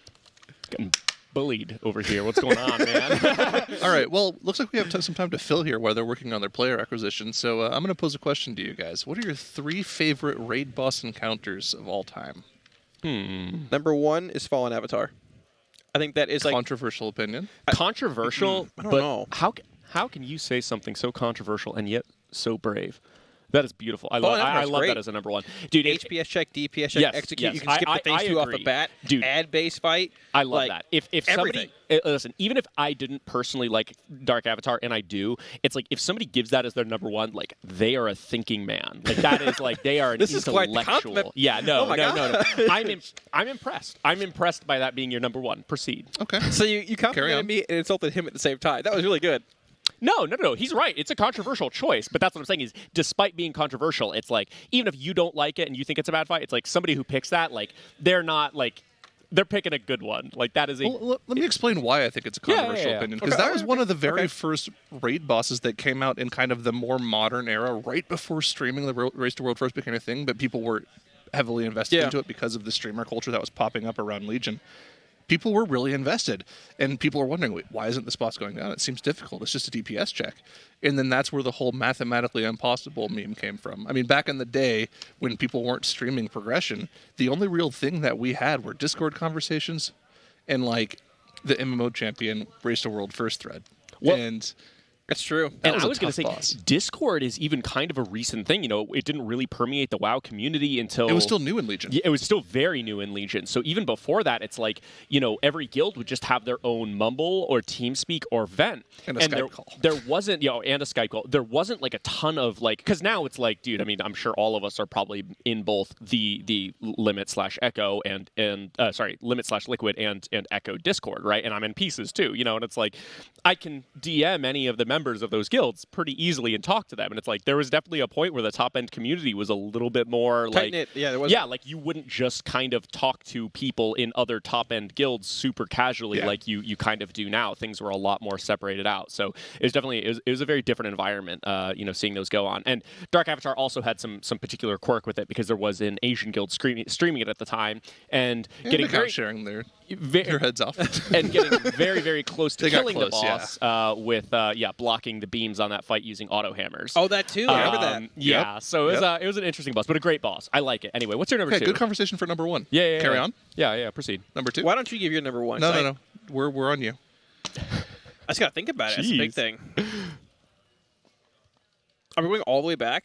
Yeah. Whatever you feel like. Whatever you don't even have feel to have done it. You could just like the idea of it. You don't have to qualify it if you don't even want to. You can just say it, and we'll open your favorite open the raid table for any I didn't reason. prog on Archimond. Okay. You like didn't? early on. So don't. Okay. No, but I think Archimond was a really good fight. Probably number two. I agree. I think it's up there. Yeah, it's definitely up there. You're allowed to pick anything you want. Man. And number three, probably Blackhand, which I didn't really part on either. That fight was great. Cool. Let's break down Archimond as well for a world first boss, because that was actually an insanely good first boss. Yes. And that was kind of one of the things that threw us into the modern weak aura era.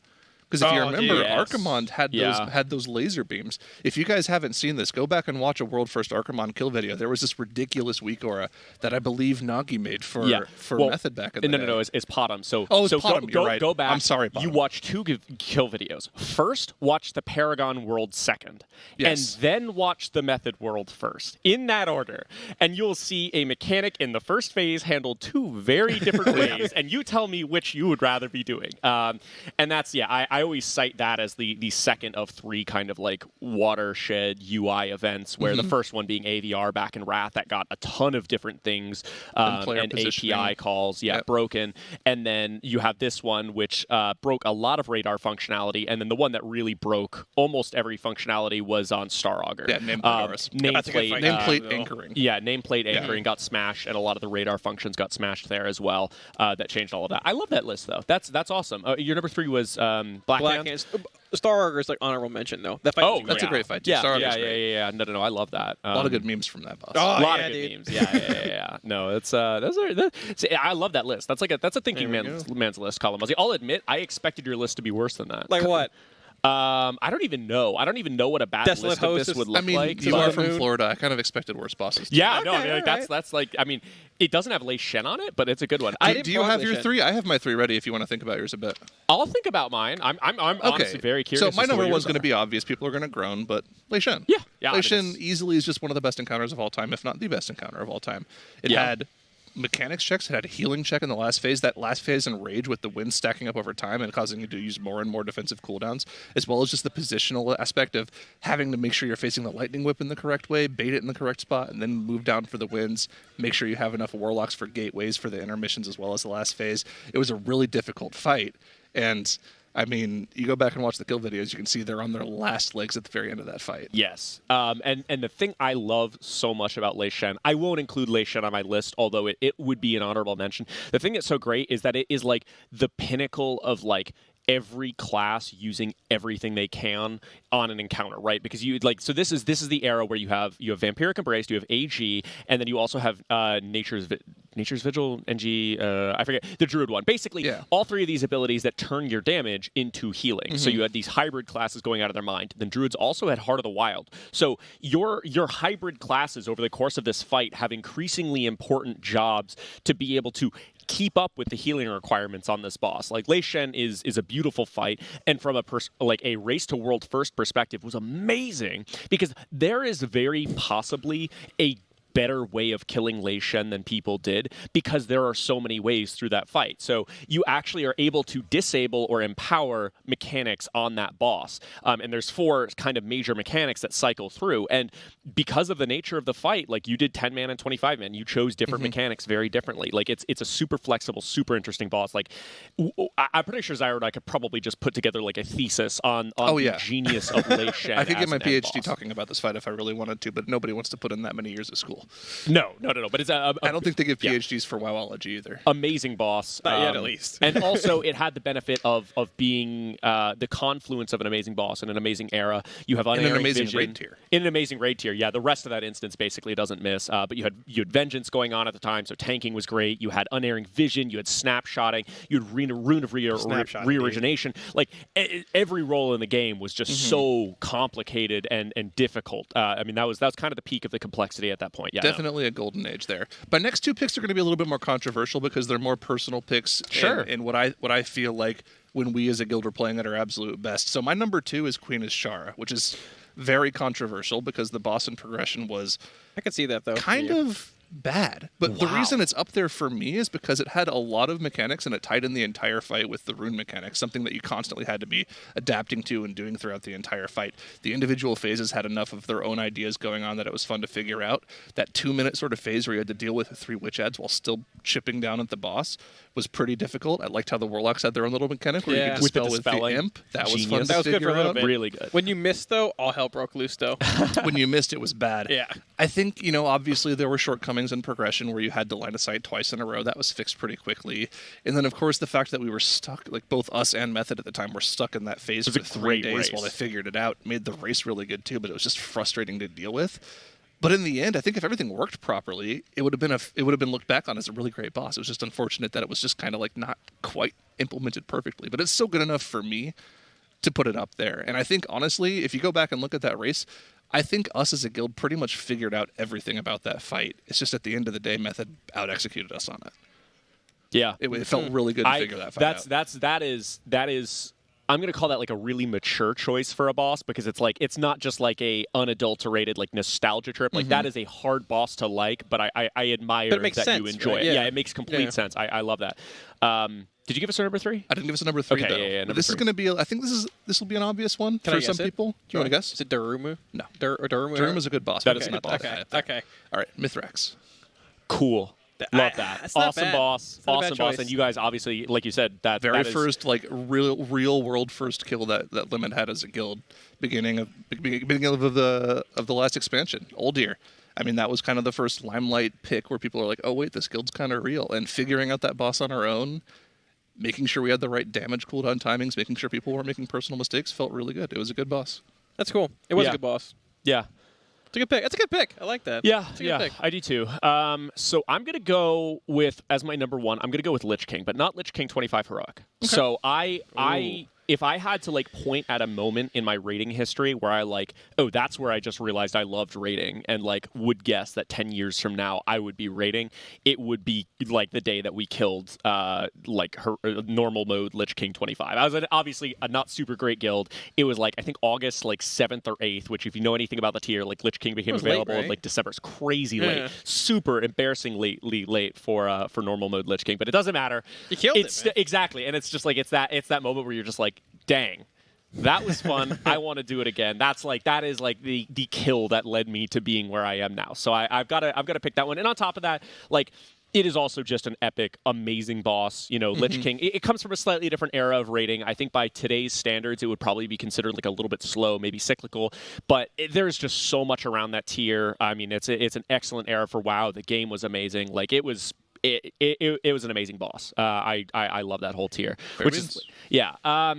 Number 2 though, man, it's honestly really hard because I'm one of those people that I think like in retrospect I just like think about these tiers and I'm just like, oh dude, I loved that boss. I'm gonna go for some non-end boss choices here. I'm gonna go with Horadon.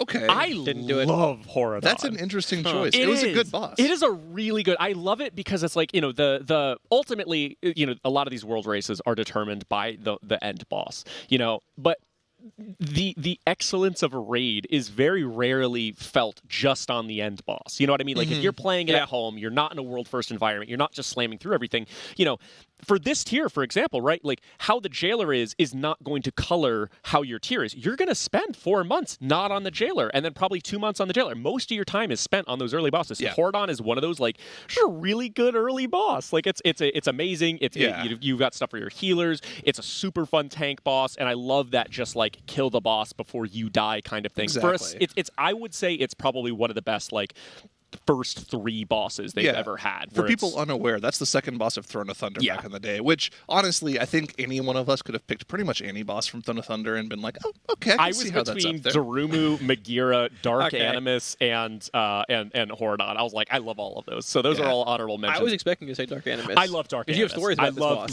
love Dark Animus, but I tanked on Dark Animus. And Dark Animus I enjoyed that boss from a raid leading perspective because like drawing out which robots were active in paint and trying to explain. I was in a very bad guild, so I was like, no. So you have to hold aggro on this. I'm like explaining this to my wife. I'm like, so you need to put Holy Fire on this. She was playing like Holy Priest or something. So I was like, that I enjoyed that for a whole different, like an interpersonal way. But we're just talking about bosses here, like I'm gonna go with Hordon. I just love that boss. All right. That was a blast. I enjoyed tanking it. For my number 3, I'm gonna go with I think Imperator Margok, actually, That's a good one which too, is actually. That's a good one which too, is that's I like assume Mythic. yeah, Like, Mythic. So Imperator Margok was actually like the first like raid boss I killed with my new guild. So I was in like a terrible guild like halfway through MOP, and then I joined a decent guild, like US top 50, and like was actually like raiding for the first time, and that was like Imperator. That tier was like my first time interacting with like raid and all of the different bosses in it. There are things they'll have to they've worked with or adjusted or they've already kind of dealt with, but overall these bosses offer such a variety of different mechanics, challenges, some new really unique mechanics as well. You mentioned Lords of Dread, and even just watching that, a lot of the guilds were able to get through heroic after a bit of troubleshooting, but I just can't wait to see what happens as a lot of them start hitting Mythic with some of those increased potencies, the additional mechanics. It can go wrong so fast, fast. Especially when you're dealing with these 2 different bosses. And of course, we've been watching them do some of Anduin here, which it's so funny. You look at all the other bosses and you can get a breakdown of those mechanics. You look at Anduin and then it's like 3 pages worth compared to the others. It's huge. I don't know what's going to happen with Jailer. Have you watched any of the fight yet? I don't think anybody's been broadcasting them pulling it unless I missed it this morning when I was sleeping. But no, like most people are not bothering with the Jailer because he doesn't drop tier. He does drop weapons, which are 278, which could be like a big deal for some people, but it's definitely like you don't want to be the guild that goes in there and learns how to pull it and fight it just to maybe get like a couple weapons. Because compared to like spending time doing tier bosses and getting like mythic bosses down, like the gain is just so small in comparison. So no, but I'm sure when they start hitting a wall towards the end of the week, that's when we'll see guilds start doing it. But until they hit that point, I don't think they're going to. The thing is that they're missing though is that like usually you do want to know a bit more about the end boss because it does influence, like we said earlier, like earlier bosses, you don't always necessarily play the best comp for that boss. You play what you think you're going to need later on. And so getting the information about what is good on a certain fight, like Jailer, is usually really important and for you to choose your comp early on. So that's the only like kind of like caveat that seems a little confusing to me, that nobody is taking the time to go and look at the boss.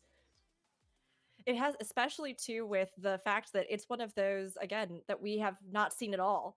And normally that would kind of count. The last boss wouldn't be something that you'd be able to do PTR, but these 2 leading up to it, having all 3 of them be something that I'm sure the groups want to see and want to be able to get an idea of what they're going to be facing. It's got to be hard to just resist not going straight into that and just getting a peek at it, or even, having an idea of what might be coming.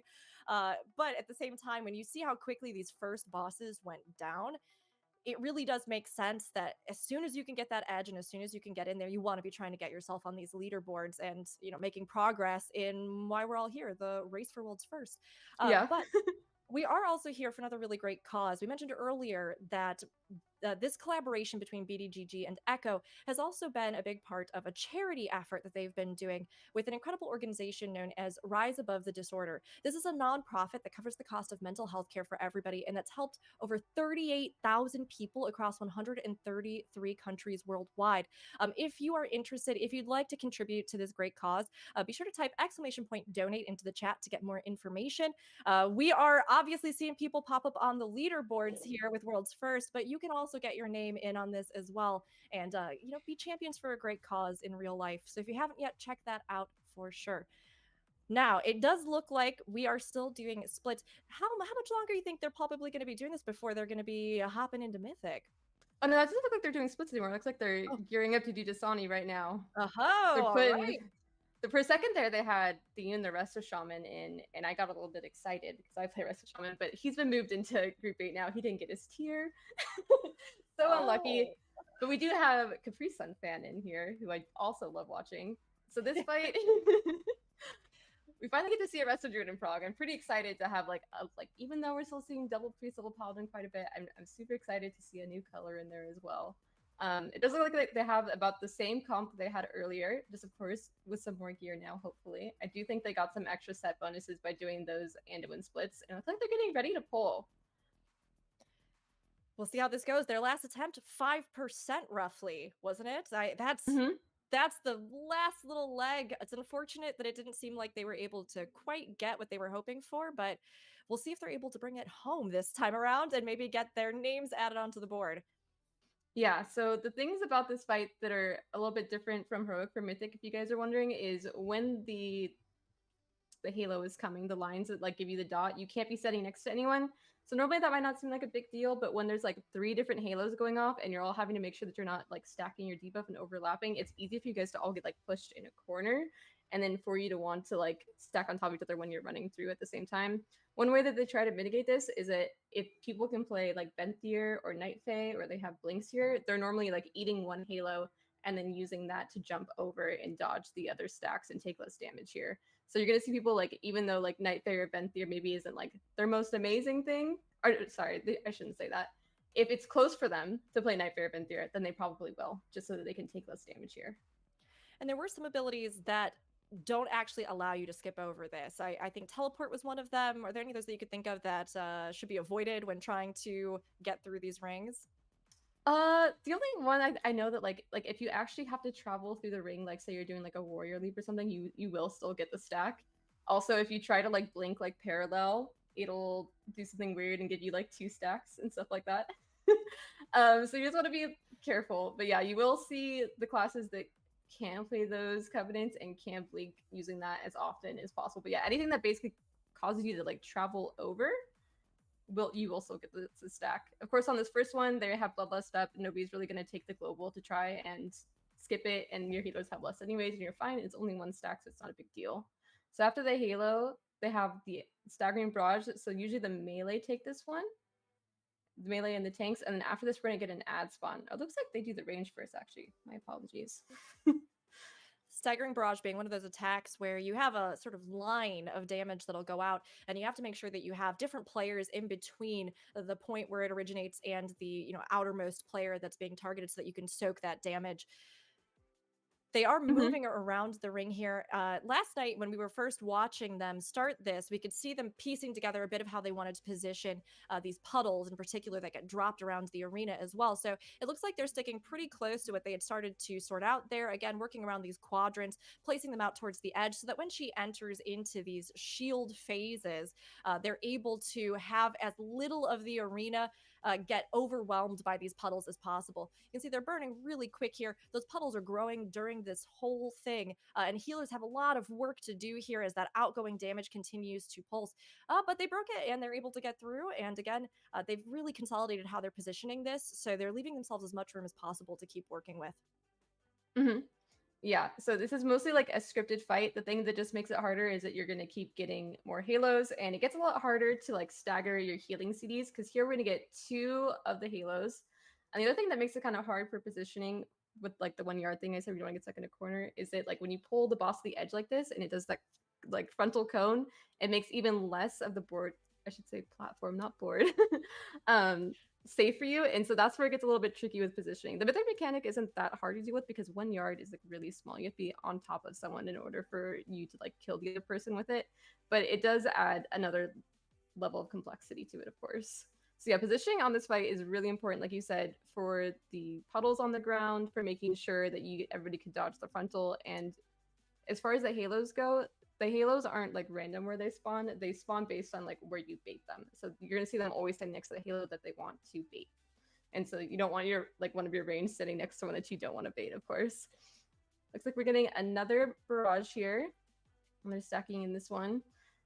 These things look easy to heal, but they don't mess around. Like I said, you have to like stack your healing CDs everywhere else, so it's easy to go dry on these barrages and just have someone die if they don't get a little bit of healing as soon as they get it.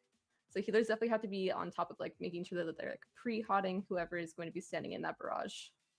So you have another halo going out. You can see them all moving to the edge, and then they have to wait for their stack to drop and then go to the other one. We might see some people blink this one, or it looks like they probably have some good healing season here. When I was watching last night, the main thing they were doing is they're always having their Resto Druid covering these halos. As you can see, he's in tree form right there, and he was probably convoking there as well. And then they're relying on some of the other healers for the like other healing like this, where they have to break the shield. Now we're dead.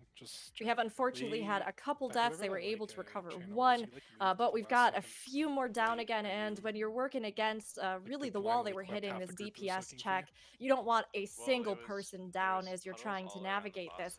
Otherwise, their positioning, like you were pointing out, Corey, has been really clear. But they have decided to go ahead and just let That's this happened to me one before, end. like where the Let boss it is kind end. of pinched between Just restart. puddles, Try like, again. when the line's out. Like, I'm not sure. Good thing they have the soul stone out What the because the best trash option here is. is not fun to try and have to get past or try to kill it. Well, It is like so they nasty just come how out in much the trash middle of there the is in this lines, raid. is the thing. Yeah. So, Corey, I know you mentioned that you were really excited that we have been able to see a bit of Druid here. As somebody who plays and really enjoys healing, what have you seen recently with a lot of the classes that have been really strong? What do you think you maybe is getting a chance to shine this particular tier? Is there anything that you think you'd like to see change for healers? I don't know. I haven't. Yeah, I mean, like at least getting, like instead of being 2 disc priests, 2 holy paladin, at least now it's 2 holy priests. So I'm glad we're getting like a little change there. I am really excited to see that we're using Resto Druid as we saw using Liquid using it. We've seen Echo kind of like they've kind of been staying away with it and been sticking to like their guns because they've always been known as like a double holy paladin guild that usually likes running that. And then what else have we seen running? I've seen a couple others running Resto Druid, so I'm really excited about seeing that. But yeah, I think on a fight like this, Resto Druid is really good for like when you're running around and getting that healing. Normally, when you would need like a throughput healer, you would usually rely on a Resto Shaman, but this time we're seeing Holy Priest and Resto Druid, so I do like a bit of that mix up. And then the other one that we were maybe expecting to make an appearance in this raid was Mistweaver, but Mistweaver is not. Maybe if Blade got tier on his Mistweaver, he'd be playing that instead of Caprice on Fan. But here we are. Oh, it is a bummer to see. I know several people were excited to hear that Mistweaver, especially with the mobility and a lot of other considerations, might be something, and the tier set that if you could get it could really make it incredibly viable. But I mean, as we've talked about a bit, a lot of what is determining what they're bringing into raids and to these different bosses right now are these tier set pieces. Also, just a quick reminder for everyone, we are currently doing the BDGG takeover here on Echo. So in case you're wondering why it's not Echo and it is BDGG, it's because they are actually partnered for this particular World's Race. It has been an amazing, amazing opportunity for both of the guilds to encourage each other, compete alongside each other, and to raise money for a great cause. If you're curious, exclamation point donate in the chat will get you information about the charity Rise Above the Disorder, a mental health organization that they are both currently raising funds for through this World's First. That's really interesting to hear, though, about healers. I heal in a lot of different games, so I'm always curious to kind of see how things are being tuned and balanced and what we can expect. We can see here that they are hopping into another poll. Looks like they've sorted some things out and they're getting ready to go. We have the first shield that's going down currently, and positioning is looking pretty good overall. Yeah, they got their pools all like nice and tight in one little corner, and now they're moving to their other corner and getting ready for this next set of halos. I think that's going out. I'm not wrong, or is it a line? One or the other. This is a very scripted fight. Yeah, we got the halos going, and they're going to make sure they're dodging that frontal. Really good bait on the frontal so that all the range have an easy time dodging. We saw the Night Fade blink, so we didn't get that second stack there. Very good. That's going to be really important later when they're getting 3 halos, but any amount of healing they can save right here allows their healers to do more damage. It makes it easier for them to hit that damage check and make sure they get that last little 5% that they need. So taking another frontal right now. And then they're getting an ad spawning. These ads aren't too scary as long as you can just kill them quickly. and moving them, pulling them, getting everything in position as we sort of talked about. It does seem like with some of the positioning, that conal attack that goes out, figuring out exactly how they're going to place that. It can't always be perfectly baited to the edge of the arena, but as long as people are avoiding it and they're not getting, positioned in a kind of narrow corner where they're being forced to hit one of those rings before their debuff has come off, it doesn't seem like it's causing them too many problems. They're able to still move around it. And again, like you often do with conal mechanics, get in as close as possible so that you have as little distance as possible to have to negotiate around. Yes, they have another Halo going out, another frontal going out. They don't want to use their movement on the frontal because they want to use it to not get another stack from this Halo. And then after this, they're going to go into another little burn phase. This is like really in the fight where it gets like really important that you space out your healing CDs correctly, which is I think is why people are really leaning towards running Holy Priest here, because there's so many big raid-wide CDs that are just like hitting everyone and doing a ton of healing, which is super, super good on this fight because there's a few choke points like this where you go from the double Halo into the barrage and then right into this shield right here. It starts getting really scary. And it gets even worse the next phase when there's 3 Halos going out. We've seen this be, I think, the tipping point where things can go very wrong, and you lose one person, you lose a couple people, and it's a big problem. So the fact that they haven't lost anyone yet is looking really good, especially compared to that last pull. And they're moving over to the edge here, moving towards this ring as it radiates out again. I mean, this is, as you pointed out, a really scripted fight, but there are some considerations in this particular Mythic run. In previous ones, being able to group up and cross those barriers together helped to sort of control, again, what you were placing down, where you were moving, and how you were unifying this. But in this Mythic version, as you cross those barriers, there is that damage that explodes out from each player, as well as that debuff that we've mentioned a few times that many different players are trying to move around or use unique mobilities to deal with, that makes it so that you can't cross 2 of them within a short span of time.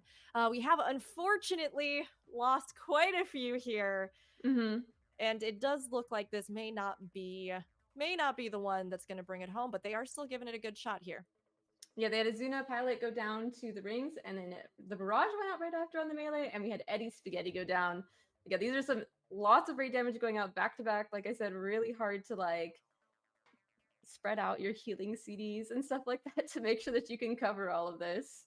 So we have another ad spawning. And then we have more Halos coming out. These are Druid in tree form right now, or are we scared? I feel the fear. I feel the fear. Yeah, you can see him convoking right now, but he's not in tree. He did convoke into the flourish though, trying to get another wild growth out, but has to run in bear form. And then they got to get in that barrage soak now.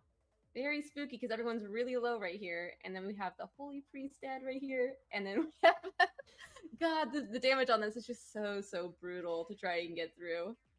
And once you've burned through the the reses that you have at that point, here we saw 4 down, 5 down, 6 down.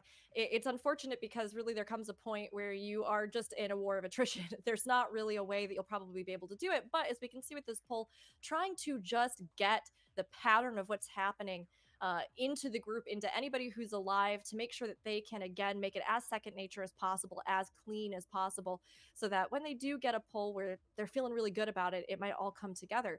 Dowsen is getting pretty low here, though. We are getting better than really their last here. pull. Better than their last pull.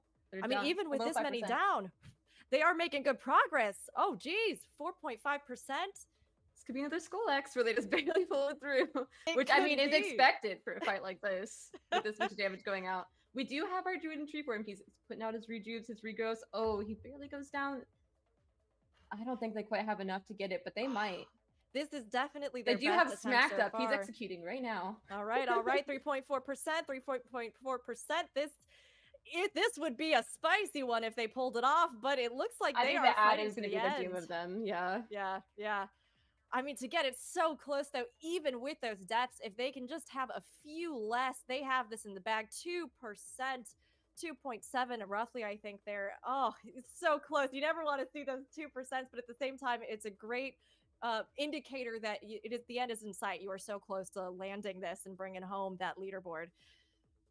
Yeah, it looks like they had a couple of damage deaths there, but a couple of them, it looks like, looking at the death meter, were just the people actually getting double hit there. So it seems like if they can get rid of those mistakes, those the little bit of like healing dust and stuff like that, you can totally recover from. Just like with a couple battle res and stuff like that. But if they can get rid of those small mistakes where people are like basically like getting messing up and getting one shot, then I think they're gonna do a lot better here and be able to kill the boss. And 3%, that's already those tier sets showing through. That time going back to Anduin and doing more normal splits is definitely paying off. Definitely is. And it's funny because we were talking about these earlier, and when it comes down to it, the tiny differences, I think, as I said at the time, that can make a huge difference in this kind of rating. When you think about it, a lot of times players who aren't super familiar with endgame content may not understand a lot of the hype around what could be 1%, 2%. Again, we see these 2% wipes, and when you think about the fact that even a full gear set can make a difference, it can make such a noticeable difference in this kind of race that it literally means clearing or not. It means, finally being able to move on to that next boss and try and get your name higher up on the list or not. So, I mean, obviously they had to take some time this afternoon to try to pursue this. They were coming in so close to the wire, and you can see that it's made a big difference, even with those deaths, to still end up at their best pull yet. It's looking pretty good for them. Yeah, and this is their second pull since they finished the splits. I'm sure that like in these next couple pulls, we're definitely going to see them kill the boss here. They just got to like clean up a little bit more, make sure that they're just like hotting up and making sure they're topping the people that are in those barrages right after those halos, because it seems like that's kind of like a familiar like loss point for them. Is that like everybody's still taking out from the halo, but you mainly need to stand in the barrage, and those are the ones that are dying. So if they can somehow get a little bit more healing on them so that they can live that barrage, I think they're going to do great here. And they pop their lust, doing as much damage as they can in this opener. All the healers are doing as little damage. As little healing as possible, so they can do the most damage as possible. We do see that Ashen going out from sleep right now. I'm sure he's pumping. We do love Ashen Hollow.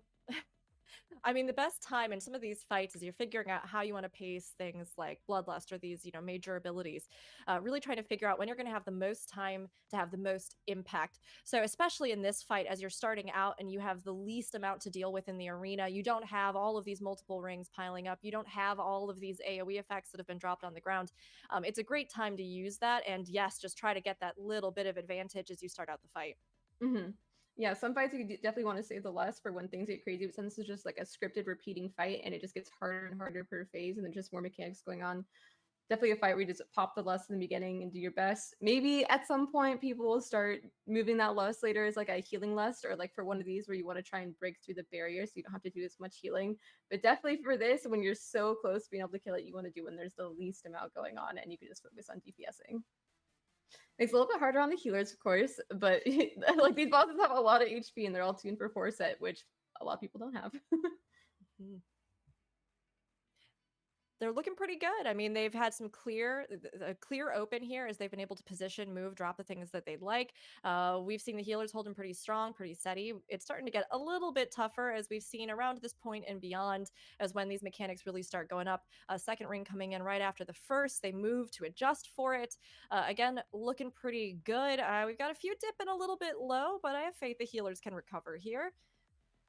Yeah, and the tanks are also taking a lot of damage. You saw Lozy right there. He just transcended to make sure that he wasn't getting that last halo tick, which was really good. And then he gets right back in for the soak. And that way the healers don't have to focus on the tanks as much. There's also a lot of tank damage. When we were pulling this last night, there was a lot of tank damage going on. We had to have our paladins switch to regular beacon on our tanks just to make sure that they were living this. So definitely don't want to underestimate that as well.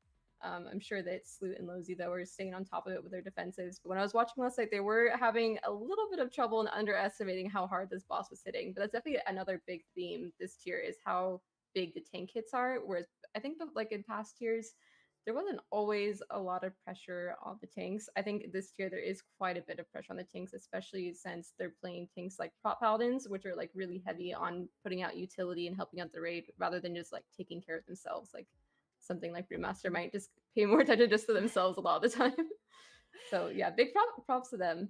That healer is really really good if you can pull it off. And a lot of these mechanics for tanks, I mean, it does seem like they've added in, variations. We were seeing with Skolex that a 3-hit combo.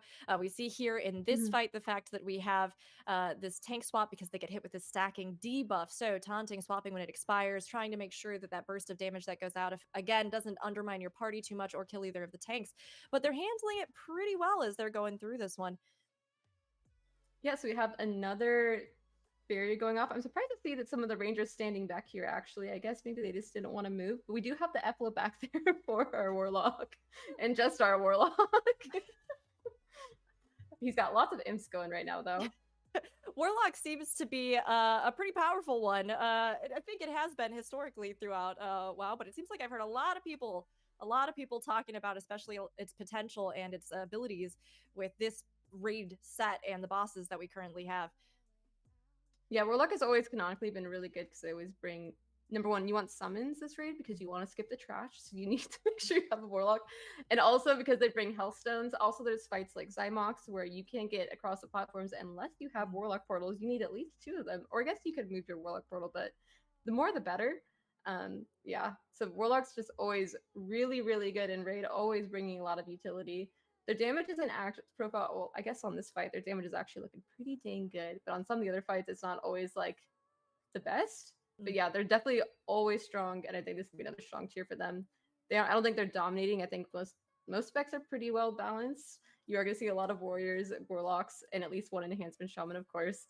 But yeah, they're going to have another good tier as usual, I think.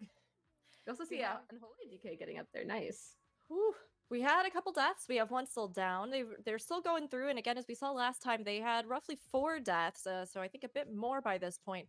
And they still were able to get down to that 2.73% sort of range. So they're going to stick in there and they're going to keep giving it a good go. We have another go down, though. Oh, and another. It's just when they start falling, they just go down in huge numbers. Yeah, this one seems really hard for them because I think they're mostly just relying on like a naked convoke and they don't have tree because they're trying to save the tree and the convoke for the very end, like after this barrier right here. But yeah, this one seems to be pretty rough for them. But yeah, like this overlap with the barrage into the 3 halos and right into this, it's hard to have enough healing CDs to get through this. Once they get here though, they are pretty golden for this because they do have the Ashen go down and Ashen just absolutely owns. But yeah, I think getting to this point, they're running a little bit dry in between, and that's where they're having problems. So like I said, yeah, this is definitely a pretty decent healer fight. Like even though like the damage doesn't matter, like you gotta live, and it's up to the healers to take up the slack that like having to put in so much damage takes, if that makes sense. And I mean, after that shield, you can see her health is just plummeting. You can burn here if you have people alive, but it is really kind of a race against the resources of your They healers. might be able to. They only got 3 down right now. They're below. They're at 4.5%. It's just about they've got Capri Sun Fan is in tree form. I see him convoking right now, and he's gonna flourish right after. Tree form's happening. Tree form's happening. I hope you got the flourish inside the convoke, please. We're at 2.9%, and again, they're holding strong. They have people up. I think they got have it. the damage. I think they're just gonna get it out. 2.1% Yeah. health is plummeting, but they're down to 1.6. It's getting closer and closer. They're hanging in the there. tanks are dead. The tanks are dead. That's the only scary thing right now. It's about like can they taunt the boss and kite it around the room? You can see them running. They're trying, but they're trying. Unfortunately, it does mean those puddles are just everywhere. They're trying to dodge them, but they are at One barrage. 0.6%, 0.5%. We have just a few up, but they are fighting with everything I think they they have. got this. Maybe. I think they're gonna bring it in 0.1. Very lucky that they had Free Something get targeted by that barrage right there. Hey. Okay, they're running. They're running. Oh, woo! Nice. They did it. That was a close one. That's like, yeah, that was a spicy one. I love, honestly, you never want it to have to come down to the wire like that, but I love when you're literally like holding your breath waiting to see if they manage to do it, you know? Very good kiting at the end there, yeah. There was very good kiting with this. Yeah, this tank stuff does not mess around on this fight. It is hard for them to live when their healers are down and their healers are trying to focus so much on what's going on with the whole raid ticking down by the Halo. But yeah, really good job at the end. Seeing them all kite around and trying to do that. They got some good RNG with who got targeted by the barrage and stuff there at the end. I think really good. That is a hard fight to get through. Lots of healing, but you still need lots of damage at the same time. And especially when you look at too, I mean, the difference here yesterday when a lot of these groups were starting to hit Mythic, that we saw top groups like Liquid having 4 of those tier sets, and as of yesterday, you know, BDG was working just off of 2. So again, I mean, they have been trying to do what they can to get as many pieces. Obviously, it made some difference that time that they spent this afternoon. They were able to bring it in, but it is still close. Which, when you think about some of those big hitters later, like Zymox, and just the sheer amount of damage that even went out with Heroic, when you think about any of the other bosses, which I'm sure they are trying not to think too far ahead about while also planning for it, it's gonna be, I think, tough for them in some of these phases, but they have good execution, like we Yeah. saw there. I mean, they managed to salvage that and to hang in even when the tanks were down, to do what they needed to just to get that last tiny percentage so that they could knock it out and you know, get up there. Which, you know, we have seen here. It does look like there, you know, quite a few other people have gotten through Dow Sands. This ended up being a bit of a halting point for them here, but this does free them up to move on to many of the bosses that we are seeing less clears on, where a lot of groups are starting to, you know, maybe find that they themselves are struggling with. Yeah, look like we're gonna be moving on to Zymox. So Zymox, it looks super hectic on Mythic. I think we've had, was it 4 guilds get it down? No, 3 guilds. Only had 3 guilds get it down.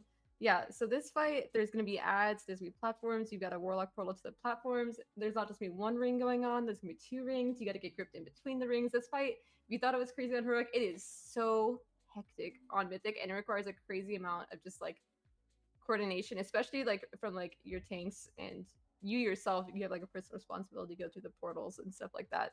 But yeah, a lot of coordination with your tanks and your whole raid, making sure that you're getting gripped to the right spot and that everybody's spawning the traps in the right spot, and you're sending the groups over, and those groups can kill the ad. And yeah, there's just a lot going on. It is super fun to watch though. Like this version a lot better than the castle version. I don't know if you're aware, but this was a boss before, and then they redid it again for this raid. Oh, really? No. Yeah. So yeah, this is we were talking about actually before the cast today. I have a lot of experience in other MMOs, so it's actually been really cool to see WoW, especially with WoW having just influenced so many other MMOs and how they handle this kind of content. How did the previous version kind of differ from this one? So the main thing that's kind of like the same from the previous version is like you having to go through portals to like dodge these like big AoEs and stuff like that. There was a lot more like pulling in, and there was like something where you'd have to like pick up a seed and run it off, and then you drop it off and it explodes, then you have to go back to the portal. So like a lot of the responsibility there was on like a few of your range players to do that for you. Whereas this one, it's a lot more responsibility, I think, on your tanks, even though it has a similar like tank get out kind of thing. Yeah, it's just a lot different. And Hark this court! Hark this court! This is royalty time! Pause! Come in! Come in!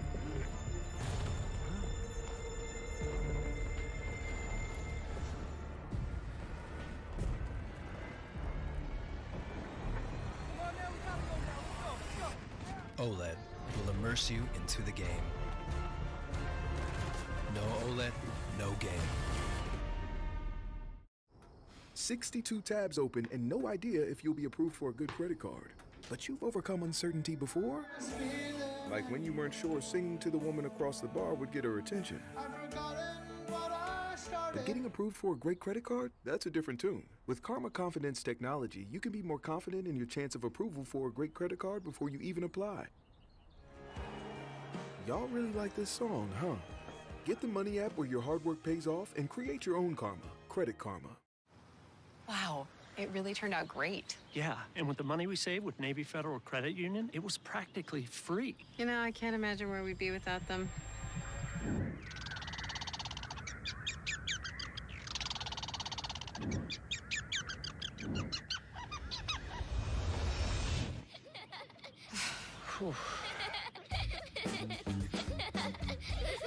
Navy Federal Credit Union. Our members are the mission. Hustle, sure, but for what matters. When you do, it leads to amazing. Welcome to the next level. The all-new Lexus NX. And what scale they're on, and like the past couple raids we've had this expansion, and it's so fun to watch. So I'm really excited about this one. Now, one thing that is different about this fight versus its heroic version is the fact that, at least on Mythic, as far as I know, you're going to have to use all 3 of the platforms. Whereas, you know, in some other fights, as you're doing the lower difficulties, you're able to just sort of maybe just stay on one or cheese this or eat that damage and not have to worry about it. But on this one, you will have to move between all 3 platforms because different ads on each of those will need to die. So they are going to have to figure out what strategy they want to do for that for maneuvering as they continue the rest of the flow of the fight. Yeah, so when they first started testing this boss, there were bridges to the other platforms, and now there aren't bridges. So you do have to take a warlock portal, and then when you get, the only way you can get back is that you're basically on a timer because you're gonna get pulled back by like the tank debuff being pulled in. So you want to send them over at the right time to make sure